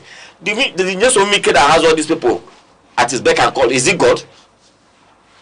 How was he able? Was it the one that created them? How was he able to be in control of the loyalty of these men? What exactly did he do? I will tell you what he did. No, you see, the point is very clear that the question here is, as a governor, yes, he has the capacities are there, but as a person, do you see him putting up that fight? I don't see him putting up that fight. The reason is because somewhere along the line, you see Governor Fubara also coming to tell you that, look, he wants peace. Yes, he wants peace as a governor. But I can tell you, those who he's contending with, when they want to achieve their own objective, do they also consider the things you are considering? No. I will tell you what wike did. I insist. If Fubara decides to fight wike, he will be fighting the president, not wike. Remember when the president intervened and gave them a checklist, 10 points to go and execute. 1, 2, 3, 4 till 10. All of them were against the governor. You can't be fighting somebody when your hands are tied behind you. You can't engage in swimming competition when your hands are tied behind you. That's exactly what's happening. The ministry Wike is occupying is as good as being a governor too. Remember, governor removed a provision going to, before your award contract, going to due process. Because in the other ministries, if you are going to award a contract over a certain limit, you're supposed to go to due process, it will take time. But he removed it from Wike. That's why he can award, he can wake up today and award the contract tomorrow morning. He can appoint people, executive directors. He can give people land. And if president is not backing him up, president can summon those House of Assembly members. Remember when ndlea was impeached? The House of Assembly members in Bayelsa were ferried with a jet. They were ferried to Abuja by Obasanjo. And the director what to do. You see, it was the same thing. I mentioned the enugu. This thing happened in Enugu, where 16 members of the House, 24-member House, 16 went against the governor. There's a point he made there. With that 16, that is 2/3 majority. But the chief judge, he refused to constitute the panel. His reason, if you are 16, the chairman is not supposed to vote. That is to say, you are 15. It doesn't give you the 2/3. Except when there's a tie. He can only vote when there's a tie. Yes. So, that was what this Justice Ugu, the Enugu State High Court is named after him. Yes. That was when that thing failed. They were working for the opposition, Jim Obodo, all of them, Atiku. And the Chief Judge said, no, you do not have the 2/3 majority. So the battle now became they trying to get one from the remaining 8. And then we had to put up a fight to stop them from getting one. Good. They couldn't pick one. And the battle lasted almost to the end of that government in 2003. So, yes, the point is making is that the man, if he puts off a pint, he'll be walloped. But the point you are making is that the man is capable of putting a fight. But let him, there was a term he used. Does he have the mind? The mind means, I want to storm out of this room, either dead or alive. I'm going to venture. I may be cut down before I get to the door. I may also make it. So the question now is, can he gamble it? Odomi is saying that he can gamble it if he has the will. And he is saying he should not gamble it. We have seen governors. We have seen governors. Gentlemen, we'll have the incumbent presidents fight then President Olusegun Obasanjo. Yes. Against all odds, he was able and he was not walloped. Was he the only one? He wasn't walloped. All those of Kano president. All those of Kano he fought against Obasanjo. The PDP then did everything to take over Lagos State. Lagos State. All those of Kano looked at Obasanjo State. Lagos State and told him.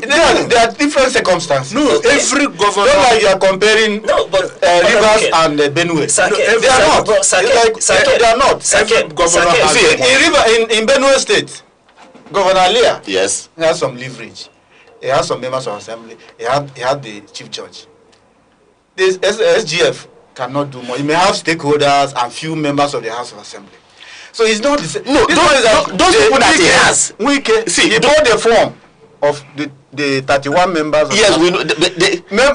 We had 14 members of the State Executive Council. That story can expire. He appointed the chief judge before he left. That story can expire. And then he has most importantly, he delivered the president in 2023. You have a new sheriff for the seat. If the president may have seen the actual result. If he wants to put a fight, like members of those executive council, just push them away. The president may have seen the actual result of Rivers State in 2023, and he saw what Wike did. He mustn't have. That was why he had compensated him with the position of FCT minister. And he still has a battle of 2027. Do you know that the governor can tell the president, the only way gave you 2 million votes? The only way, I will give you 3 in 2027. The only way footballer could fight. And the president is only after the votes. To decide, to be crazy, to be mad. I will fight you and be damned. That is the only way. Who? The only way footballer can fight. Yes. Is to be mad. To say, I can fight you. Now you're talking. Now you're talking. So that whatever happens, I'm not interested. Is it governor? Impeach me if you can. All right. You are ready to put the whole state on fire. Gentlemen. If the president looks at you and see that you are serious, he may say, let's take it. Now you're coming home. Before we go into the question, if we've seen the last of this battle, there's another angle that we're meeting. That of NDC and the supposed placeholder, a Fubara, who has surfaced in NDC with a governorship form in his hand, and is said to be a family member of the incumbent governor. You see, this issue of placeholder, in this particular situation, is not really a matter of placeholder. Do you understand? It's not really a matter of placeholder. We have had a placeholder that let down his master. If you remember that of Saraki. He had a placeholder who was elected senator, and the guy said, no, I will not do the job. And he stayed there, and Saraki stayed out. In Enugu State, the Uchennaji was placeholder for Jim and relinquished the position to him. It doesn't always work that way. But then, for you to have a placeholder as you cannot even call it a placeholder, because Wike is not having anything, sorry, not Wike, Fubara is not having anything other than that governorship. So, for that guy you saw, that guy may be coming there for himself. Even if he's not coming for himself, the question now will be, what is going to be the electoral muscle of NDC? In Rivers State, a lot of factors will come in. If eventually the NDC picks a governorship candidate, for him to win, is he going to be the upland or the riverine? It becomes a factor, that same ethnic factor. So if the other Fubara cannot play that ethnic game very well, he is still not a replacement. Or if he is holding place for the Fubara we know, can he play that same ethnic factor? Because eventually ethnic factor will come in.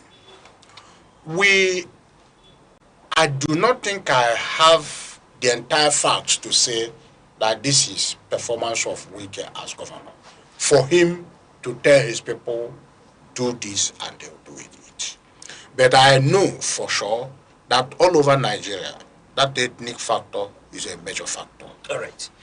Are we possibly seeing the Fubara that we know, the incumbent governor, perhaps wanting to run through Prozi? No, you see, the point is this. You know, I always tell you that in politics, you'll be living in a fool's paradise if you take what politicians say, hook, line, and sinker. In the speech that Governor Fubara made, if you look at that speech, you know, you'll be tempted to believe that, look, he's going nowhere. He's going to stay in APC, support whoever APC produces as their candidate. Of course, now Kingsley, Chinda, support him, do everything possible to ensure that APC retains Rivers State, both for the presidential and the governorship and everything. So that is on the face value. But the reason why people came up with the placeholder, idea is not as if there's a confirmation to that. The thing is, number one, there could still be surprises, because not minding what the governor has said in his speech, that is just for today. Tomorrow may open a chapter of a new thing. This whole thing may just be for because you see, if you look at Governor Fubara right from when he joined APC, he has never missed mouth in telling you that he owes a lot of gratitude to the president. So he thinks that even as it is, that he should help to ensure that Mr. President, the state is delivered to Mr. President. But remember also that as a person, there are rumors everywhere that he has his plans. And they say in every rumor, there's always an element of truth. So the whole idea of the placeholder is not a confirmed story, but it could well be that somewhere along the line, you may see the so-called placeholder because, maybe resign to say, look, I'm no longer interested, which opens up a fresh opportunity. And by which case, Fubara himself may not want to ruffle the shoulders now that the primaries are going on, right? He may not want to do that. And of course, I agree with Ken. Ken said, of course, all eyes are on him right now. When he just threw in the towel to say, I stay away from the primaries, everybody want to see what is his next move. They'll be probably putting under a very close watch, right? But by and large, I can assure you that we may not have seen the end of all this, because politicians naturally, because he has already told you that, look, that this is a very painful decision. So it simply means that he wished the other way around. Nobody willingly and out of their own volition go into pains. So we may not have seen the end of this. And I can tell you also that whether you like it or not, there's going to be a contest in Rivers State. There will be a contest. Remember also, without the incumbents, the candidates. Now you see, we run a multi-party democracy. Don't forget that. If you trace the history of this country and the elections in 2007, 2011, 2015, 2019, 2023, there has always been a very fierce contest. Remember also that in 2019, when Nscdc was going for his second time in office, Amechi was in APC at that point in time. So it was also a battle. So I at every point in time, even though you have probably a River State that is that has a single line of focus in terms of who they vote for, but over time we've always seen also an opposition. In 2023, we saw that opposition there. The Labour Party factor was a major issue in River State, and I can also tell you right away that in 2023, 2027 is also going to be a factor, because APC River State has never been an APC state. Never. It has never been. So what is happening now? We want to live to see how River State is going to transform from what we all know it to what it used to be into a fully APC state. So we wait to see how that's going to happen. My take is that Governor Fubara, going by his disposition, we see him as somebody who is not a violent person, who is not ready to fight. Not that he doesn't have the capacity. If you're a governor, even if you don't have the capacity, you can procure it. It's a very big and influential office. But let's take it that it is in his nature not to fight. He doesn't like violence. Fine. He's a civil servant. But violence here doesn't necessarily mean. Fighting doesn't necessarily mean instigating violence. In Rivers, you cannot fight without violence. That is rivers of blood. Well, if you check all the general elections, there was a particular general election that a report said more than 70 people were killed. I think that was 2007 election. Fighting is blood as far as these politicians are concerned. That is the kind of desperation they display. And perhaps that was why he was chosen by wike. Somebody who will not give him a fight. Somebody who doesn't want fight. A civil servant. A civil servant.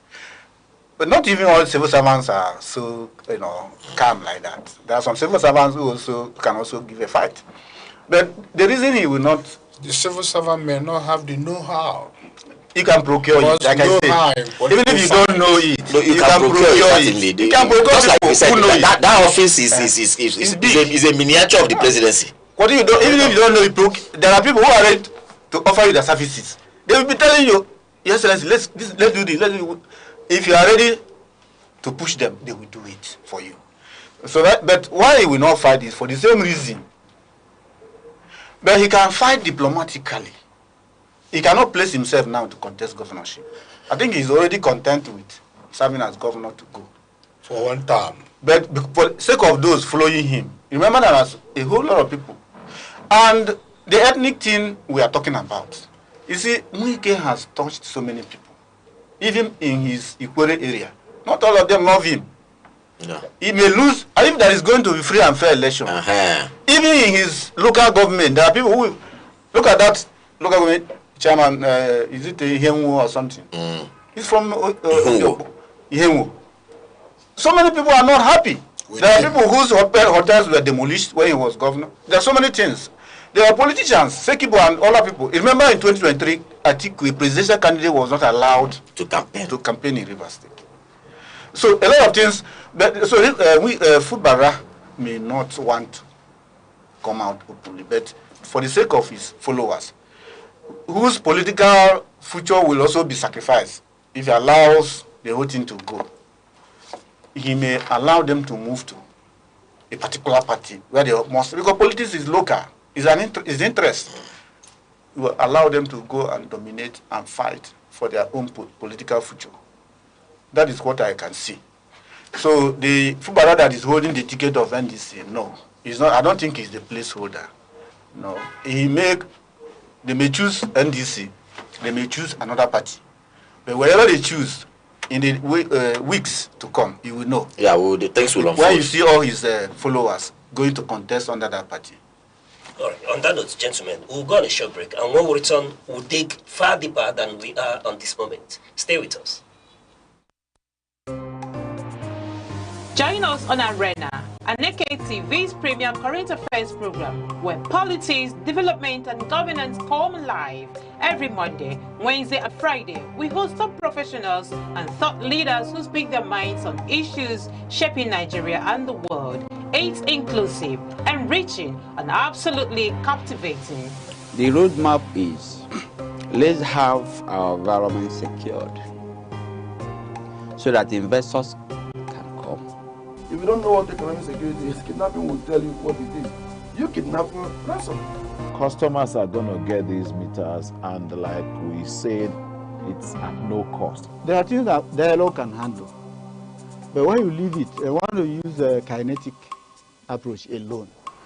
You cannot. For discussions that promise insight and deliver truth, stay tuned, stay informed, and keep watching Arena, only on Aneke TV.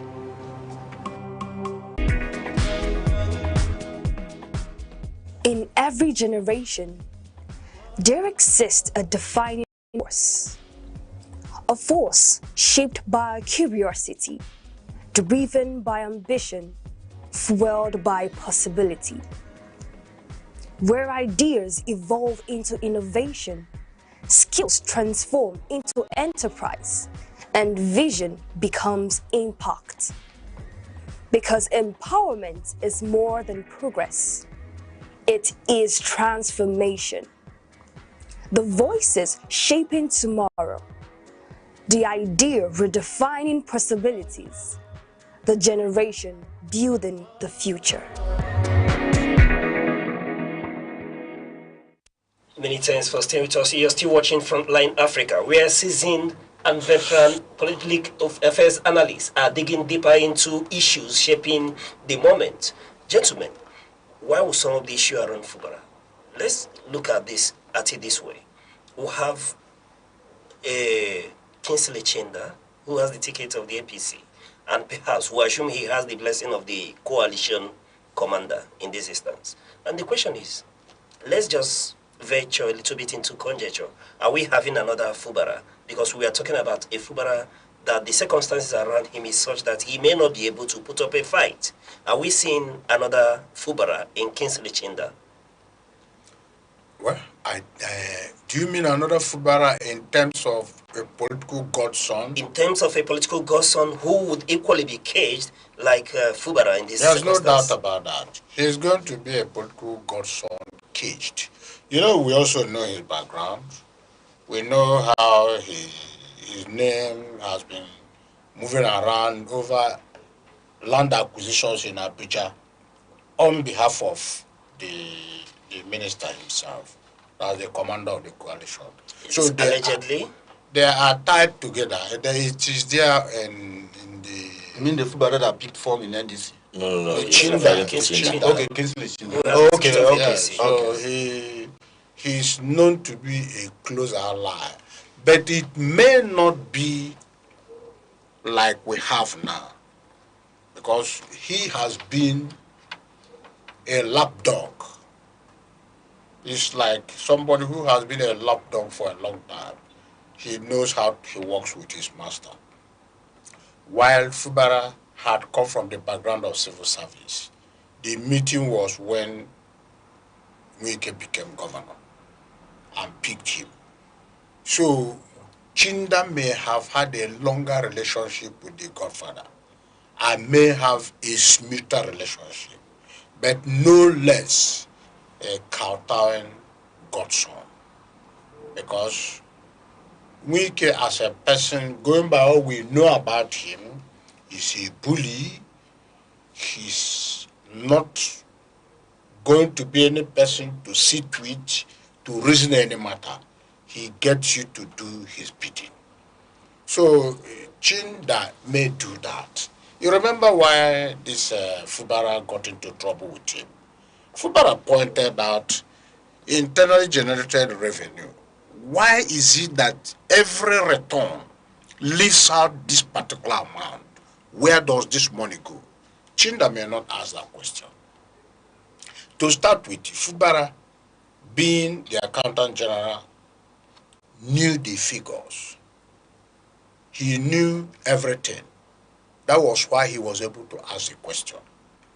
For somebody who is not an accountant or who doesn't know the workings, when these figures are posted to him, he may not have that clinical eye to say, yes, this, where is this one headed to? Why is it always, these ones continue to this place, this one continue to this place? Why is this one stopping here? It's only a professional who will do that. So in Fubara, you may even have a better opposition, a better fighter, somebody who is more principled, who says, no, I want to know, I'm now the governor. This had been happening when I was the accountant general. Now I want to know where it is going. That was what he said. That was the problem. So is this a Chinda of a man who has been used, who is being used in buying estates, buying lands, who is getting allocations on behalf of that placeholder in property acquisition? Is he likely to ask such a question? Is he even likely to know what is going on? So if he's a political godson, I am going to see him as a political godson that will be far more disadvantageous to the people of Rivers State. Fubara is going to be far, far more advantageous to the people of Rivers State. And that is because of this. Rivers State is a state of quite knowledgeable men. And some people are going to ask questions. Some people are not going to just sit back there and say because Wike has posted this man, we should not take him. They may reject him at the poll. That is a fact. But in terms of rising up to Wike, I do not see the possibility. He is very much likely to be far weaker than Fubara. Because one, from the point of view of knowledge, from the point of view of long subservience to Wike, he is not likely to stand a fight or even start a fight. So I will give it to Fubara that he's going to be a more beneficial godfather to the people than the Chindaman you are having at the moment. All right, gentlemen, as we sum this issue, there are two questions here. One is could this improve the party's chances, going into the general election, or does it weaken the grassroots support that he already had in Rivers State? No, it weakens the party, the APC. That is, should voting count. Should voting count? Yes. If voting counts, that's a mess. It has messed up the party because in every part of Nigeria, it is an insult to the generality of the people that one man determines everything. You say a sitting governor cannot be cleared to contest in a Congress. You now say this your personal pick is going to be the governor. The people are knowledgeable. They are likely to say no. So this thing now is, we are looking at APC. NDC is coming. ADC is coming. And they are likely to have strong candidates. And if they have strong candidates, if there is actual voting, I'm talking of governorship. I may not talk about the presidential election. If actual voting takes place, actual counting takes place, then you are likely to have this man defeated. All right, Ken. Yes, I don't want to be categorical, like the way my discussant said, that Kingsley Chinda may not fight or may not have issue with Wike. He's the one that will most likely have issue with Wike. Having been a long associate, he may have also known Wike's weaknesses, and he can use it. But he will be more strategic than Fubara, because he's also a politician, a long-standing politician. He may not fight at his first tenure. He may take time to allow the tenure of the chief judge to expire so that he will appoint his own. He will allow time to elect his own men in the House of Assembly. After doing all these things, everybody wants power. Everybody wants to be the boss. There is always aspiration for every power. Every kingdom must come to an end. Every empire must come to an end. Wike's reign will come to an end one day. So they may even have the deadliest fight if they start, because the man would have strategically placed himself to fight him. And by then, Wike may not be enjoying the support of the president. He may not even be minister if the president returns a second term. And if he's not a minister, his power is gone. So, as for election, if there is free and fair election, a lot of people are not happy. I told you that even in his local government, in Wike's local government, a lot of people will not support him. A lot of people are not happy. There is no state that will be happy that the resources of the state is controlled by one man or a clique in the name of structure. It's not for the benefit of people. The people are not happy. They may not be talking. They will talk with their vote if there is free and fair election. All right. Mr. Wike, I know you're itching to go, but let me ask you categorically. Can Wike deliver again, given the present circumstances going into 2027? I think I align very seriously with what Ken has just said. If it's not a question of whether he can deliver or he cannot deliver, if there's a free and fair election, you see, you say things based on all things being equal. So if there's a free and fair election, quite frankly, I only about maybe less than 10% of the politicians we have now will deliver. They will return, and all the people we have now. But when the election is not free and fair, then it becomes a question of the bullies will have their way, and those who are ready to bully. Gumbo democracy. Exactly. So, and talking about Kingsley, if Kingsley Chinda eventually becomes the governor of Rivers State, I also agree with Ken, because you may be thinking that is this very close ally, they've been together and things like that, and that is when you see because power is a different ballgame entirely, or maybe before now there has always been a boy, say sa, but right now he's going to enjoy, like the Yorubas will say, when he must have eaten in Ijag Balagba, he will now understand that look at Kano. Exactly. Even this country, is it Senegal, where the president has sacked the prime minister? Exactly. Who was the one that brought him into power? Look at the case of Kano. You see, the other day I was just reading the story of Governor Yusuf and Kwankwaso.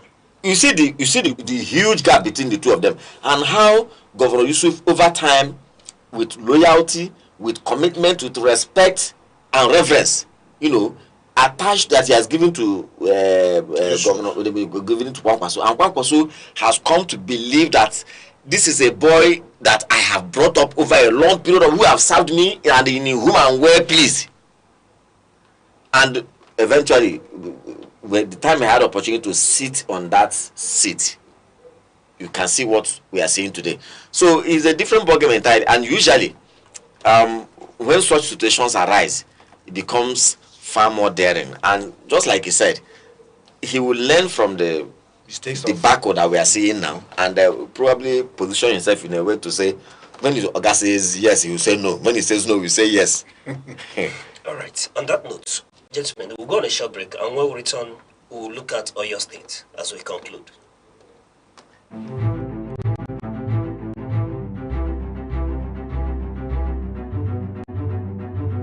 Morning headlines before you step out. Midday updates while you walk. Evening analysis when the day winds down.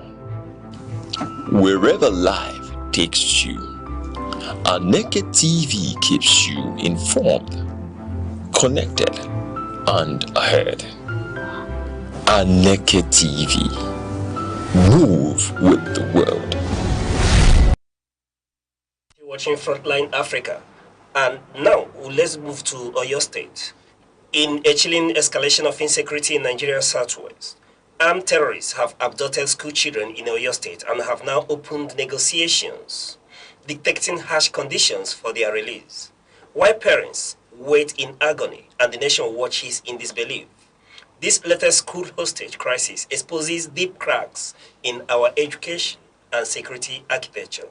Gentlemen, the question is this a sign that bandits and terrorists are now emboldened enough to treat schools as a bargain chips?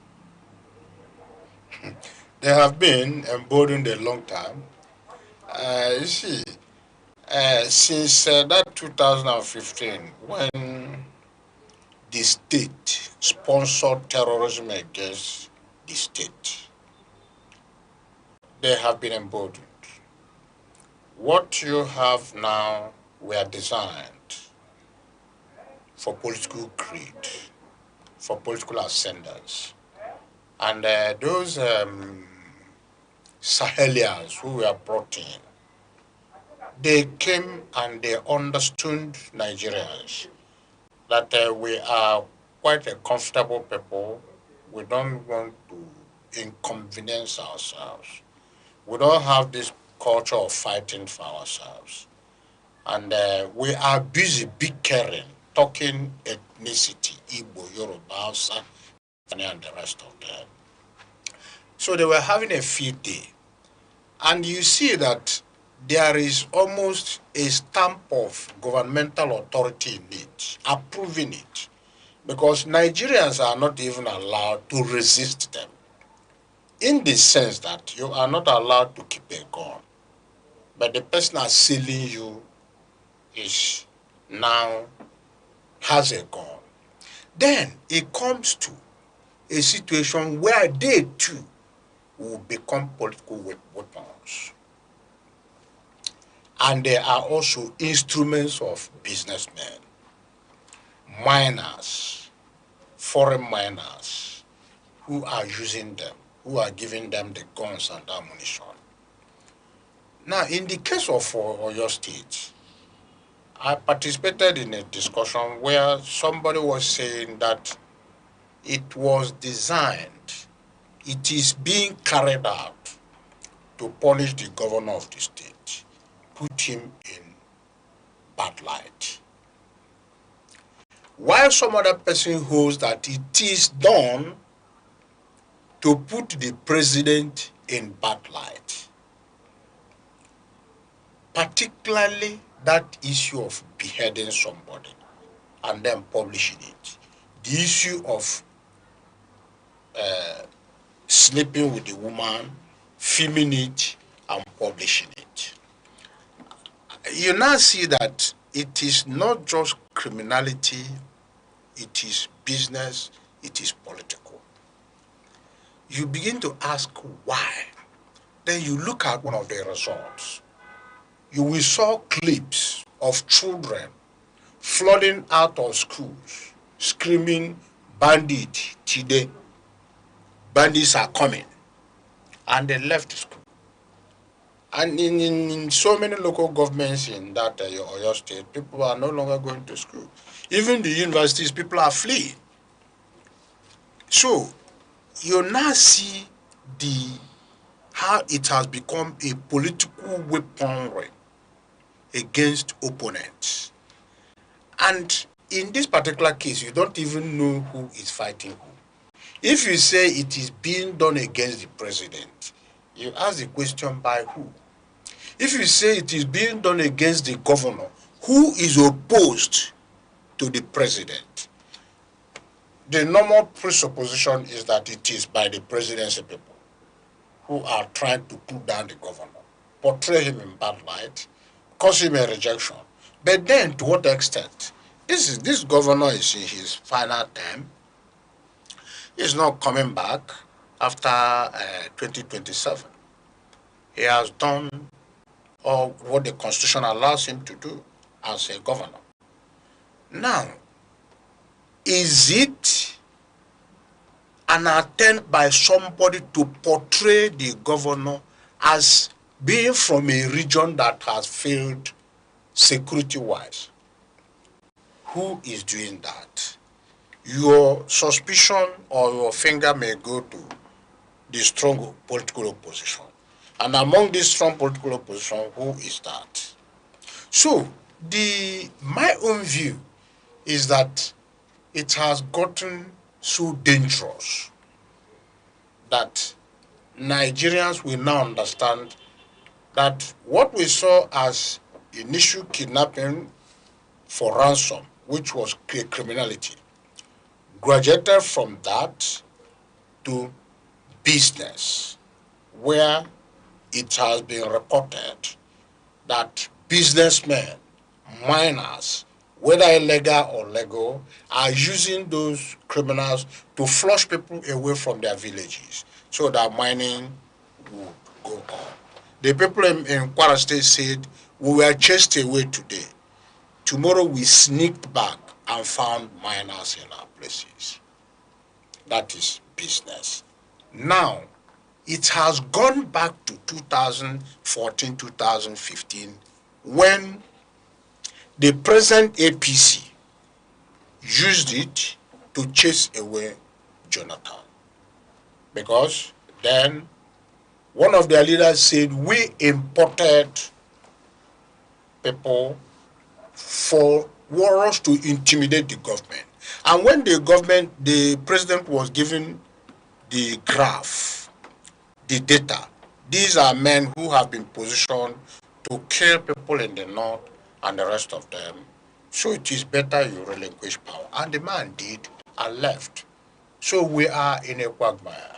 In a serious quagmire. Mr. Ken, the question now is, what dangerous precedents does yielding to their demands set? As it is now, since we don't have the political will to move into that forest and rescue those children, we have to yield to their demand. Why do I say so? When you are having off-cycle election in Kogi, they will announce that the police is deploying 35,000 policemen. Civil defense is deploying 15,000 policemen. A good number of the military will be deployed, and other paramilitary agencies. I am saying, why can't you deploy 20,000? Maybe provide them with 100 APC. That is armored personnel carriers. Back them up with our Air Force, military arsenal. Move into that place. those that remain alive, they will remain alive. But make sure that no single terrorist or who, by whatever name, escapes. When they see that determination in the government, others will not easily go to kidnap school children again. But that is by the way. What we have in our hands, it appears that our politicians don't seem to realize it. Nigeria is sitting on a gunpowder. Nigeria is being turned gradually into the hub for global terrorism. The hub for global terrorism. That's what is happening. Any other thing you see is a subset. Oh, the miners moved to. They are just taking advantage of it. There is one central team. From that night, 2015 to date, they are not letting go. They have continued the killing. They are conquering.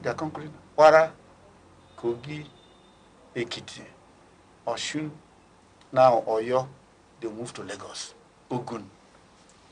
Of course, even in Southeast, we are surrounded. Kogi, Benue. You see what the people in, what is the name, where they killed Nibu, that local government, also one. You see people in Isuzo. They don't have been killed. Not everything is being reported. People in Wititi, all those border communities, there is a playbook. Islamization. We may deny it. We may decide to politicize it. We may play politics with it. These people, that is their aim, and they are not letting go. All right, Mr. Mecca, let's delve into possible solutions to this issue as we wound down. You see, when we talk about solution, we must have an expanded analysis of the security challenges that the country is having. And when you have an expanded analysis, you begin to include what I call a human approach to security management, or response to insecurity, human response to insecurity.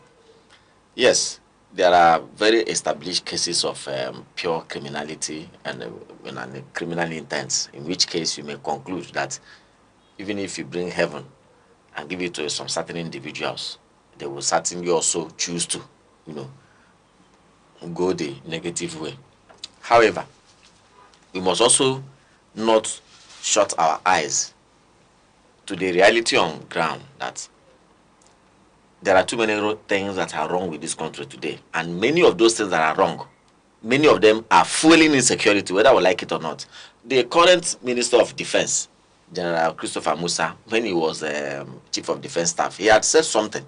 He talked about the fact that, and it is something that we know, it's not as if it's something new he was talking about. The best way to fight insecurity is good governance, all over the world, very clearly. Like I said, yes, even if you bring heaven and give it to some people, guys, we used to say that they will choose to go the other way. But when there's good governance, you would have reduced insecurity to at least 50 or even less than 50%. And so that is why that it bothers me that each time we talk about non-kinetic approach to security management, it doesn't necessarily mean that you must go and discuss with bandits.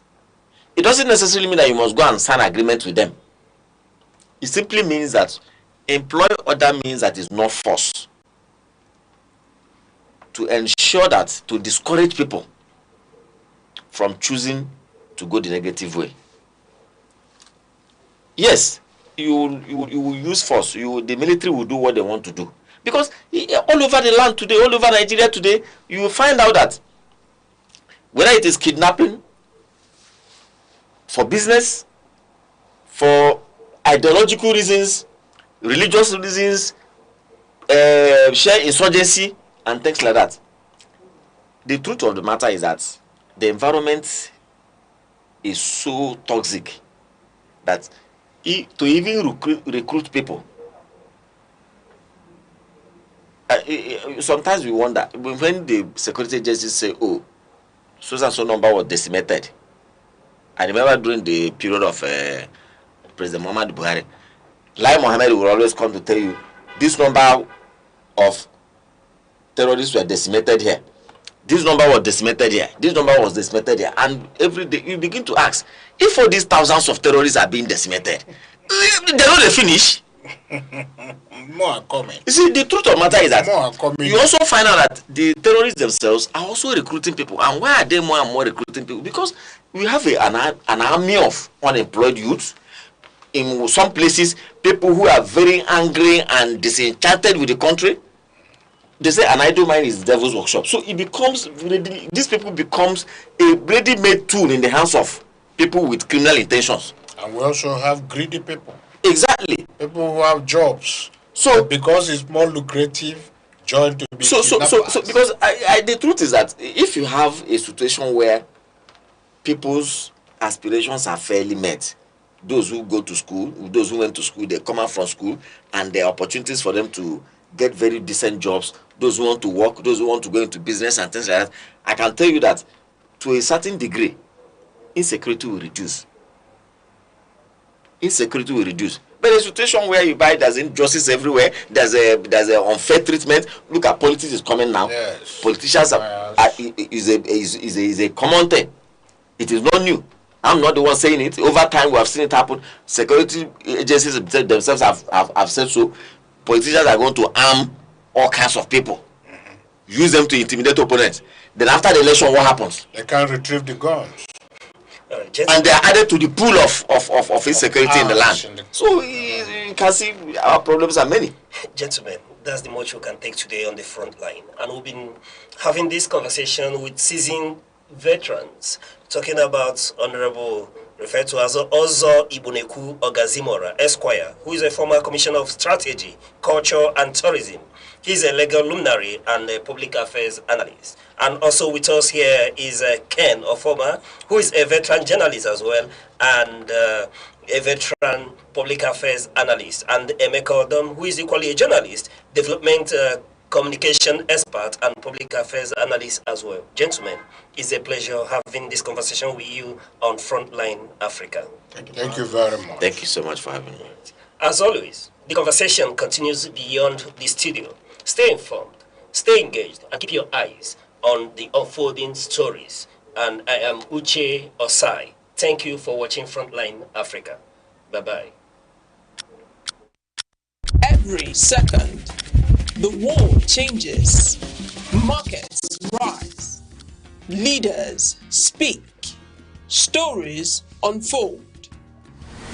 To keep up, you don't just need news, you need clarity, you need speed, you need perspective. That's why Aneke TV brings you the global pulse.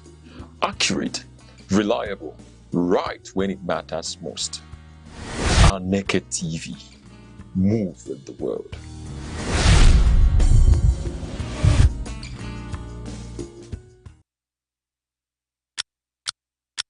Every second, the world changes, markets rise, leaders speak, stories unfold. To keep up, you don't just need news, you need clarity, you need speed, you need perspective. That's why Aneke TV brings you the global pulse. Accurate, reliable, right when it matters most. Aneke TV. Move with the world. Across Nigeria, electricity has become an everyday struggle. Blackouts are no longer occasional. They are part of daily life for millions of Nigerians. In homes, families spend long hours in darkness. Parents worry about keeping food fresh. Children struggle to study. And the cost of running generators adds to household expenses in an already challenging economy. Businesses are also feeling the pinch. Shops, restaurants, and small factories often spend more on fuel for generators than they earn in daily revenue. Perishable goods spoil. Production slows. Evening sales decline. Electricity, which should be a basic necessity, has become a luxury. Experts say the crisis stems from multiple factors: technical failures and aging infrastructure in the national grid, frequent gas shortages, and operational inefficiencies in distribution companies all contribute. Maintenance outage and tariff adjustments have further reduced the supply of electricity across the country. The impact on national development is significant. Schools struggle to conduct evening classes. Hospitals depend heavily on generators to keep life-saving equipment running. Businesses lose revenue, and the cost of doing business rises. The lack of stable electricity slows economic growth and limits opportunities for millions of Nigerians. Experts recommend practical solutions: increasing electricity generation, especially through renewable sources like solar, wind, and hydro, could reduce reliance on gas. Upgrading and maintaining infrastructure, stabilizing gas supply, and encouraging private sector participation in independent power projects would help expand supply and improve efficiency.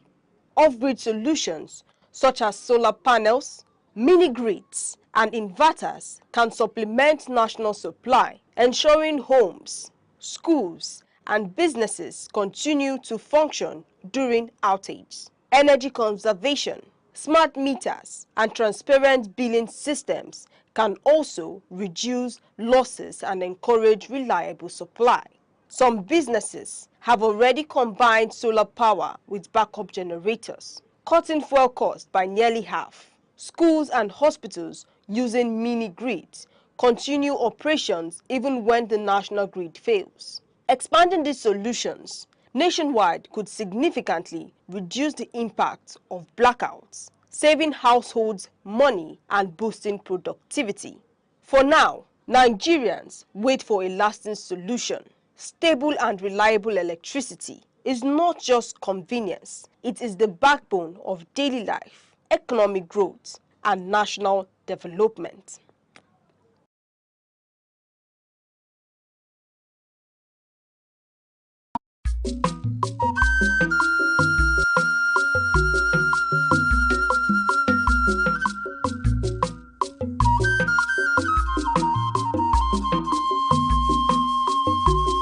Aneke television.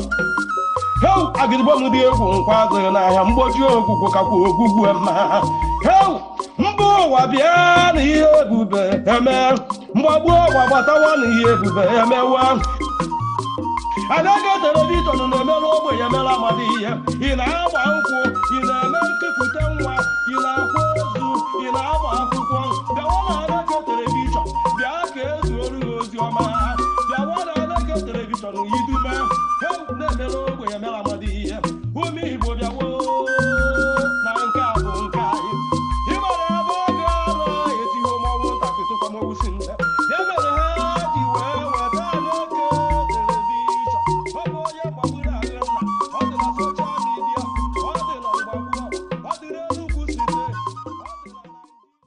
Nigeria, a land of striking contrasts, where nature unfolds in two dominant ecological identities: the lush southern forest and the vast northern savanna belts.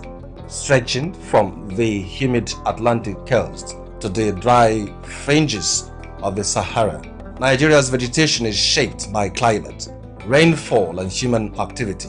Broadly, it is divided into the southern forest zones and the northern savanna belts.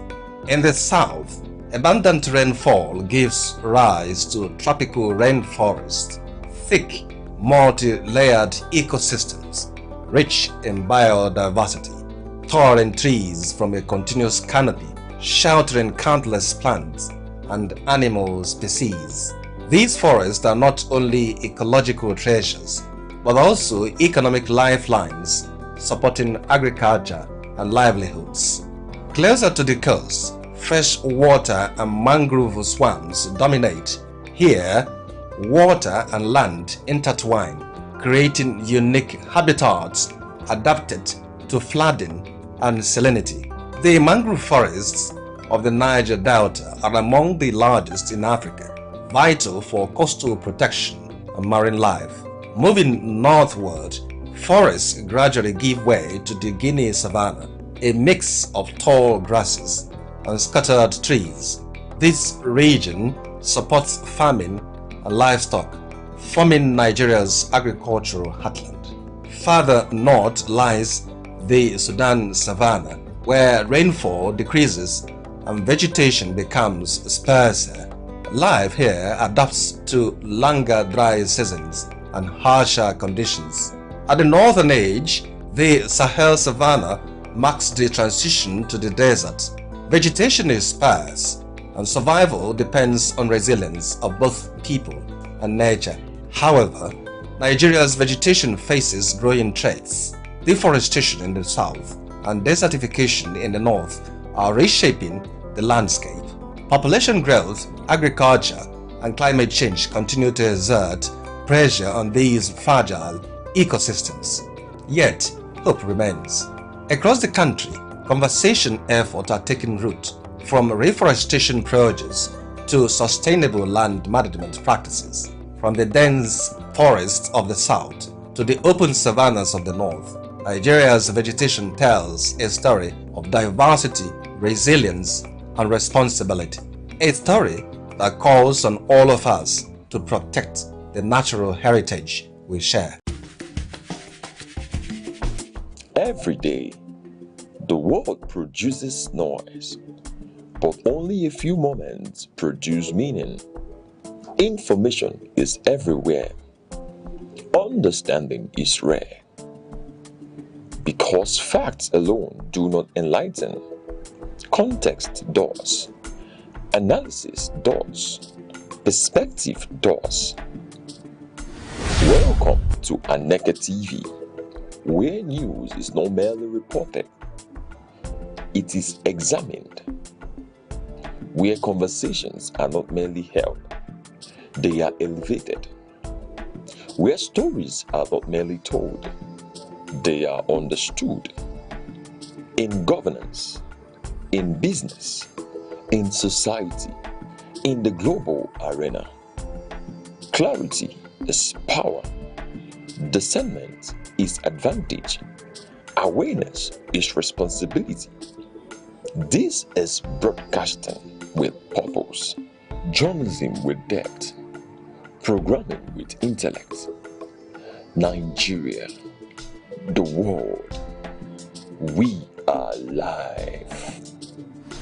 Aneke TV, broadcasting daily, informing minds, shaping perspective.